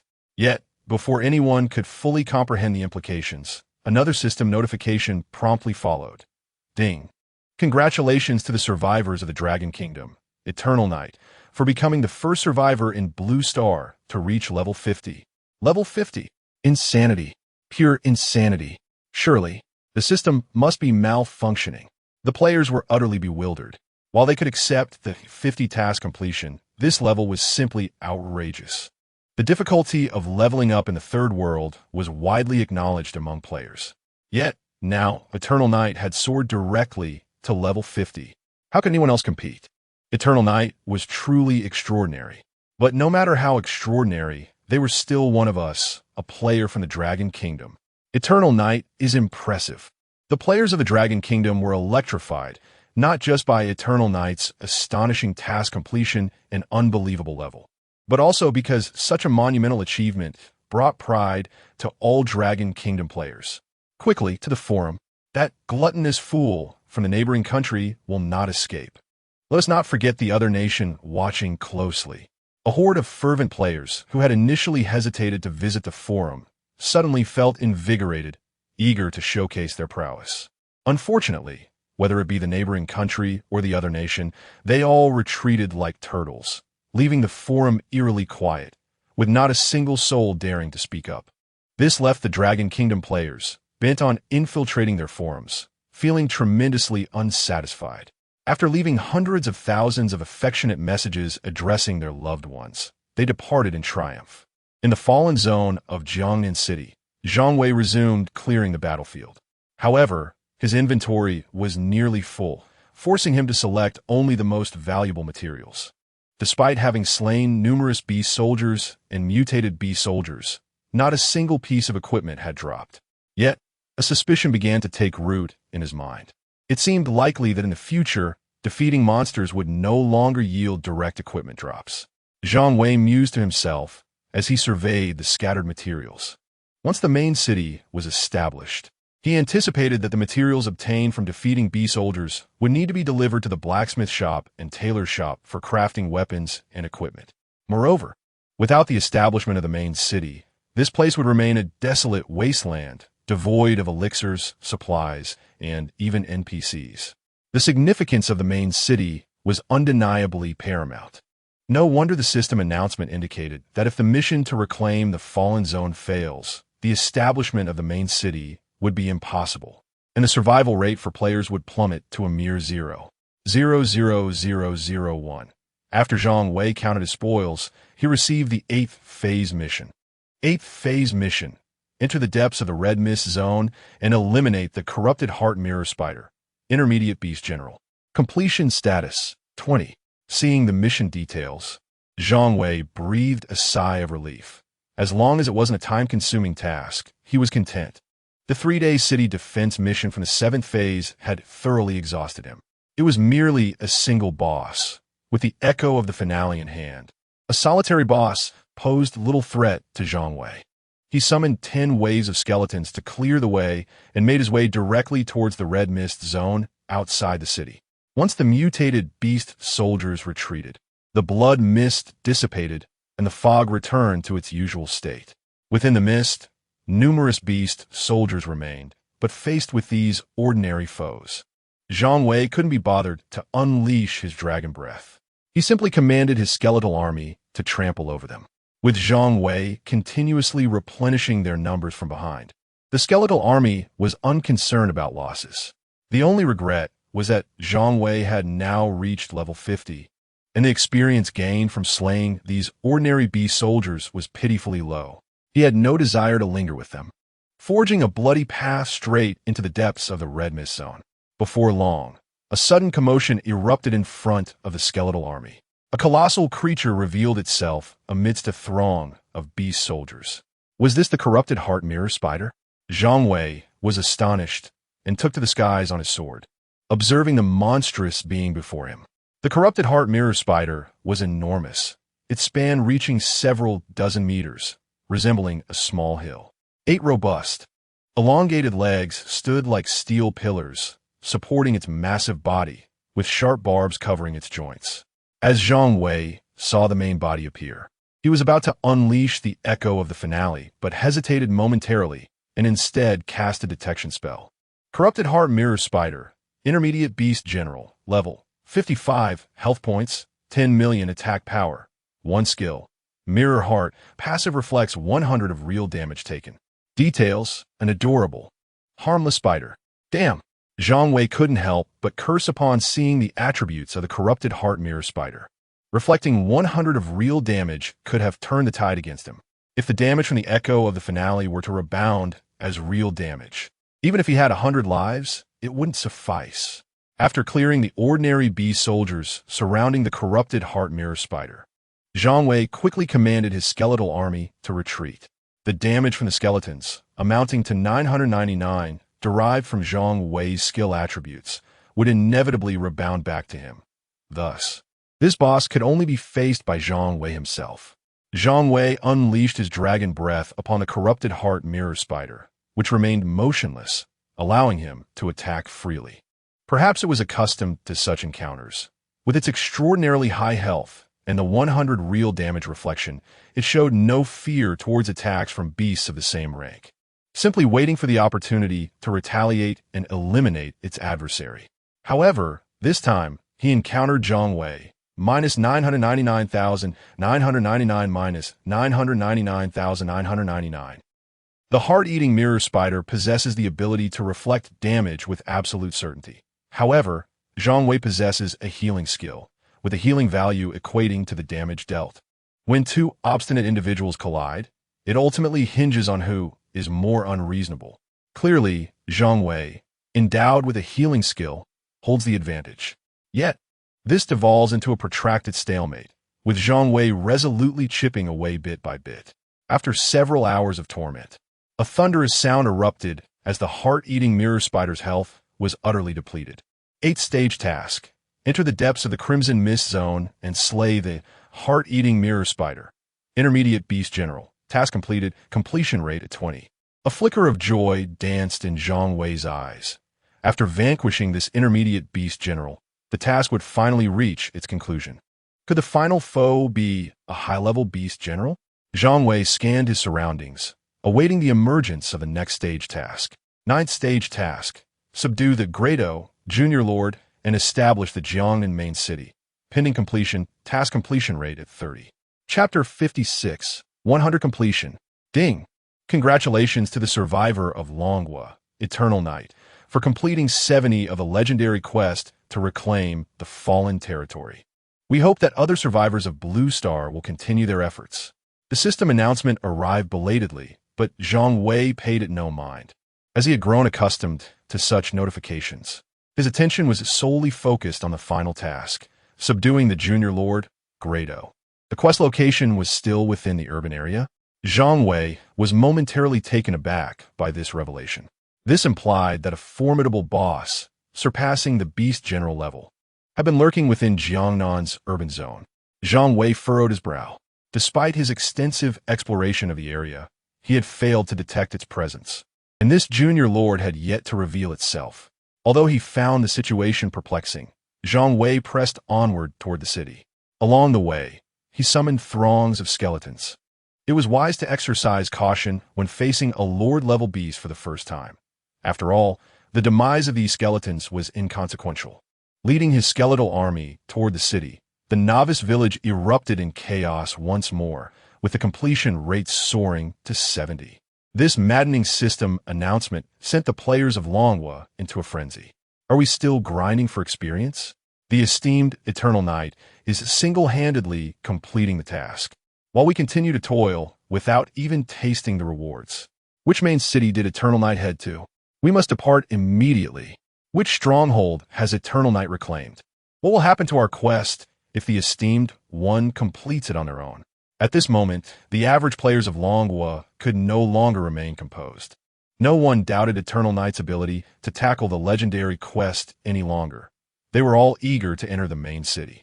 A wave of concern swept through the ranks of players. If Eternal Night managed to accomplish the task of establishing a main city alone, what would become of their own quests? This sentiment grew increasingly fervent, and many players who had already reached level 10 could no longer sit idly by. They had once belonged to the elite tier of levels, but now, elite tier, Eternal Night, level 52nd tier. Other players, level 10 in just a few days. Even those with hidden classes had been relegated to the second tier. This stark disparity was unbearable for them. Moreover, players from other nations, such as those from the Korean Peninsula, the islands, and the United States, were also becoming restless. Even their upper echelons were feeling the pressure. We must reassess the likelihood of Eternal Night completing the quest. Your Excellency, based on our calculations, it is impossible for him to fulfill this task.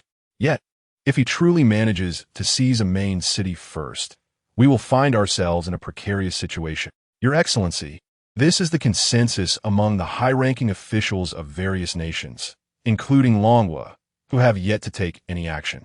Indeed, if the higher-ups of Longhua genuinely believed that Eternal Night could succeed, they would not remain inactive at this juncture. However, what if this is merely a ruse devised by the higher-ups of Longhua to lull us into complacency? Your Excellency, after our meticulous and rigorous calculations, we have concluded that the completion of 30 of the task is entirely unattainable by a solitary player. In stark contrast to the chaos erupting in the novice village, Zhang Wei cautiously made his way back to the main city. Standing upon his sword, he gazed into the distance from above the city gates, where a relentless tide of skeletal armies surged from all directions into the urban landscape. Zhang Wei furrowed his brow, perplexed. He commanded the skeletal army to search exhaustively, yet they failed to uncover even a trace of the novice lord, Glado. Must I enter the city? Zhang Wei squinted at the eerily tranquil city below. Since the task entailed returning to the city to subdue the novice Lord Glado, it seemed imperative for him to step within its bounds. Realizing he had perhaps been overly cautious, Zhang Wei soared into the city. Ding! Entering the final phase of the task. Ding! Triggered the novice Lord Glado's territorial barrier. Trapped? A jolt of tension coursed through Zhang Wei. The system notification revealed that the entire urban area of Jiangnan City was enveloped by a colossal, translucent shield. Zhang Wei unleashed a blade of energy against the barrier, inflicting -999 damage. Novice territory barrier. Health, 1 billion. Defense, 2,000 details. Novice Lord GLaDO's territorial barrier. Damage cannot be inflicted upon GLaDO within the territory until the barrier is breached. 1 billion. Zhang Wei stared in disbelief at the barrier, and before he could react, a thunderous roar erupted as the ground in the city center cracked open. A gargantuan beast, over 100 meters in size, emerged from the earth, toppling the unsuspecting skeletal horde. Zhang Wei's pupils constricted sharply. The creature's body was adorned with reddish-brown markings, resembling a colossal lizard forged from steel. GLaDO, Novice Lord, level 60 health, 20 million attack power, 20,000 skills, 1, spatial jump, 2, tear, 3, barrier, 4. Near-death resurrection details, a formidable beast species within the turbulent space. 20,000 attack power. A grave expression settled on Zhang Wei's face as he regarded the Novice Lord, whose attack power was exorbitantly high. Furthermore, within the territory, he cannot inflict harm upon it without breaching the barrier. This mechanism should not apply to me, Zhang Wei thought, his expression softening slightly. He immediately commanded the skeletal army to launch an assault. Before the Novice Lord GLaDO, the skeletal army appeared as mere ants. However, -999 -999. Upon witnessing the damage inflicted, Zhang Wei breathed a sigh of relief. The replicated skill dealt random damage of 1 to 999, bypassing the barrier mechanism. As GLaDO endured the attack, a flicker of surprise crossed its eyes, momentarily astonished, before it retaliated in fury. GLaDO's massive claw struck down with tremendous force, scattering skeletons in every direction. The skeletal army engaged in a fierce battle with the junior lord, GLaDO, while Zhang Wei cunningly concealed himself in an inconspicuous position at the rear, continuously replenishing the ranks of skeletons. He observed GLaDO's spatial leap with caution, refraining from unleashing his dragon breath to join the fray. Although the widespread breath could trigger a passive effect, Zhang Wei harbored suspicions that GLaDO might suddenly materialize right before him. His current health was insufficient to withstand even a single swipe from GLaDO. As the adage states, even ants can take down an elephant. GLaDO's health gradually diminished under the relentless assault of the skeletal army. When the boss's health dwindled to a third, Zhang Wei ceased summoning more skeletons. He soared above the junior Lord GLaDO on his sword. Without uttering a word, he unleashed the echo of the finale, directing a lethal blade of energy. Villains often meet their demise through excessive chatter. One must never prattle before engaging in action. With a resounding explosion, the blade of energy pierced through GLaDO, instantly depleting the remnants of his health. Ding! Congratulations on defeating the junior Lord GLaDO. Ding! The junior Lord GLaDO has triggered Death's resurrection. Ding! Upon resurrection, the junior Lord GLaDO shall yield to the eternal night, maintaining the territorial barrier to ward off monstrous incursions. Ding! Congratulations! The completion of the legendary quest in the Fallen Zone has reached 100. Ding! Congratulations! The Eternal Night has independently completed the legendary quest. The Jiangnan territory is now under the dominion of the Eternal Night. Ding! Congratulations! The Lord of the territory, Eternal Night, has reached level 60. Chapter 57. Lord of the Territory players from the Dragon Kingdom's Novice Village could no longer contain their excitement, clamoring to leave the village. With a task completion rate of 70, restlessness permeated the air. Yet, before they could act, a series of system announcements erupted like thunder. Congratulations to Dragon Kingdom's Eternal Night for completing the legendary quest to reclaim the Fallen Zone, achieving a 100 task completion rate. We encourage other survivors of Blue Star to strive onward. Congratulations to Dragon Kingdom's Eternal Night for independently completing a legendary task, obtaining the ownership of Jiangnan District, and becoming the first Lord of the Territory in Blue Star. Congratulations to Lord of the Territory, Eternal Night, for advancing to level 60. Reclaiming the Fallen Zone is vital for territorial ownership. We urge other survivors of Blue Star to persist. The territories of Blue Star are now open. All areas marked as fallen belong to no one. We urge Blue Star survivors to reclaim them swiftly. The system announcements seemed relentless, as if they had no intention of pausing. The reactions among players starkly contrasted. The fervent excitement of Dragon Kingdom players versus the stagnant silence among the higher-ups of various nations. This indeed echoed the adage that while some may doubt you, it is precisely when you rise to the occasion that they take notice.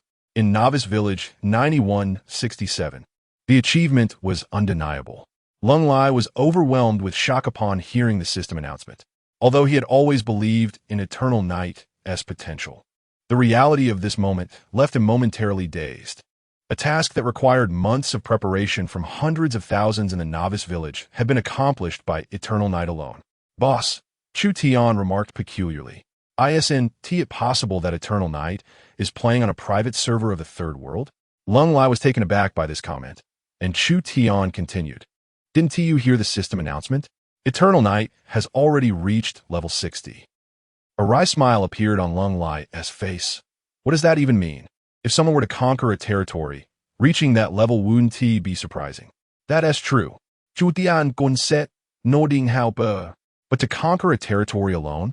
I lack the strength for that. In a certain country, within an underground villa, a glass shattered with a loud crack. Fools, a bunch of fools. Is this what you call cautious and meticulous calculations? You repeatedly claimed that Eternal Night could not complete the task. How do you explain this now? Sir, it seems we have been deceived by the Dragon Kingdom. We must act decisively. The Dragon Kingdom has already seized a main city ahead of everyone else. We must immediately reclaim the Fallen Zone. Zhang Wei had not anticipated that his acquisition of the territory would prompt the higher-ups of various nations to hastily advance their entry into the Fallen Zone. However, even if Zhang Wei were aware of these matters, he would not concern himself with them. His primary focus was on the rewards for his task. Ding. Personal reputation of the Lord of the Territory. Eternal Night 100,000. Ding. Congratulations to the Lord of the Territory, Eternal Night, for acquiring a basic territorial enhancement. The attributes of the Lord are augmented by the territory, with the basic enhancement providing Health Mana 4,000,000 for dimensions 5,000. The Lord of the Territory possesses full rights over military, administrative, and economic aspects of the domain. Ding. A basic territory can construct 2 teleportation arrays for directional transport. Ding. The urban construction of the Jiangnan territory is progressing. Current progress. 1. Zhang Wei was genuinely astonished by the system notifications ringing in his ears. Jiangnan had become his domain. Even the system announcements of the Third World had shifted their address from Survivor to Lord of the Territory. As a result of completing this legendary task, his level surged directly to level 60, a remarkable increase of 10 levels, while other players were merely at level 10. Most crucially, the Lord of the Territory enjoyed substantial attribute enhancements. Health Mana 4,000,000 for dimensions 5,000, which was utterly outrageous. Zhang Wei took a moment to regain his composure. Hastily glancing at his current attributes, player, Eternal Night class, Jester rank, basic Lord of the Territory level, 60 experience points, 06000,000 health mana, 4,050, 0,004, 050, 000, 4 dimensions, 0, 51W0, 51 w0, 51W dual attack, 15, 00015, 000 dual defense, 10, 00010, 000 general skill. Detection technique can detect information on monsters up to 10 levels below oneself. Exclusive skill, stage comedy. The Jester can mimic and replicate any target's active skill. Inflicting random damage of 1 to 999, cap. 4. Exclusive skill, card acrobatics. Randomly draw one of 4 suits. Hearts, spades, diamonds, clubs, within 10 seconds. Each attack possesses different effects. Hearts, taunt. Spades, blind, diamonds. Interrupt, clubs, slow, skill cooldown, 60 seconds. Exclusive skill, improvise comedy. Recovery buff skill, healing amount skill damage value. Last 10 seconds, cooldown 60 seconds. Exclusive skill, Jester stage. Within a performance stage, 1000 x 1000 area, damage received by the Jester is randomly reduced by 10 to 90. Another exclusive skill had been added. Zhang Wei gazed at the Jester's stage skill. Within the confines of the stage, he would experience a random damage reduction of 10 to 90. Upon reviewing the details of this skill, Zhang Wei could hardly contain his overwhelming joy. Although there was a limitation of a 1000m x 1000m area, this space was already ample. Moreover, while the damage reduction was stated as ranging from 10 to 90, Zhang Wei understood that in a performance state, it would undoubtedly be a 90 reduction. In other words, if an enemy could inflict 10,000 points of damage on him, after reduction, Zhang Wei would only lose 1,000 health points. With his health exceeding 4,000,000, it would indeed be a challenge to meet his demise. Others, how do they play? Zhang Wei now feels somewhat guilty. The disparity is immense. In the third world, there appears to be no notion of balance. Once you take the lead, you can maintain it, and the advantage only amplifies. The only regret is that his territorial urban area is still under construction and recovery. Zhang Wei was excited for quite a while, and suddenly recalled that he seemed to have another gain. Turning his gaze towards the distance, he spotted the junior lord, Grado, dutifully lying on the ground. This lord-level beast had now become the guardian beast of Zhang Wei's territory. Without hesitation, Zhang Wei approached the guardian beast. This formidable creature possesses remarkably extraordinary attributes, but what caught Eternal Knight's attention was its skill, spatial leap. Zhang Wei speculated inwardly that with so many beasts in the Fallen Zone, they might be continuously transported to Blue Star via Grado's spatial leap. If that is the case, could he also replicate this skill for spatial transportation? Chapter 58. A voice. Zhang Wei approached the imposing figure of the junior lord, Grado, and said, "Come, let us attempt a spatial leap." Though he held little hope. To his astonishment, Grado appeared to comprehend his request, and a swirling vortex of space materialized before him. In the blink of an eye, Grado vanished from beneath Zhang Wei's gaze. Zhang Wei's pupils constricted as he turned abruptly, only to find Grado lying right behind him. "Do you understand human speech?" Zhang Wei exclaimed, momentarily setting aside his astonishment. He hastily initiated a theatrical performance, employing the mimicry skill. Ding! The mimicry of the spatial leap skill was successful, replacing the sword mastery technique. A wave of joy washed over Zhang Wei as he quickly examined his newfound ability. Spatial leap. Beginner enables spatial traversal within the Fallen Zone of Blue Star, with a cooldown of 7 days. Zhang Wei's expression shifted to one of slight regret upon observing the skill details. The limitation of spatial traversal to the Fallen Zone of Blue Star felt somewhat lacking. However, it did not significantly affect him at present, as he had no intentions of venturing beyond Blue Star. Let's not dwell on that for now. Zhang Wei murmured to himself. What about the other Fallen Zones? Can I continue to conquer them? Given the system announcement that the surface Fallen Zones were unclaimed territories, it stood to reason that any territory conquered would belong to the conqueror. Utilizing the spatial leap, he could directly appear in other Fallen Zones, rendering this plan feasible. Zhang Wei had merely secured the Jiangnan territory, becoming its lord and significantly enhancing his attributes. What if he were to capture additional Fallen Zones? Let's not forget, in addition to attributes, the ownership of those territories would also rest in Zhang Wei's hands. The only disappointment was that his urban area was still under construction and recovery. Although the specifics of military, administrative, and economic ownership mentioned by the system remained somewhat unclear, Zhang Wei could surmise their implications. For instance, concerning the economy, he could likely set a percentage for all transactions within his territory, even imposing taxes on the populace. Revenues could also be generated from shops, residential rentals, and sales. If feasible, Zhang Wei could establish a usage fee each time players activated the main city's teleportation array. It is no exaggeration to say that once the territory was fully developed, the Lord would enjoy a steady stream of income as other players entered the main city. The advantages of becoming a territory lord were seemingly boundless. As these thoughts surfaced, an overwhelming impulse to act surged within Zhang Wei. However, he understood that before embarking on such endeavors, he needed to clarify certain matters to avoid laboring only to enrich others. After all, there was still time before the various nations initiated their plans to reclaim the fallen zones, so there was no need to rush. With this in mind, Zhang Wei turned his gaze back to Grado. The guardian beast's massive form posed a dilemma regarding where to place it. Yet Grado seemed to sense Zhang Wei's contemplation, abruptly burrowing into the ground.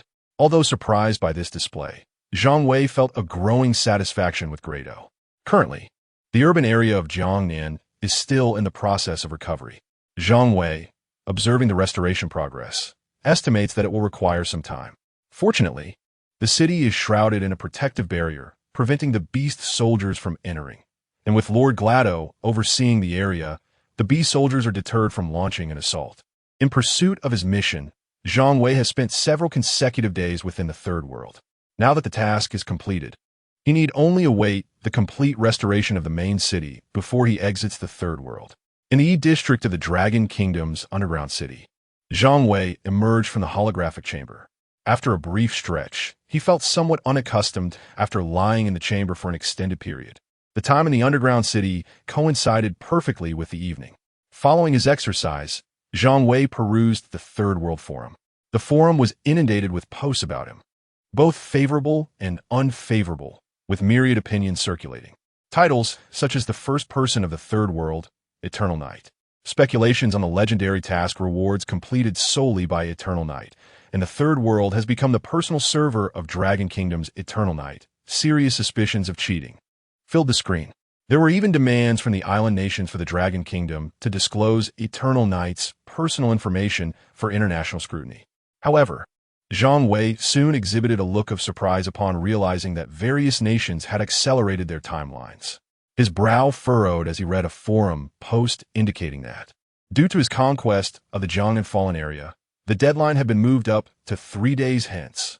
This development cast a shadow over his plans to capture other fallen regions.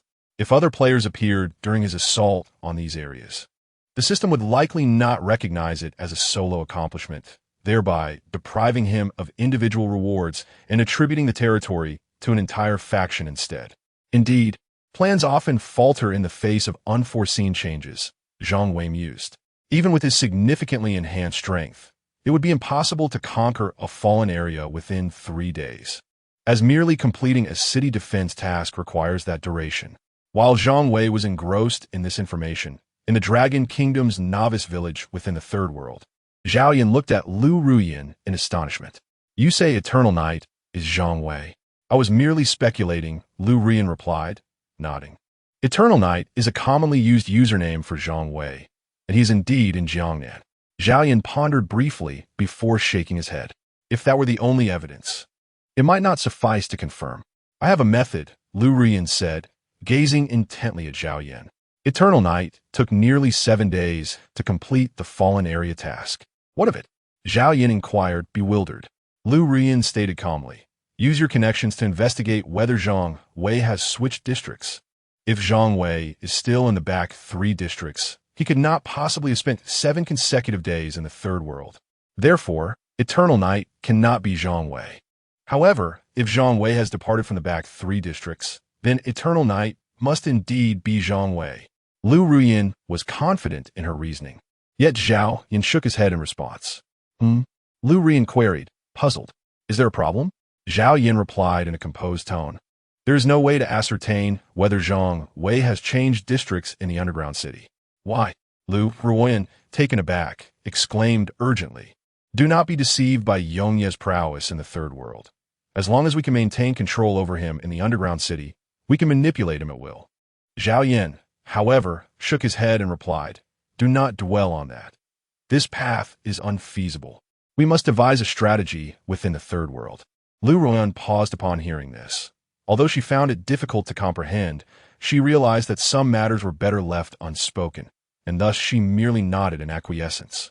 Meanwhile, Zhang Wei, after perusing the Third World Forum for a while longer, quickly freshened up before collapsing into slumber. The following morning, in the E district of the underground city, Zhang Wei, still ensconced in the comfort of his bed, was roused by a voice at his side. "Ding! The construction of the designated territorial district is currently underway, with a progress of 10. Huh? Zhang Wei suddenly opened his eyes, questioning whether he had merely imagined it. Chapter 59. The truth emerges. Was that voice a system notification? Zhang Wei rose from his bed, his eyes reflecting a glimmer of astonishment. He was in his room within the E-district of the underground city, yet he had not entered the third world. Why had he still heard a system prompt? The construction progress of the Jiangnan territory is at 10. Zhang Wei was certain he had not misheard. Moments later, necromantic summoning? Dragon's breath? Sword chi? Perhaps I am merely overthinking it? Zhang Wei furrowed his brows. He attempted to unleash several skills in succession, but there was no response whatsoever. Perhaps it was merely an auditory hallucination.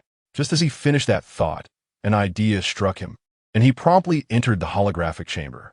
In the third world, Jiangnan district, the territory still displayed that it was under reconstruction. Indeed, it was at 10. A flicker of astonishment crossed Zhang Wei's eyes. The progress of the district's restoration mirrored exactly what he had heard in the underground city. What on earth was amiss? Zhang Wei could not fathom the source of the discrepancy. He had tried to use skills in the underground city, yet experienced no effect. How then could the system notification from the third world have reached the underground city? He could only jot this down for future consideration. After a prolonged period of contemplation with no clarity, Zhang Wei reluctantly decided to set it aside. Yet, just as that thought crossed his mind, another idea emerged. Spatial transition. As his voice faded, Zhang Wei vanished from the district. Long Kingdom, Underground City, E-District I. This. Zhang Wei gazed around his familiar surroundings, utterly astonished. He had returned to the underground city. Moreover, this time, his equipment, attributes, and panel were all intact. Zhang Wei had brought back everything that belonged to the third world into reality. Instinctively, Zhang Wei glanced at the holographic chamber, a wild notion flashing through his mind. Was the holographic chamber merely a consciousness-linking device, or did it actually transport individuals directly to the third world? Most likely the latter. A tempest of thoughts surged within Zhang Wei. If that were the case, then the novice village should be a designated safe zone within the third world, and stepping outside of it would equate to transporting players to the surface of Blue Star. Thus, leaving the novice village meant that death would no longer result in resurrection. This must be the reason. Upon grasping this concept, Zhang Wei's expression transformed with myriad emotions. Everyone believed that the third world was a 100 immersive game, yet the truth was that it directly transported individuals there. What the players were experiencing was indeed real. However, a look of confusion crossed Zhang Wei's face. There remained one aspect that eluded explanation. If the holographic chamber merely transported individuals to the third world, how could he account for his current situation? He had brought back all the equipment and attributes from the third world into reality. Moments later, a frenzied thought surfaced from the depths of Zhang Wei's mind. Could the underground city also be a part of the third world? In the Long Kingdom's underground city, district, a uniquely designed garden unfolded, where several individuals were gathered beneath a pavilion. At that moment, a middle-aged man clad in military attire entered, having just received news that someone had failed to return from the third world via the teleportation device to the underground city. As his words echoed, a brief silence enveloped the group. After a moment, one of them spoke slowly. Is it Eternal Night? It must be him. Only by conquering the Fallen Zone could he activate the main city's teleportation. Beside him, another person chuckled bitterly. I didn't expect it to happen so soon. Should we contact Eternal Night in advance? The military-clad man expressed his unease. If he wreaks havoc in the underground city, there's no one to stop him. No need. An elder among them waved his hand dismissively. The greatest threat to Blue Star now is the alien beasts, not our own people. Are we still not intervening? The middle-aged man hesitated. The upper echelons of Dragon Country had long since issued a strict edict. No intervention, no investigation, no involvement regarding Dragon Country players in the third world. To put it bluntly, the strategy of Dragon Country can be described as laissez-faire, or more harshly, neglect. What we need are strong individuals, capable of leading humanity on Blue Star to survival. The elder stated solemnly, such individuals cannot be cultivated. They must forge their own paths. No sooner had the elder finished speaking than a sudden sound resonated through the garden. Ding. The mission in Hiroshima, Sakura Island, has failed. 000 survivors have perished. Ding. The mission in Hiroshima, Sakura Island, has failed. 1000 survivors have perished. The middle-aged man was taken aback. Did the Sakura Island operation commence ahead of schedule? Ha! The elder replied nonchalantly. They have always favored surprise attacks. However, this should merely be a test. The middle-aged man furrowed his brow. But this effectively informs everyone that the Fallen Zone missions will indeed result in fatalities. It is impossible to keep this hidden forever. That day will inevitably come. There's another matter. The middle-aged man continued. Various nations have contacted us again, seeking information on the strength of the alien beasts in the Fallen Zone and a general overview of each phase of the missions. How naive, the elder scoffed. Tell them we cannot reach eternal night, and Dragon Country is equally uninformed about the situation in the Fallen Zone. Upon hearing this, the middle-aged man could not help but display a look of perplexity. They were not unable to contact him. Rather, they had no contact at all. In the novice village of the Third World, a brief silence fell after the system announcement. What is this? The mission in Sakura Island has failed, resulting in 1000 survivors' deaths. What does this mean? Are they truly dead? Damn, I remember a post that claimed death in the novice village meant no resurrection. Could this really be true? As a result of this announcement, the players in the novice village were thrown into disarray, their focus on leveling and battling shattered. A multitude of players exited the Third World, flooding forums with posts demanding explanations and clarifications from the government. Sakura Island? Zhang Wei also received the system notification regarding the failure of the mission in the Sakura Island. He remained in his room, yet to enter the Third World. At this moment, he noticed the frenzied posts on the forum. It seemed that, apart from himself, others in the dungeon were not receiving system notifications. Observing the multitude of rapidly refreshing posts, Zhang Wei became curious about how various governments would interpret this situation. In contrast to the panic exhibited by other players, Zhang Wei appeared remarkably composed, for he was well aware that death in the Fallen Zone meant no resurrection. Moreover, given his current strength, he was not in any peril. Am I now invincible? This thought involuntarily crossed his mind. Regardless of whether the dungeon belonged to the Third World, it was evident that the Third World had begun to influence reality, or perhaps it was never merely a game. The prowess of players within the Third World was intrinsically linked to the real world, with Zhang Wei's level far surpassing others in the Third World. It naturally followed that he would hold a similar advantage in reality. As Zhang Wei pondered these thoughts, the system announcements began to chime incessantly. Ding! The mission in the Fallen Zone of Okayama, Sakura Island, has failed, resulting in the death of 500 survivors. Ding!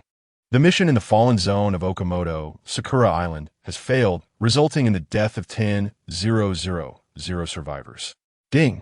Congratulations to Sakura Island for successfully reclaiming the Fallen Zone of Juchuan in a legendary mission, with a progress completion of 5. We hope other survivors from Blue Star will strive harder. Ding! Congratulations to Sakura Island for successfully reclaiming the Fallen Zone of Kawasaki in a legendary mission, with a progress completion of 5. We hope other survivors from Blue Star will strive harder. Ding! Congratulations to Sakura Island for successfully reclaiming the Fallen Zone of Nagoya in a legendary mission, with a progress completion of 5. We hope other survivors from Blue Star will strive harder. Zhang Wei's expression hardened. How many lives is Sakura Island willing to sacrifice in this experiment to reclaim the Fallen Zones? Chapter 60. A singular individual, it must be said. This is indeed a viable strategy.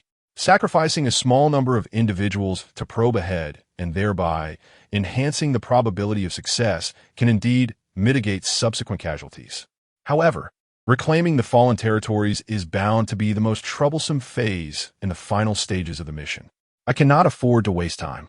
Zhang Wei is acutely aware that with the Sakura Island taking the initiative, other nations are likely to follow suit. Once various countries commence their missions in succession, numerous players may close the gap with Zhang Wei. The most pressing crisis at present, however, lies not in these matters, but rather in the aberrant creatures that roam the surface. Who knows what formidable beasts might emerge after the nations secure the fallen territories? According to the information Zhang Wei has gathered, the beast soldiers in the fallen territories are merely the most common aberrations. Aside from the urban areas, the surface is now shrouded in a red mist, and the beasts discovered within this mist possess strength far surpassing that of the beast soldiers. Thus, the foremost priority is to augment one's strength. Only then can one hope to contend with the uncertainties that lie ahead. Nevertheless, there is one thing that has been perplexing Zhang Wei. Why has no one reached out to him thus far? Given that he was the first to complete the mission in the fallen territory, it would be reasonable to expect that various nations would seek him out for intelligence. Yet, to date, there has been no movement in this regard, not even from the Dragon Nation. While Zhang Wei pondered these thoughts, a system notification resonated. Ding! You have triggered the exclusive quest for the Lord of the Territory. Assist the players of Blue Star in seizing the fallen territory. Completion of this quest will enhance the level of your territory. Zhang Wei was taken aback. An exclusive quest for the Lord of the Territory? Elevating the territory's level? My territory is currently of the primary level. Should it be upgraded? Zhang Wei murmured. The attributes conferred by the territory should also improve. However, he mused, considering that only Sakura Island has embarked on this quest, perhaps it is prudent to wait a while. The temptation to elevate the territory's level is significant. But aiding Sakura Island? He chuckled. Since the Dragon Nation has yet to commence its own mission, it would be wise for him to focus on his own advancement first. With that thought, Zhang Wei ceased his ruminations and immediately activated his spatial leap, departing the underground city to return to the surface. On the surface, in the Jiangnan urban area, Zhang Wei made his way directly toward the mist-laden outskirts. Presently, there are no aberrant creatures in Jiangnan, and to continue leveling up, he must venture into the mist zone. The mist zone is still teeming with numerous aberrant creatures, yet these creatures have become somewhat trivial now. Zhang Wei summoned his skeletal army and began to march through the mist zone, pushing deeper into its heart. Ding! You have slain a level 20 beast soldier, Flame Roar. Experience points 80. Ding! You have slain a level 25 beast soldier, Lizard Tiger. Experience points 90. Zhang Wei is currently at level 60, requiring 6 million experience points to ascend to the next level. The ordinary beast soldiers are mostly in their 20s or 30s, and the experience gained from defeating them has dwindled significantly. With the skeletal army and the fiery inferno conjured by his dragon breath skill, Zhang Wei advanced through the mist zone with unstoppable momentum. As Zhang Wei delved deeper, the levels of the beast soldiers in his vicinity began to elevate, revealing many creatures he had never encountered before. However, with the increase in the beast soldiers' levels, Zhang Wei also gained a substantial amount of experience points. Meanwhile, in the surface realm of the Dragon Kingdom, in the Suzhou Fallen Zone, beams of white light flickered as tens of thousands of Dragon Kingdom players surged into the city, dispersing across various locations. Attention! One player intoned solemnly. The attributes of the beast soldiers are exceedingly high. In a matter of moments, the Dragon Kingdom players in Suzhou seamlessly organized into numerous small squads, as if they had rehearsed this formation countless times.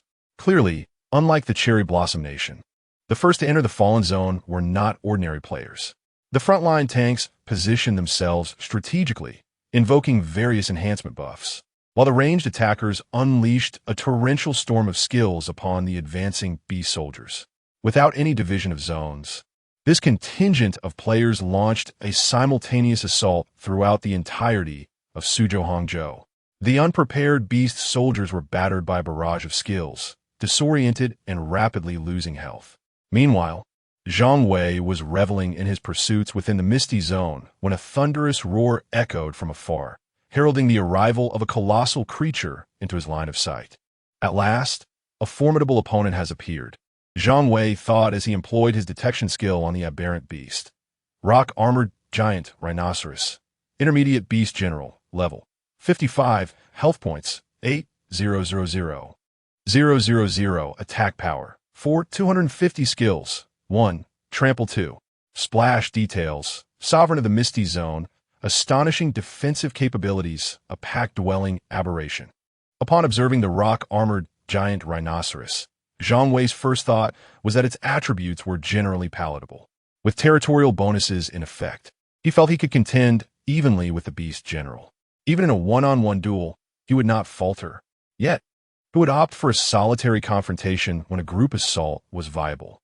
The skeletal army immediately surrounded the creature. Boom! Before the skeletal army could close the distance, the rock-armored giant rhinoceros unleashed its trample skill, causing the ground to tremble violently, sending numerous skeletal warriors sprawling. -13, 454 -15, 251 -15, 032. In an instant, swathes of skeletons were obliterated, leaving a vast expanse before the rhinoceros. Such an extensive area of effect.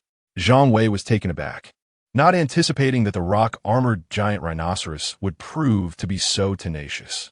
However, it was evident that the trample skill had a considerable cooldown. As the remaining skeletons swiftly advanced, their bone blades poised to strike at the beast, Zhang Wei did not remain idle either, casting his dragon breath skill repeatedly, igniting a sea of flames. -999 -999.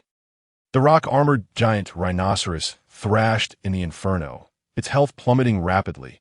Death was merely a matter of time. Just then, a system announcement rang out abruptly. Ding! Congratulations to the Dragon Kingdom. Legendary task to reclaim the Suzhou Hangzhou Fallen Zone. Task progress completed at 30. We hope other survivors of Blue Star will persevere. Ding! Congratulations to the Dragon Kingdom. Legendary task to reclaim the Suzhou Hangzhou Fallen Zone. Task progress completed at 30. We hope other survivors of Blue Star will persevere. In the third world, due to the death announcement of the player system in the Sakura Island, ordinary players hesitated to venture beyond the novice village. Players from various nations clamored for their governments to provide explanations, and many had resolved not to leave the safety of the novice village, including those from the Dragon Kingdom. However, this announcement left the novice players from the Dragon Kingdom bewildered. Is Suzhou and Hangzhou under siege? I am from Suzhou and Hangzhou. So am I. No one informed me. What is happening? Who has gone there? I certainly did not. The area of Suzhou and Hangzhou had already suffered a direct 30 loss. Who is attacking? In the depths of the Misty Zone, Zhang Wei, upon hearing the system announcement, exhibited a look of astonishment, realizing that the tasks in each besieged area were indeed different. He glanced at the critically injured rock armor giant rhinoceros and vanished from his position. Outside the city of Suzhou and Hangzhou, a crimson mist rolled ominously towards the urban area. A relatively slender player gazed at the blood-red fog and quietly spoke to a burly man beside him. Are we really the only 20,000 defending the city? Enough talk, the burly man replied solemnly. If we don't stand guard, who will? The 20,000 players from the Dragon Kingdom formed a battle formation using the city's structures, resolutely facing the approaching tide of crimson mist. Each prepared to face death without hesitation. Suddenly, the ground began to tremble, and within the blood mist, countless mutated beast soldiers emerged. Even these well-trained players felt their nerves tighten. The burly man suddenly shouted, "Brothers, the time for our trial has come." However, before he could finish his sentence, he noticed the slender player pointing towards the direction outside the city. Look, over there. Someone. Countless eyes turned towards the sound. There stood a solitary figure amidst the endless horde of beasts, clad in a billowing black cloak, with a dark mask concealing their face. Chapter 61. The humanoid bug Zhang Wei, upon teleporting and grasping the situation before him, could not suppress a gasp of astonishment. The blood mist swirled ominously, and the earth trembled beneath him. This scene was all too familiar. It heralded the impending assault of beast soldiers. As the Dragon Kingdom sought to reclaim the fallen territories of Suzhou and Hangzhou, he felt compelled to lend his aid, especially since he bore a unique mission as the lord of his domain, which could elevate the level of his territory. However, Zhang Wei had intended to launch a surprise attack from outside the city, only to find himself thrust into the very heart of the conflict. The formidable tide of beasts loomed perilously close, and the quaking ground incessantly reminded him that should the onslaught crush down upon him, it would not spell his demise. Given his current attributes, but he would undoubtedly endure a harrowing ordeal. Just as Zhang Wei contemplated retreating to avoid the brunt of the assault, he caught sight of the astonished gazes of countless players from the Dragon Kingdom behind him. Under the collective scrutiny of the crowd, he inadvertently found himself at the forefront of the beast tide, standing defiantly, as if to confront an army single-handedly. In that moment, retreat was not an option. After a brief hesitation, Zhang Wei resolved to stand his ground. With over 4 million health points, more than 10,000 in defense, and a 90% damage reduction, why should he falter against these lowly beast soldiers? Breath of the Dragon, Necromantic Summoning. Zhang Wei alternated between casting these two spells, and as the skeletal army emerged, they surged forward to meet the oncoming foe. The inferno conjured by the breath of the dragon began to take shape, just as over 2,000 skeletons were summoned. Yet the mutated beast soldiers bore down upon them with relentless ferocity. The collision was thunderous, and many skeletons were instantly sent flying. Judging purely by size and impact, the skeletons were evidently no match for the beast soldiers. In that moment, Zhang Wei found himself nostalgic for the art of sword flight. Had he possessed that skill, he could have ascended to the skies and evaded the chaos. However, once the performance had commenced, he could only grit his teeth and endure. Fortunately, the inferno wrought by the breath of the dragon did provide some measure of obstruction, as 4 negative buffs cycled through, significantly slowing the charge of the beast tide. Gaining a brief respite, Zhang Wei summoned all his power to unleash necromantic summoning.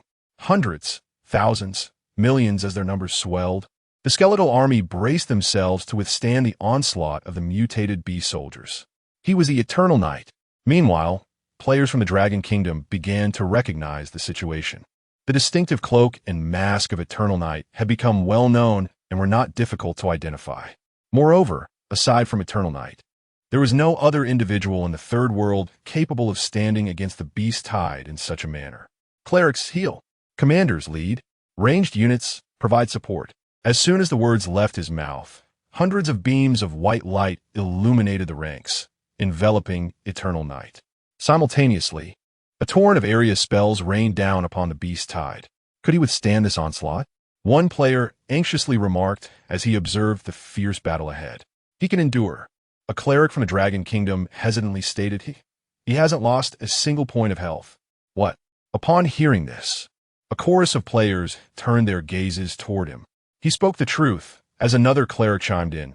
Eternal Knight has sustained no damage. Our healing spells appear ineffective. How could this be possible?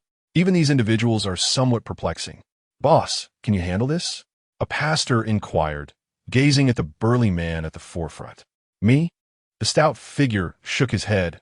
No, despite my S-class defense, I cannot withstand such a multitude of aberrant beasts. What exactly is this Eternal Knight talent? One observed, astonished at how he managed to halt the beast tide. His talent must be extraordinary. At the very least, it must be an SSS-level talent. Another ventured. It could even be a divine-level talent. At the forefront of the beast tide, Zhang Wei himself recognized this truth. Gradually, damage seeped from his being. Regardless of the aberrant beast attacks, his health bar of over 4 million remained unscathed. These mutated beast soldiers, though possessing doubled attributes, could only muster a mere few hundred in attack power, hardly reaching 1,000. With his 10,000 in dual defense, these aberrant creatures could not breach his defenses. Occasionally, when a beast soldier managed to strike him, it forcibly deducted only 1 point of health, posing no threat whatsoever. Moreover, even if he lost a few drops of health, his improvisational healing skill could restore him at any moment. It was then that Zhang Wei truly comprehended the nature of his existence as a level 60 territory lord, an absolute game-breaking entity. With high levels and superior attributes, the aberrant beasts could no longer threaten him through sheer numbers. He could not help but glance back at the countless players from the Dragon Kingdom. Next would be his solo performance. Zhang Wei began his counteroffensive against the beast tide, pushing them aside. Is my vision deceiving me? Is this even human? He is practically a humanoid bug, exclaimed the lead man.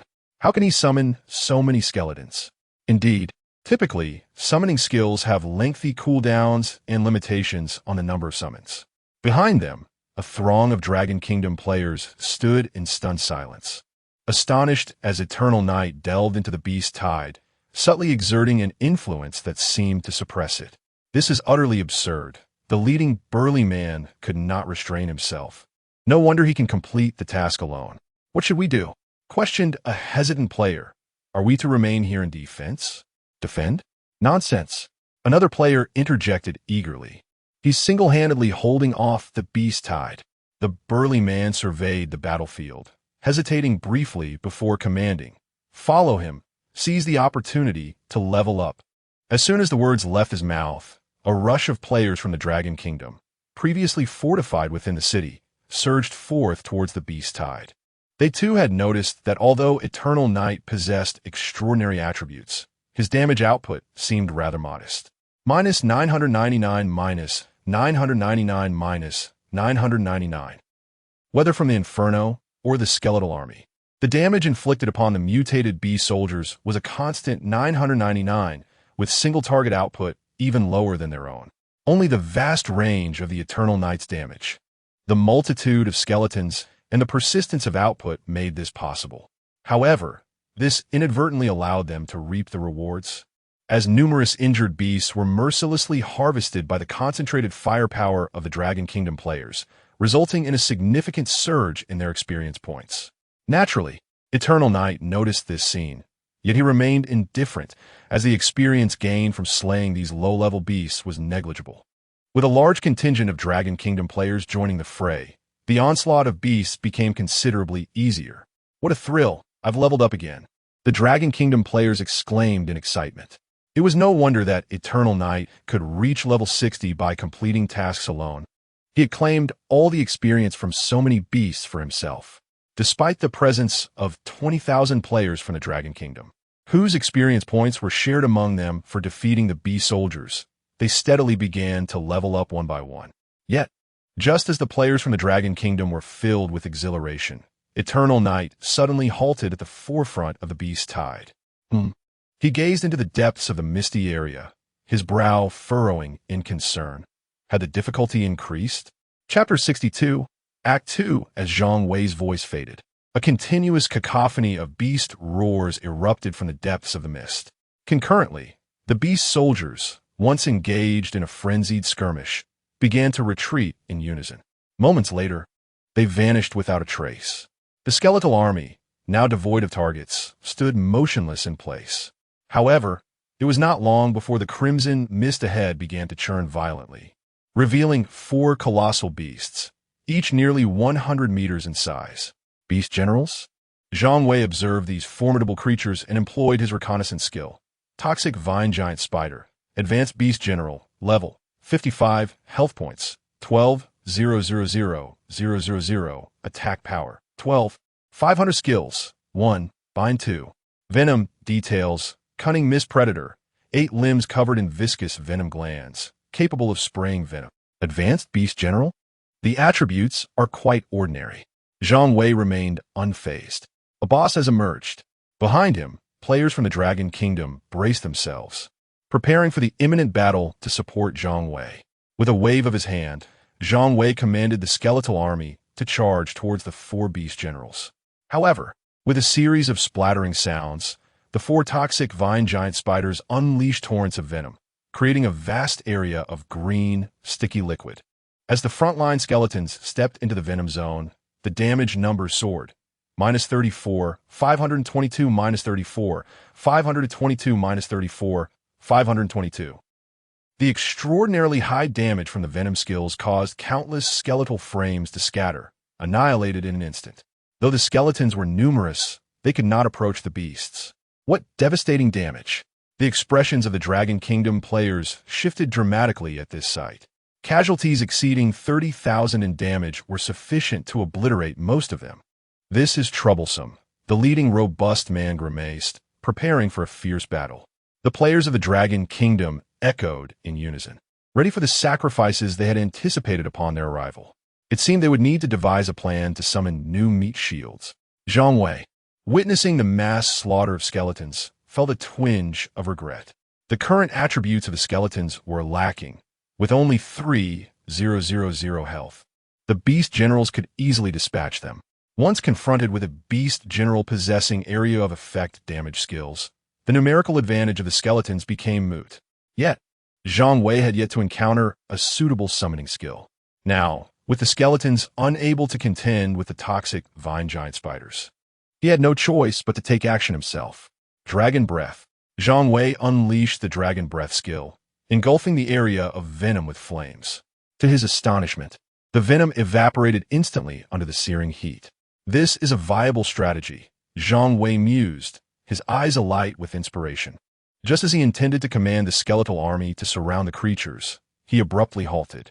The positioning of these 4 toxic vine giant spiders. An intriguing idea blossomed in Zhang Wei's mind.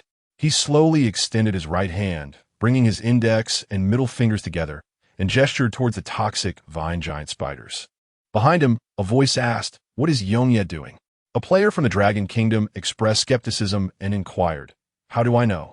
However, before he could finish his sentence, a multitude of players from the Dragon Kingdom stood in stunned silence, gazing ahead. The new player village of the Dragon Kingdom had endured a considerable amount of time since the last announcement regarding the progress of the Suang Fallen Zone mission. Anxiously, numerous players awaited the system's progress announcement. Why had there been no update for so long? Could something have gone awry? Impossible. We have never engaged in a battle without preparation. Was it not said that venturing forth would indeed lead to death? Who had dared to confront the Suang Fallen Zone? As players engaged in fervent discussions, a chime echoed. Congratulations to the Dragon Kingdom. Legendary task recapture, the Suang Fallen Zone has reached 60 completion. We urge the other survivors of Blue Star to continue their efforts. This announcement rang out 6 times in succession. Good heavens! 60 already? How could the progress have escalated so swiftly? The players of the Dragon Kingdom erupted in jubilation upon hearing the system announcement. Initially, the progress had been at a mere 30, but now it surged to 60, far exceeding everyone's expectations. It is worth noting that the Sakura Island had only recently achieved a progress of 20. The Dragon Kingdom had now decisively surpassed them. Players from the Dragon Kingdom were elated, their spirits lifted. Among the various new player villages in the Suang Fallen Zone, 20,000 players from the Dragon Kingdom bore witness to the extraordinary prowess of Eternal Knight. Is he still human? He does not seem like one. They would never have believed it had they not witnessed it with their own eyes. With a mere finger as his sword, he unleashed a sword energy that dealt over 70 million damage, instantly vanquishing 4 boss creatures. Over 70 million. Wasn't his damage cap only 999? What was happening? A single sword energy obliterated 4 boss creatures? In the foreground, Zhang Wei felt immense satisfaction with his recent accomplishment. The resonating finale of the attack was undoubtedly a lethal technique. As long as the accumulated damage was substantial enough, even the divine could be brought down. Zhang Wei slowly turned around, observing the Dragon Kingdom players still in a state of shock. "Prepare yourselves," he intoned gravely. "It seems the difficulty of the task has escalated." Zhang Wei was uncertain whether this was due to his unforeseen involvement as the lord of the territory. But the monstrous siege that was supposed to last 3 days had concluded prematurely. Moreover, 4 high-ranking beast generals had appeared at the end. He had never encountered such a situation while completing a mission. A robust man stepped forward, addressing Eternal Knight. "The military of the Dragon Kingdom extends its gratitude for your assistance." Zhang Wei was momentarily taken aback. He had already discerned that this group of Dragon Kingdom players was extraordinary, but he never anticipated they were affiliated with the military. He was about to utter a few polite words when suddenly the ground trembled beneath him, followed by a rhythmic quaking. Zhang Wei abruptly turned, gazing into the depths of the mist. Meanwhile, the Dragon Nation's military also sensed something amiss. The disturbance was far too significant. What was happening? The burly man wore a solemn expression, recalling that Yong Yi had mentioned the increase in the task's difficulty. This commotion, a bitter look crossed his face. Though reluctant, he could only murmur, "We must see if Yong Yi can hold on." 2,000 pairs of eyes turned toward Yong Yi, for the outcome rested solely upon him. Ahead, the blood mist gradually dispersed, revealing nearly 100 colossal beasts, the foremost exceeding 100 meters in size, with countless others lurking behind. Zhang Wei's countenance changed drastically. This level of difficulty was not merely a slight increase. Damn it. He gritted his teeth and thought, what kind of exclusive task for the territory lord is this? It is evidently a trap set for me. He had just unleashed the echo of dusk when over 100 beast generals appeared, and there was even a lord amongst them. While Zhang Wei could easily retreat, the 2,000 Dragon Nation players behind him will be left to face their fate here. Just as he prepared to confront the challenge head-on, a system prompt rang out abruptly. Ding. The loyal audience is in position. Shall the second act of the performance commence? Chapter 63. The Carnival Feasting. The loyal audience is now in position. Shall we commence the second act? The mention of a second act momentarily stunned Zhang Wei, but then elation washed over him. The performance mechanism indeed has a second act. Ever since Zhang Wei acquired the unique equipment of the Jester's Carnival, coupled with the accompanying improvisational performance effect, the performance mechanism had been liberated from its constraints. He had not pursued further exploration of the Jester's playstyle. But this unexpected activation was a fortuitous twist of fate. It appears that the potential of the Jester extends far beyond his expectations. Zhang Wei could scarcely contain his excitement. If there is a second act, does that imply the existence of a third, fourth, fifth act, and perhaps even a grand finale? Regaining his composure, Zhang Wei intently declared, "Gomos." Ding. The second act commences. Carnival Feast. Effect of Carnival Feast. The Jester's skill inflicts random damage ranging from 1 to 999, with the upper limit of random damage augmented by the number of loyal audience members, with no cap on the maximum. Current effect, 1 to 999 20 000. Upon hearing the system notification, Zhang Wei's pupils widened in astonishment. The effect of the second act, Carnival Feast, indeed adds the number of loyal audience members to the damage cap. Casting a glance at the Dragon Kingdom military players behind him, he noted that their numbers stood at precisely 20,000, resulting in an additional 20,000 damage. If the figures had been in the hundreds of thousands, it would mean his skill damage could soar to staggering heights. Imagining millions, or even tens of millions of players, it was unfathomable. This was undoubtedly a skill meant to dazzle the masses. The more allies present, the more chaotic the devastation. At that moment, the horde of aberrant beasts drew ever closer to Zhang Wei. He quickly cast a detection spell at the towering aberrant beast ahead of him. Typically, the primary leaders are over 100 meters tall, while the beast generals usually measure in the tens of meters. Mo Yuan, Intermediate Lord, level 60 health, 28,000. 000 attack power, 42,000 skills, 1. Dark Erosion Slime, 2. Abyssal Gaze, 3. Adhesive Prison, 4. Corrupted Blood Regeneration Details, Abyssal Denizen from the Depths. Its surface slime capable of corroding metal. An Abyssal Gaze can momentarily disrupt enemy skills. The Intermediate Lord boasts over 40,000 attack power and nearly 30 million health points. Judging solely by attributes, the Intermediate Lord far surpasses Zhang Wei, the lord of this territory. However, Zhang Wei, despite his mere 4 million health points, has the capability to reduce damage by 90%. Under normal circumstances, the Intermediate Lord's standard attack would inflict over 40,000 damage on Zhang Wei, but with damage reduction, the true damage amounts to merely over 4,000. Of course, this only pertains to the standard attack damage of the Intermediate Lord. Skill damage is an entirely different matter.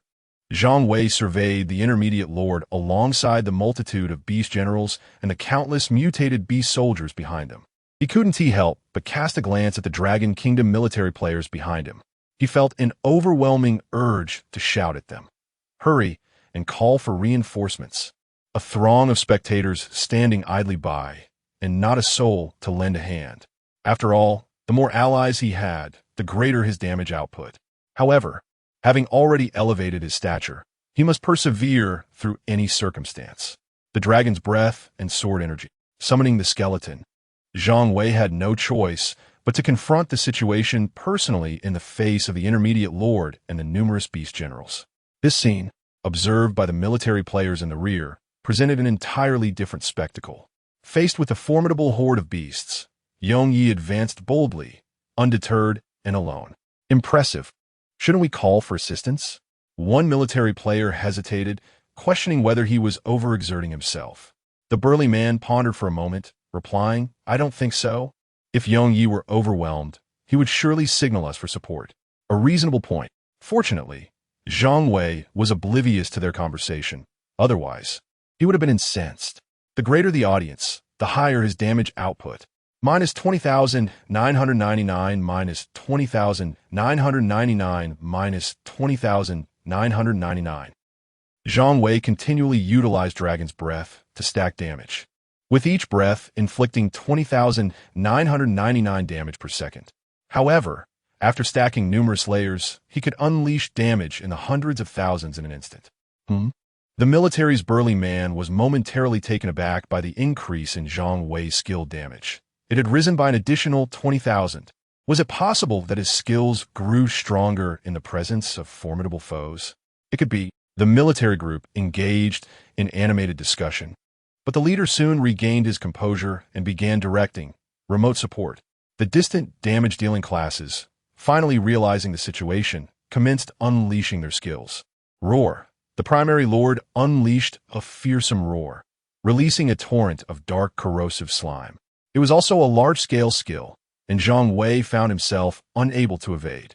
Minus 70,211 minus 92,887 minus 80,222. The intermediate lord's skill damage was terrifying, despite a 90% reduction.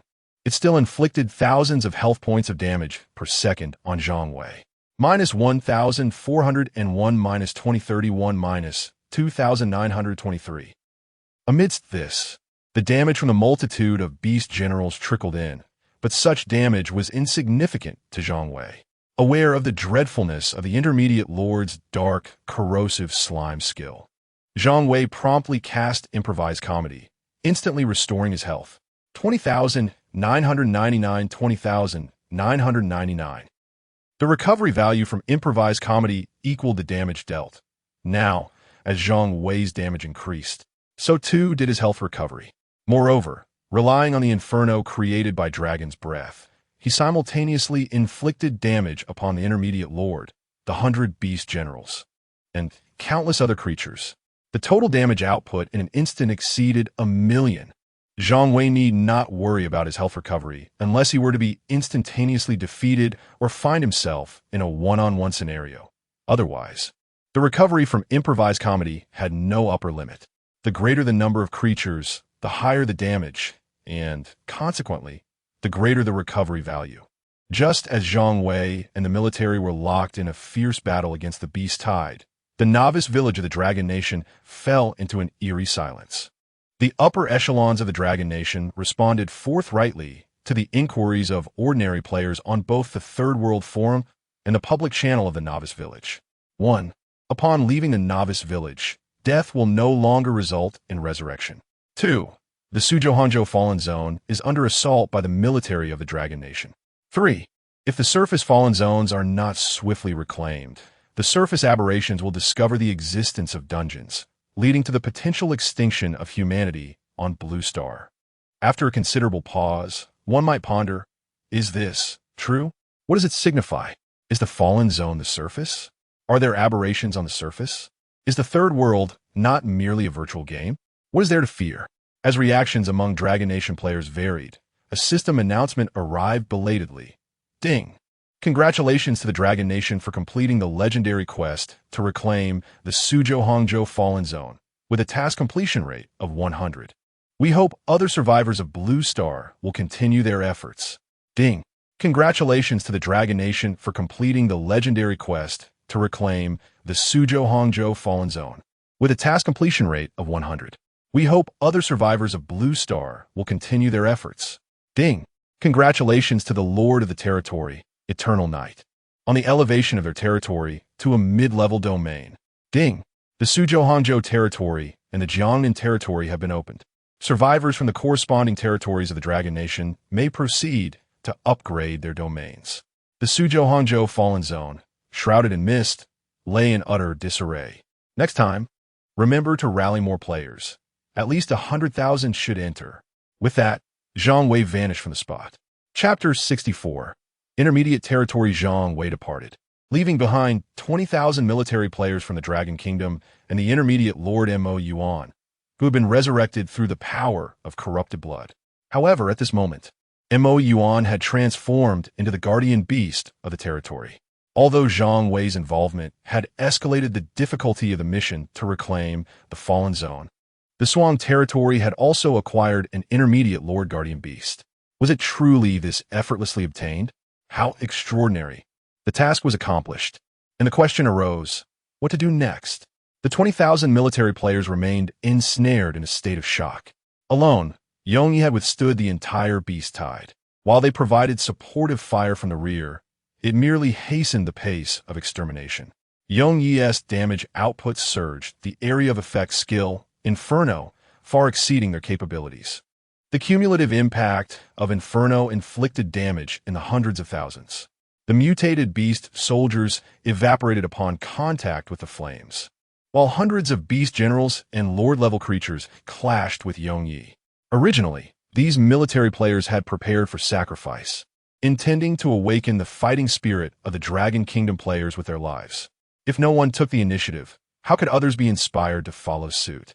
The crisis of the Blue Star was an unavoidable calamity for all. The only recourse was to confront the challenge head-on, to embrace death in pursuit of life. Yet now, even with the heightened difficulty of the task, it was still resolved solely by Yongyi. What more could be done but to report the situation truthfully? It seemed the plan to reclaim the fallen zone would require adjustment. Meanwhile, Yongyi returned to the Jiangnan territory, which had now upgraded to an intermediate territory. Territory, Jiangnan level. Intermediate can be upgraded 05. Owner, Yongyi status, repairing 5. Had it lost another 5? Zhang Wei furrowed his brow as he surveyed his territory. The repair progress of Jiangnan territory, initially at 10, had dropped to 5 upon its elevation to intermediate status. The silver lining was that the intermediate territory could still be upgraded. The subsequent numeral 5 likely indicated the need to conquer 5 more territories for another advancement. Furthermore, with the elevation in territory level, Zhang Wei's attributes would, barring any unforeseen circumstances, once again double. Player, Eternal Knight class, Jester rank, intermediate domain lord level. 65 experience points, 230, 0006, 500, 000 health mana. 8, 050, 0008, 050, 000 attributes. 15, 115.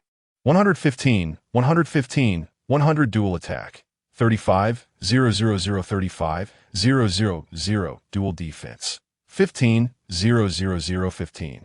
000 universal skill.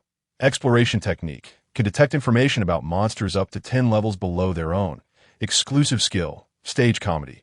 The Jester can imitate and replicate any target's active skill, dealing random damage of 1 to 999, maximum. 4 to the target. Exclusive skill. Card acrobatics. Randomly draws 1 card from 4 suits. Hearts, spades, diamonds, and clubs. Applying different effects within 10 seconds. Hearts, taunt, spades, blindness, diamonds. Interrupt, clubs, slow, skill cooldown. 60 seconds exclusive skill. Improvisational comedy. A healing buff skill. Restoring health equal to skill damage for 10 seconds, with a cooldown of 60 seconds. Exclusive skill, Jester stage. Within the performance area of the Jester, 1000 M x 1000 M. Damage received is randomly reduced by 10 to 90. Upon defeating beast generals and lords, coupled with rewards from assisting in reclaiming the fallen zone. Zhang Wei's level surged directly to 65. With 8 million health points, he gazed in delight at his attributes. His stats now rival those of intermediate beast generals. However, the most significant gain was the activation of the second act of the performance, enhancing the Jester's random damage cap based on the number of loyal audience members. This is why Zhang Wei left that remark for the military. If the Dragon Kingdom were to mobilize millions of players next time to reclaim the fallen zone, his damage would indeed be invincible. This was not merely a fanciful thought. After all, cities in the Dragon Kingdom with populations exceeding 1 million are not uncommon. Yet, Zhang Wei was uncertain whether the military would truly act upon his suggestions, given the immense risk of directly deploying 1 million ordinary players. While such numbers could overwhelm the beasts, untrained ordinary players would be disorganized and vulnerable, and their inferior attributes could lead to greater casualties. Sometimes, having many people can become a double-edged sword.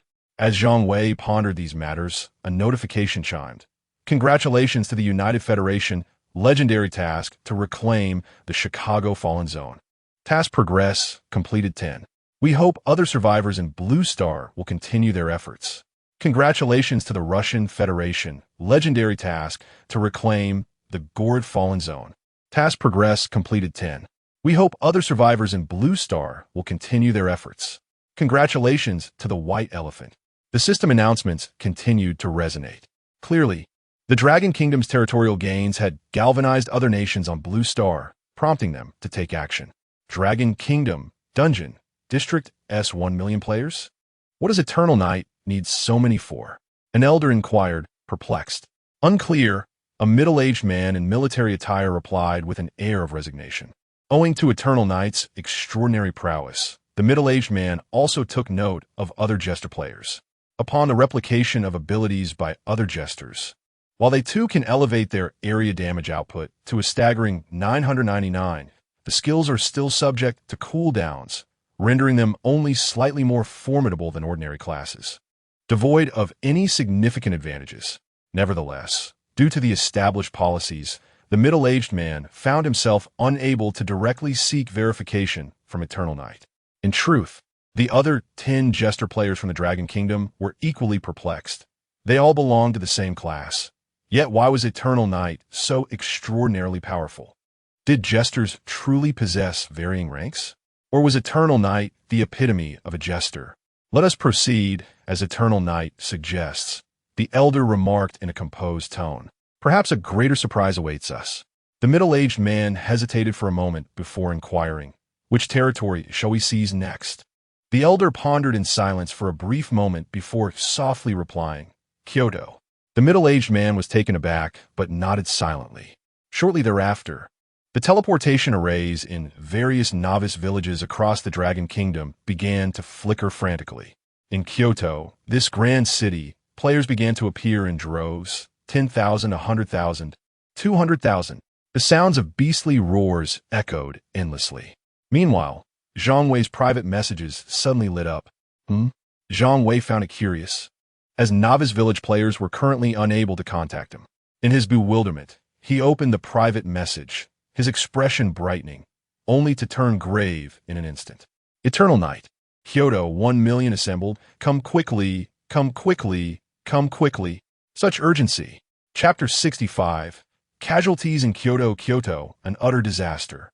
Once again, the team is led by the burly military man, who immediately senses something amiss upon his arrival. The ferocity of the monstrous beasts here far surpasses that of Suzhou and Hangzhou, and not far from him, several enormous beast generals are visible. Chief Chun, something is wrong, exclaimed one individual beside the burly man, pointing towards the distant beast generals. How can there be beast generals in the urban area? When we were clearing the fallen zones of Suzhou and Hangzhou, none appeared in the city. The man, referred to as Chief Chun, wore a grave expression as he replied. It seems that the scale of the fallen zones correlates with the strength of the beasts. This is troubling. Are you suggesting that the larger the fallen zone, the more powerful the beasts? That appears to be the case. Kyoto, as one of the premier megacities of Blue Star, undoubtedly presents a hellish challenge, ranking among the most formidable of them all. What should we do? Someone urged anxiously. In addition to our military, there are numerous ordinary players who have entered. The burly man's complexion darkened upon hearing this. It seems casualties were imminent. Just then, a deafening roar echoed from a great distance. This commotion undoubtedly signified a beast general. Indeed, what was feared has come pass. The urban area of Kyoto is vast, encompassing 8 rings and 16 districts. Although a significant number of Dragon Country players have entered, they are scattered across different regions, unable to support one another. It is essential to remember that prior to the anomalies, Kyoto was a city with a population in the millions. In the 7th district of Kyoto, An ordinary player inadvertently provoked a beast general upon entering. "Holy cow, I can't breach its defenses. Run!" he cried out in alarm, fleeing for his life. However, with a sudden burst, the beast general unleashed a torrent of flames, instantly engulfing a group of players. Minus 12,000 and 11 minus 10,000, 344 minus 14,032. The collective damage from the beast general annihilated a batch of players in an instant. People are dying. Help! Even though the ordinary players from Dragon Country were forewarned that death here would prevent resurrection. Witnessing dozens being obliterated in a fiery inferno instilled an overwhelming fear of death that clouded their reason. The strength of the beast generals exceeded their comprehension, and a mass panic ensued as players scattered in all directions, desperately seeking escape. All of them were level 10 players, having reached their maximum potential in the novice village. Yet here, ordinary beast soldiers ranged from levels 20 to 30, while the lower-tier beast generals stood at level 50. The players found themselves devoid of any advantage. Most critically, the majority of these ordinary players had not awakened any special talents. Despite their sufficient levels, they were among the weakest cohort. The courage that led this group of players to venture here stemmed merely from a fervent spirit and a fleeting glimmer of hope. Among them, one player utilized a detection technique to glean information about a beast, left utterly astounded by the beast's attributes. Flame Roar, Beast Soldier, level, 20 health points, 80,000 attack power, 200 physical defense, 155 magical defense, 175 details, the most commonplace beast soldier in the Fallen Land, wandering through the desolate urban ruins. Yet their numbers are exceedingly vast. With 80,000 health points, a player exclaimed in astonishment. This is nearly comparable to the boss in the novice village. And this is merely the most ordinary beast soldier? In the Kyoto district, players from various regions gradually began to engage with the aberrant beasts, and the situation appeared overwhelmingly dire, with defeat almost a foregone conclusion. Except for the military and a select few elite players who could hold their ground, the ordinary players were already thrown into disarray. "Have we contacted Eternal Night?" a military player inquired. "I just sent the message." He had intended to stabilize the situation before calling upon Eternal Night, but the casualties were too great to wait. The military player anxiously pressed on. "When will Eternal Night arrive?" Just as his words fell, a voice emerged. "I have arrived." Chapter 66. The situation in Kyoto as the words fell. Zhang Wei appeared within the sight of the crowd. "Eternal Night!" Many familiar military players exclaimed in surprise. "How did you get here?" Zhang Wei queried, his confusion evident as he regarded this group of military players. These individuals hailed from the Suang Fallen region. Yet how had they managed to arrive in Kyoto? Through the main city's teleportation array, one military player elucidated. "Doesn't your Jiangnan territory possess a teleportation array?" Zhang Wei was momentarily taken aback. He had overlooked this detail. A primary territory could indeed establish two directional teleportation arrays. However, this oversight was understandable, as he had replicated the skill of spatial leap and had no need for a teleportation array. Consequently, Zhang Wei's territory had yet to construct such a directional teleportation. Enough of this, the leading military man interjected. "Currently, the casualties in Dragon Country are staggering. Eternal Night, you." Eternal Night's expression hardened. Although he had just arrived, he too had noticed this grave situation. The strength of the beast soldiers in Kyoto far surpassed that of Jiangnan and Suang, placing them in entirely different leagues. The most critical issue was the vast expanse of the Kyoto urban area, where players were scattered across various zones. Even he found himself somewhat powerless. "Whatever we can save, we shall," Zhang Wei declared, before vanishing without a trace. This group of military personnel, regardless of their levels or strength, constituted the elite. They were more than capable of safeguarding themselves for the time being. The true danger lay with the ordinary players. In District 7 of Kyoto, a throng of players was frantically fleeing. Not only were they being pursued by a blazing fire-winged dragon in the air, but they also had to evade the surrounding beast soldiers, creating a perilous scenario. At that moment, a dark figure appeared before these players. It was the arriving Zhang Wei. Don't just stand there. Run. Quickly. Gather with the military. Numerous players shouted at Zhang Wei, evidently aware that they could not withstand the beast soldiers alone and consciously gravitating toward the military's ranks. However, Zhang Wei paid them no heed. His gaze was fixed on the beast soldiers and the fire-winged dragon behind him. Necromantic summon. Dragon's breath. 100, 200, 1,000. 1,005, 3,000. At that moment, the skeletal army was summoned once more by Zhang Wei, obstructing the path of the beast soldiers. While the skeletal attributes were lacking, they served effectively to draw fire away, alleviating the pressure on the players. The players, who had been desperately fleeing, halted in their tracks upon witnessing this scene. Could he be Eternal Knight? It seems so. A number of players came to this realization. Pausing to gaze at Zhang Wei, with a fierce roar, the fire-winged dragon unleashed a torrent of flames towards Eternal Knight.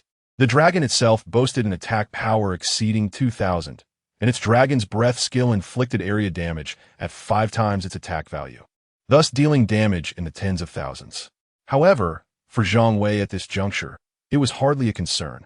Especially after his ascension to the rank of Intermediate Territory Lord, his attributes had once again doubled, granting him over 10,000 in dual defenses. At level 50, the primary lord, the Blazing Wyvern, unleashed its breath attack, inflicting damage on Zhang Wei that, after a staggering 90% reduction, resulted in a mere -1/-1/-1. Unable to breach his defenses, forcing damage to cascade from him. Good heavens, no breach of defense? How utterly outrageous! Surrounding him, a multitude of players stood dumbfounded. The airborne beast could annihilate them in an instant, yet it could only inflict a single point of damage on Eternal Knight. It was crucial to note that even their assaults against this beast commander yielded only a solitary point of force damage. In this moment, they truly grasped the magnitude of the disparity. Facing a horde of beast soldiers and the Blazing Wyvern, Zhang Wei incessantly summoned his skeletal army through necromantic incantations. Simultaneously, he turned to the group of players behind him, who were rendered motionless in shock, urging them to rendezvous with the military. Understood. Thank you, Eternal Knight. Thank you, Eternal Knight. This group, suddenly awakened from their stupor, expressed their gratitude in unison before hastily departing. Zhang Wei directed his skeletal army along the main thoroughfare of the city, drawing all nearby beast soldiers toward him. Having completed this task, he utilized spatial leap to make his exit. Zhang Wei understood that the critical objective was not to vanquish the beast soldiers, but rather to save lives. In District 10 of Kyoto, a battalion of beast soldiers was mercilessly hunting down a multitude of Dragon Kingdom players. To the panicked players, Zhang Wei appeared as a celestial savior, single-handedly confronting the pursuing beast soldiers. It is Eternal Knight. An astute player instantly recognized Zhang Wei. Wonderful. We are saved. A wave of exhilaration swept through the crowd, with some timid players even moved to tears. The harsh clash of lofty ideals against brutal reality jolted these less capable players into stark awareness.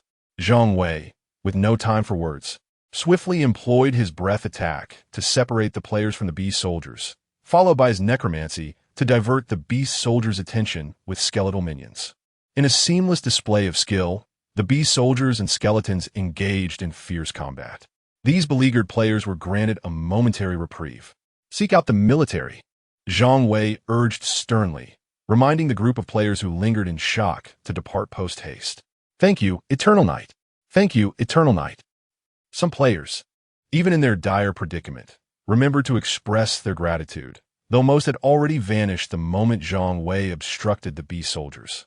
Truly, it is a case of better them than me. It was not that these individuals were inherently selfish, but rather a natural instinct to survive in the face of death. Although Zhang Wei had successfully rescued a group of players, his expression grew increasingly grave.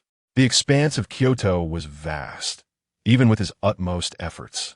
Player casualties remained alarmingly high. How many lives would be lost if this continued? Zhang Wei could not fathom why the higher echelons of the Dragon Kingdom were so eager to reclaim Kyoto so swiftly.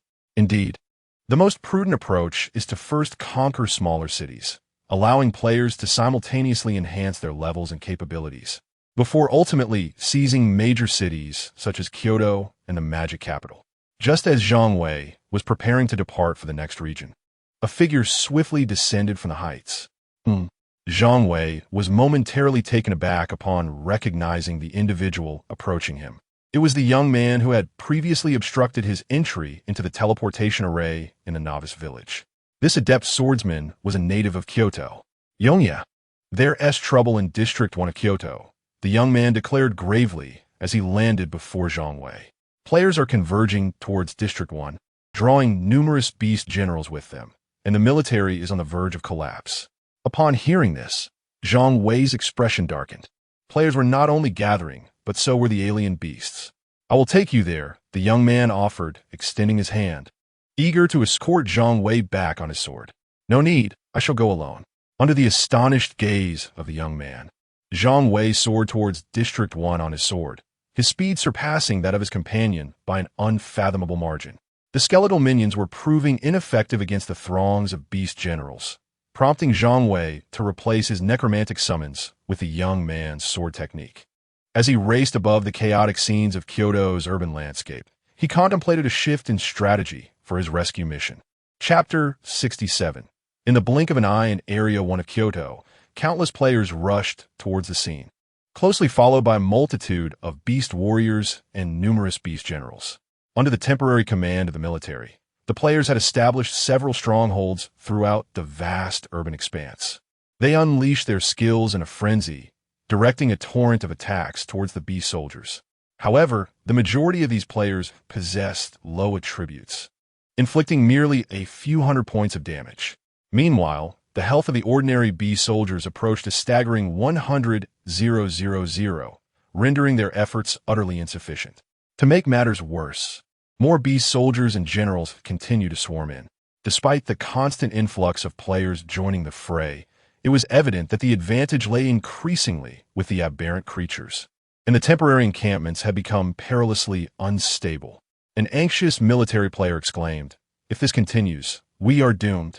The burly leader from the military was at a loss, for they were entrenched in a fallen zone, and engaging the beast was far more complicated than simply losing health. Among the ordinary players, some shield bearers dared not step forward to absorb damage, even with healers attempting to restore health. Those who braved the front lines, shield warriors and meat tanks, often retreated while still at half health. After all, death was irrevocable, and no one wished to gamble their life away. Hold on, we've dispatched someone to notify Eternal Night. I just fear he won't last much longer. Damn it, I can't withstand this any longer. Healers, restore health quickly. Is the damage output worthless? I'm risking my life here, and you're only dealing a few hundred points of damage. For heaven's sake, the support can't keep up, and the damage dealers are ineffective. I'm done.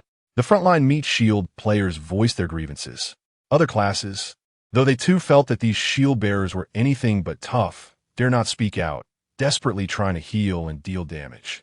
After all, without the meat shields holding the front line, their own positions would be untenable.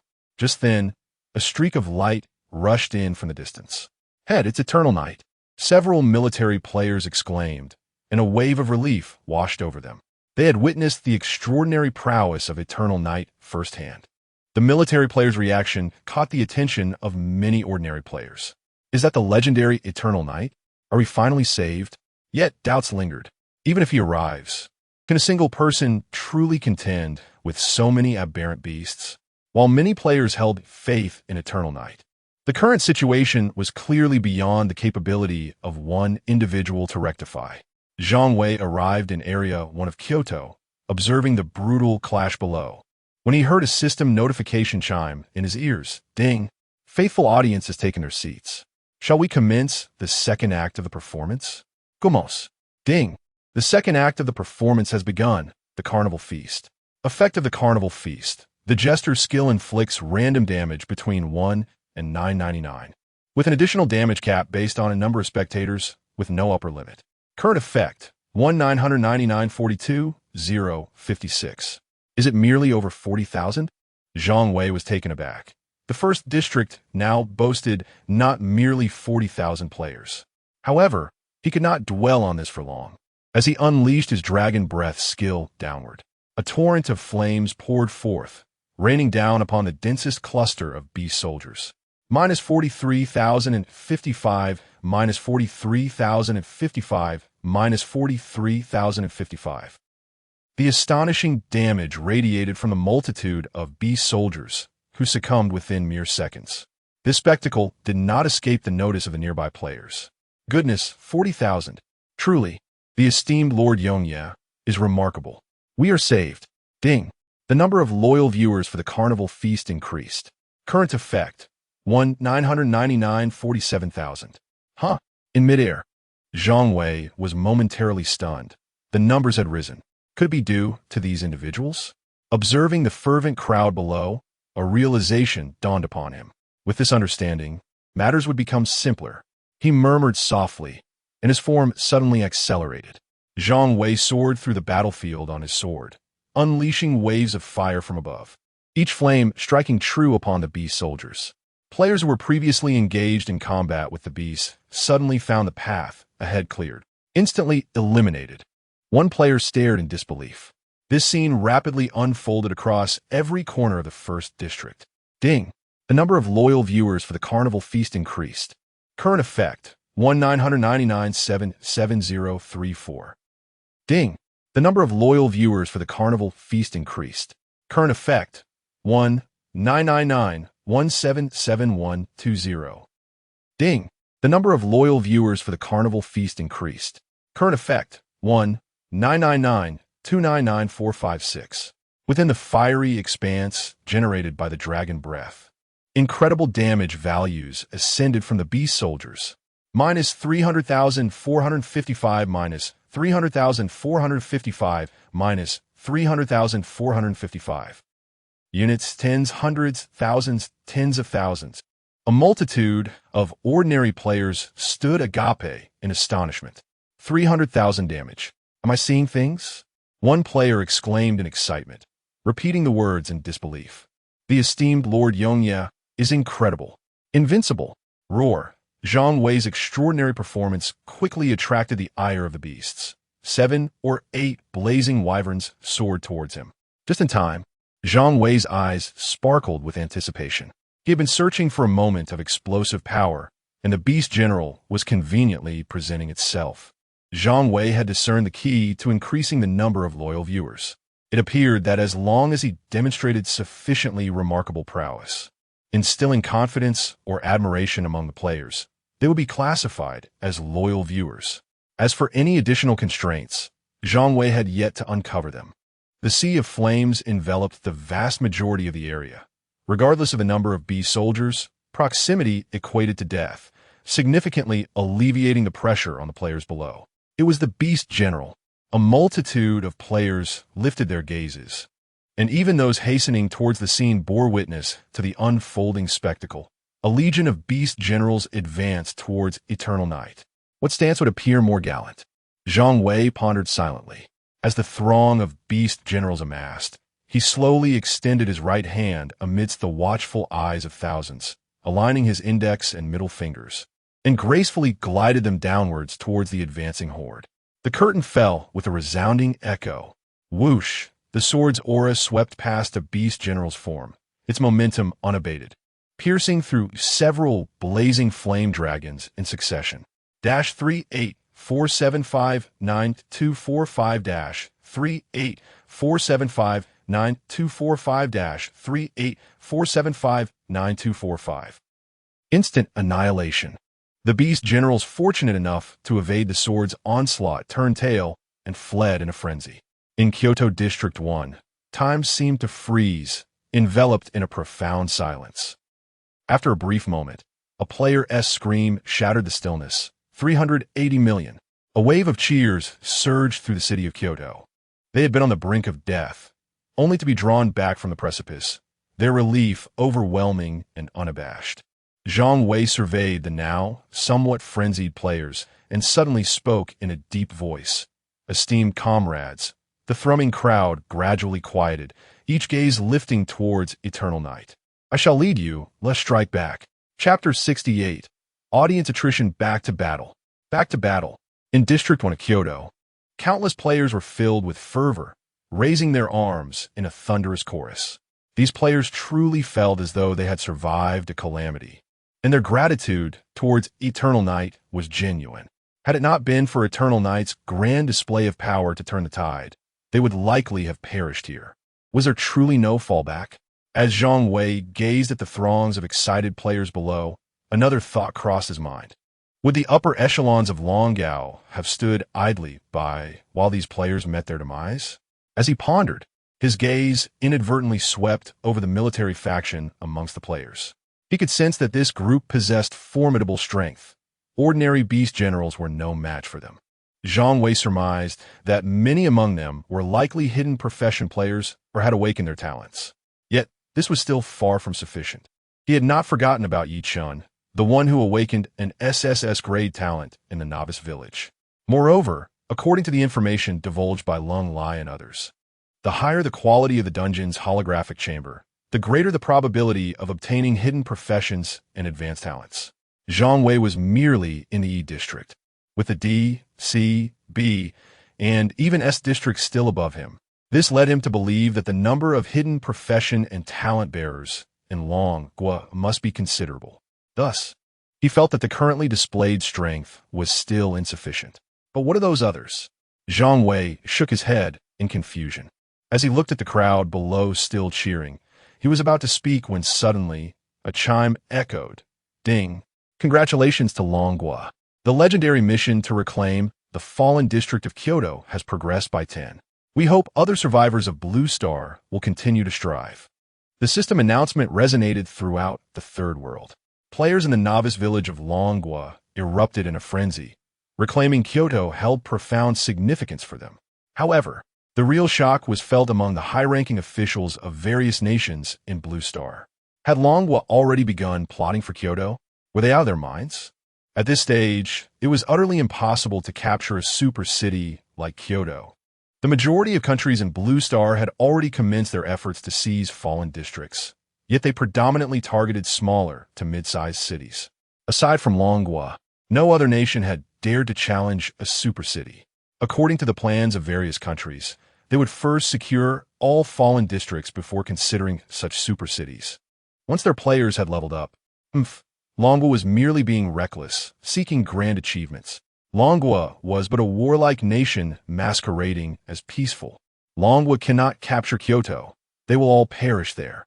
In District 1 of Kyoto, as the cheers subsided, Zhang Wei soared through the air on his sword, followed by an endless stream of players, their ranks stretching far beyond sight. Previously, Zhang Wei unleashed a sword aura that inflicted damage in the millions, annihilating several beast generals. Not only did the remaining beast generals flee, but intriguingly, the beast soldiers within the city also retreated in haste. Players began to gather in droves, their numbers rapidly increasing. Fortunately, the military players from the Dragon Kingdom coordinated the efforts. Otherwise, chaos would have ensued among such a multitude. At this moment, the players from the Dragon Kingdom shed their despondence, their spirits soaring as they witnessed the near 400 million damage dealt by Evernight. Who could withstand such might? The prowess of Evernight in conquering the Jiangnan territory was already well known, and witnessing his extraordinary strength firsthand led to a near-blind reverence among the players.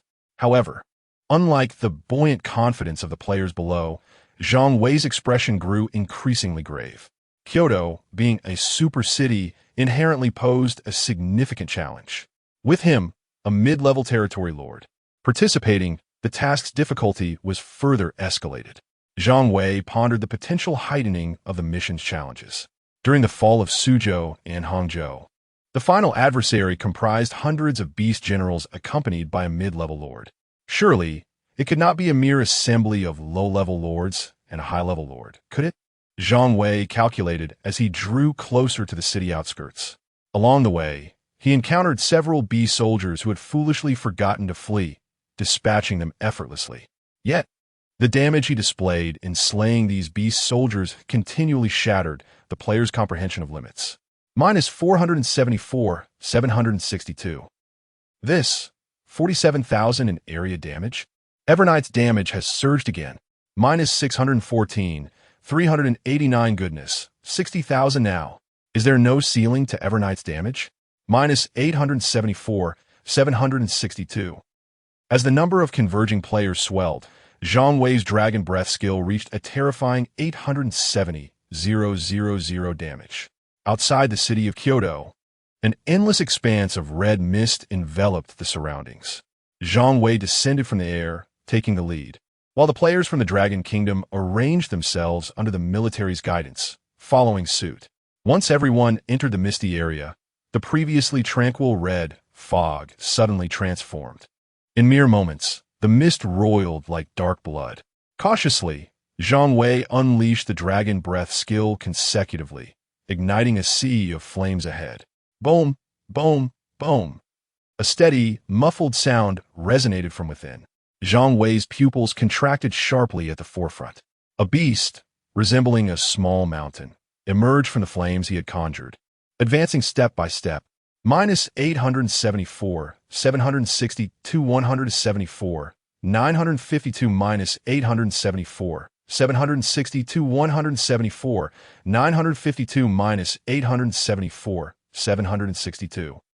The sea of flames inflicted nearly 900,000 damage per second upon this beast.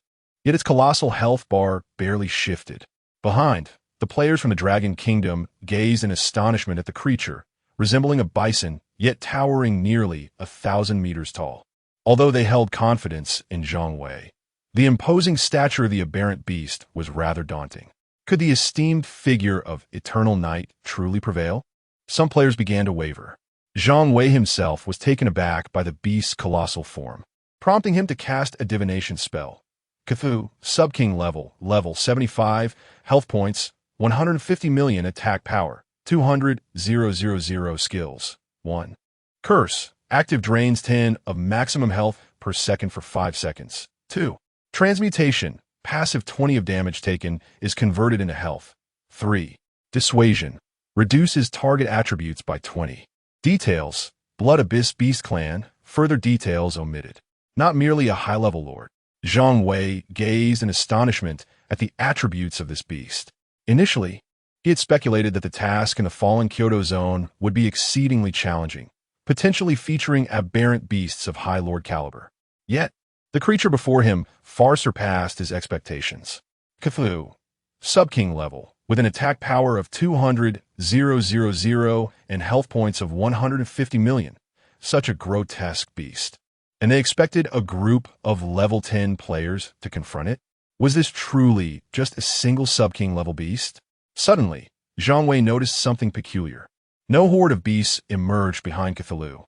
Am I being targeted? Zhang Wei furrowed his brow. His Echo of the Twilight's End required a steady accumulation of damage through beast soldiers to unleash a formidable strike.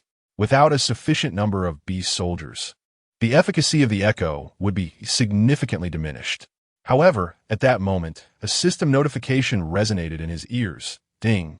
The number of loyal viewers for the Feast of Frenzy has diminished. Current effect, 1-999-777034. Chapter 69, Royal Level. Eganar with a loyal audience still dwindle? Yet, Zhang Wei had not pondered this deeply when a chime echoed. He suffered from a secondary royal curse, losing 10 of his maximum health per second. 805,000, 805,000, 805,000. In an instant, half of Zhang Wei's health vanished. The distance between him and Cthulhu exceeded the confines of the Jester's stage, rendering damage attenuation ineffective. Another chime sounded. The number of loyal audience members has decreased. Current effect, 1-999-680034. Although Zhang Wei had previously unleashed a staggering damage of over 300 million, the players from the Dragon Nation were too low in level to perceive Cthulhu's attributes. Furthermore, they understood that such a monstrous skill capable of inflicting 300 million damage would undoubtedly possess numerous limitations, perhaps with an extended cooldown, making it impossible to use again in a short period. This realization contributed to the further decline of loyal audience numbers. So it was. Zhang Wei deduced the reason for the audience's exodus. Having lost half of his health to Cthulhu, The players from the Dragon Nation were undoubtedly wavering in their belief regarding his ability to conquer Cthulhu. The second act of the grand feast demanded the audience's unreserved adoration. Another chime sounded. Under secondary royal intimidation, all attributes reduced by 20.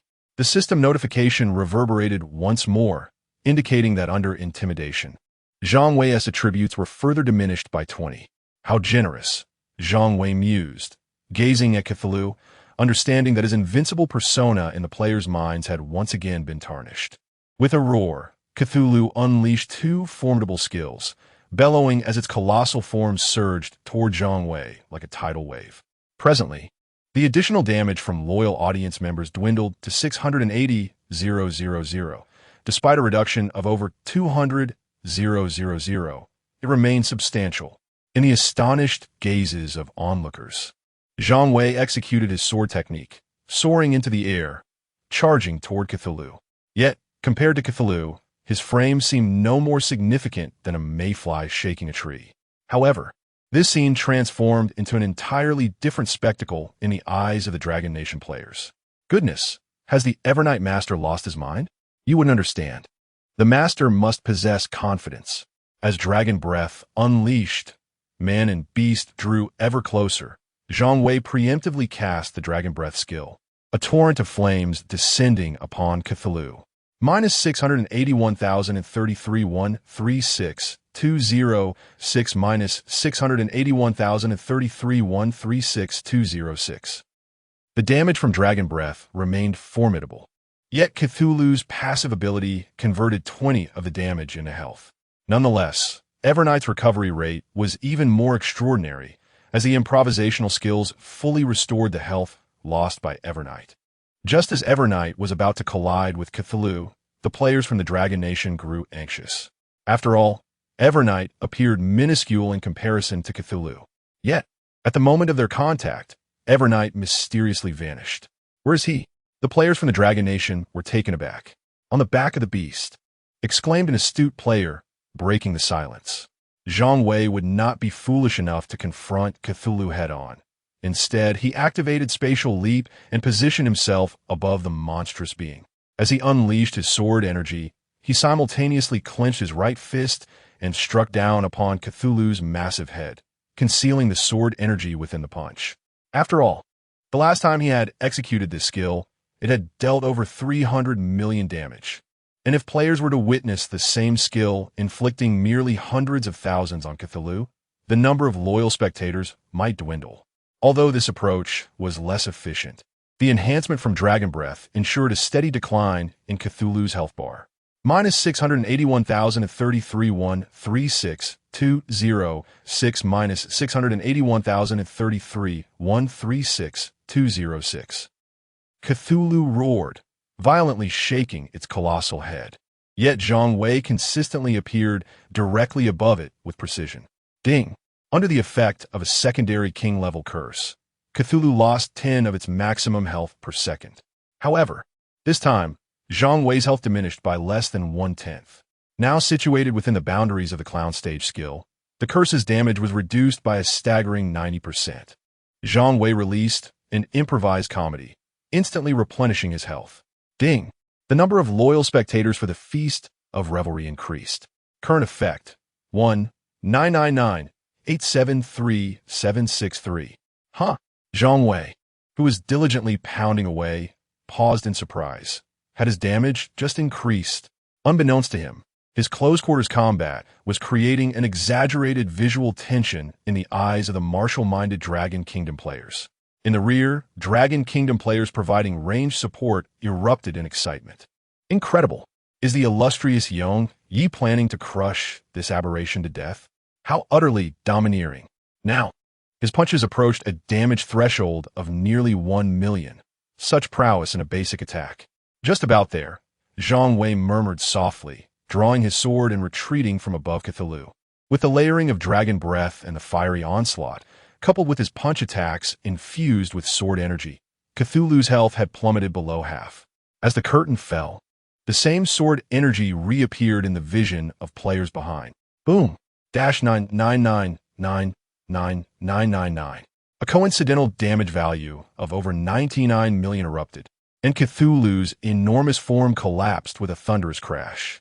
Holy moly! 99,999. Did the illustrious Yi just hit the damage cap of the third world? As cheers erupted among the crowd, the system announcement rang out. Ding! Congratulations to the Dragon Kingdom for completing 50 of the legendary quest to reclaim the fallen district of Kyoto. We hope other survivors of Blue Star will continue their efforts. Ding! Congratulations to the Dragon Kingdom for completing 50 of the legendary quest to reclaim the fallen district of Kyoto. We hope other survivors of Blue Star will continue their efforts. 50? A hint of bitterness crossed Zhang Wei's face. After slaying a secondary king-level aberration, the quest completion was only at 50. Could it be that a king-level aberration awaited them in the depths ahead? At that moment, two system notifications echoed in Zhang Wei's ears. Ding! Congratulations on assisting in reclaiming the Kyoto Fallen Zone. Task progress completed at 50. After evaluation, the contribution rate of the Lord of the Territory, Eternal Night, stands at 98. Ding! Congratulations on leveling up to level 70. Zhang Wei was momentarily taken aback. He had just been pondering the significance of a 98 contribution rate, only to find himself elevated directly to level 70. However, before he could examine his attributes, a crimson hue began to spread across the distant horizon. Zhang Wei's pupils constricted, and he immediately soared into the air on his sword. In the distance, it appeared as though a vast, blood-red ocean was surging toward him. Zhang Wei's expression shifted alarmingly as he shouted to the Dragon Kingdom players below. Retreat to the city. The Chinese players, still oblivious to the unfolding situation, were quickly alerted by the military personnel, who began directing everyone to retreat into the city. In Zhang Wei's sight, the blood-red ocean consisted of enormous flying beasts with blood-red feathers, each exceeding 100 meters in size. However, the most terrifying aspect was the colossal beast behind them, boasting a wingspan of several thousand meters. Zhang Wei's demeanor turned grave. This creature was nearly twice the size of Cthulhu. To ensure safety, Zhang Wei frantically began to conjure a sea of flames around him. As the blood-feathered beast drew near, he cast a probing spell at the massive creature at the rear. Urgana, King level, 80 health points, 1 billion attack power, 500,000 skills, 1. Infinite Nest, active breeds 1,000 parasitic lords, level 60 health points, 10 million attack power 40,000, 2.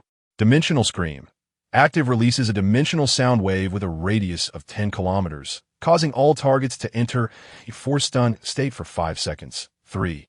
Refeeding, passive, all parasitic beasts convert 50 of the damage dealt into the mother's health points in real time. Group damage accumulates based on target quantity. Indeed, is a king level. Zhang Wei's expression darkened, but then his pupils widened in shock. Infinite Nest, Dimensional Scream. Chapter 70. Mission accomplished. As Zhang Wei took flight, the words mission accomplished flashed through his mind. Whether it was the Infinite Nest or the Dimensional Whale, as long as he could replicate them, he could ascend right there. However, a pressing issue remained. He needed to lure Eginar into using those two skills. With fervor, Zhang Wei began to stack the Sea of Flames. As the blood-feathered beasts ventured into the inferno, damage values of minus 874,762 erupted with each encounter. Each Sea of Flames dealt an astounding 874,762 damage per second, and Zhang Wei had layered at least dozens of Dragon Breath flames. The front line had transformed into a forbidden zone. Yet at that moment, an invisible wave emanated from Eginar. Ding! Attacked by Dimensional Whale, stunned for 5 seconds. Zhang Wei froze, immobilized. Fortunately, the sonic control lasted only 5 seconds, during which the blood-feathered beast could not breach the Sea of Flames. After the 5 seconds elapsed, Zhang Wei regained his mobility. Without hesitation, he initiated the stage comedy. Ding! Successfully mimicked and copied Dimensional Whale, replacing the sword chi skill. A surge of elation washed over Zhang Wei. He had succeeded. His gaze shifted to Eginar at the rear, awaiting its release of the Infinite Nest. Zhang Wei remained patient, understanding that it was merely a matter of time. The number of blood-feathered beasts was dwindling, and Eginar was beginning to stir. Moments later it happened. Zhang Wei's eyes widened with excitement. He observed Eginar flap its wings, summoning a swarm of black-winged beasts, 1,000 parasitic lords. Without delay, Zhang Wei unleashed the replication skill. He needed to prepare for the possibility that Eginar might follow up with a dimensional whale. Ding! Successfully mimicked and copied Infinite Nest, replacing Dragon Breath skill. Relief washed over him.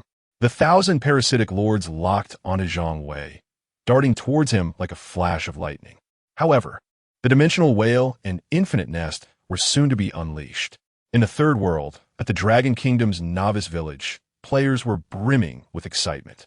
In such a short time, the completion rate of the capital mission has soared to 50. Laughter erupted as one exclaimed, "Those fools are still claiming our Dragon Kingdom cannot succeed." Indeed, the slap of reality had come swiftly and loudly. At this rate, completion was imminent. Who knows? It may truly be possible. In Dragon Kingdom's novice village number 001, a dozen players were engaged in battle at a leveling point. 50. One player remarked in surprise, recognizing it as the work of Evernight. The spotlight had undeniably shifted to Evernight as a young man in a white robe wielded his staff, raining down flames and annihilating hordes of wild beasts. It seems Evernight has truly taken a lead, chuckled another young man in black. Night-Chun, now that you have awakened divine punishment, what is your current attack power? The young man in the white robe replied, nonchalantly, not much, just a little over 500,000. My talent is merely SSS grade, far inferior to your divine talents. He then added, why has the higher authority prevented us from taking action? The Evernight draws the attention of the third world to the surface, allowing us to develop in obscurity. Progressing cautiously is indeed the way to go. However, Yichin furrowed his brow, a step ahead, always ahead. Are you not concerned that Evernight might truly rise? No, the young man in black responded confidently. Such certainty? Yichin was somewhat taken aback. Did you not notice? The core of the third world lies in professions and talents. The young man in black replied calmly. Levels and equipment can be improved later. Indeed, Evernight's temporary lead in levels and equipment are not critical factors. Someone interjected, he is merely a jester. His profession's ceiling will not be high. In contrast to the players from Long Kingdom, those from other nations, be they ordinary players or high-ranking officials, wore expressions of disbelief. Especially the latter. Long Kingdom intends to seize Kyoto? Your Excellency, that is absolutely impossible. According to our intelligence, a royal-level creature will ultimately emerge in the super city. Indeed, a royal-level creature is beyond what Blue Star can currently handle. Last time, when Evernight captured the Jiangnan Fallen Zone, you asserted the same. Do you think it is necessary to activate our reserves? Your Excellency, it is still too early. They cannot take Kyoto. However, as soon as the words left their lips, a notification chimed. Ding. Congratulations to Long Kingdom for completing the legendary quest to reclaim the Kyoto Fallen Zone. With a task progress of 100. We hope other survivors of Blue Star will continue to strive. Ding. Congratulations to Long Kingdom for completing the legendary quest to reclaim the Kyoto Fallen Zone. With a task progress of 100. We hope other survivors of Blue Star will continue to strive. Ding. Congratulations to the territory Lord Evernight for slaying the royal-level beast Eginar. Ding. Congratulations to the territory Lord Evernight for slaying the royal-level beast Eginar. Ding. Congratulations to the territory Lord Evernight for reaching level 75. Ding. Congratulations to the territory Lord Evernight for reaching level 75. Ding. Long Kingdom has reclaimed the main city of Kyoto. The level leaderboard is now open. Ding. Long Kingdom has reclaimed the main city of Kyoto. The level leaderboard is now open. The system announcements rang out incessantly, catching everyone off guard and leaving them collectively bewildered. It's completed? It seems like it was just announced that the completion of the Kyoto task was at 50, and now it's at 100? Why does it feel like the Kyoto task has become simpler? Evernight has slain a royal-level beast? The players from Long Kingdom were in a daze, unsure how to react. Is that it? Has it really been accomplished? Finally, a player murmured softly. How? How was this completed? Could it be that the task was actually quite simple? In a moment of simplicity, did you not hear about the formidable figure, Eternal Night, vanquishing the royal-level beast? Behold the rankings. At last, players have awakened to the Dragon Kingdom's level leaderboard. Leaderboard. First, Eternal Knight, the Jester, level 75 second. Cold Edge. The Thunder Mage, level 28 third. Song Wolf, the Undead Commander, level 27 fourth. Battle Falcon, the Bloodblade Duelist, level 27 fifth. Eagle Eye, the Matrix Weaver, level 27 sixth.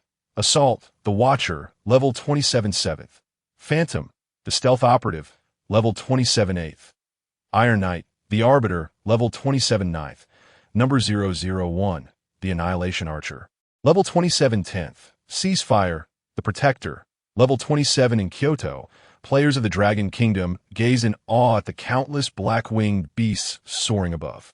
Many were intrigued and cast their divination spells, only to find no trace of information concerning these enigmatic creatures.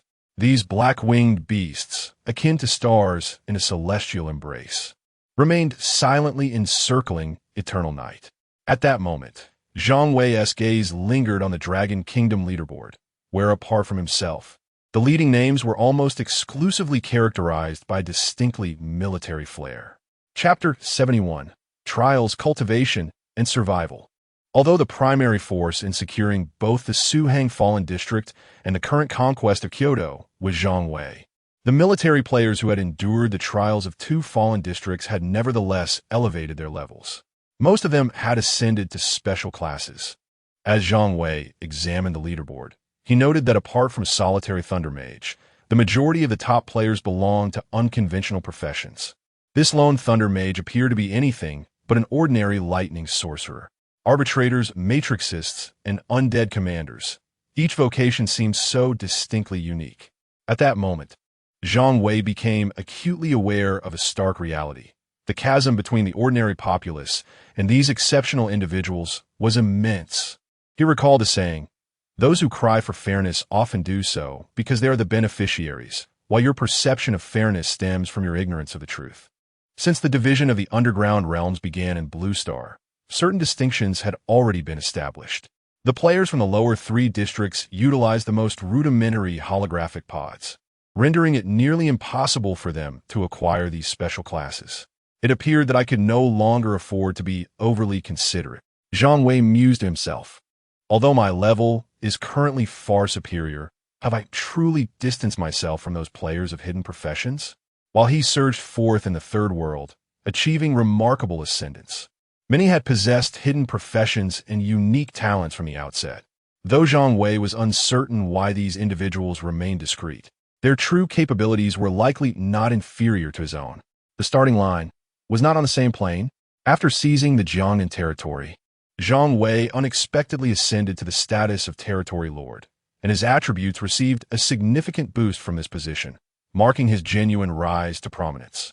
Had it not been for the lordly attributes, could he have taken Kyoto with merely a few thousand hit points? Upon this realization, Zhang Wei slowly shook his head. It was improbable. Furthermore, since becoming the lord of Jiangnan, he had refrained from independently reclaiming other fallen districts. Instead, he collaborated with the Dragon Kingdom to secure fallen territories, simultaneously fulfilling the exclusive tasks of the territory lord and enhancing the level of Jiangnan. He discovered that when players from the same faction collectively completed the task of reclaiming a fallen district, the territory would belong to the faction, not any single individual.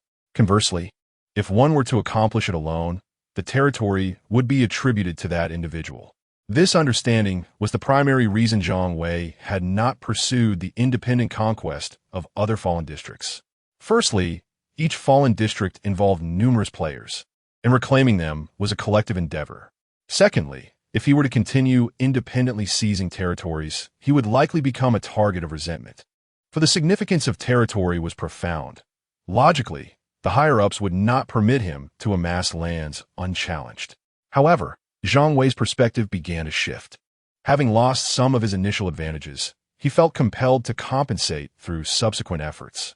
Thus, he resolved to unleash his full potential in conquering other fallen districts to amplify his strength. As the saying goes, if one does not act for oneself, heaven and earth will conspire against them. He might not contest the Dragon Kingdom for territory, but would it truly be amiss to capture the fallen districts of other nations?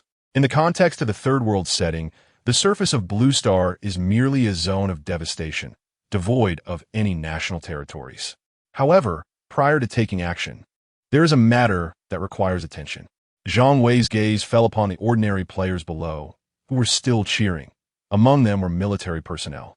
Seemingly sensing Zhang Wei's scrutiny, a burly man at the forefront of the military hesitated for a moment before striding toward Zhang Wei. Observing this, Zhang Wei retracted the beast and returned to the ground. "Eternal Night, I have a message for you," Zhang Wei began. Yet before he could finish, the military man spoke first, stating, "In all zones of devastation on Blue Star, you need not hold back. Take as much as you can." "Really?"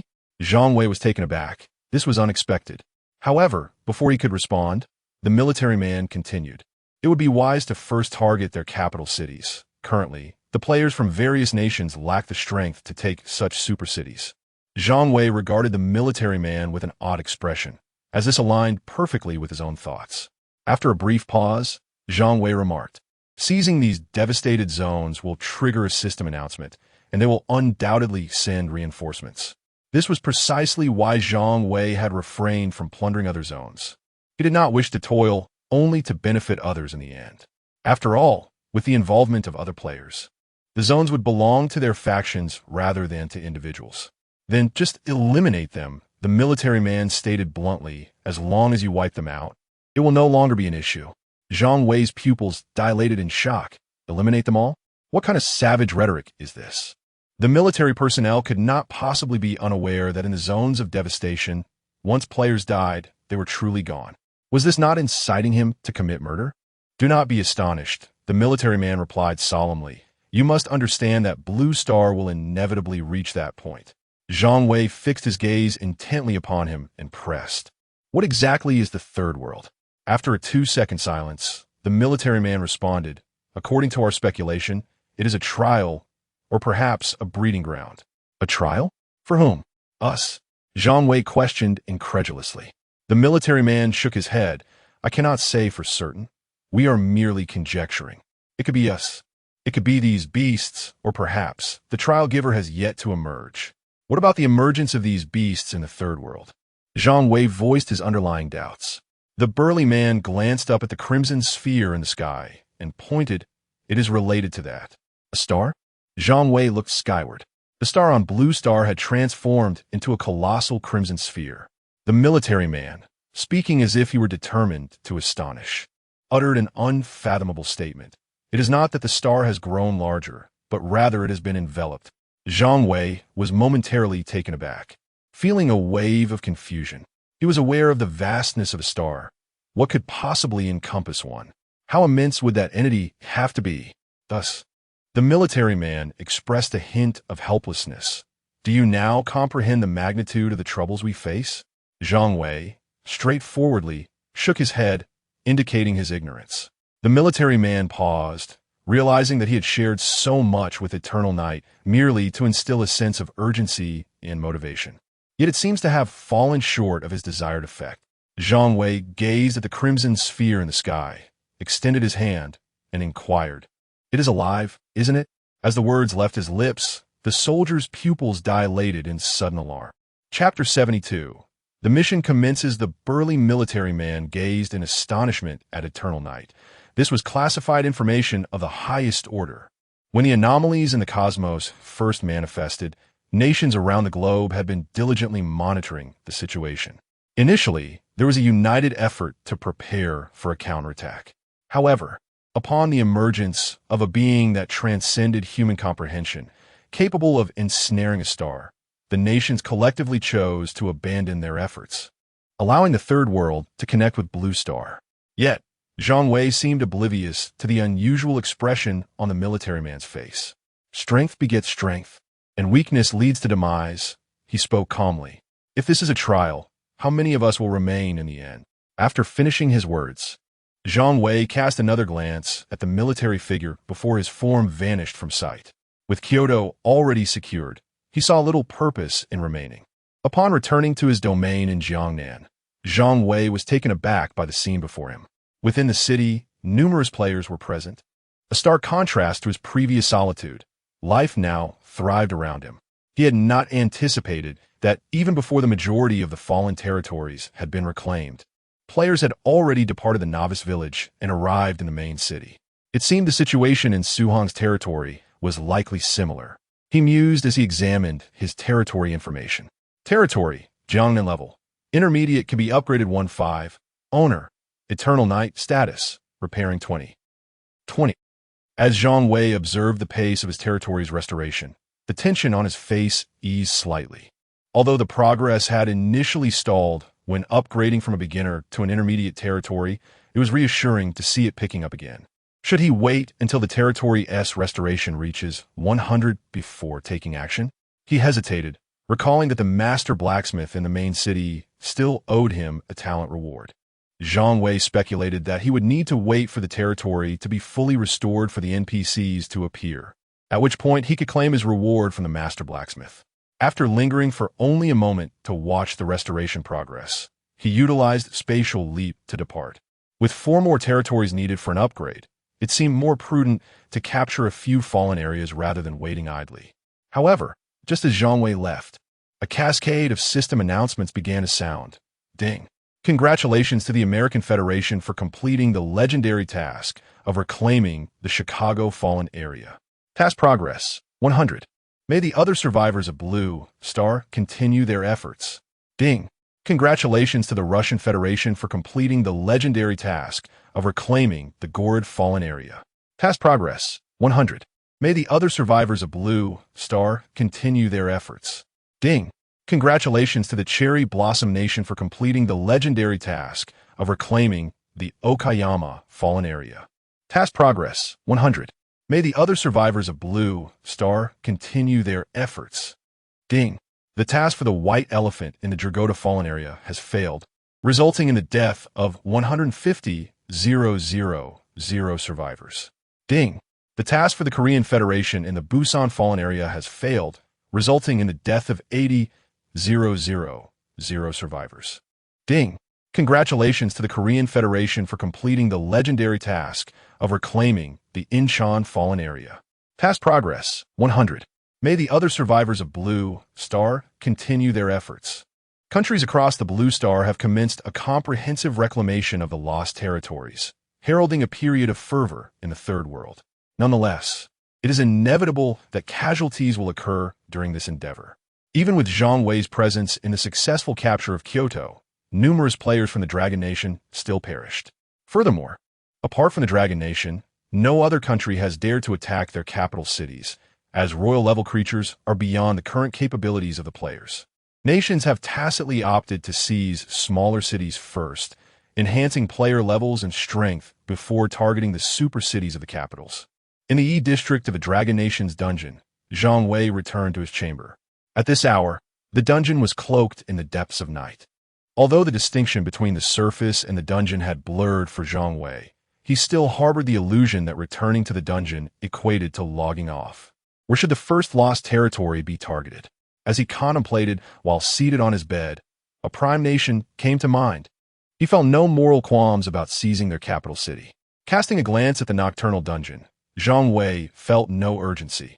After all, other countries were unlikely to assault the super cities in the near term. He reclined on his bed for a brief respite, reflecting on his increasingly peculiar state. I am becoming more abnormal, he murmured to himself.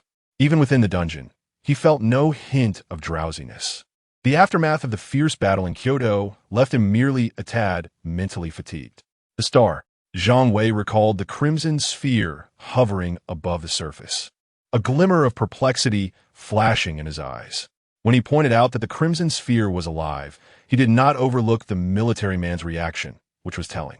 A living entity capable of encircling a star. The following day, the artificial star of the dungeon ascended. It was time to set forth. Zhang Wei rose, intent on heading straight to the island nation. However, at that moment, a series of system announcements rang out. Ding! Congratulations to the Dragon Nation. Legendary mission to reclaim the Suzhong Lost Territory. Mission Progress 10.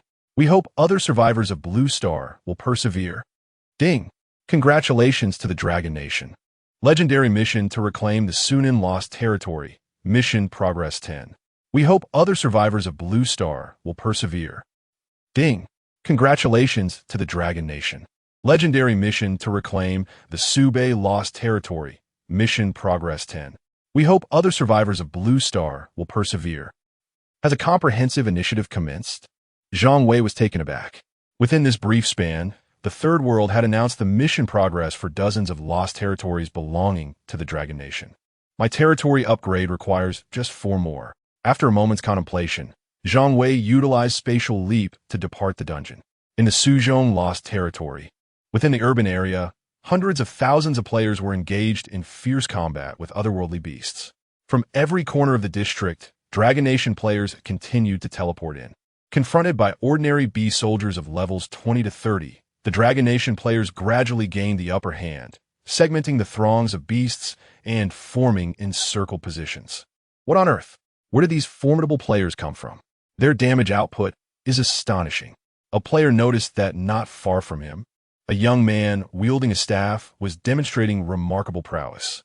The extensive area damage skill unleashed by the young man inflicted thousands of points of sustained damage upon a horde of bee soldiers, causing their health to plummet dramatically. Indeed, as a level 10 warrior, I could only inflict 800 points of damage with a single strike, while he effortlessly dealt 7 or 8,000. He must be a hidden class. It truly sparks envy. Why Haven T? I draw on a hidden class. I suppose it's just our unfortunate luck. Indeed. Which server are you on, brother? I'm on server H. And you? Oh, I'm slightly better off. I'm on server G. Chapter 73. In a rush within the urban area, the majority comprised ordinary bee soldiers. Yet this time, the players from the Dragon Kingdom arrived well prepared. Almost every encirclement was fortified with formidable damage dealers and sturdy tanks, allowing several ordinary players to engage in lighthearted banter. Viewed from this perspective, the challenge appeared quite manageable. Indeed, these bee soldiers were merely of a higher level and possessed greater health. With a little perseverance, perhaps I could single-handedly conquer a major city. Some players, inflicting damage in the hundreds, began to fantasize about soloing a city. Moreover, they were all engaging in battles against foes above their level, and many were experiencing rapid advancement in their own levels. After being ensconced in the novice village for so many days, I finally rediscovered the joy of leveling up. I have finally reached level 13. Is this how the illustrious Lord Evernight attained level 75? If I continue at this pace, I shall soon find myself among the elite ranks. Indeed, we should have departed the novice village long ago. It has merely delayed our progress. Ha ha! As these ordinary players envisioned their promising futures, an announcement chimed. Ding! Congratulations to the Dragon Kingdom.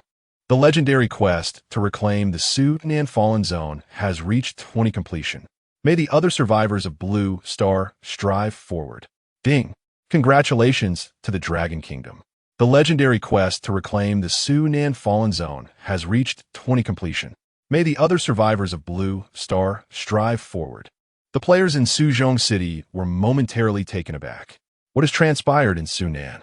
How could they progress so swiftly? I don't know. 20. They must soon face the beast tide for the siege, right? That seems likely. Brothers, let us exert ourselves. We cannot fall behind. Yes, we are on the brink of clearing our last area. Let us surpass Sunan. In an instant, these players were invigorated, pouring their efforts into combat. Yet, in Suzhong City, the last contingent of bee soldiers had yet to be eradicated. Ding! Congratulations to the Dragon Kingdom. The legendary quest to reclaim the Sunan Fallen Zone has reached 50 completion. May the other survivors of Blue Star strive forward. Ding! Congratulations to the Dragon Kingdom. The legendary quest to reclaim the Sunan Fallen Zone has reached 50 completion. May the other survivors of Blue Star strive forward. The system announcement of the Third World resonated once more. The players, still striving to catch up with the quest progress, were bewildered. What is happening? Wasn't the siege supposed to take 3 days? How could it be completed so swiftly? It must be due to differing task difficulties. It appears that Sunan lacks the prestige that we have in Suzhou. Now, these players understood that the higher the city level, the greater the difficulty of the corresponding tasks. Let us push forward. We have only 100 bee soldiers left in our area. Do not panic. We are on our way. Some players, having cleared their own areas, rushed over to offer support. However, in the next moment, ding, congratulations to the Dragon Nation. The legendary task of reclaiming the Sunan Fallen District has reached a completion rate of 70. We hope that other survivors of the Blue Star will continue to strive. Yet again, the system announcement echoed 6 times in succession. What the hell are they cheating? This feeling. Why does it seem oddly familiar? Ding, congratulations to the Dragon Nation. The legendary task of reclaiming the Sunan Fallen District has reached a completion rate of 100. We hope that other survivors of the Blue Star will continue to strive. Damn it, there's no catching up now. It must be the work of the Eternal Night Master.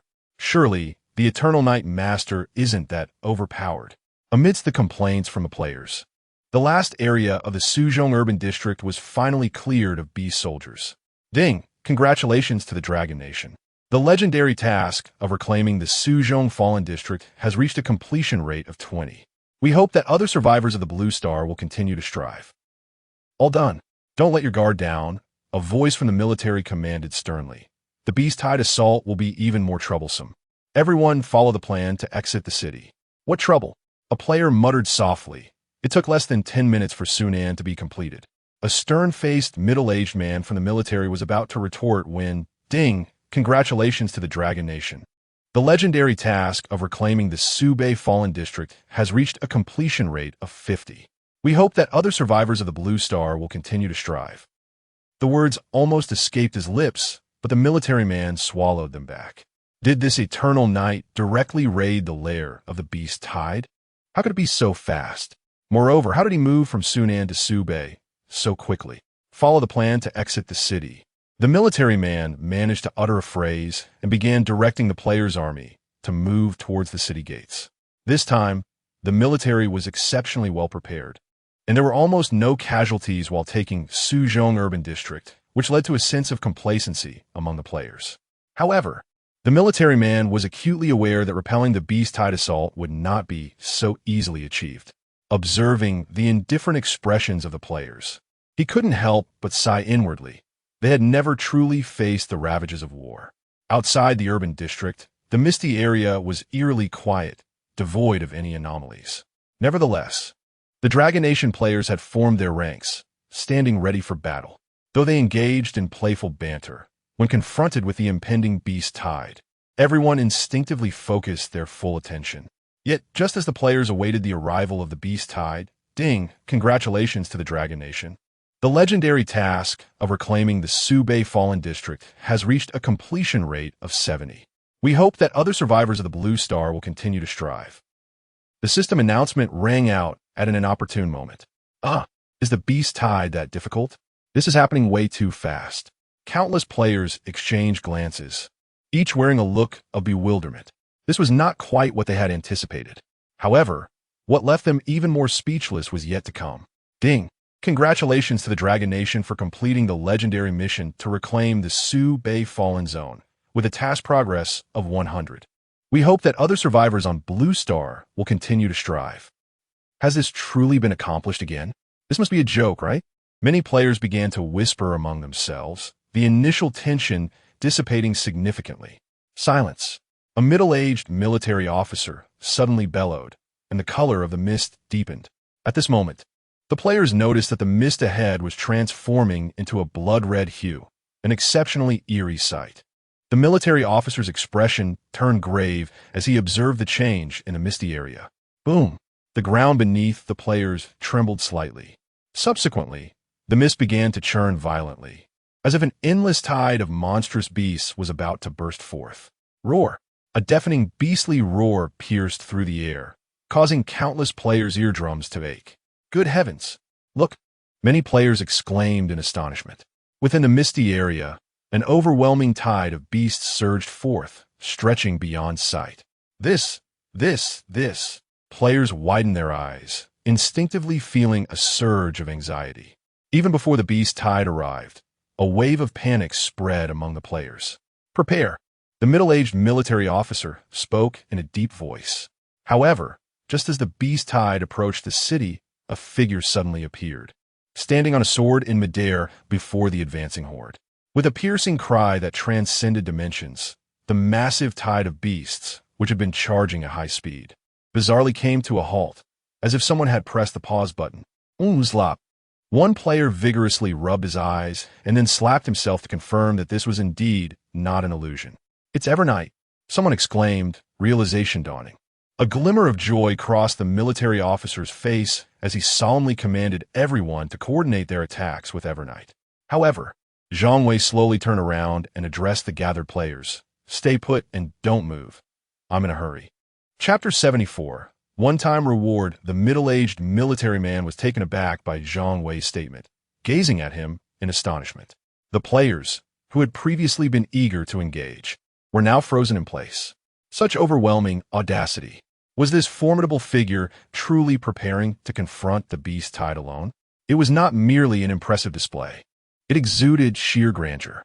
As the players gradually regained their composure, the realization dawned upon them. Zhang Wei intended to challenge the beast tide single-handedly. Ding! The loyal audience is in position. Shall the second act of the performance commence?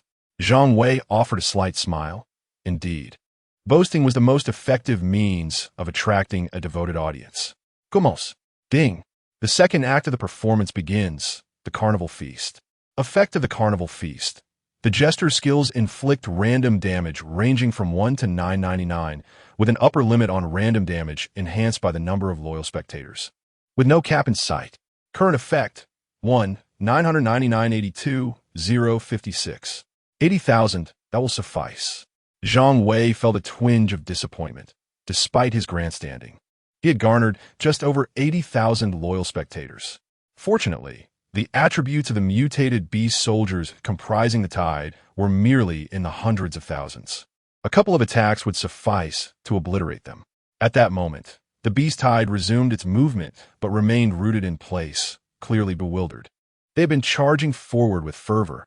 How could they have suddenly halted? Dimensional shriek. Infinite mother nest. Zhang Wei wasted no time allowing them to regain their wits.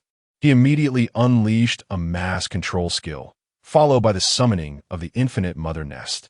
In an instant, the sky was filled with countless black-winged aberrations. These were the parasitic lords summoned by Zhang Wei. With a thunderous rush, the black-winged lords flapped their wings, stirring up a tempest as they surged towards the beast horde below. Thud! Thud! The black wings of the parasitic lords, sharp as blades, cleaved through swathes of aberrant creatures, leaving a gruesome spectacle in their wake. -83, 0.55 -83, 0.55 -83. 0.55. What was once a ferocious beast tide within the misty region was now met with a vast expanse of clear ground. To the players of the Dragon Kingdom, a massive black torrent surged past, leaving their path empty. Holy cow! Is it truly this formidable? Am I not mistaken? The summoned creatures from Eternal Night inflicted nearly 100,000 in damage. You are not mistaken. I assure you on my honor. Ding! The number of loyal spectators for the Carnival Feast has increased. Current effect, 1, 999,147, 0.30. As the system notification echoed, the damage dealt by the black-winged lords surged immediately. -148, 0.29 -148, 0.29 One player turned to his companion, noting that the damage was nearly 150, 0.00. Your honor is rather questionable. By the gods. The player who had guaranteed his integrity appeared as though he had consumed something vile. Regardless of the astonishment of the players behind, the beast tide was vanishing at an alarming pace. Ding! The number of loyal spectators of the Grand Feast has surged, with the current effect being 1, 999, 347030. The system notification echoed once again in Zhang Wei's ears, signaling a further escalation in the damage of his summoned creatures. 35. 100,000. A player stammered in astonishment. Damn it, I admit my character isn't all that great. Suddenly, a roar erupted from the depths of the beast tide.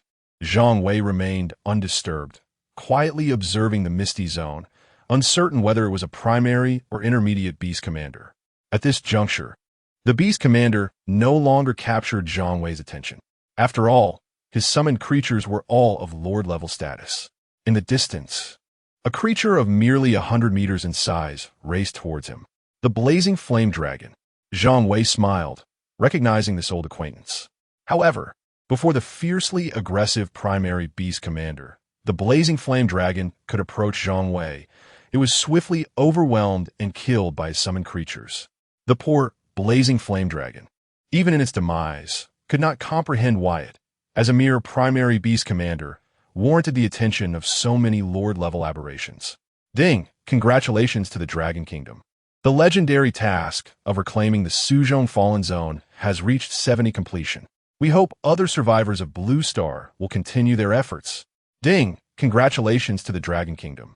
The legendary task of reclaiming the Suzhong Fallen Zone has reached 70 completion. We hope other survivors of Blue Star will continue their efforts. No wonder the completion in Sunan and Subei was so swift. Behind, a host of Dragon Kingdom players gazed in astonishment as the battle was concluded in the blink of an eye, failing to grasp that the war had already ended. After slaying the blazing flame dragon, Zhang Wei showed no signs of pausing, soaring directly into the urban area on his sword. The next target would likely be the primary lord within the city. Below, players exchanged bewildered glances, sensing that the esteemed figure seemed truly pressed for time. They decided to follow suit. This time, without waiting for military command, countless players surged into the urban area. As Zhang Wei predicted, upon entering the Suzhong urban zone, a disturbance resonated, observing the colossal aberration that materialized ominously within the city. Zhang Wei employed his detection skill. Mo Sha, Intermediate Lord, level 60 health, 30 million attack power, 40,000 skills. 1. Shadow Stealth. 2. Corrosive Claw Strike. 3. Shadow Prison. 4. Life Drain Details. An indigenous species nurtured in the abyssal plane, inherently adept in the manipulation of shadow energy. Shadow Stealth? Upon seeing Mo Sha's attributes, Zhang Wei's eyes lit up, though they quickly dimmed again. He had long desired to replicate a stealth skill, yet he could only currently copy 4 skills, leaving him without an available slot for further abilities. My rewards cannot solely consist of experience. Zhang Wei furrowed his brow.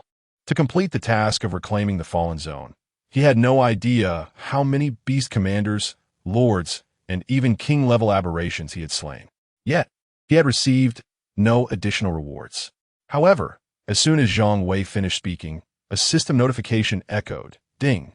Upon the establishment of the main city's order, the mission rewards will be distributed in a single installment. Huh? Zhang Wei was taken aback. There was a reward from the third world? A one-time distribution? His heart swelled with joy. He had slain numerous aberrant beasts. Surely there would be some form of recompense for his efforts. Nevertheless, Zhang Wei cast his gaze upon Mo Sha, reminding himself that it was prudent to eliminate it first. Sensing Zhang Wei's murderous intent, Mo Sha's figure abruptly vanished. Zhang Wei's pupils constricted, but in the next instant, he too disappeared from his location. With a ripping sound, Mo Sha's colossal form materialized where Zhang Wei had stood, its claws slicing through the air with a piercing noise. However, this strike was in vain. Zhang Wei had preemptively utilized Spatial Leap to retreat a considerable distance. Seeking death, Zhang Wei muttered under his breath, activating Spatial Leap once more, appearing directly behind it. With a resounding crash, Zhang Wei raised his fist and struck downwards. Bang! Buntin nambai hai mo chao.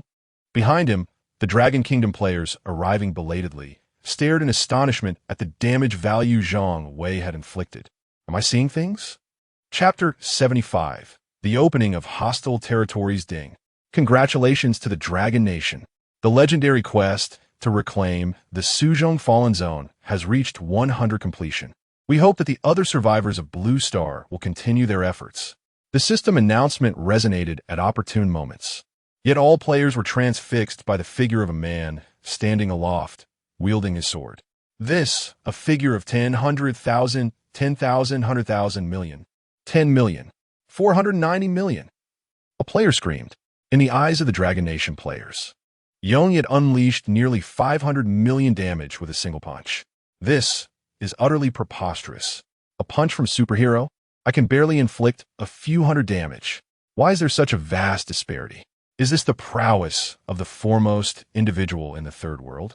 Previously, They had merely surmised from various system announcements that Yang Yi was formidable, yet they were oblivious to the true extent of his might. However, after this singular blow, they comprehended just how formidable Yang Yi truly was, an approximation of unparalleled strength. In the air, Zhang Wei softly murmured just one more. With the reclamation of territories in Kyoto, southern Jiangsu, northern Jiangsu, and now Suzhou, Zhang Wei had aided in the reclamation of 4 fallen zones. Only one more zone stood between him and the upgrade of his territory. If he were to elevate to a higher level territory, his health points would surely exceed 10 million. The mere thought of it filled Zhang Wei with excitement. With 10 million health points, even if he stood idle and allowed others to strike him, he would endure for quite some time without perishing. Nevertheless, what Zhang Wei anticipated most was the completion of his territory's restoration. Once the restoration was finalized and the order of the main city established, he would be eligible for system rewards. Firstly, there would be a talent reward.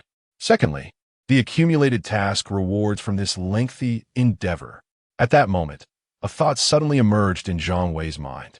Since the rewards would be distributed in one fell swoop upon the establishment of the main city order, why not seize the opportunity to undertake tasks fervently right now?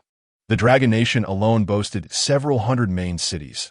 The entirety of Blue Star was beyond measure.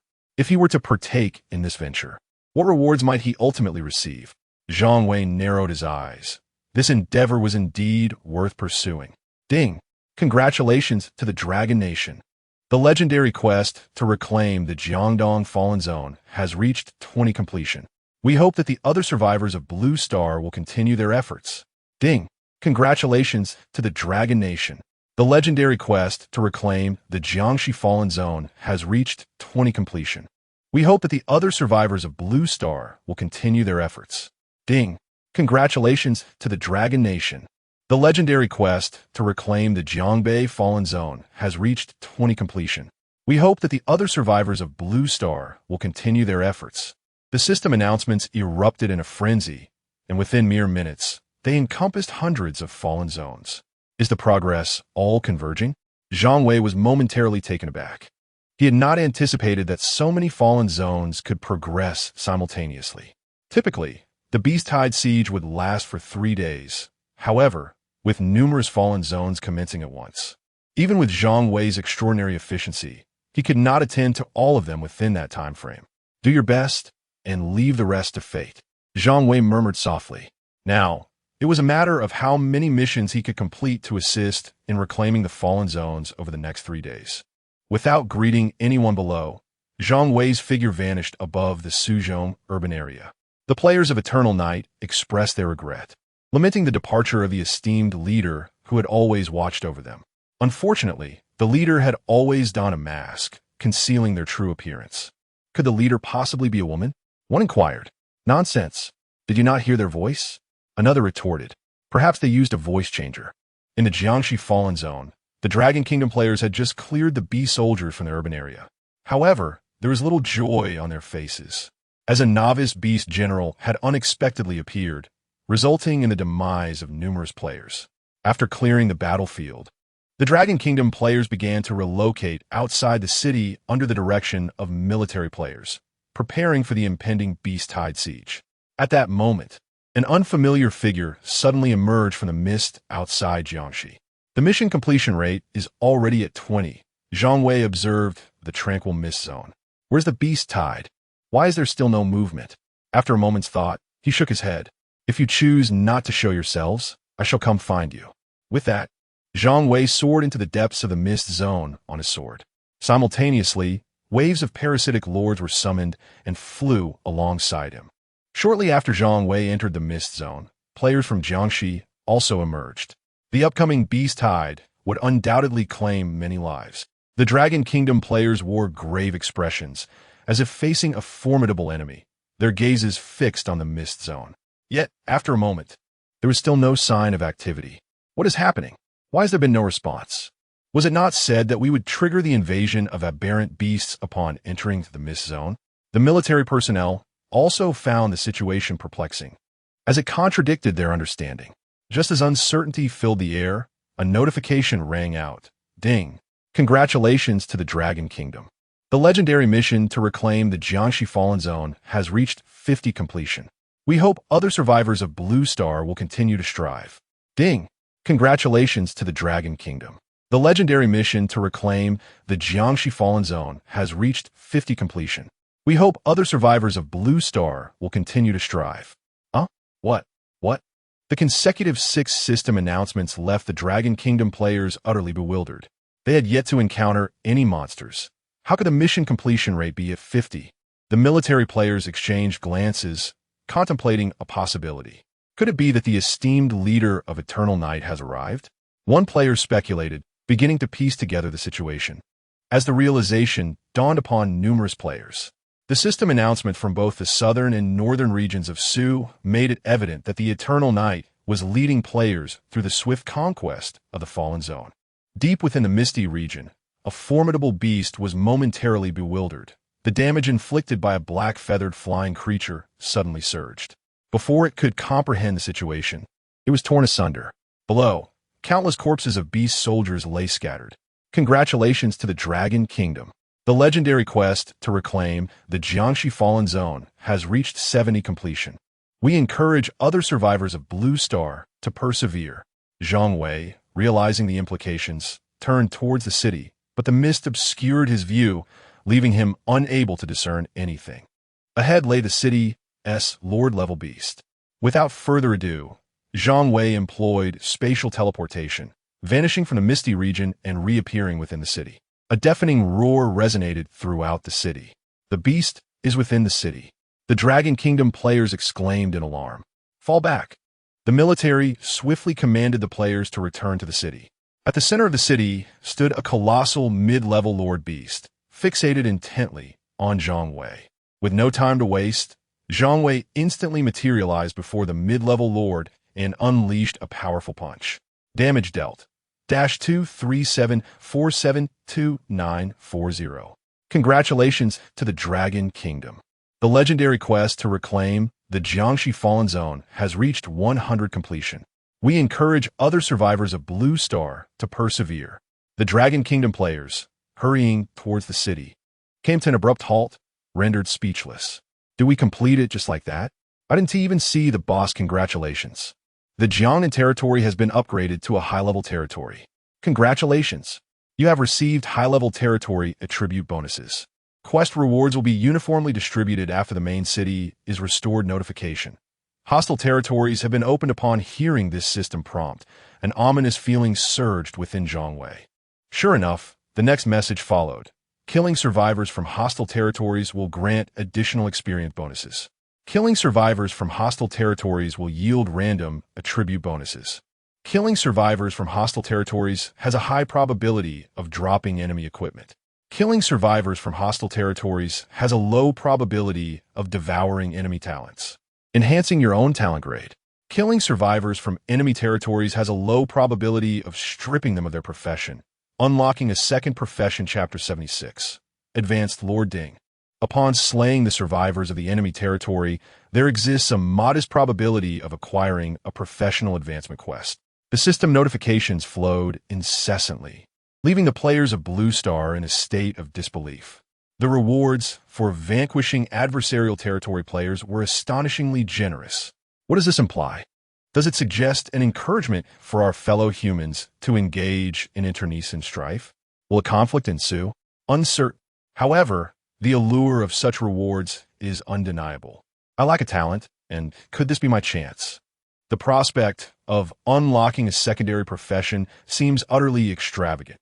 Countless players across Blue Star engaged in fervent discussions, rife with both trepidation and a hint of exhilaration. This scenario embodies a coexistence of crisis and opportunity. One could be utterly annihilated or soar to unprecedented heights. The Third World does not coerce the players of Blue Star into mutual slaughter. It merely entices them with temptations. Ultimately, the decision of whether to engage in bloodshed lies with the denizens of Blue Star. This is a blatant stratagem. To kill or not to kill. The potential for additional experience, random attribute enhancements, equipment, talents, secondary professions, and even professional advancements. Who would toil away at slaying monsters when the prospect of human conflict is so much simpler? A transformation is imminent. Zhang Wei sensed that chaos would soon envelop Blue Star. Human nature falters under temptation. The allure is so great that many would be willing to take risks. In fact, it is likely that the vast majority of players would tread the path of hunting. Nevertheless, at present, no one could unsettle Zhang Wei, let alone bring about his demise.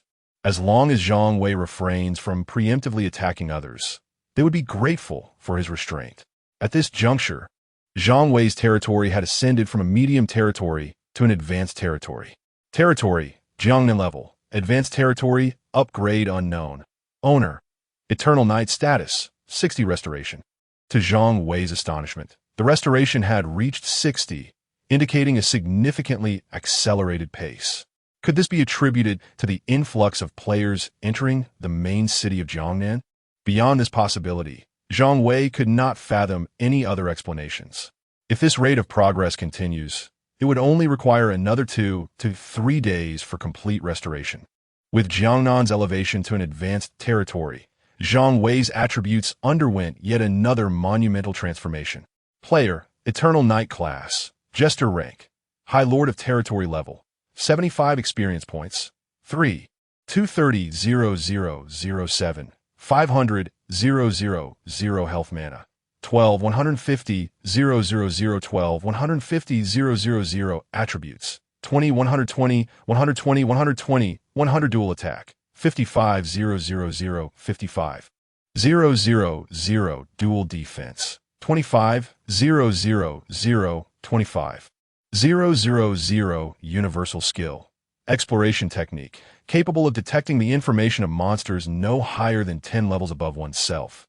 Exclusive skill, stage comedy. The Jester can imitate and replicate any target's active skills, causing random damage between 1 to 999 to the target. Maximum. 4. Exclusive skill, card acrobatics. Randomly draws one card from the 4 suits, hearts, spades, diamonds, clubs, within 10 seconds. Each card carrying a different effect. Hearts, taunt, spades, blindness, diamonds. Interrupt, clubs, slow, skill cooldown, 60 seconds exclusive skill. Improvise comedy, a restorative buff skill. Healing amount equals skill damage, lasting for 10 seconds with a cooldown of 60 seconds. Exclusive skill, Jester stage. Within the performance area, 1000m x 1000m. The damage received by the Jester is randomly reduced by 10 to 90. At long last, his health has surpassed 10 million. Zhang Wei feels immensely satisfied with his current attributes. As for the system's announcement regarding hostile territories, the Blue Star human race has not yet acquired many territories. A full-scale war is still some time away. Moreover, with the introduction of the hostile territory system, the higher-ups of various nations can no longer remain hidden. Following the emergence of the Third World, the upper echelons of each nation have adopted a more subdued approach. Ordinary players, on the other hand, find themselves at the forefront, while the higher-ups remain cautious. First, to reclaim the fallen zones and accumulate rewards. Zhang Wei analyzes the situation and decides to proceed with his plan. The restoration of territories is nearing completion, and all fallen zones in the Dragon Kingdom are simultaneously activated. He prepares to contribute as much as he can, assisting in the reclamation of so many fallen zones. He wonders what rewards await him once the main city is established. Zhang Wei is filled with anticipation. In the Jiangdong Fallen Zone, skeletons, goblins, undead, and beasts. A plethora of summoned creatures fill the misty area. These summoned beings form layers of defense, halting the relentless tide of beasts. Clearly, in different urban areas, the military has devised distinct strategies based on player classes. Here, summoner class players are noticeably in the majority. Thousands of summoned creatures stand at the forefront, providing considerable confidence and security to players in the rear. Damage-dealing players unleash their skills without restraint, while support classes continuously bestow buffs upon the summoned beings. In contrast, the tank players on the front lines in other urban areas seem somewhat idle here. However, summoning skills typically have long cooldowns, and once a summoned creature is defeated, it cannot be replenished for a while. Once the summoned creatures are gone, summoner class players become nearly ineffective, overshadowed by the contributions of support classes. At present, The situation appears favorable, yet hidden crises begin to surface gradually. Head, the summoned creatures are falling too quickly. A military player voices anxiously. This could become troublesome. If all summoned beings perish, then these summoners will inevitably become mere spectators, plunging the situation into peril. The meat shields are prepared to advance. One soldier solemnly stated that casualties are unavoidable, and death will become the norm, something we must all acclimate to. The implications of hostile territory are clearer to these soldiers than to ordinary players. From now on, the threats to human survival will not only stem from aberrant beasts, but also from our own kind. The front line of summoned beings is precariously tenuous, as wave after wave of meat shield players step forward. Meanwhile, those summoners without their beasts and whose skills remain on cooldown find themselves in an awkward position, reluctantly retreating. Soon, the specter of death begins to loom over the players, the situation spiraling downward as panic begins to spread. Yet, the players from the Dragon Kingdom remain resolute, unwilling to retreat. Fear may be instinctual, but courage is the anthem of humanity. Will the great leader of Eternal Night come to our aid?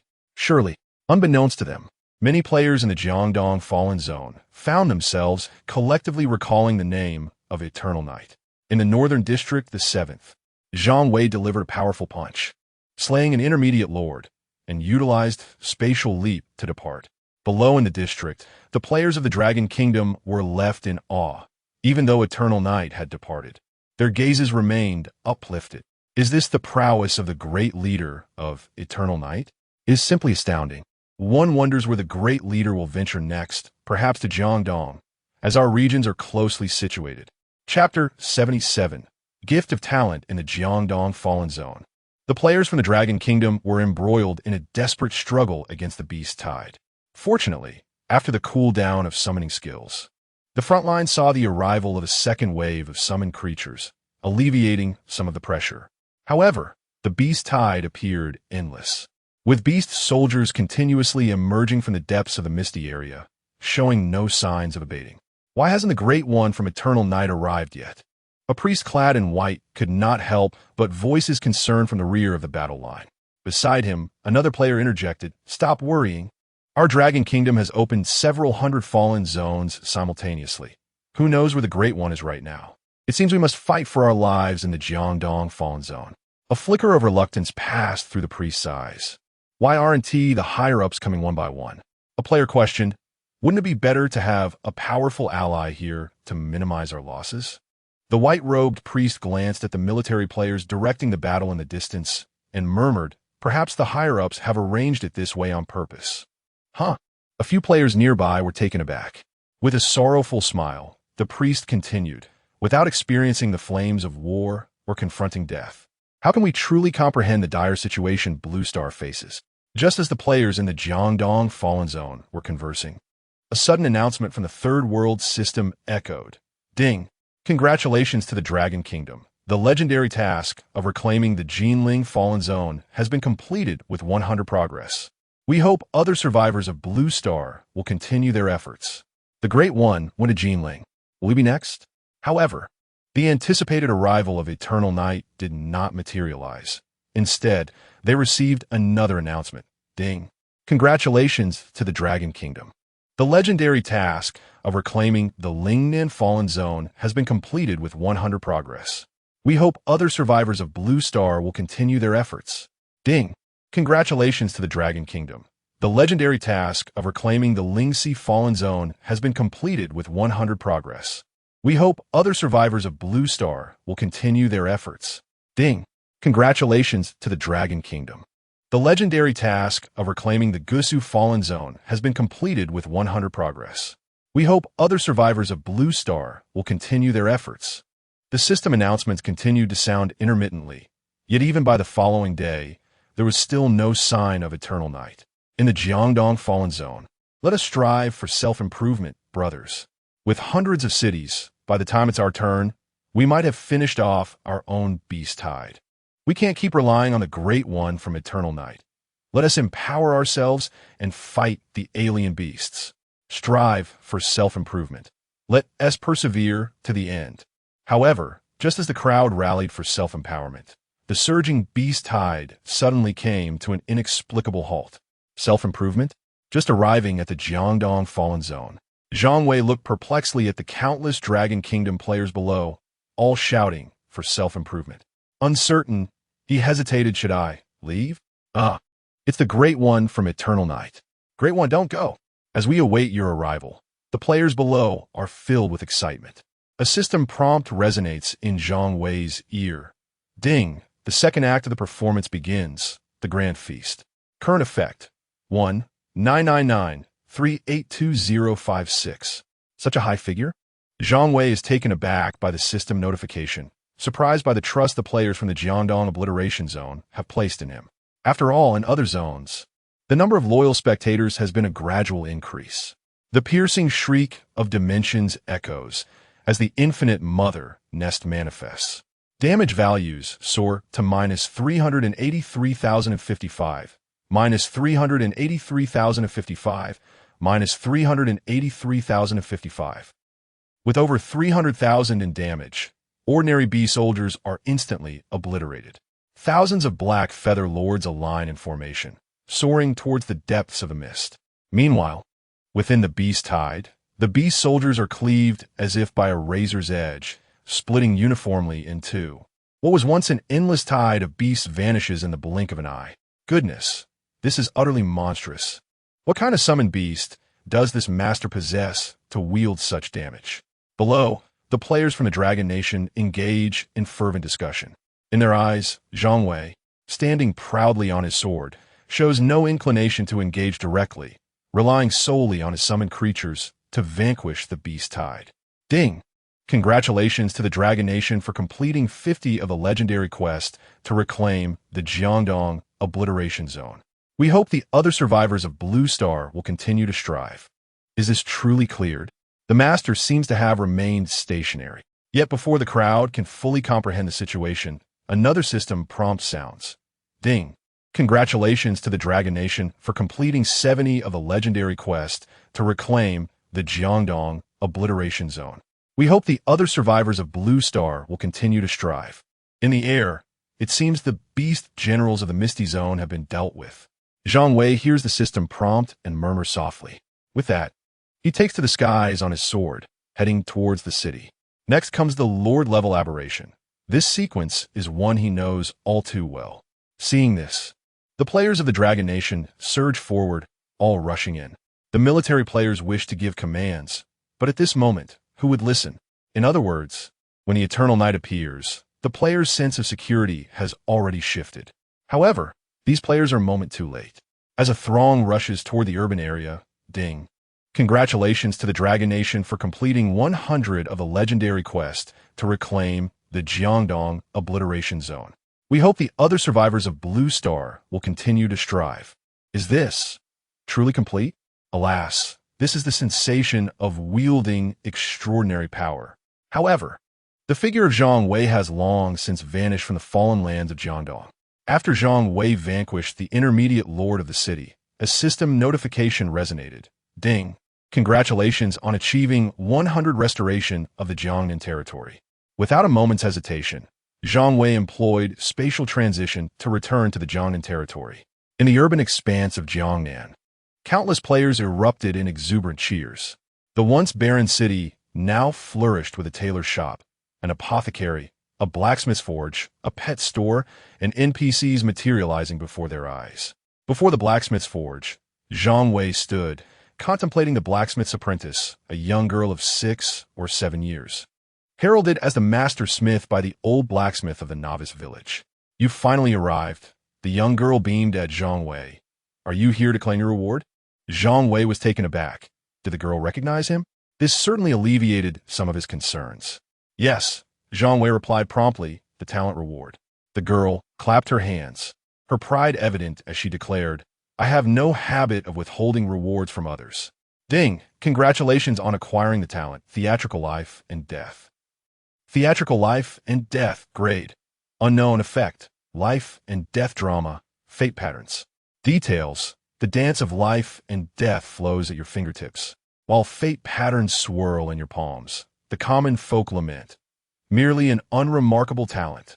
Chapter 78. The first layer of Destiny Patterns. The game of life and death. Zhang Wei stared blankly at the details of his talent, a rather unremarkable ability. Upon reading those words, an unsettling feeling washed over him. Unremarkable? Surely not. After a moment of silence, he pondered the implications of the unknown rank. Unable to contain his curiosity, he turned to the little girl beside him and inquired, "And what about the specific effects of a life and death game and the destiny patterns? Your talent, and you ask me?" The little girl feigned innocence, waving her hand dismissively. "How would I know? However," she added, "now that you possess the talent, you might as well test it out to see what differences it brings." Test it out? Zhang Wei was taken aback. Just then, a system announcement echoed. Ding! Congratulations to the Dragon Nation. The legendary quest to reclaim the Huangjiang Fallen Zone has reached 50 completion. We hope other survivors of Blue Star will continue their efforts. Then I shall give it a try, Zhang Wei declared, utilizing spatial leap to depart. The tasks in the various fallen zones of the Dragon Nation were still ongoing, and he chose not to further entangle himself with the little girl. Once Zhang Wei had left, the little girl sighed in resignation and muttered to herself, "What a fool. The unknown rank signifies that it exceeds the limits of the Blue Star region. How could I possibly know?" In the Huangjiang Fog Zone, several youths confronted the tide of beasts, appearing somewhat out of place. Behind them, countless players from a Dragon Nation watched as the relentless wave of beasts was halted by this small group. Among them, a young man in a white robe wielded a staff, unleashing torrents of fire that descended like a tempest, obliterating groups of mutated beast soldiers instantly. -604,356 -604,356 -604,356.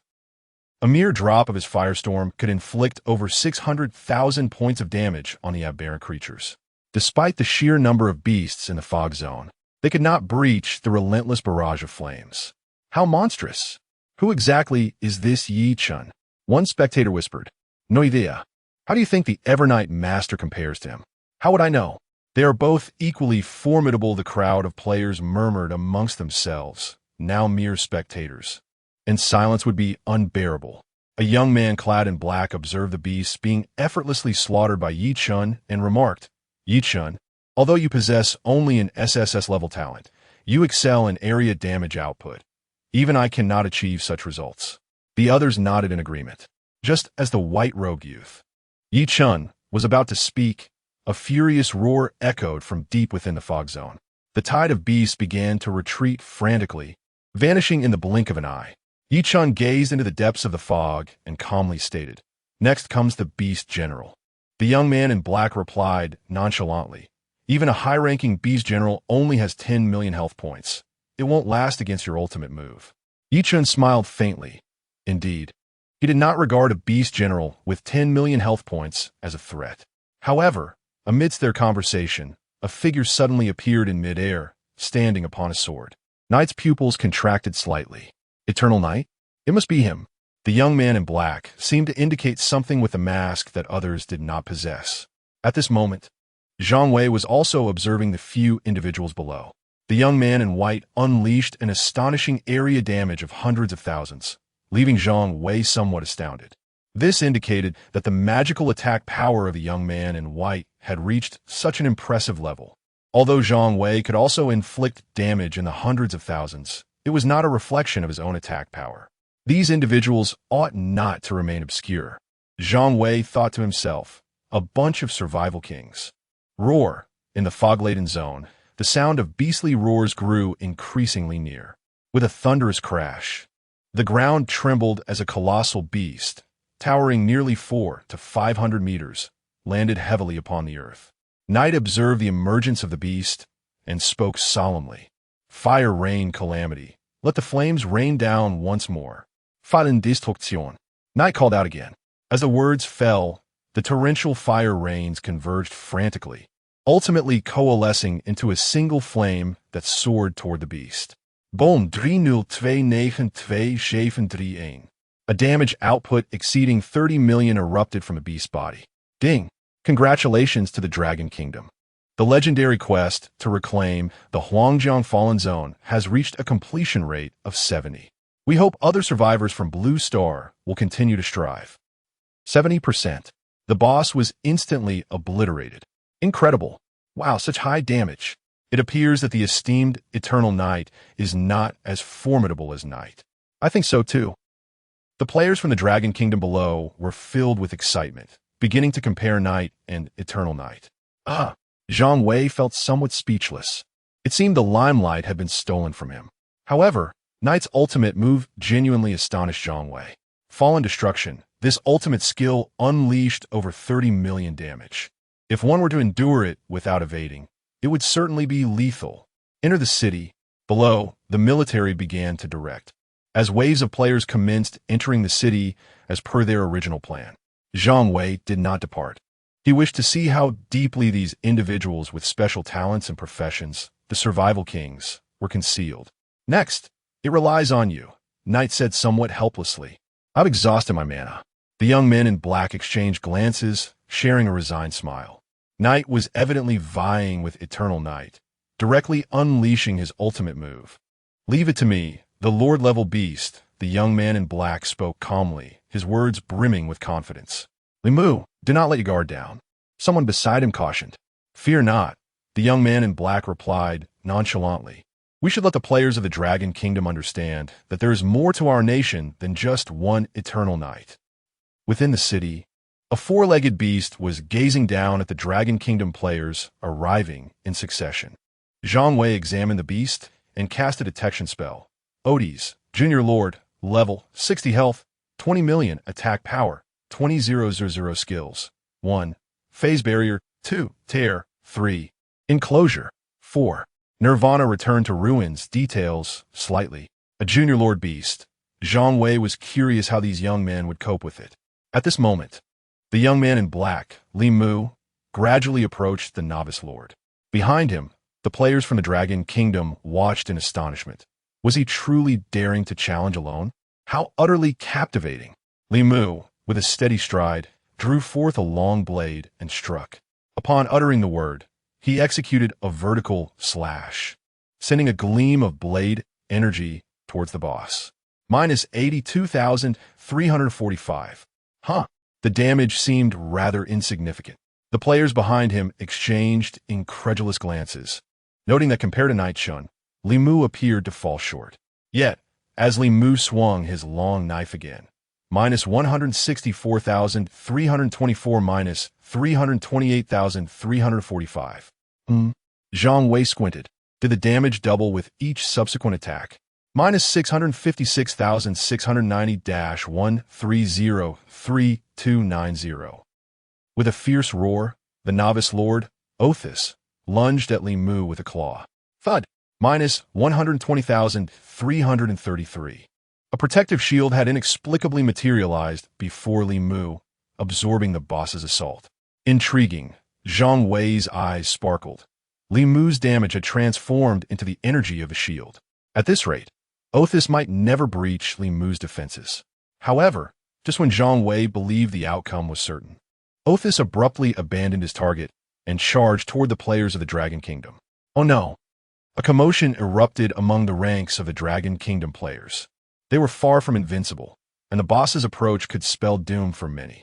Observing this, Limu desperately swung his blade, yet the boss paid him no mind, leaving him in a state of anxious frustration. It was dire. The shield-bearing players in the front line turned pale with fear. Just as Othis was about to breach the front lines of the Dragon Kingdom players, a lone figure materialized before him. With a piercing cry, the boss's massive form suddenly froze. Was this the renowned master of Eternal Knight immobilizing the boss?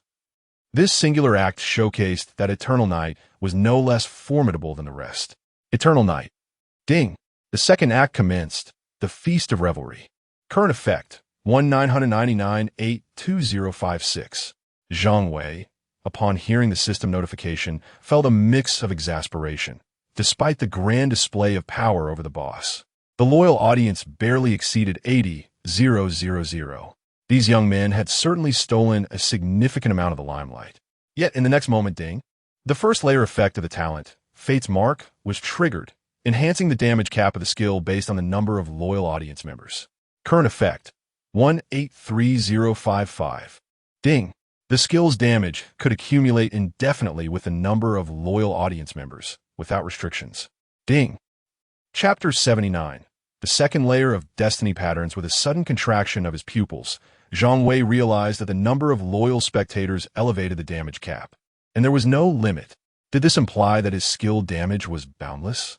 Moreover, this was merely the effect of the first layer of the destiny pattern. If there was a first layer, there must be a second, a third. Roar. As the 5 seconds elapsed, the novice Lord Otis regained his freedom and bellowed at Zhang Wei. Immediately, he swung his razor-sharp claws toward Zhang Wei. Silence. Zhang Wei spoke calmly. The attacking Otis abruptly halted, his massive claws suspended in midair. This scene left the players from the Dragon Nation wide-eyed and incredulous. What on earth did the Eternal Night Expert do? Is this a manifestation of words turning into reality? Nonsense. It's obviously a binding spell. Do you have any common sense? This is clearly a control-type skill. The players of the Dragon Nation buzzed with excitement, while a system notification echoed in Zhang Wei's ears. Ding! The number of loyal spectators for the carnival feast has increased. Current effect: 183,055, 147030. Ding! The first layer effect of the destiny pattern has been triggered. The damage cap rises with the number of loyal spectators. Current effect: 123085. Zhang Wei couldn't help but grin. Indeed, the damage cap was elevated and permanently stacked. In that brief moment, his skill damage cap soared from 999 to 230,000. If there truly were no restrictions, Zhang Wei mused, could I accumulate damage into the billions? It is worth noting that each afflicted zone could trigger hundreds of thousands of loyal spectators. How many players are there in the Dragon Nation? Discounting the elderly and weak from standard zones, there are approximately 800 million in the Third World Exploration Zone. If they all became my loyal spectators. As this thought crossed his mind, Zhang Wei could not suppress a chuckle. Below, a throng of Dragon Nation players watched in astonishment as the Eternal Night Expert laughed at the boss. Someone couldn't resist asking, what is the Eternal Night Expert laughing about? Is he enamored with this boss? Fortunately, as long as one possesses sufficient strength, great scholars will advocate for you. Was that a foolish grin? No, it was a display of composure in the face of the boss. Indeed, how could one still smile when confronted by a boss? Not only ordinary players, even Yi Chun, Li Mu, and others were perplexed by Zhang Wei's demeanor. Gritting his teeth, Li Mu swung his blade once more. His damage stacking could not have too long of a gap. Otherwise, the accumulated effect would dissipate. -535466. The blade light flashed, and over 5 million in damage overflowed from Otis. This novice lord, with a total of 20 million health points, was nearing his demise after just a few strikes from Li Mu. With a roar, Otis finally regained its freedom, gazing at Zhang Wei with a hint of trepidation. Subsequently, a semi-transparent barrier enveloped its massive form. This spectacle left everyone momentarily stunned. Many resorted to detection spells. Basic territory barrier, health, 1 billion, defense, 2,000 details. Basic Lord Othis territory barrier. No damage can be inflicted on Othis until the barrier is breached. Zhang Wei regarded Othis with an odd expression, realizing that the territory barrier was employed for its own protection. Li Mu, upon seeing the barrier's information, wore a grim countenance.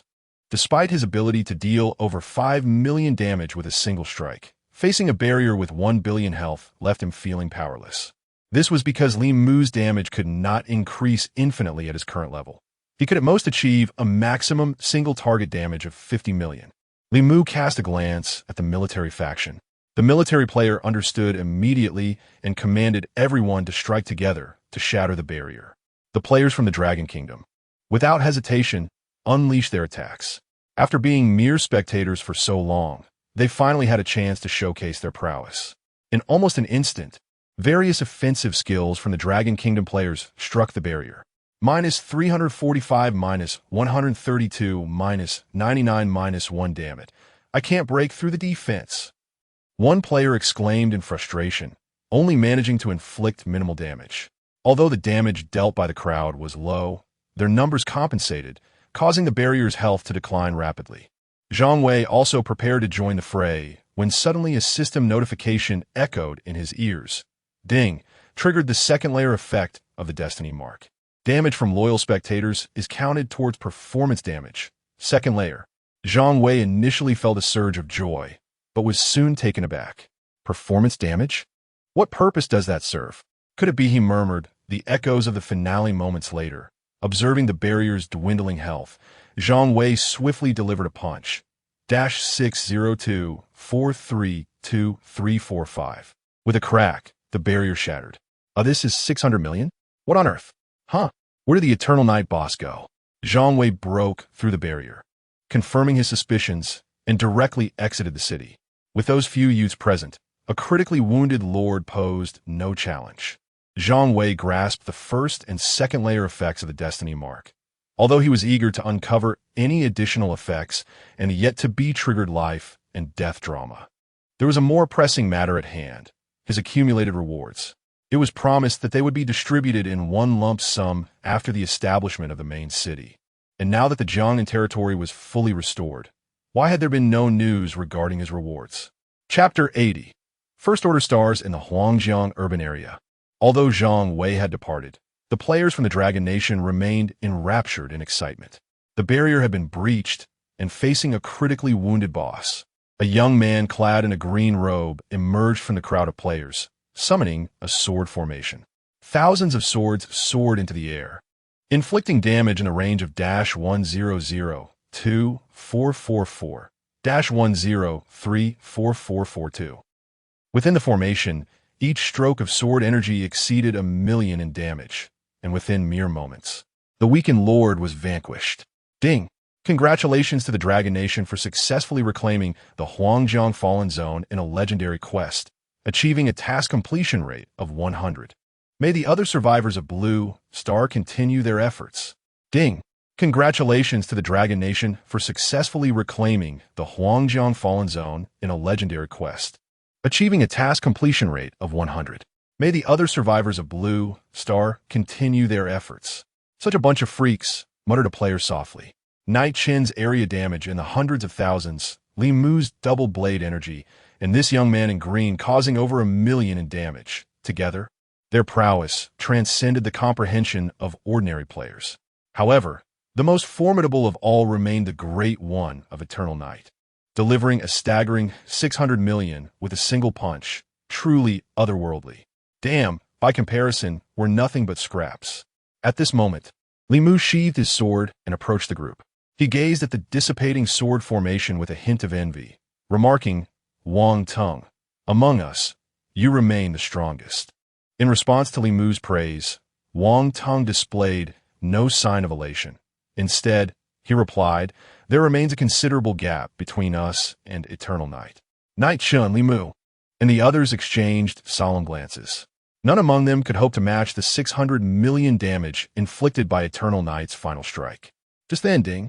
Congratulations to the Dragon Nation for reclaiming the Zhejiang Fallen Zone in a legendary quest, achieving a task completion rate of 50. May the other survivors of Blue Star continue their efforts. Ding!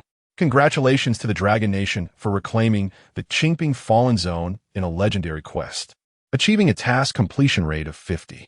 May the other survivors of Blue Star continue their efforts. Ding! Congratulations to the Dragon Nation for reclaiming the Nanli Fallen Zone in a legendary quest, achieving a task completion rate of 50. May the other survivors of Blue Star continue their efforts. Hearing the system announcements, Nightchin remarked, "The progress in the other Fallen Zones is similarly advancing. Let us proceed." Wang Tung stated calmly, "Establish the teleportation array. We shall venture to the other Fallen Zones." Meanwhile, in the Jiangnan territory, Zhang Wei was intently examining two pieces of equipment, a pair of boots and an accessory, rewards he had recently exchanged for after completing tasks. Among them, the boots were unique. Dancing in the Ashes boots, level, no restrictions grade. Unique attributes, stage comedy. The Jester can imitate and replicate an additional skill. Traits, Dancing in the Ashes. Upon triggering the one-time echo damage from the curtain call, the wearer will automatically enter the Ashes dance state. lasting for 10 seconds. Within this state, each attack triggers echo damage equivalent to 100 of the damage.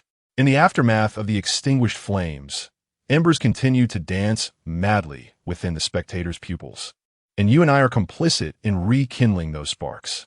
At this moment, Zhang Wei finds no other words to encapsulate the unparalleled nature of this singular piece of equipment than simply extraordinary. The flickering embers extend the damage inflicted by the curtain's fall for an additional 10 seconds. Within that brief span, it remains to be seen how many strikes Zhang Wei can unleash. However, when he gazes at the accessory, a look of astonishment overtakes him. Star of Destiny? Zhang Wei cannot help but exclaim. Star of Destiny. Accessory. Grade. First attribute. Lifespan 500 characteristic. Immunity to spatial radiation erosion, capable of harnessing energy from the cosmos. Details. An essential item for cosmic wanderers. Zhang Wei fixates intently on the Star of Destiny accessory. The lifespan attribute is something he has never encountered before. At this moment, his attribute panel unexpectedly displays a new lifespan category. Player. Eternal Knight Profession. Jester grade. High Territorial Lord level. 75 lifespan. 613 wealth. 3. 8 million blue star coins experience points. 1. 23 million 7. 5 million health mana. 12. 15 million 12. 15 million 4 dimensions. 20. 1020. 1020. 1020. 1000 dual attack. 55,000. 55,000 dual defense. 25,000. 25,000. Skills. Omitted. As Zhang Wei contemplates his lifespan attribute, he wonders if a lifespan of 613 signifies that he could live for 613 years. Moreover, the title details mention Cosmic Wanderer. Could it be that he is now able to depart from Blue Star? Zhang Wei finds himself in a state of uncertainty. This is the dilemma faced by a pioneer. Bereft of reference points, everything must be discovered anew. Just as these thoughts swirl in Zhang Wei's mind, a system notification chimes in his ear. Ding. Congratulations to Territorial Lord Eternal Knight for earning 344, 720 blue star coins in territorial revenue. 344, 720 blue star coins? Zhang Wei is taken aback by the sheer amount. Blue star coins serve as the universal currency in the main city of the Third World, which players can obtain through missions and by slaying exotic beasts. Earlier, Zhang Wei had exchanged all the materials from the exotic beasts he had defeated into blue star coins, totaling 3.8 million. Now, the territorial revenue grants him nearly 350,000 blue star coins, almost a tenth of his wealth. With blue star coins in hand, Zhang Wei can further enhance his main city. However, he currently lacks the time to devote to its construction. The Third World has been fervently announcing the progress of the Fallen Zones across Blue Star, with the Dragon Nation's Fallen Zone missions nearing 50. Once the Fallen Zones are secured and a teleportation array is established, players will be able to provide targeted support. Consequently, the progress in the remaining Fallen Zones is advancing rapidly. Firstly, players are growing increasingly familiar with the mechanics and are better prepared. Secondly, those who previously aided in the efforts have also seen their levels and strength rise. Zhang Wei too feels a sense of urgency. What he lacks most at this moment is time. Upon awakening the celestial talent of fate, Zhang Wei's loyal audience can permanently enhance the upper limit of his skill damage, transforming his skill's random damage range to an astonishing 1 to 230,085. The pressing concern now is to capitalize on the tasks within the Fallen Zone to elevate the upper limit of his skill damage. Just as Zhang Wei prepared to depart from the Jiangnan district, a voice of surprise echoed behind him. Zhang Wei, is it you? Taken aback, Zhang Wei slowly turned around to face Lu Ruyan. Although her expression appeared tranquil, a tempest brewed within her heart. Had it not been for that unforeseen incident, she might have been his wife by now. Lu Ruyan softly inquired. How had you been during this time? Yet, Zhang Wei merely cast her a cold glance before turning away. Lu Ruyan's countenance shifted. She had not anticipated that the man who once showered her with affection could become so distant. She had envisioned countless scenarios of their reunion, yet never did she foresee Zhang Wei's profound indifference. Watching his retreating figure, Lu Ruyan refrained from pursuing him, understanding that some matters cannot be rushed. Approaching him now would only deepen his aversion towards her. This situation requires a gradual approach, akin to a frog being slowly boiled in water, to gradually mend Zhang Wei's perception of her. Moreover, she harbored suspicions that Zhang Wei might be the embodiment of eternal night, necessitating a cautious demeanor. On the day of the wedding, I acted impulsively, Lu Rian murmured to herself, reflecting on her moment of weakness in the makeup room with Wang Yan. However, she swiftly shifted her tone, asserting, "Yet, I was not in the wrong. As a fragile woman in such tumultuous times, I must rely on the strong for survival." With that, Lu Rian knitted her brows, lamenting, "How can a man lack even this measure of magnanimity?" Chapter 81. Frantic Ascension. The brief interlude with Lu Ruyan did not perturb Zhang Wei. He understood that both Lu Ruyan and Wang Yan were destined to cross paths with him again, as they all resided in Jiangnan City. Moreover, Zhang Wei was acutely aware of Wang Yan's character. He was the quintessential rich second generation, and to Wang Yan, Lu Ruyan was merely a plaything.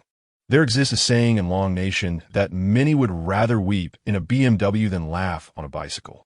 Lu Ruyan was undoubtedly cognizant of this truth.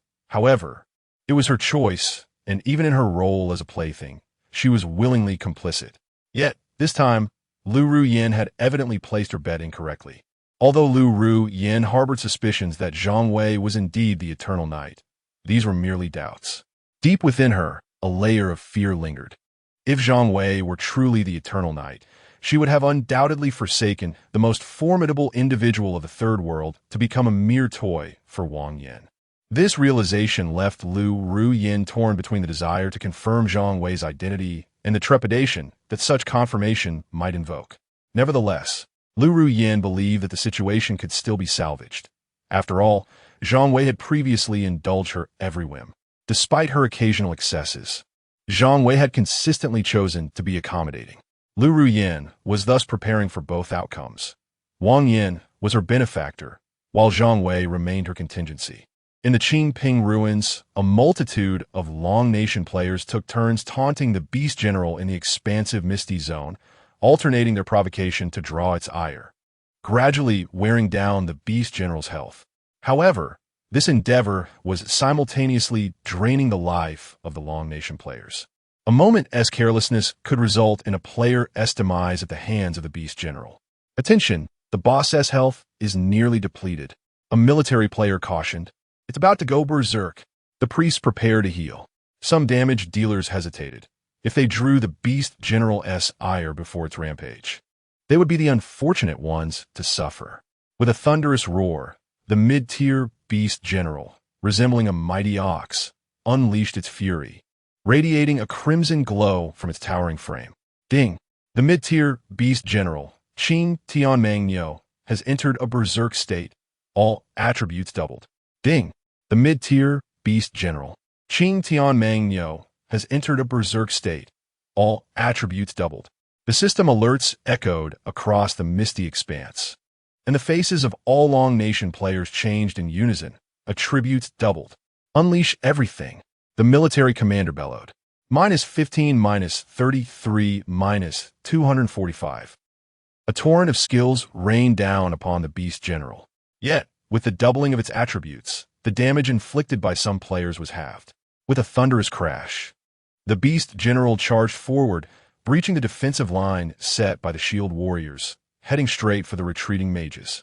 Damn it, a mage's expression shifted drastically. While they could deal damage, they were notoriously fragile. If the boss truly approached, none would escape. At that critical juncture, a figure abruptly appeared in midair, standing defiantly before the colossal form of the boss. Dimensional scream. As the incantation resonated, the massive form of the mid-tier Beast General, Qing Tianmeng came to an abrupt halt. This is Eternal Night, truly the great figure of Eternal Night. We are saved. The players from the Dragon Kingdom clearly discerned the mask worn by the newcomer and began to cheer with excitement. Zhang Wei revealed the Destiny Carnival mask, single-handedly blocking the Beast General. Ding! The second act commences, Carnival Feast. Current effect, 1,230,085 182056. Ding! The first layer effect of the talent fate mark is triggered. The damage cap increases with the number of loyal audience members. Current effect, random skill damage, 1412141. Beneath the 410000 mask, Zhang Wei could not help but grin. 410000 is merely the beginning. Subsequently, Zhang Wei summoned a wave of parasitic lords, swiftly dispatching the intermediate beast general. Minus 412,141 minus 412,141 minus 412,141. The terrifying damage inflicted by the swarm of summons sent countless players from the Dragon Kingdom into a frenzy. Ding! Congratulations to the Dragon Kingdom. The legendary quest to reclaim the Qingping Fallen Zone has reached 70 completion. We hope that other survivors of the Blue Star will continue their efforts. The black cloak billowed in the wind as Zhang Wei slightly bowed his head to the multitude of players below. Enter the city. I shall lead you through the final step of the quest. As his words echoed, another system notification reached his ears. Ding. The number of loyal audience members for the carnival feast has increased. Current effect, 412,141, 130456. Ding. The first layer effect of the talent fate mark is triggered.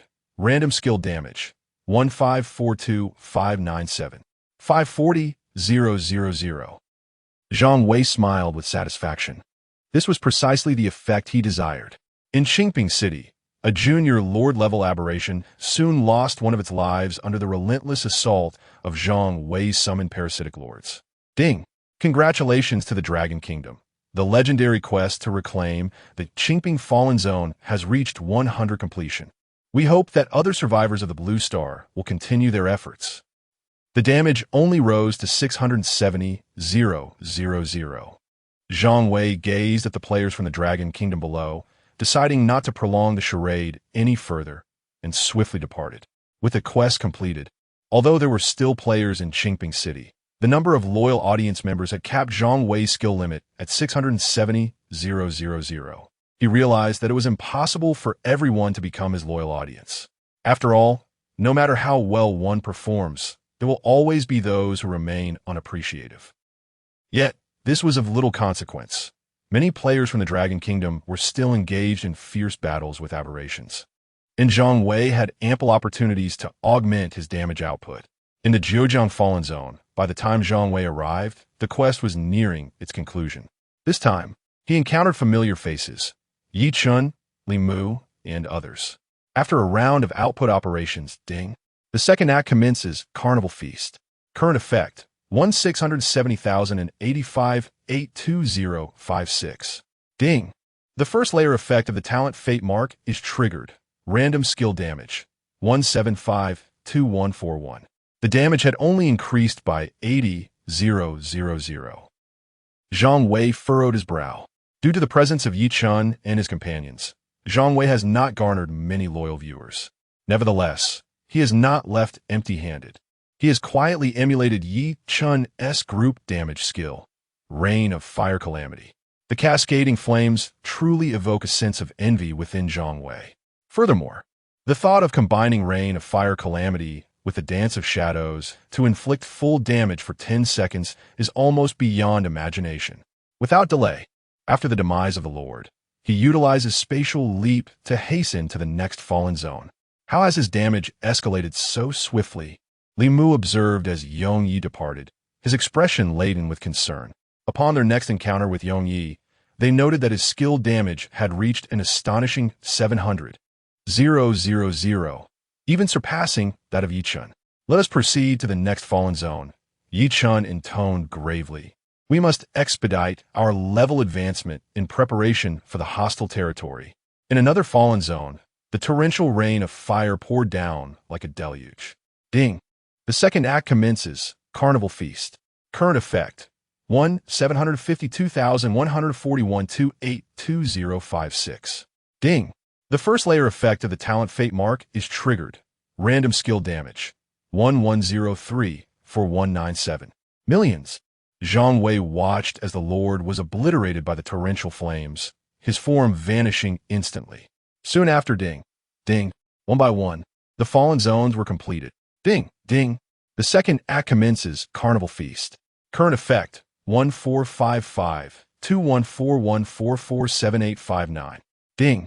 The first layer effect of the talent fate mark is triggered. Random skill damage. 1/5 million. Chapter 82.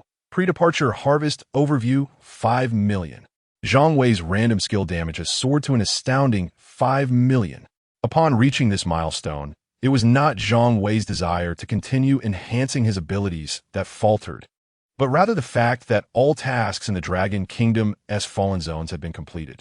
The various Fallen Zones had opened simultaneously, with progress in each being remarkably similar. Were it not for his skill in spatial translocation, Zhang Wei would not have been able to accumulate his damage output to such an extraordinary level.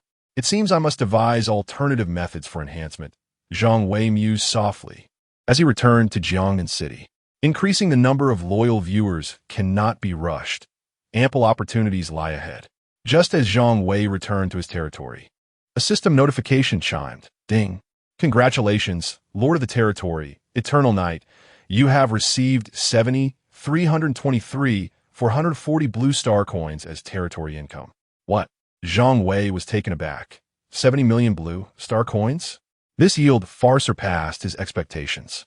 However, upon examining the source of this income, a peculiar expression crossed his face. Residential purchases. It turned out that many players from Jiangnan territory had used blue star coins to acquire residences. This revelation caught Zhang Wei off guard, as even he, the lord of the territory, was unaware of the utility of purchasing residences in the main city. Perhaps it is the Dragon Kingdom's deep-rooted yearning for home. An increase in income is ultimately a positive development. Zhang Wei dismissed these thoughts and began to assess his own gains. With the blue star reclamation tasks in the Fallen Zones nearing completion, he planned to turn his attention to seizing the capitals of various nations. Entering the Fallen Zones had allowed players to level up, and some hidden class players were beginning to make their presence felt. If this delay continued, the super cities might very well fall into enemy hands.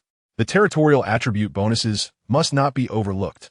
Zhang Wei surveyed his equipment, including the recently acquired unique items. He possessed 4 pieces of unique grade gear: Destiny Revelry, Capricious Jest, Echo of the Finale, and Dance of the Embers. The characteristics of Destiny Revelry: skill consumption reduced by 100. There's a 90 probability of refreshing all skill cooldowns upon attack. The characteristic of Capricious Jest: improvisation. While wearing Capricious Jest, performances are no longer subject to conditional constraints. The characteristic of Echo of the Finale: all damage inflicted during the Jester's performance triggers a one-time echo upon its conclusion.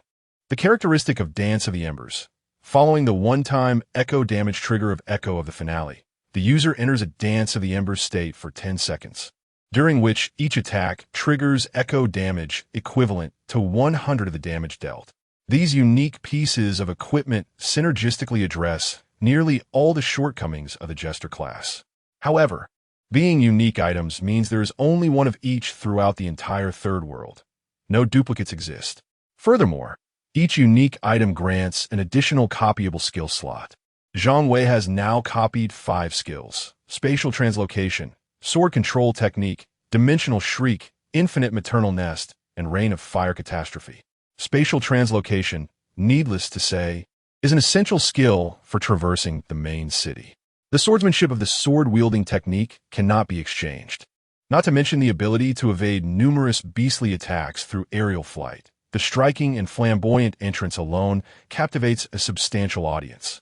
The Dimensional Shriek serves as a crowd control skill.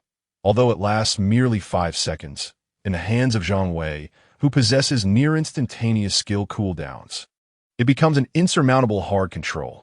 The Infinite Nest can summon a legion of Lord-level beasts, proving advantageous whether it is employed to draw aggro or to deal damage.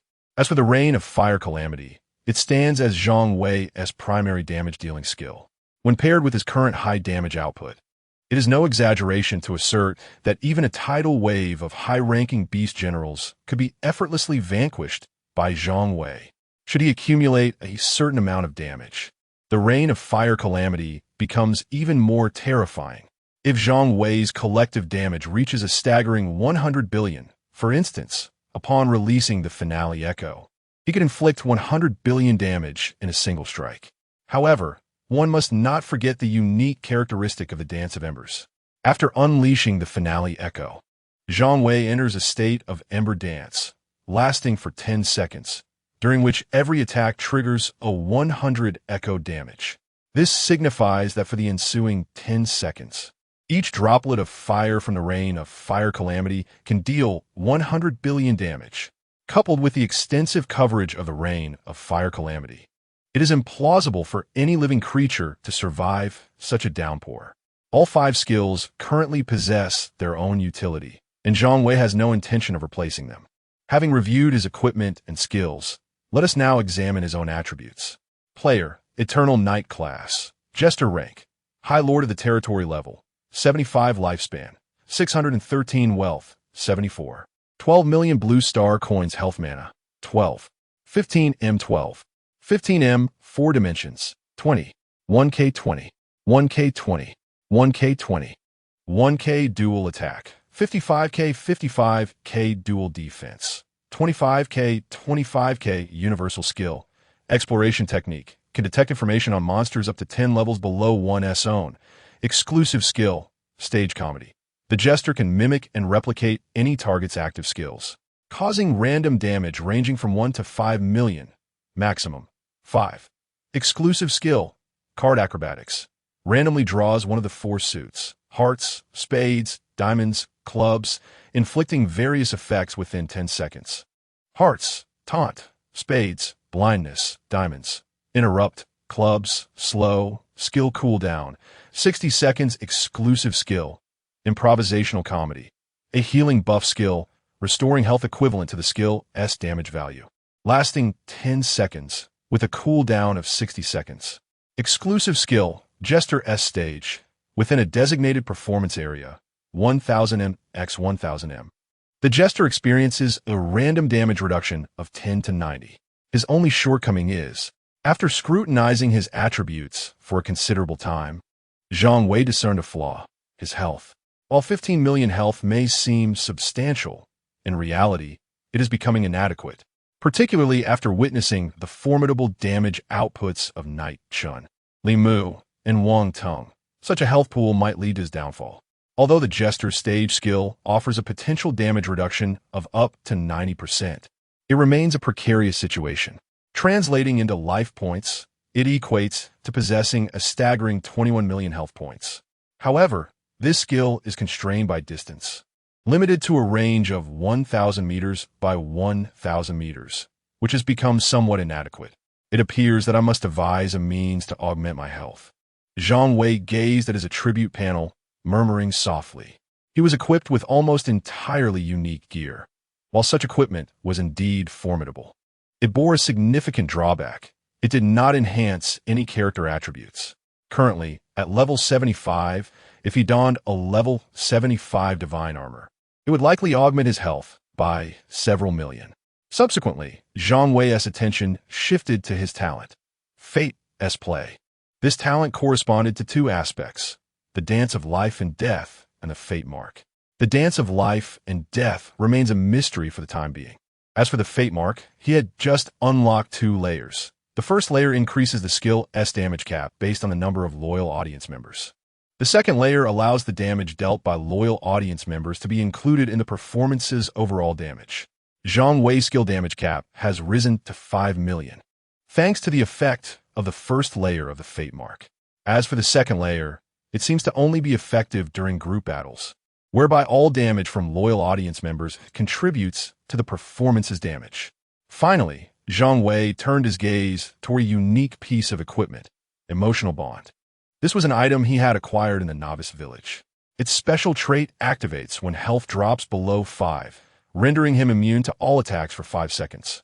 It has a cooldown of 1 hour. For Zhang Wei, this was a life-saving, game-changing piece of gear that he had retained. As the details of this equipment aptly describe, a single thread of emotion entwines delicately when you believe victory is assured. Little do you know that the ensuing situation will exceed your control. Having assessed the situation, Zhang Wei initiated a spatial leap, departing from the Jiangnan territory. The reason for his current actions, aside from the attribute bonuses bestowed by the territory lord, was an irresistible temptation that he could not refuse. Chapter 83. Capturing the Tokyo Fallen Zone in the Land of Cherry Blossoms. The Tokyo Fallen Zone lay besieged, teeming with beast soldiers, among which numerous beast generals roamed the city. Suddenly, a figure appeared above the fallen zone, standing majestically upon a sword. "I shall strike you down," Zhang Wei declared, surveying the throngs of beast soldiers in Tokyo's urban expanse, and unleashed a cataclysmic rain of fire that descended upon the city. -500. -500. -500. The horrifying damage poured forth from these beast soldiers, each at levels 2 or 3, within the radius of the firestorm. The beast soldiers were obliterated in an instant. "What a waste," Zhang Wei murmured to himself. The firestorm was a persistent area damage spell. The initial wave of flames annihilated all beast soldiers within range, leaving only empty ground for the subsequent rains of fire to fall upon. Gliding forward on his sword, Zhang Wei continued to rain down firestorms, quickly transforming the landscape into a sea of flames.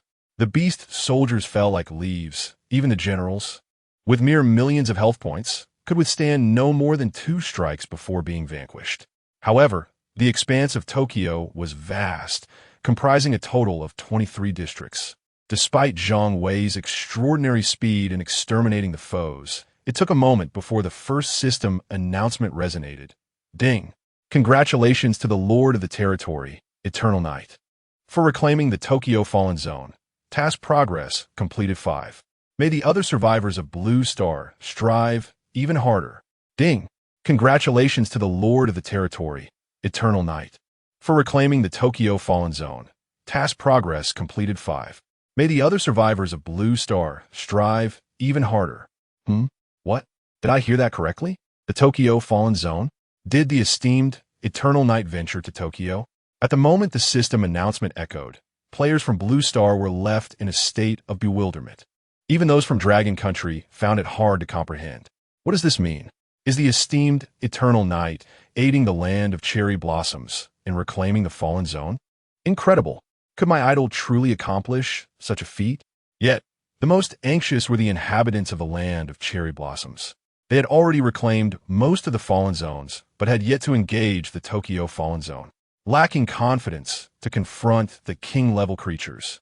The system announcement sent the players into a frenzy. What does Dragon Country mean? Are they genuinely benevolent enough to assist us? Quickly, we must inquire what their intentions are. What nonsense! We should confront them. Unbeknownst to Zhang Wei, his actions were causing quite a stir as he diligently harvested the beast soldiers of Tokyo, even summoning parasitic lords to aid him. As he exerted his utmost effort, the system announcements began to chime in rapid succession. Ding! Congratulations to the Lord of the Territory, Eternal Night, for reclaiming the Tokyo Fallen Zone. Task progress completed 10. May the other survivors of Blue Star strive even harder. Ding! Congratulations to the Lord of the Territory, Eternal Night, for reclaiming the Tokyo Fallen Zone. Task progress completed 15. May the other survivors of Blue Star strive even harder. Ding! Congratulations to the Domain Lord Eternal Night for reclaiming the Tokyo Fallen Zone, with a task completion rate of 20. We hope other survivors of Blue Star will continue their efforts. In the underground District S of the Dragon Kingdom, a gathering of military leaders convened. A middle-aged man spoke up. How shall we respond to the Sakura Nation as contact?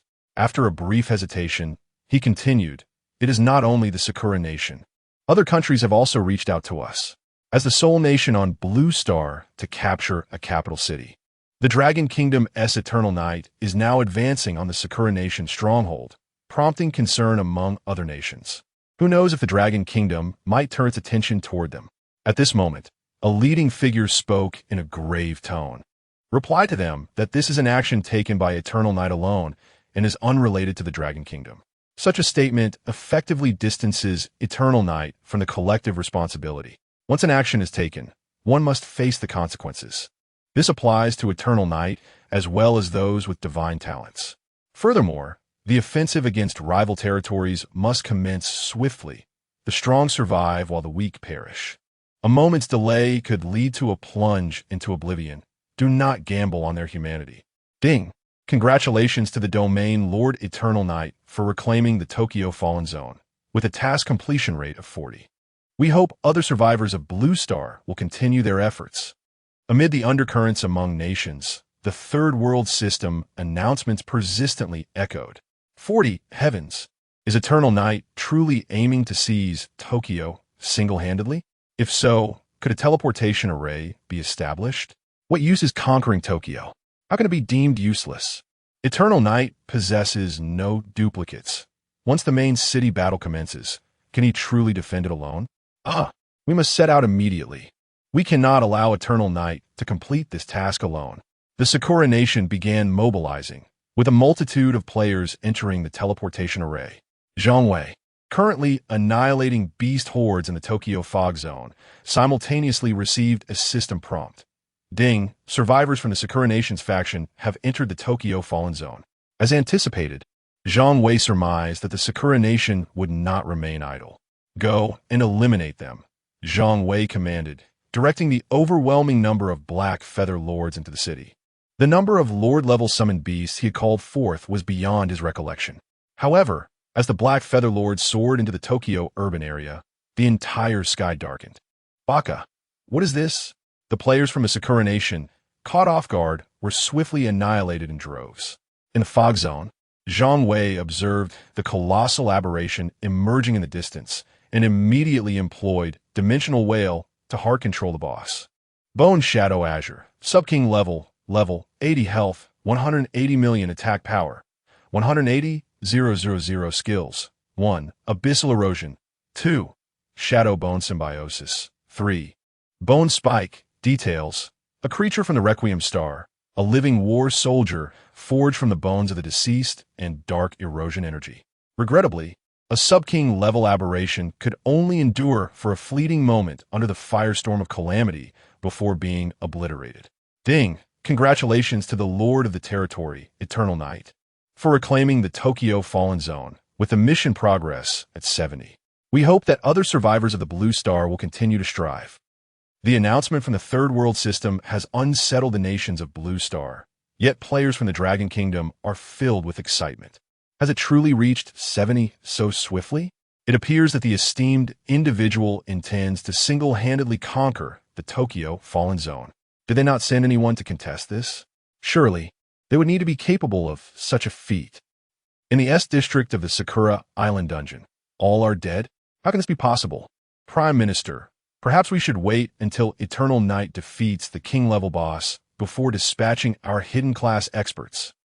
In the Tokyo area of Sakura Island, a colossal boss, towering over 2,000 meters, stands in confrontation with Zhang Wei, the Void King. As Zhang Wei gazes upon this final king-level boss, he immediately unleashes the echo of the finale. Minus 193,872. How much cumulative damage is this? Zhang Wei stares in astonishment at the lengthy string of damage values. Units, tens, hundreds, thousands, tens of thousands, billions, hundreds of billions, enough of counting. Ding! Congratulations to the Lord of the Territory, Eternal Knight, for reclaiming the Tokyo Fallen Zone, with the mission progress at 100. We hope that other survivors of the Blue Star will continue to strive. Ding! Congratulations to the Lord of the Territory, Eternal Knight, for completing the Tokyo Fallen Zone mission and becoming the Lord of Tokyo. Wow, I can't believe it. The Lord of Tokyo. Upon this announcement, players from the Dragon Kingdom are ecstatic. However, at the very moment the announcement resonates, waves of players materialize within the Tokyo area. Zhang Wei lifts the corners of his mouth. He's been waiting for them.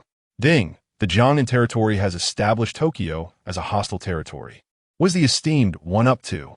Has he turned both of his territories into hostile lands? In the Tokyo area, a player from the military of Sakura Island points at Eternal Knight, hovering in the air on his sword, declaring, "Eternal Knight, you seek death." Yet, Zhang Wei offers no words of hesitation, launching into action as the dance of the finale commences. Rain of Fire Catastrophe, a 10-second group damage echo of the finale. Ding! Upon slaying a survivor from the hostile territory, you gain 1 stamina bonus. Ding! Upon slaying a survivor from the hostile territory, you gain 1 strength bonus. Ding! upon slaying a rare class survivor, class deprivation in progress. Ding, second class activation fail. Ding, upon slaying a survivor with SS talent. Devouring the enemy's talent, enhancement of life's play in progress. Ding, enhancement fail. Ding, upon slaying a survivor with divine talent, devouring the enemy's talent. Enhancement of life's play in progress. Chapter 84. Territorial Warfare. How terrifying is the calamity of fire rain under the blessing of the Dance of Embers? A multitude of players from the Sakura Nation had just teleported in, only to be immediately overwhelmed by a deluge of damage values. So numerous that Zhang Wei himself lost count. However, he had no inclination to tally the damage, as the system notifications by his ear continued to chime incessantly. Ding! Congratulations to the Lord of the Territory, Eternal Night, for acquiring dual territorial enhancements. Territorial bonuses. Health mana 10 million, attributes 15,000. Zhang Wei's maximum health had surged by an additional 10 million, and his attributes had surpassed 40,000. Moreover, each time he eliminated a player from the Sakura Nation, he would gain an extra boost to his attributes. The only perplexity for Zhang Wei was that despite the presence of numerous players boasting SSS level or even divine talents, his own talent had not ascended successfully. Then, let us continue the slaughter. A glint of determination flickered in Zhang Wei's eyes. After all, the players from the Sakura Nation were still recklessly throwing themselves into danger.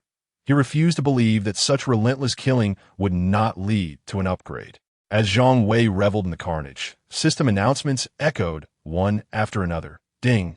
Blue Star, Jiangnan, and Tokyo are now hostile territories. Ding! The teleportation array between Jiangnan and Tokyo is now activated. Ding! Killing survivors from hostile territories grants additional benefits. The system notifications rang out frantically, leaving players from various countries in a state of bewilderment. The situation had abruptly reversed. Having just seized the Tokyo territory, Eternal Night was immediately designated as a hostile territory. However, the most impacted were the players from Long Country and the Sakura Nations. The advantages of hostile territories were self-evident. Additional experience gains, random attribute boosts, a high probability of acquiring enemy equipment, elevating talent grades, and unlocking second professions. Yet, all nations were exceedingly cautious. As initiating such hostilities could lead to becoming a target, no faction dared to take the first step. But now, Zhang Wei had shattered the existing equilibrium. In Jiangnan City, wait, we can actually take on Tokyo? Shall we rally together, brothers? Let us carve our names in history. Are you joking? How many players do we have in Jiangnan? The number of Tokyo players far surpasses ours. The Lord of Eternal Night has acted impulsively this time. Various opinions emerged. Most players were filled with fervor. Their spirits ignited. Yet a minority remained pessimistic, recognizing the stark disparity in the strength of both main cities. The Tokyo Fallen District was, after all, a super city, vastly superior in many respects compared to Jiangnan. However, just as the players of Jiangnan were engrossed in discussion, another system notification resonated. Ding! Jiangnan and Tokyo are engaged in a territorial war. Real-time territorial imagery will be broadcasted.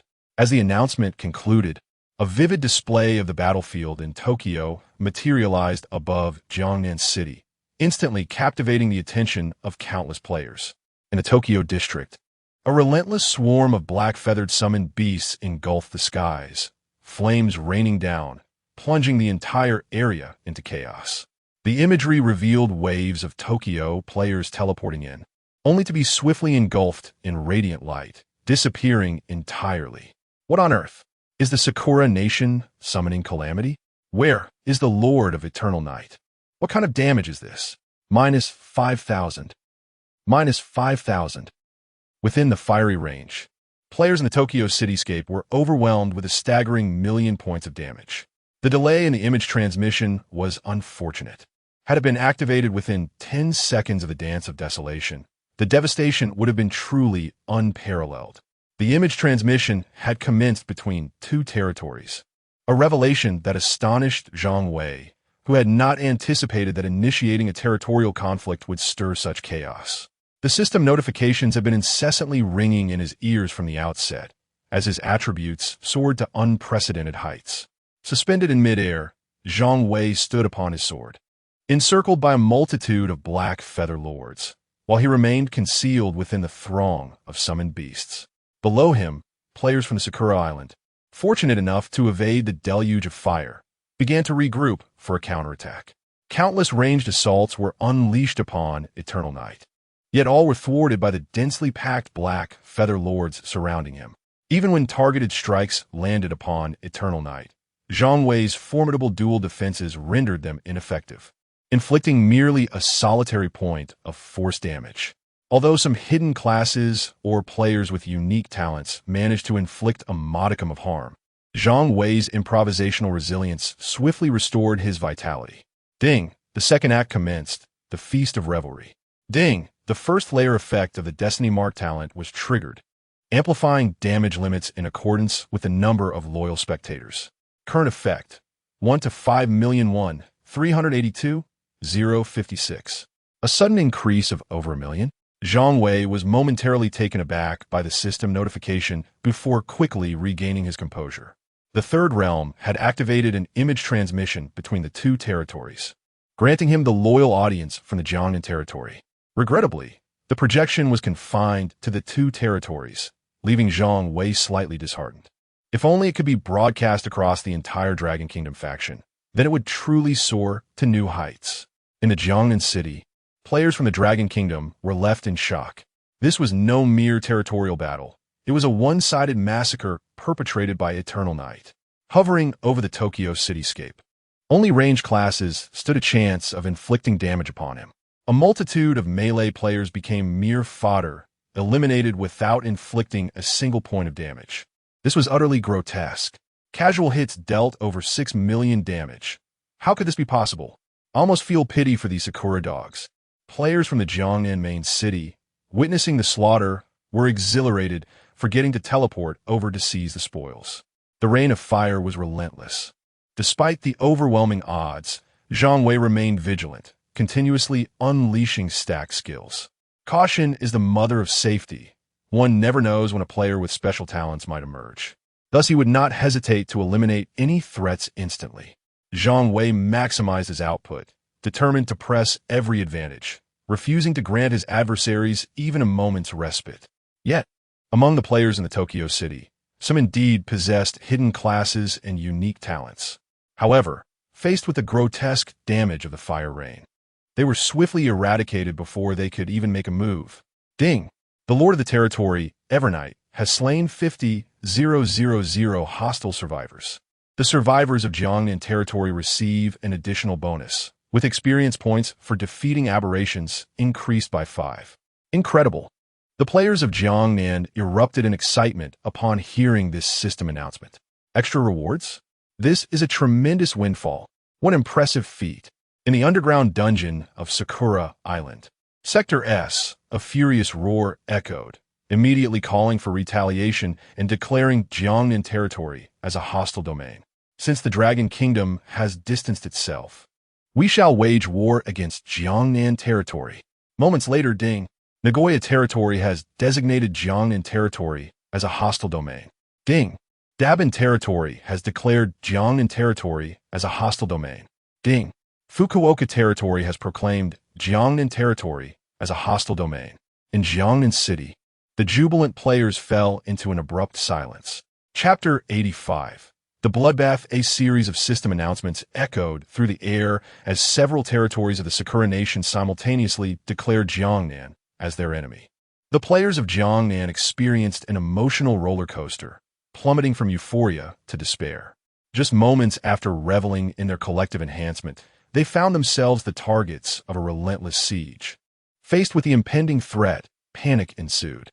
Are we really going to be overwhelmed? What should we do? Some shouted defiantly, "Let us fight back." Others, however, sought refuge, hastily logging off to evade the chaos. The players in Jiangnan's urban area exhibited a fleeting state of disarray, not out of sheer cowardice, though fear undoubtedly lingered. Yet, the reality of facing multiple territories simultaneously lent them some wisdom. The instinctive reaction for most was to log off.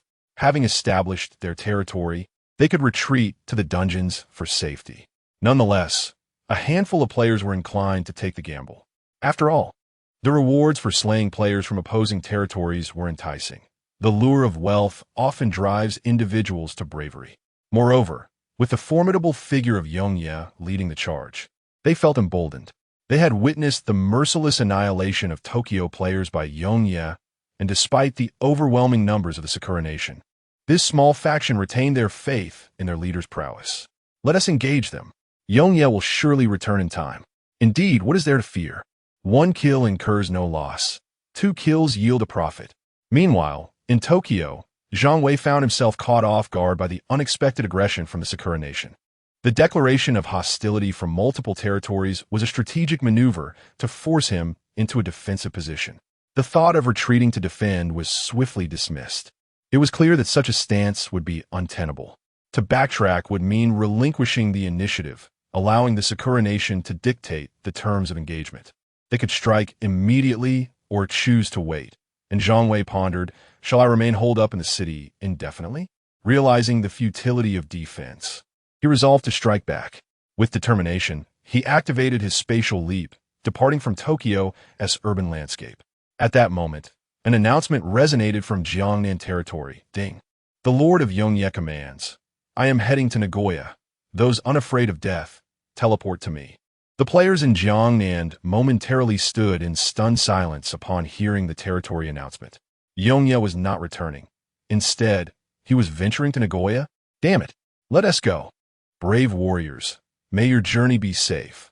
I shall cheer for you from the dungeons. My spirit is wholly with you. They recognized the daunting odds they faced. Over a dozen territories against their meager numbers. The players of Jiangnan were divided. A small faction rallied to assault Nagoya, while the majority opted to log off and seek refuge. Outside Jiangnan territory, waves of players from the Sakura nation began to teleport in, launching their attack against the protective barrier of Jiangnan. Meanwhile, Zhang Wei materialized outside the Nagoya territory. Nagoya territory barrier. Health. 1 billion defense. 2000 details. Initial barrier of an established territory. Cannot inflict damage on players within until breached. Fire rain calamity. Fire rain calamity. Infinite mother nest. Zhang Wei unleashed the fire rain calamity upon the barrier, while simultaneously summoning the parasite lord. The fiery rain cascaded upon the territory's barrier, each fiery projectile inflicting over 6 million damage, causing the barrier's 1 billion health points to plummet rapidly. In mere seconds, numerous cracks began to mar the Nagoya barrier. It was the eternal night of the Dragon Kingdom. He had not mounted a defense. Within the city, players from the Cherry Blossom Nation were thrown into disarray. Some had teleported to the Jiangnan territory, while many remained in the city, unable to escape in time. With a thunderous roar, the entire barrier shattered. As Zhang Wei prepared to storm into the territory and unleash carnage, a cacophony of shouts erupted from behind. The boss of Eternal Night is here. Ha ha, boss. We have arrived. Let's seize Nagoya. Slay these bastards.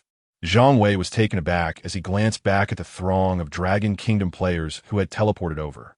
He had not anticipated such a substantial number accompanying him. Let's charge in, he declared, urging the Black Feather Lord toward the city. Just then, the Third World System announcement resounded. Ding! The Territory Lord Eternal Night has breached the Cherry Blossom Camp's Nagoya territory barrier. Ding! The Territory Lord Eternal Night has breached the Cherry Blossom Camp's Nagoya territory barrier. Zhang Wei's gaze swept over the Nagoya cityscape as he soared toward the teleportation array on his sword. A multitude of players gathered before the array, preparing to teleport. The fire rain calamity. The torrent of flames engulfed the city's teleportation array, causing a group of players to evaporate instantaneously. With over 6 million damage dealt by the fire rain calamity, players at levels 20 to 30 were obliterated upon contact. Good heavens, the experience is immense. Equipment is dropping. Quickly gather it.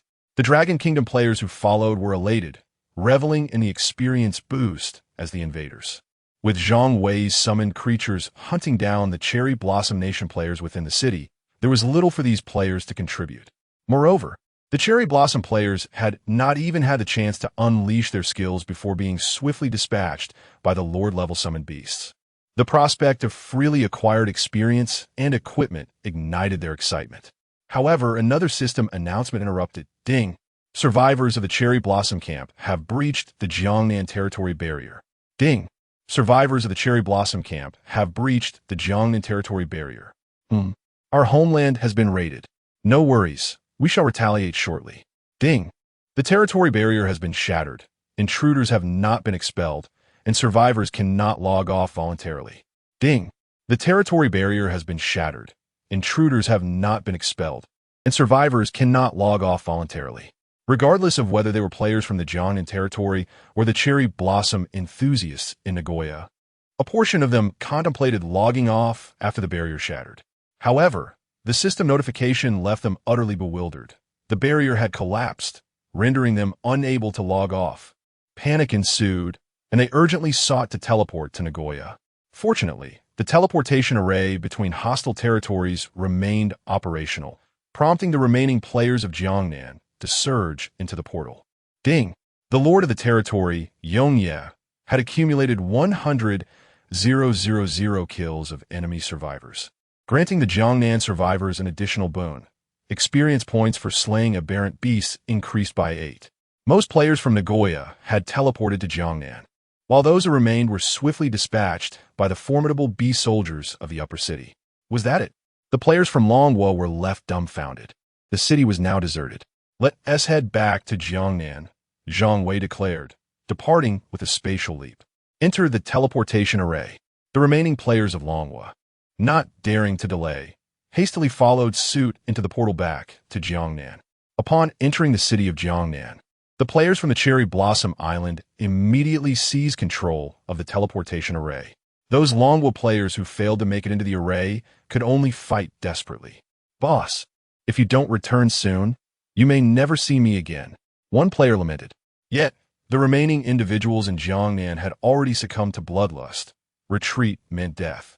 And so did advancing. Thus, they resolved to fight with all their might. Chapter 86. The third act of the performance currently. The number of Dragon Kingdom players remaining in the Jiangnan urban area pales in comparison to the influx of players from the Cherry Blossom Isles. A significant portion of players opted to log off at the first opportunity, while others hastily made their way to Nagoya. After the teleportation of players from the Cherry Blossom Isles' numerous territories, another group fled into the teleportation array. Consequently, the number of Dragon Kingdom players in Jiangnan dwindled to less than 1/10 of their usual strength. They found themselves unable to confront the overwhelming force and could only retreat and await an opportunity to counterattack. However, not everyone possessed the extraordinary abilities of Zhang Wei, who not only commanded air superiority, but could also appear at any corner of the urban area at will, capitalizing on their numerical advantage. The players from the Cherry Blossom Isles relentlessly pressed forward, gradually constricting the operational range of the Dragon Kingdom players, preparing to ensnare them entirely. Just as they believed victory was within their grasp, the skies above Jiangnan suddenly darkened. What is this? A perplexed player from the Cherry Blossom Isles looked up in astonishment. Countless massive aerial beasts descended from above the Jiangnan territory like a deluge. Fire rain catastrophe. Zhang Wei's voice resonated above the throngs of summoned creatures. A torrential downpour of fire ensued. 641-3722-641-3722. In an instant, a multitude of players from the Cherry Blossom Isles was obliterated. The area affected by the fire rain catastrophe skill was utterly cleared. In this singular moment, no fewer than 1,000 players from the Cherry Blossom Isles were slain. Meanwhile, countless Dark Feather Lords surged into the ranks of the Cherry Blossom Isles players, entering a frenzy of slaughter. Fall back. Teleport back. Among the Cherry Blossom Isles players, some began to issue commands for a retreat, seeking to escape the Jiangnan territory. Think you can leave? Zhang Wei observed the retreating players with an impassive expression, and with a spatial leap, he appeared directly before the teleportation array. The fire rain catastrophe enveloped the enemy territory's teleportation array in a cascade of flames. 641-3722-641-3722. Every player from the Cherry Blossom Isles who ventured into the range of the fire rain catastrophe was transformed into beams of white light without exception. The teleportation array ahead had become a death trap, while countless Lord-level summoned beasts continued their relentless harvesting from behind, seeing their escape route blocked. The players from the Cherry Blossom Isles could no longer contain their cries. Eternal Night, do you wish to ignite a war between our nations? Eternal Night, let us return. Let this incident be forgotten. If we all perish, the Cherry Blossom Kingdom will not spare you. However, the only response to their pleas was the relentless downpour of fire. Eternal Night, do you comprehend the ramifications of your actions? Such deeds will render the Dragon Kingdom the primary target of all nations on Blue Star. He's lost his mind. Breakthrough. In the Jiangnan urban area, hundreds of thousands of players from the Cherry Blossom Isle screamed in hysteria. They gazed in disbelief at the fiery tempest, unable to comprehend the ruthless resolve of Eternal Night. Why is he unafraid of provoking a war between the two nations? Why does he not worry about Longwa becoming a target for assault from other countries? What gives him such confidence? However, the players from Sakura Island quickly transitioned from madness to despair. The summoned beasts of Eternal Night exhibited an outrageous strength, their numbers seemingly infinite. A mere touch from the raining fire would lead to instant demise. The population of Sakura Island players dwindled drastically. Meanwhile, the players from Longwa turned the tide. A moment of pure satisfaction. Eliminate these invaders. A collective counterattack ensued among the players of Longwa, particularly those who had teleported back from Nagoya. They experienced firsthand the rewards of vanquishing players from enemy territories, growing increasingly fearless, charging forward with fervor. Ding! The Territory Lord, Eternal Night, accumulated the slaughter of 200,000 enemy survivors, granting the survivors of Jiangnan territory an additional benefit. Experience points for slaying aberrations increased by 10. Ding! Congratulations to the Territory Lord, Eternal Night, for leveling up to level 80. Level 80? Zhang Wei, who was relentlessly unleashing the rain of fire and calamity, paused momentarily at the system notification. Yet his hands did not cease their motion. The calamity continued to rain down, seizing the opportunity to strike while the iron is hot. Zhang Wei did not overthink the situation. One must maximize advantages when they arise. At this moment, he could not afford to give the enemy a moment's respite. Otherwise, delays could lead to unforeseen changes, though the chances of a comeback for Sakura Island were nearly non-existent. Ding! The Territory Lord, Eternal Night, accumulated the slaughter of 300,000 enemy survivors, granting the survivors of Jiangnan territory an additional benefit. Experience points for slaying aberrations increased by 12. Ding! The Territory Lord, Eternal Night, accumulated the slaughter of 400,000 enemy survivors, granting the survivors of Jiangnan territory